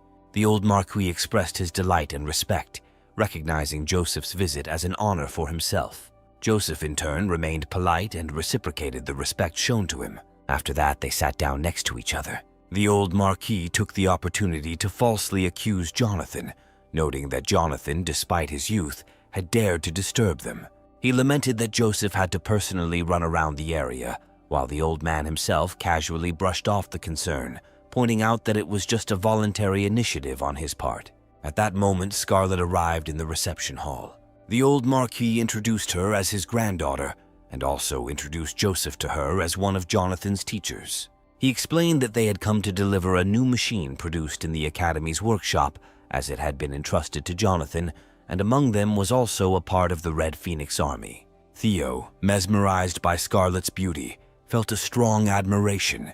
He thought that the royal-like figure was so captivating that he wanted to be in her presence forever. While he was daydreaming, Joseph quickly patted him on the shoulder and told him to get the items and show them to the others. Concentrating, Theo placed the suitcase on the table and opened it, inviting everyone to inspect the contents. He explained that it was a specially created Hawaiian model, only 30 units, according to Jonathan's design proposal. The story moves to the other side, to the southern desert. Meanwhile, in the southern wilderness, Jonathan hunted ferocious animals. He killed them to obtain the highest quality red crystals from them. He put together various beast crystals that looked a bit simple but were bright. After several days of intense hunting, he collected enough materials. He planned to use a tenth of these materials to exchange for medicinal herbs and leave the other part to upgrade and strengthen the mass production base. The rest would be sold for money. Jonathan also focused on improving his cultivation. Surrounded by countless ferocious beasts, he was protected by the powerful formation he created. It was so strong that no animals could penetrate it. For a while, he seemed to be in an energy cocoon, unable to move. However, soon the cocoon burst, and the hero felt himself gaining new strength. Jonathan had just broken through to the late stage of the Earth level and felt a huge amount of spiritual power filling his body. This newfound strength was more than 3 times greater than before, allowing him to unleash more than 10 times his previous combat power. While he was enjoying his enhanced abilities, the ferocious beasts outside roared incessantly, seemingly unaware of their impending doom. Despite the large number of beasts, his heavenly-level defense system remained unbreakable. Jonathan established 4 successive layers of defense, including land, river, and mixed element arrays. He commented that the animals were indeed useless and reluctantly accepted the materials they brought him. He then built a new defensive formation. Soon the monsters crowded around one place, hoping to get in there. The beasts rushed forward, but were blasted away by his newly developed soul structure. At this moment, Jonathan had already summoned the formation and was now inside Lu Bu. Jonathan then ordered the star system to copy the 2 sky-tearing strikes. This technique consumed a significant amount of mental power. However, his current strength allowed him to use it with heavenly rank achievements. Combining his weapons and achievements, he used a powerful heavenly-level combat technique, Heavenly Dance. In this way, he was able to kill all the fierce beasts in his path. Jonathan was somewhat stunned by the overwhelming power he had unleashed. Then a new idea popped into his head. He decided to combine this with other achievements such as the 7 waves, resulting in another large-scale beast massacre. He reduced his power to 70% so as not to damage the core's crystallization. After that, he put his hand out, using it as a magnet. The next moment, all the stones he had mined flew towards his hand. In this way, he collected useful crystals. He planned to keep them for himself and sell the rest to the second prince. If the Chamber of Commerce is unable to accept the shipment, he will need to find a wealthier buyer. Crystallizations were built into the system space. Despite the ferocious beasts' useless roars, Jonathan took their disobedience as a sign of desperation. Using his unrivaled skill, Jonathan decided to kill the monster. Meanwhile, he jumped into the air intending to attack the Titan. However, the hero quickly dealt with him using an energy beam. The monster's body split into small pieces, leaving behind only the main crystals. Jonathan had previously dealt with the ferocious beasts of the heavenly realm and was forced to use various means to combat them. With his current power, he was able to face the crystallization of the core of heaven-ranked beasts head-on. He intended to use them to increase mass production volumes, which was not an uncommon opportunity. This place, however, was outside the signal range, and he was not sure if the system had completed sending the mass production machines to the Song Dynasty government. He admitted that it was still a long way off, but flying to Kao would be several times faster than the flying shuttle. Meanwhile, the story moves 100 miles away from Shadiao City. The Divine Sword Shelter was well protected and guarded by people from the city. Among these guards were people from the Huan clan, including the young head of the Huan clan, Shane, as well as the elder of the Fabian family. Shane was aware of the divine Tear aura and was determined to protect his family's honor. He noted that the trip to Sand Sculpture City was worth it and approached Malcolm, suggesting that they could come to an agreement. Malcolm's expression remained unchanged, indicating a lack of interest in the proposed deal.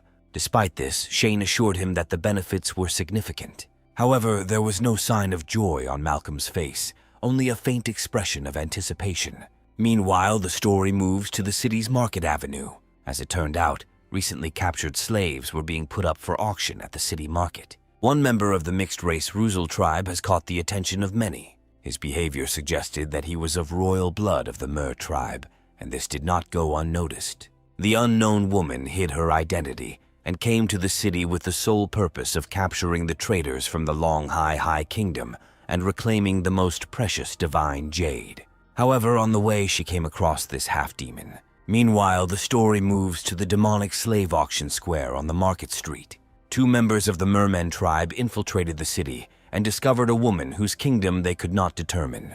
Out of curiosity, Lonnie, one of the scouts, asked his uncle Sergio, who was a powerful member of the earthly community, if he noticed anything special about this woman. Uncle, experienced but dismissive, considered her to be an ordinary heaven-rank powerhouse, guessing that she had simply retreated from the divine rank. Lonnie advised against overestimating the minor characters, but he continued to watch the woman, who eventually disappeared. Then Lonnie and his uncle came to Prince Lancel of the Long High Kingdom and greeted him.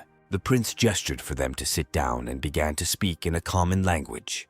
Lonnie reported to Lancel that the trader who stole the divine realm was currently in the western district of Shadiao City and gave his exact location.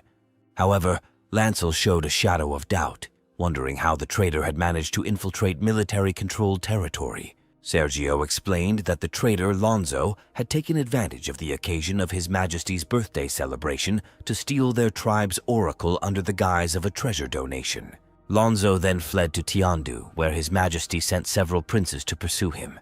However, Lonzo cleverly misled them, distracted the princes, and eventually arrived at Shadiao City. There, he planned to sail a boat to safety, but found himself trapped due to the sudden declaration of martial law in Sand Sculpture City, which strictly controlled ships. Hearing this, Lancel immediately stopped and asked about the key points. Sergio revealed that Lonzo, as a member of the Sea of Dragons royal family, knew the secrets of the tribe's most precious divine domains.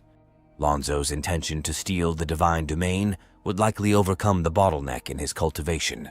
However, with the advent of the divine rank, Lonzo could approach the merchant in an attempt to exchange the divine jade for a refund. Lancel was concerned about whether their clan's jade was still with Lonzo, fearing that Lonzo might try to split some of the crystalline fragments for information and breakthroughs. Despite Lancel's concerns, he knew there was little they could do now. The Star Soul General's inheritance was of great importance, and they had to act with caution. Lancel, with his limited resources, was forced to rely on the items he had left to cope with the situation.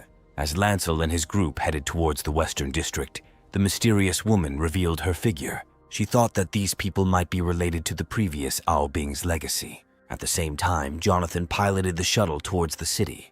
At that moment, he realized that he was back in signal range. A second after that, he decided to contact David. Seeing that Jonathan was safe, the butler felt relieved. Seeing the situation, Jonathan quickly asked the manager what he thought.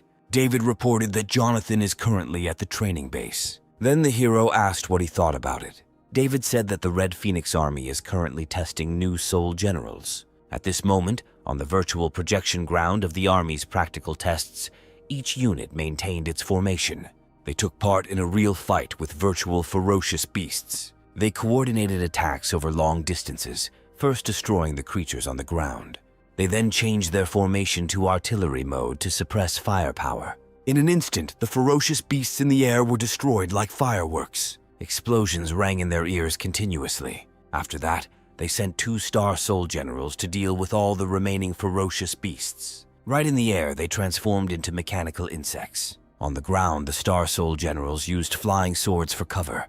Through mutual cooperation, they quickly killed and destroyed the ferocious beasts. The remaining creatures were dealt with by well-equipped Star Soul generals. In this way, they ensured the successful completion of the simulation and practical tests with the destruction of all the ferocious creatures. Soon the system informed the girls that the testing was complete. The system then analyzed their results. The survival rate of the various types of Star Soul generals was 100%. Seeing this, Scarlet couldn't help but grin. She asked everyone what they thought about the actions of these Star Souls. After the practical tests, the girls dispelled their armor. They were even a little upset that the testing ended so quickly. One of the girls noted that the testing machine had not only improved its performance and strength, but also optimized the efficiency of soul energy conversion. All this was observed by Commander-in-Chief Scarlet and her deputy Selena. At that time, one of the commanders, Sandy, stated that the combat power of the test vehicle exceeded expectations. Meanwhile, Ina, another commander, said that if the entire Red Phoenix army were replaced by this new type, the entire army's combat capability would more than triple. This discovery shocked Amy, the commander of the western camp of the Redlin army. She quickly questioned General Sonia about the origin of this remarkable equipment. She wondered if it was specially developed by the Taisan Company. However, Sonia, the head of the Northern Battalion, did not think so. As far as she knew, the company did not have the technical capabilities to develop such advanced equipment. Scarlet then explained that the testing machine was designed by his cousin Jonathan to improve behavior prediction and was created by the Institute's workshop, with Tyson machinists also contributing to its development. The leaders were amazed. They did not expect that Jonathan, an uneducated person, could suddenly turn into a genius in stone processing. It was simply incredible. They didn't know that Jonathan not only had remarkable talent for crafting, but was also able to withstand the ferocious divine-level beasts. Selena thought that watching Jonathan's terrifying fighting power was a shock, and they were expecting even more amazing events. Meanwhile, the story shifts to the Iron Wall Army base on the southern border of Yunnan City. Sam and his father looked at the test machine with great interest. Although he already knew that the car was designed by Jonathan, the man confirmed this to his son. Sam, laughing heartily, confirmed that it was all Jonathan's creation. Impressed, the man ordered a selection of elite test vehicles suitable for various battalions to quickly create a reinforced Special Operations Battalion. In addition, he planned to contact various enterprises on behalf of the Army to purchase large quantities of recycling materials at market prices. Sam inquired about the costs and expressed hope that the Army could be fully equipped to not only guard the Great Wall of China, but also potentially expand the southern wastes by 100 miles. Sam was momentarily speechless, thinking that if his father had known that Jonathan still had those pills, they might have had to supply the Army with several whole pills for each. Meanwhile, Jonathan was heading into the desert. The butler informed him of the recent events regarding important matters and gave him important information. An incredible treasure had appeared outside of Shadiao City, which was currently under martial law. The butler advised Jonathan to proceed with caution. Jonathan, intrigued but knowing nothing about the specific treasure, grinned at the prospect. He was eager to get his share of the treasure. Thinking about this, I turned on the acceleration mode with full load, disappearing into the endless sky. Meanwhile, outside the city's West District, Sergio bribed officials to gain access to the area. Once they had paid enough, all three mermen were allowed inside. The guide instructed them to maintain their cover as merchants from Tiandu, handling everything on their behalf. The mermen said that while they were traveling through the city, they were protecting themselves. However, the guide still advised them to remain calm. Suddenly, he saw people from the Huan family coming towards them. The guide gestured to the mermaids that he would greet them and that they should remain silent. After this, the guides greeted each other in Xia dialect. At that moment, Shane noticed the strangers in blue cloaks. They seemed to pass by without incident due to simple communication between the two guides, but Shane sensed something was wrong. He asked Lancel and a few others to wait a minute. Then he asked Lancel in his language if they had met anywhere before. Cautious Lancel wasn't sure if Shane was testing them. Luckily, he switched to communicating in Tiandu, indicating that he was a newbie and not yet familiar with the local language. When Shane saw Lancel, he frowned in surprise, recognizing him as an ancestor of the human race. He immediately turned his head and asked the guide who these people were. The leader of their group pointed out to his partner that the person standing before him was an honored guest from the Huan family. The guide was horrified, frightened. He trembled when he heard this name. At this point, Lonnie and Sergio were already on alert, ready to act as soon as they noticed something was wrong. The pale-faced leader found himself under pressure from a higher-ranking official. Shaking, he pointed out that these people were merchants from the Tiandu kingdom. Upon hearing this, Shane's eyes turned cold, showing dissatisfaction with the answer. Fabian explained that this man was the fourth member of the Mai family and was involved in some shady business in Tiandu. However, at that moment, Shane let his guard down, allowing Lancel and the others to continue on. Seeing the situation, the pale-faced guide urged Lancel and the others to leave quickly. Lancel, who was walking behind, had a cold and gloomy look. He knew that the Huan family member they were facing was definitely not easy to deal with. As expected, as soon as Shane left the building, he instructed Fabian to find someone to keep an eye on those three merchants. Fabian was puzzled by this request, but Shane explained that Lancel and the others made him feel very uncomfortable, as if he had an allergy to seafood, suggesting that it ran in the Huan family's bloodline. Only then did Fabian understand the meaning of Shane's concern. Young Master Murphy believed that they were members of the Merman tribe, but the young man clearly saw that they were just ordinary people. He reminded Fabian to speak quietly and trust his intuition, pointing out the need for further investigation.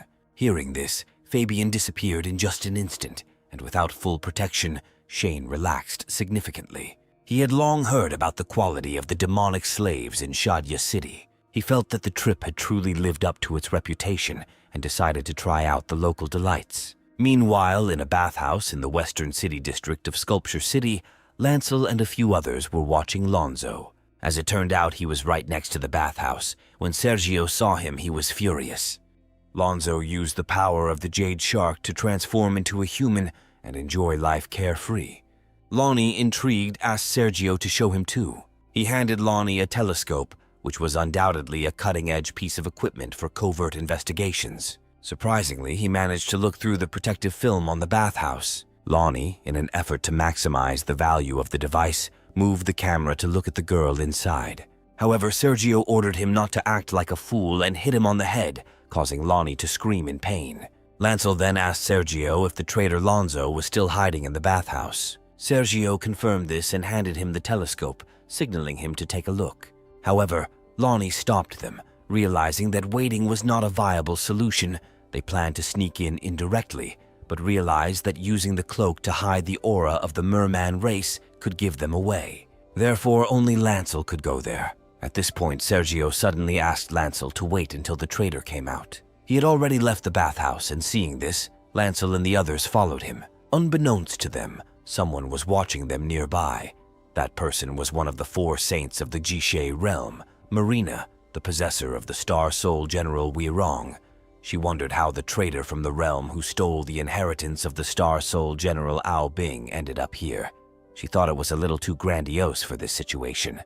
Jonathan, meanwhile, planned to use a covert formation to provide security. After listening to Marina's words, he decided that he would take everything from her as soon as the opportunity presented itself. As it turned out, not long before this, the hero had taken great care of his secrecy. For maximum safety, he decided to load the shuttle into system space. With a wave of his hand, the shuttle instantly turned and entered the system void. He then summoned the ineffective mask of living beings and told them to take it with them without saying a word. They needed to first exchange the ferocious beast's raw materials for medicinal herbs before continuing. Previously, he threw this mask directly into the system space and did not have the opportunity to study it thoroughly. Now is the perfect time to try it.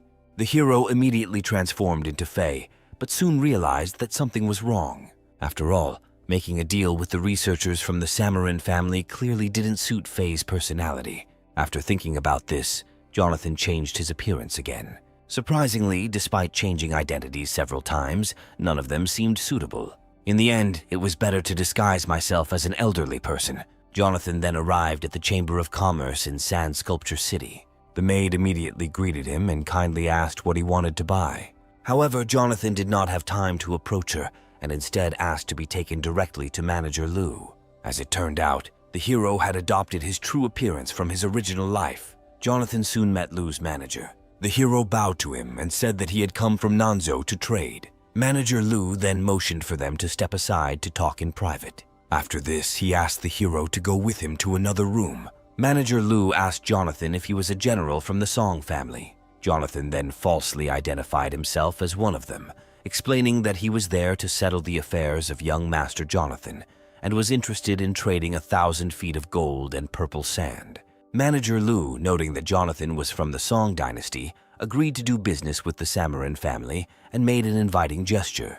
The Samarin family was already waiting for Jonathan in the reception area of the Chamber of Commerce. There was some confusion between Taro, a girl from Samarin, and her boyfriend about the 1,000 feet of gold and purple sand that were the teacher's personal treasures. She wondered why the teacher had to pay out of his own pocket for spiritual medicines in order to exchange materials for ferocious animals to create new organisms. The teacher told them frankly that although they represented Samarin's interests this time and accepted the assignment, the data on developing new organisms could be returned if they accelerated the research. However, Taro asked why they needed to spend their own money. She was still confused as to why he needed to handle such matters personally instead of trusting it to someone else. At that moment, Jonathan and Lu entered the room. The hero, seeing the representatives of Samarin, bowed to them. Thanks to Mr. Lu's skill, their transaction went smoothly. Although Jonathan amazed everyone with the quality of his crystals, nothing unexpected happened. After the deal, Jonathan said goodbye and left. After successfully obtaining 2 medicinal herbs, all he had to do was find a seller. That night, Jonathan waited for his opportunity. He used a hidden formation and jumped in the outer direction. Soon, he felt the aura of a saint rank. Although this man had put up 2 layers of protection, Jonathan was curious to know the woman's identity and the soul power fluctuations she emitted. He scanned the Star Master's system. Then he realized that there were representatives of the mermen on the roof, and the vibrations were coming from the blue-haired guy. The vibrations of soul power emitted by the blue-haired boy seemed strangely familiar. Meanwhile, the story moves to one of the most elite brothels with demonic slaves. At this moment, the 2 cat demons were working hard to please Shane. They sat on his feet and fed him grapes. At this point, the brothel's founder took advantage of the situation. At first, Shane didn't understand why he came to his room. The man then introduced himself as the senior manager of the 2nd floor and said that Shane was a very generous customer. However, Shane ordered him to leave if he had nothing more to say. Then the man asked the guy if he liked the 2 cats. Shane patted the girls on the head and said that everything was fine with him. The man then recommended them, saying that if Shane was interested in them, they could be delivered to his mansion for a few days. He also said that these 2 cat monsters were bred by their families and had a pedigree certificate verified by the government, not wild demons. The girls immediately started purring, trying to show Shane their talents. Seeing this, Shane no longer hesitated and was ready to buy 2 cat monsters. He then inquired about the wild demon race mentioned earlier and whether the store had recently received any high-quality goods. The man immediately responded with a smile, saying that a top-quality product had just been purchased from a small shop, but it was already reserved. A hint of disdain flashed in Shane's eyes. He found the 4th young master not so impressive and asked to see how it worked first. If he was satisfied, he would also reserve a seat for himself. The man wasted no time in leading Shane straight to the domestication room on the 2nd underground floor. The cat girls begged the guy to take them with him. When they arrived at the right place, the owner explained that this demonic rider was reserved by the 4th young master of his family and was said to be the strongest warrior in the tribe with a determined character. As it turned out, there was a demoness in the dungeon that looked like a centaur. Her legs were tied, and her eyes and mouth were closed. He said that they lost 5 mystery-level veterans when they captured him, but they captured several enemies. Otherwise, they wouldn't have been able to lure him into the trap. Listening to this, the 2 cats trembled with fear, calling for Shane to quickly leave. However, the owner was oblivious to their feelings and was focused on pleasing Shane. If Shane liked the demonic horse beast, he could make a 30% deposit to reserve it. At that moment, Shane's communication watch rang, connecting to the video message. It was Fabian. As it turned out, the 3 people he had just met really did have problems. They were tracking a recent high-ranking merchant client who had recently invested in the city. According to the investigation, this disciple was the merchant that Longhai was looking for. Fabiana suggested notifying the seller first, but Shane stopped him. He also asked him to tell him the location and go to the meeting immediately. Before leaving, he threw the manager a talisman. This talisman contained money to ransom the 2 demon cats, and he promised to give the additional amount later. Having finished his instructions, he left with the 2 cat demons in his arms. The man looked at the accumulation talisman in his hand, thinking about his extraordinary abilities and generous spending. He thought that this person could also be from another family. After thinking about this, the manager returned to the bound body of the demonic horse and hurriedly ordered the demonic slave to be sent to the 4th young master. Meanwhile, the story moves to a large pool with hot springs. Jonathan was still watching Marina, who in turn was watching the mermaids. When the girl decided to act, he followed her. Meanwhile, Lonzo was humming a song with a relaxed expression on his face, completely unaware that he was being watched by 3 parties. At this time, Sergio was hiding nearby. At that moment, Lonzo realized that someone was following him. He immediately took off and quickly disappeared. The mermaids immediately realized that they had been exposed. Seeing this, Lancel and his companions quickly ran after him. They soon discovered that Lonzo had fled outside the city. Without further ado, Lancel threw off his cloak and ran after the enemy. Despite the urgency, Sergio instructed Lonnie to take the rear first and then deal with Lonzo along with the young master himself. As the 2 of them flew over several towers and leapt over the towering city walls. After this, they called Lancel to jump at them and over the wall. Lancel and his companions had already rushed past the guards. The men watched them in amazement, not understanding how they were able to overcome the wall. At that moment, another silhouette ran past them. Once they broke away, Sergio and Lancel immediately took out the Star Soul and prepared enough equipment. At that moment, Lonzo suddenly turned around, trying to see who was chasing him. This short delay allowed Lancel and the others to take up position, posing as Star Souls and blocking his path. An enraged Lonzo expressed his disappointment and mocked them as fools from Longhai who clearly posed no threat. Feeling helpless, Lonzo spoke out in an attempt to provoke the other princes, but was met with Sergio's anger. Sergio demanded that Lonzo quickly hand over their precious treasure or face the consequences. Lancel and his companions were clearly unhappy with Lonzo's taunts, but still advised him to return the treasure. They assured him that if he wanted to surrender, his life could be spared, since Lancel's father could intervene.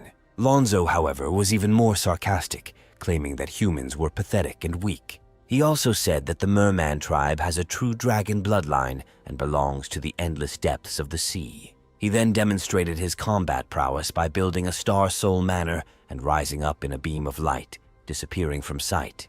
Lancel and the others were alarmed to realize that Lonzo had penetrated the sand. Then Lancel swung his sword to block the attack, and Lonzo's sword, hidden in the sand, made an attack. Lancel and his companions faced further ridicule from Lonzo, who belittled them and their efforts. Despite knowing that he was at the top of the heaven rank, Lonzo teased them for daring to chase after him. He asked if they believed that he had the Dragon Calming Cone, a magical tool specifically designed to combat the dragon race, and noted the scheming of the previous Star Soul General Ao Bing, who was plotting against him. Lancel and his companions were momentarily at a loss, but Lancel urged them not to panic and to follow their previous plan. They decided that Sergio would attract Lonzo's attention, while Lon would find an opportunity to use the Dragon Calming Cone to contain him. The man learned the method, was stunned at first, but soon regained his concentration. He jumped into the air and began to fulfill his part of the deal. He threw random blows at the sand around them. At this moment, Marina, who was standing on the city wall, had a playful expression on her face. She looked like she had everything under control. Little did they know that Jonathan was hiding nearby, watching with interest what was happening. Jonathan wondered if the lady was just a spectator or was waiting for the right moment to take action. Meanwhile, inside the city, guards sensed something was wrong when the signal suddenly disappeared. They went to the Western District to report to the cellar. After the conversation, the captain rushed off with his subordinates, but was suddenly blocked by Shane and Fabian. Shane said he was a guest of the Mai family and asked what happened. Upon learning that he was the general's guest, the guards relaxed and bowed to Shane. They reported a fight outside the city, wondering if someone had tampered with the alarm system. They also noted that they were unable to contact the communication device and reported a mysterious vehicle that had raided their defense area. Under the circumstances, they had no choice but to contact Mai to report the situation and ask for support.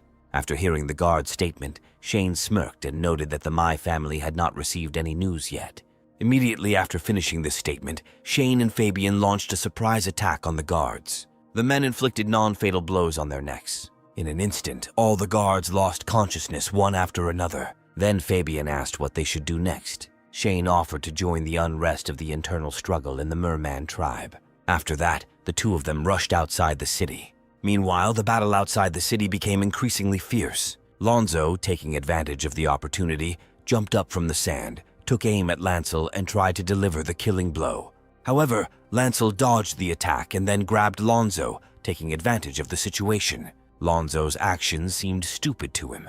He thought that if Cone the Dragon Calmer was with him, Uncle Sergio would take advantage of it to their advantage, so he urged them to hurry and catch up with him. Seeing the situation, Sergio immediately ran up and jumped, holding the dragon-suppressing cone in his hand, which instantly burst into flames. Watching this, everyone hiding in the shadows were surprised. The dragon-calming cone was a treasure described in the ancient imperial literature. Jonathan remembered that in his past life, it fell into the hands of Nan. Shane was simultaneously shocked and realized that the dragon-calming cone was his 9th magical weapon. At this point, Lancel seemed to loosen his grip and quickly urged Sergio to speed up. Then Sergio, smiling ominously, assured Lancel not to worry. He promised to help free him from this predicament. The next moment, Lancel felt a chilling sensation as Sergio thrust the cone straight into his body and his armor began to disintegrate. The sudden turn of events caused him to feel incredible pain, leading to him losing consciousness. At that moment, Lonzo appeared in front of them. He considered Lancel and his companions to be real fools, considering that they thought he would be easily deceived. Lonzo admitted that he had deliberately set up the situation to trap them. Suddenly, he noticed with displeasure that Lancel had switched off. Then he ordered Sergio to bring the half-breed to his senses. His subject obediently activated the weapon, and energy lightning pierced Lancel's body. At that moment, the man woke up from incredible pain and screamed. Lonzo laughed as he asked his nephew how the dragon taming cone felt. However, Lancel turned to Uncle Sergio, asking why he had betrayed him. He knew that Sergio was a veteran of the Royal Guard and had served long under his father, and he wondered why he had betrayed him. Sergio apologized to the prince, saying that he had been loyal to Lonzo all this time. When Lancel heard this, he was horrified. At that moment, he realized that Lonzo had planned everything for a long time. Then he sternly asked his uncle what he wanted. Lonzo said that he stole the mermaid clan's inheritance and lured the prince to pursue him, intending to capture them alive and use their essence and blood to activate the mermaid clan's inheritance ceremony. Lonzo explained that Jade's essence was crucial to activating the legacy and that he was merely a vessel to complete the ritual. He revealed that Jade was a significant legacy of the merman tribe. The story goes that 1,000 years ago, monsters began to rampage in the Western Sea, forcing their clan to leave their homeland for the sea. After that, Star Soul General Ao Bing fought the monsters for 3 days and nights. He destroyed thousands of sea creatures with his own hands and quickly calmed the endless sea. After his legendary feat, their clan was able to return to their homeland, and thus the great kingdom of Longhai appeared. It was known to all that when the host died, the Star Soul returned to its original Jade form and began to wait for the next suitable host. Lord Lantong went through many hardships so that Star Soul General Ao Bing could protect the merfolk forever, and in the end, he mastered the secret technique. At the cost of his life, he sealed Ao Bing's Star Soul Jade with a secret technique and created a divine jade. The Lord sealed the jade as the greatest legacy of the merman tribe, and every time Ao Bing was to be chosen, the jade would once again activate the secret method, sealing the soul jade and waiting for the next clan member to take up the inheritance. Upon learning of this inheritance secret, Shane was surprised, noting its similarity to the secret techniques of his own ethnic group, while Marina mused that if this technique had not been lost, reaching the pinnacle would only be a matter of time. However, Jonathan sensed that something was wrong, suspecting that the story might be presented from a perspective intended to mislead humanity. Lancel heard that the title in question was one that was granted by the Celestial Empire and the Sea Dragon King, at which point he realized that Lonzo's plan was to begin the succession of Star Soul General Ao Bing, which required the essence and blood of the mermaid clan. The process required the blood of 3 members of the royal families. Lonzo's original plan was to take a detour from Sand Sculpture City to the Tiandu Kingdom, where they could cooperate both internally and externally to ambush and capture the 2 princes. However, he did not expect the sudden appearance of the Divine Realm, which completely disrupted his plan. Lancel couldn't help but laugh when he realized that the requirement for 3 royal bloods to begin the succession ceremony made it clear why his father had assigned each of them to lead the team. The intention was to make it difficult for all 3 to meet, as the only members of the royal family present were Lancel and Lonzo, Lancel being curious to see how Lonzo would begin the succession ceremony. However, Lan Quan's expectations were far from reality. Having no other choice, Lonzo asked why he thought he was luring Lancel out of town, which made him feel uneasy. Meanwhile, Jonathan was speechless because of Lancel's stupid behavior. He noted that Lancel's actions were reminiscent of a man Jonathan had met in his past life who was easily deceived. Jonathan realized that something was wrong, especially considering the way they were talking. This delay allowed the guards to rush in.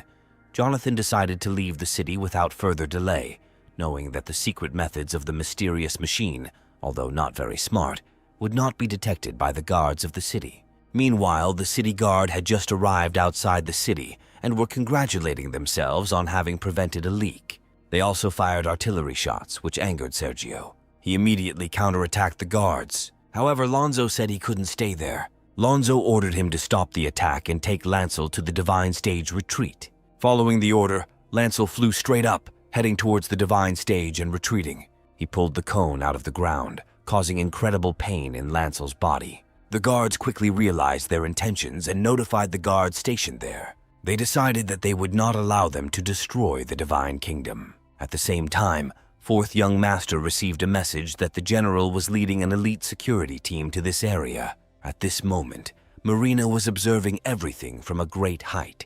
She suspected that Lonzo's retreat to the Divine Realm was a strategic move to use the energy of the Divine Realm's retreat to begin the history of Ao Bing's succession.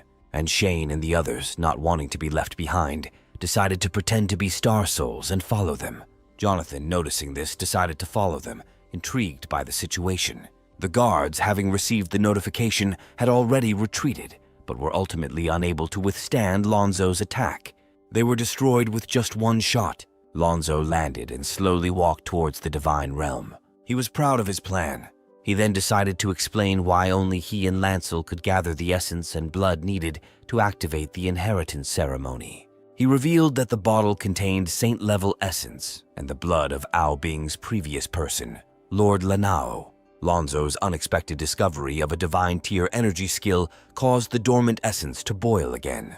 Lonzo poured his essence and blood onto the jade. After this, the stone asked him to administer a 2nd dose of the royal blood essence. In preparation for the upcoming succession ceremony, Lonzo was ecstatic. On the contrary, Lancel was in a panic, not expecting such a turn of events. A top heavenly rank warrior decided to betray his tribe by stealing the inherited treasure, the mermaid jade, and capturing his own tribe, all in order to obtain the essence and blood needed for the inheritance.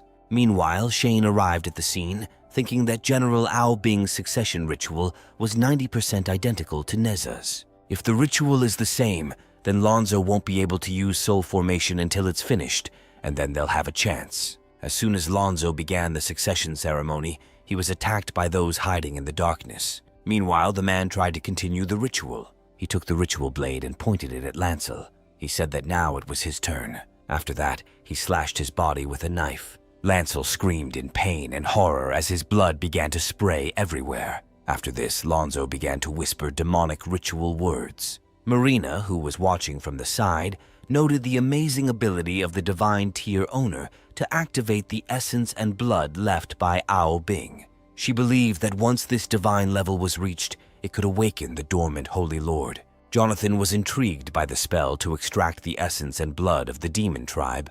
He found that the records were almost identical to the records in the spirit race alchemy. He hoped that they would be able to pass on the inheritance for life without any hindrance, so he planned to directly copy Ao Bing's essence and blood as soon as he could. As Lonzo's spell accelerated, the essence and blood on Lancel's body quickly flowed towards the vessel.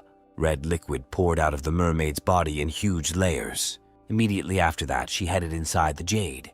It was absorbed in the blink of an eye. This also indicated the need for a third dose of royal blood essence. Seeing this, Lonzo showed a hint of satisfaction in his smile. He was about to cut his hand to get the essence when something unexpected happened.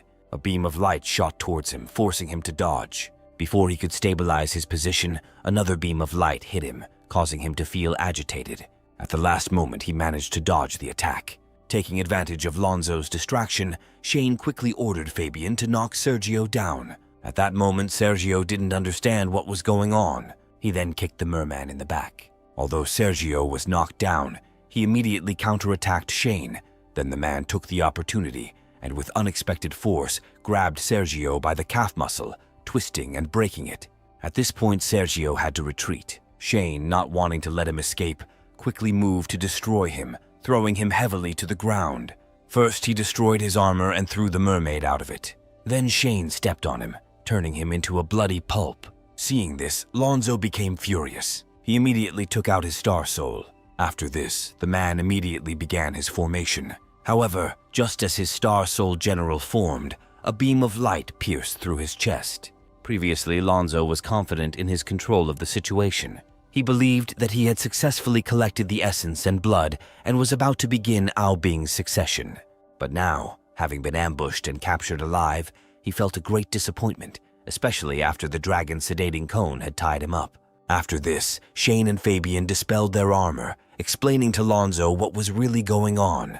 Little did he know that the dragon calming cone was actually a magical tool created by the Shane family to combat their merman tribe. Once the Shane family explained everything, Lonzo realized he should have seen this coming. Even though Lonzo was touched by Shane's emotions, he was not ready to give up easily. He cried out loudly to the heavenly rulers, asking them for help. He believed that Longhai must have strong support.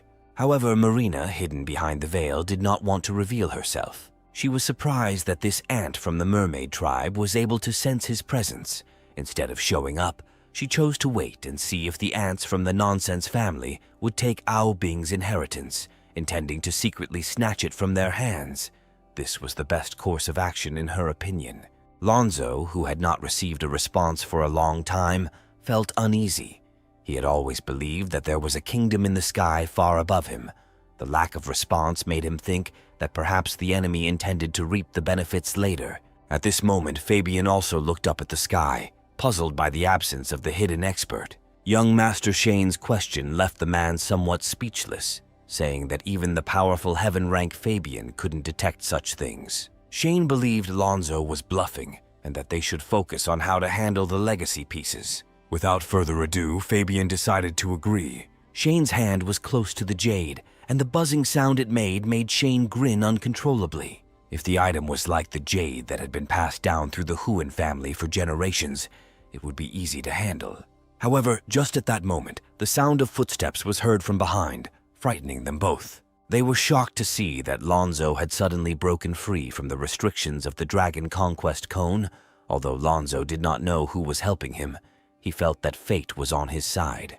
The person responsible for his release was Jonathan, who acted to prevent Shane from taking Ao Bing's soul desires and disrupting Jonathan's replication plan. Jonathan understood that according to the timeline of his past life, Lancel was supposed to play an important role in history, and now the involvement of the Shane family introduced new variables. Jonathan wondered if this so-called original timeline had been disrupted, and if his unintentional actions were the cause of this butterfly effect. At this moment, Fabian found that Lonzo's strong attack was heading straight for the young master, so he quickly shielded Shane behind him, trying to buy time to retreat. Shane realized that he didn't have to fight hard because Lonzo's domain was far superior to his own.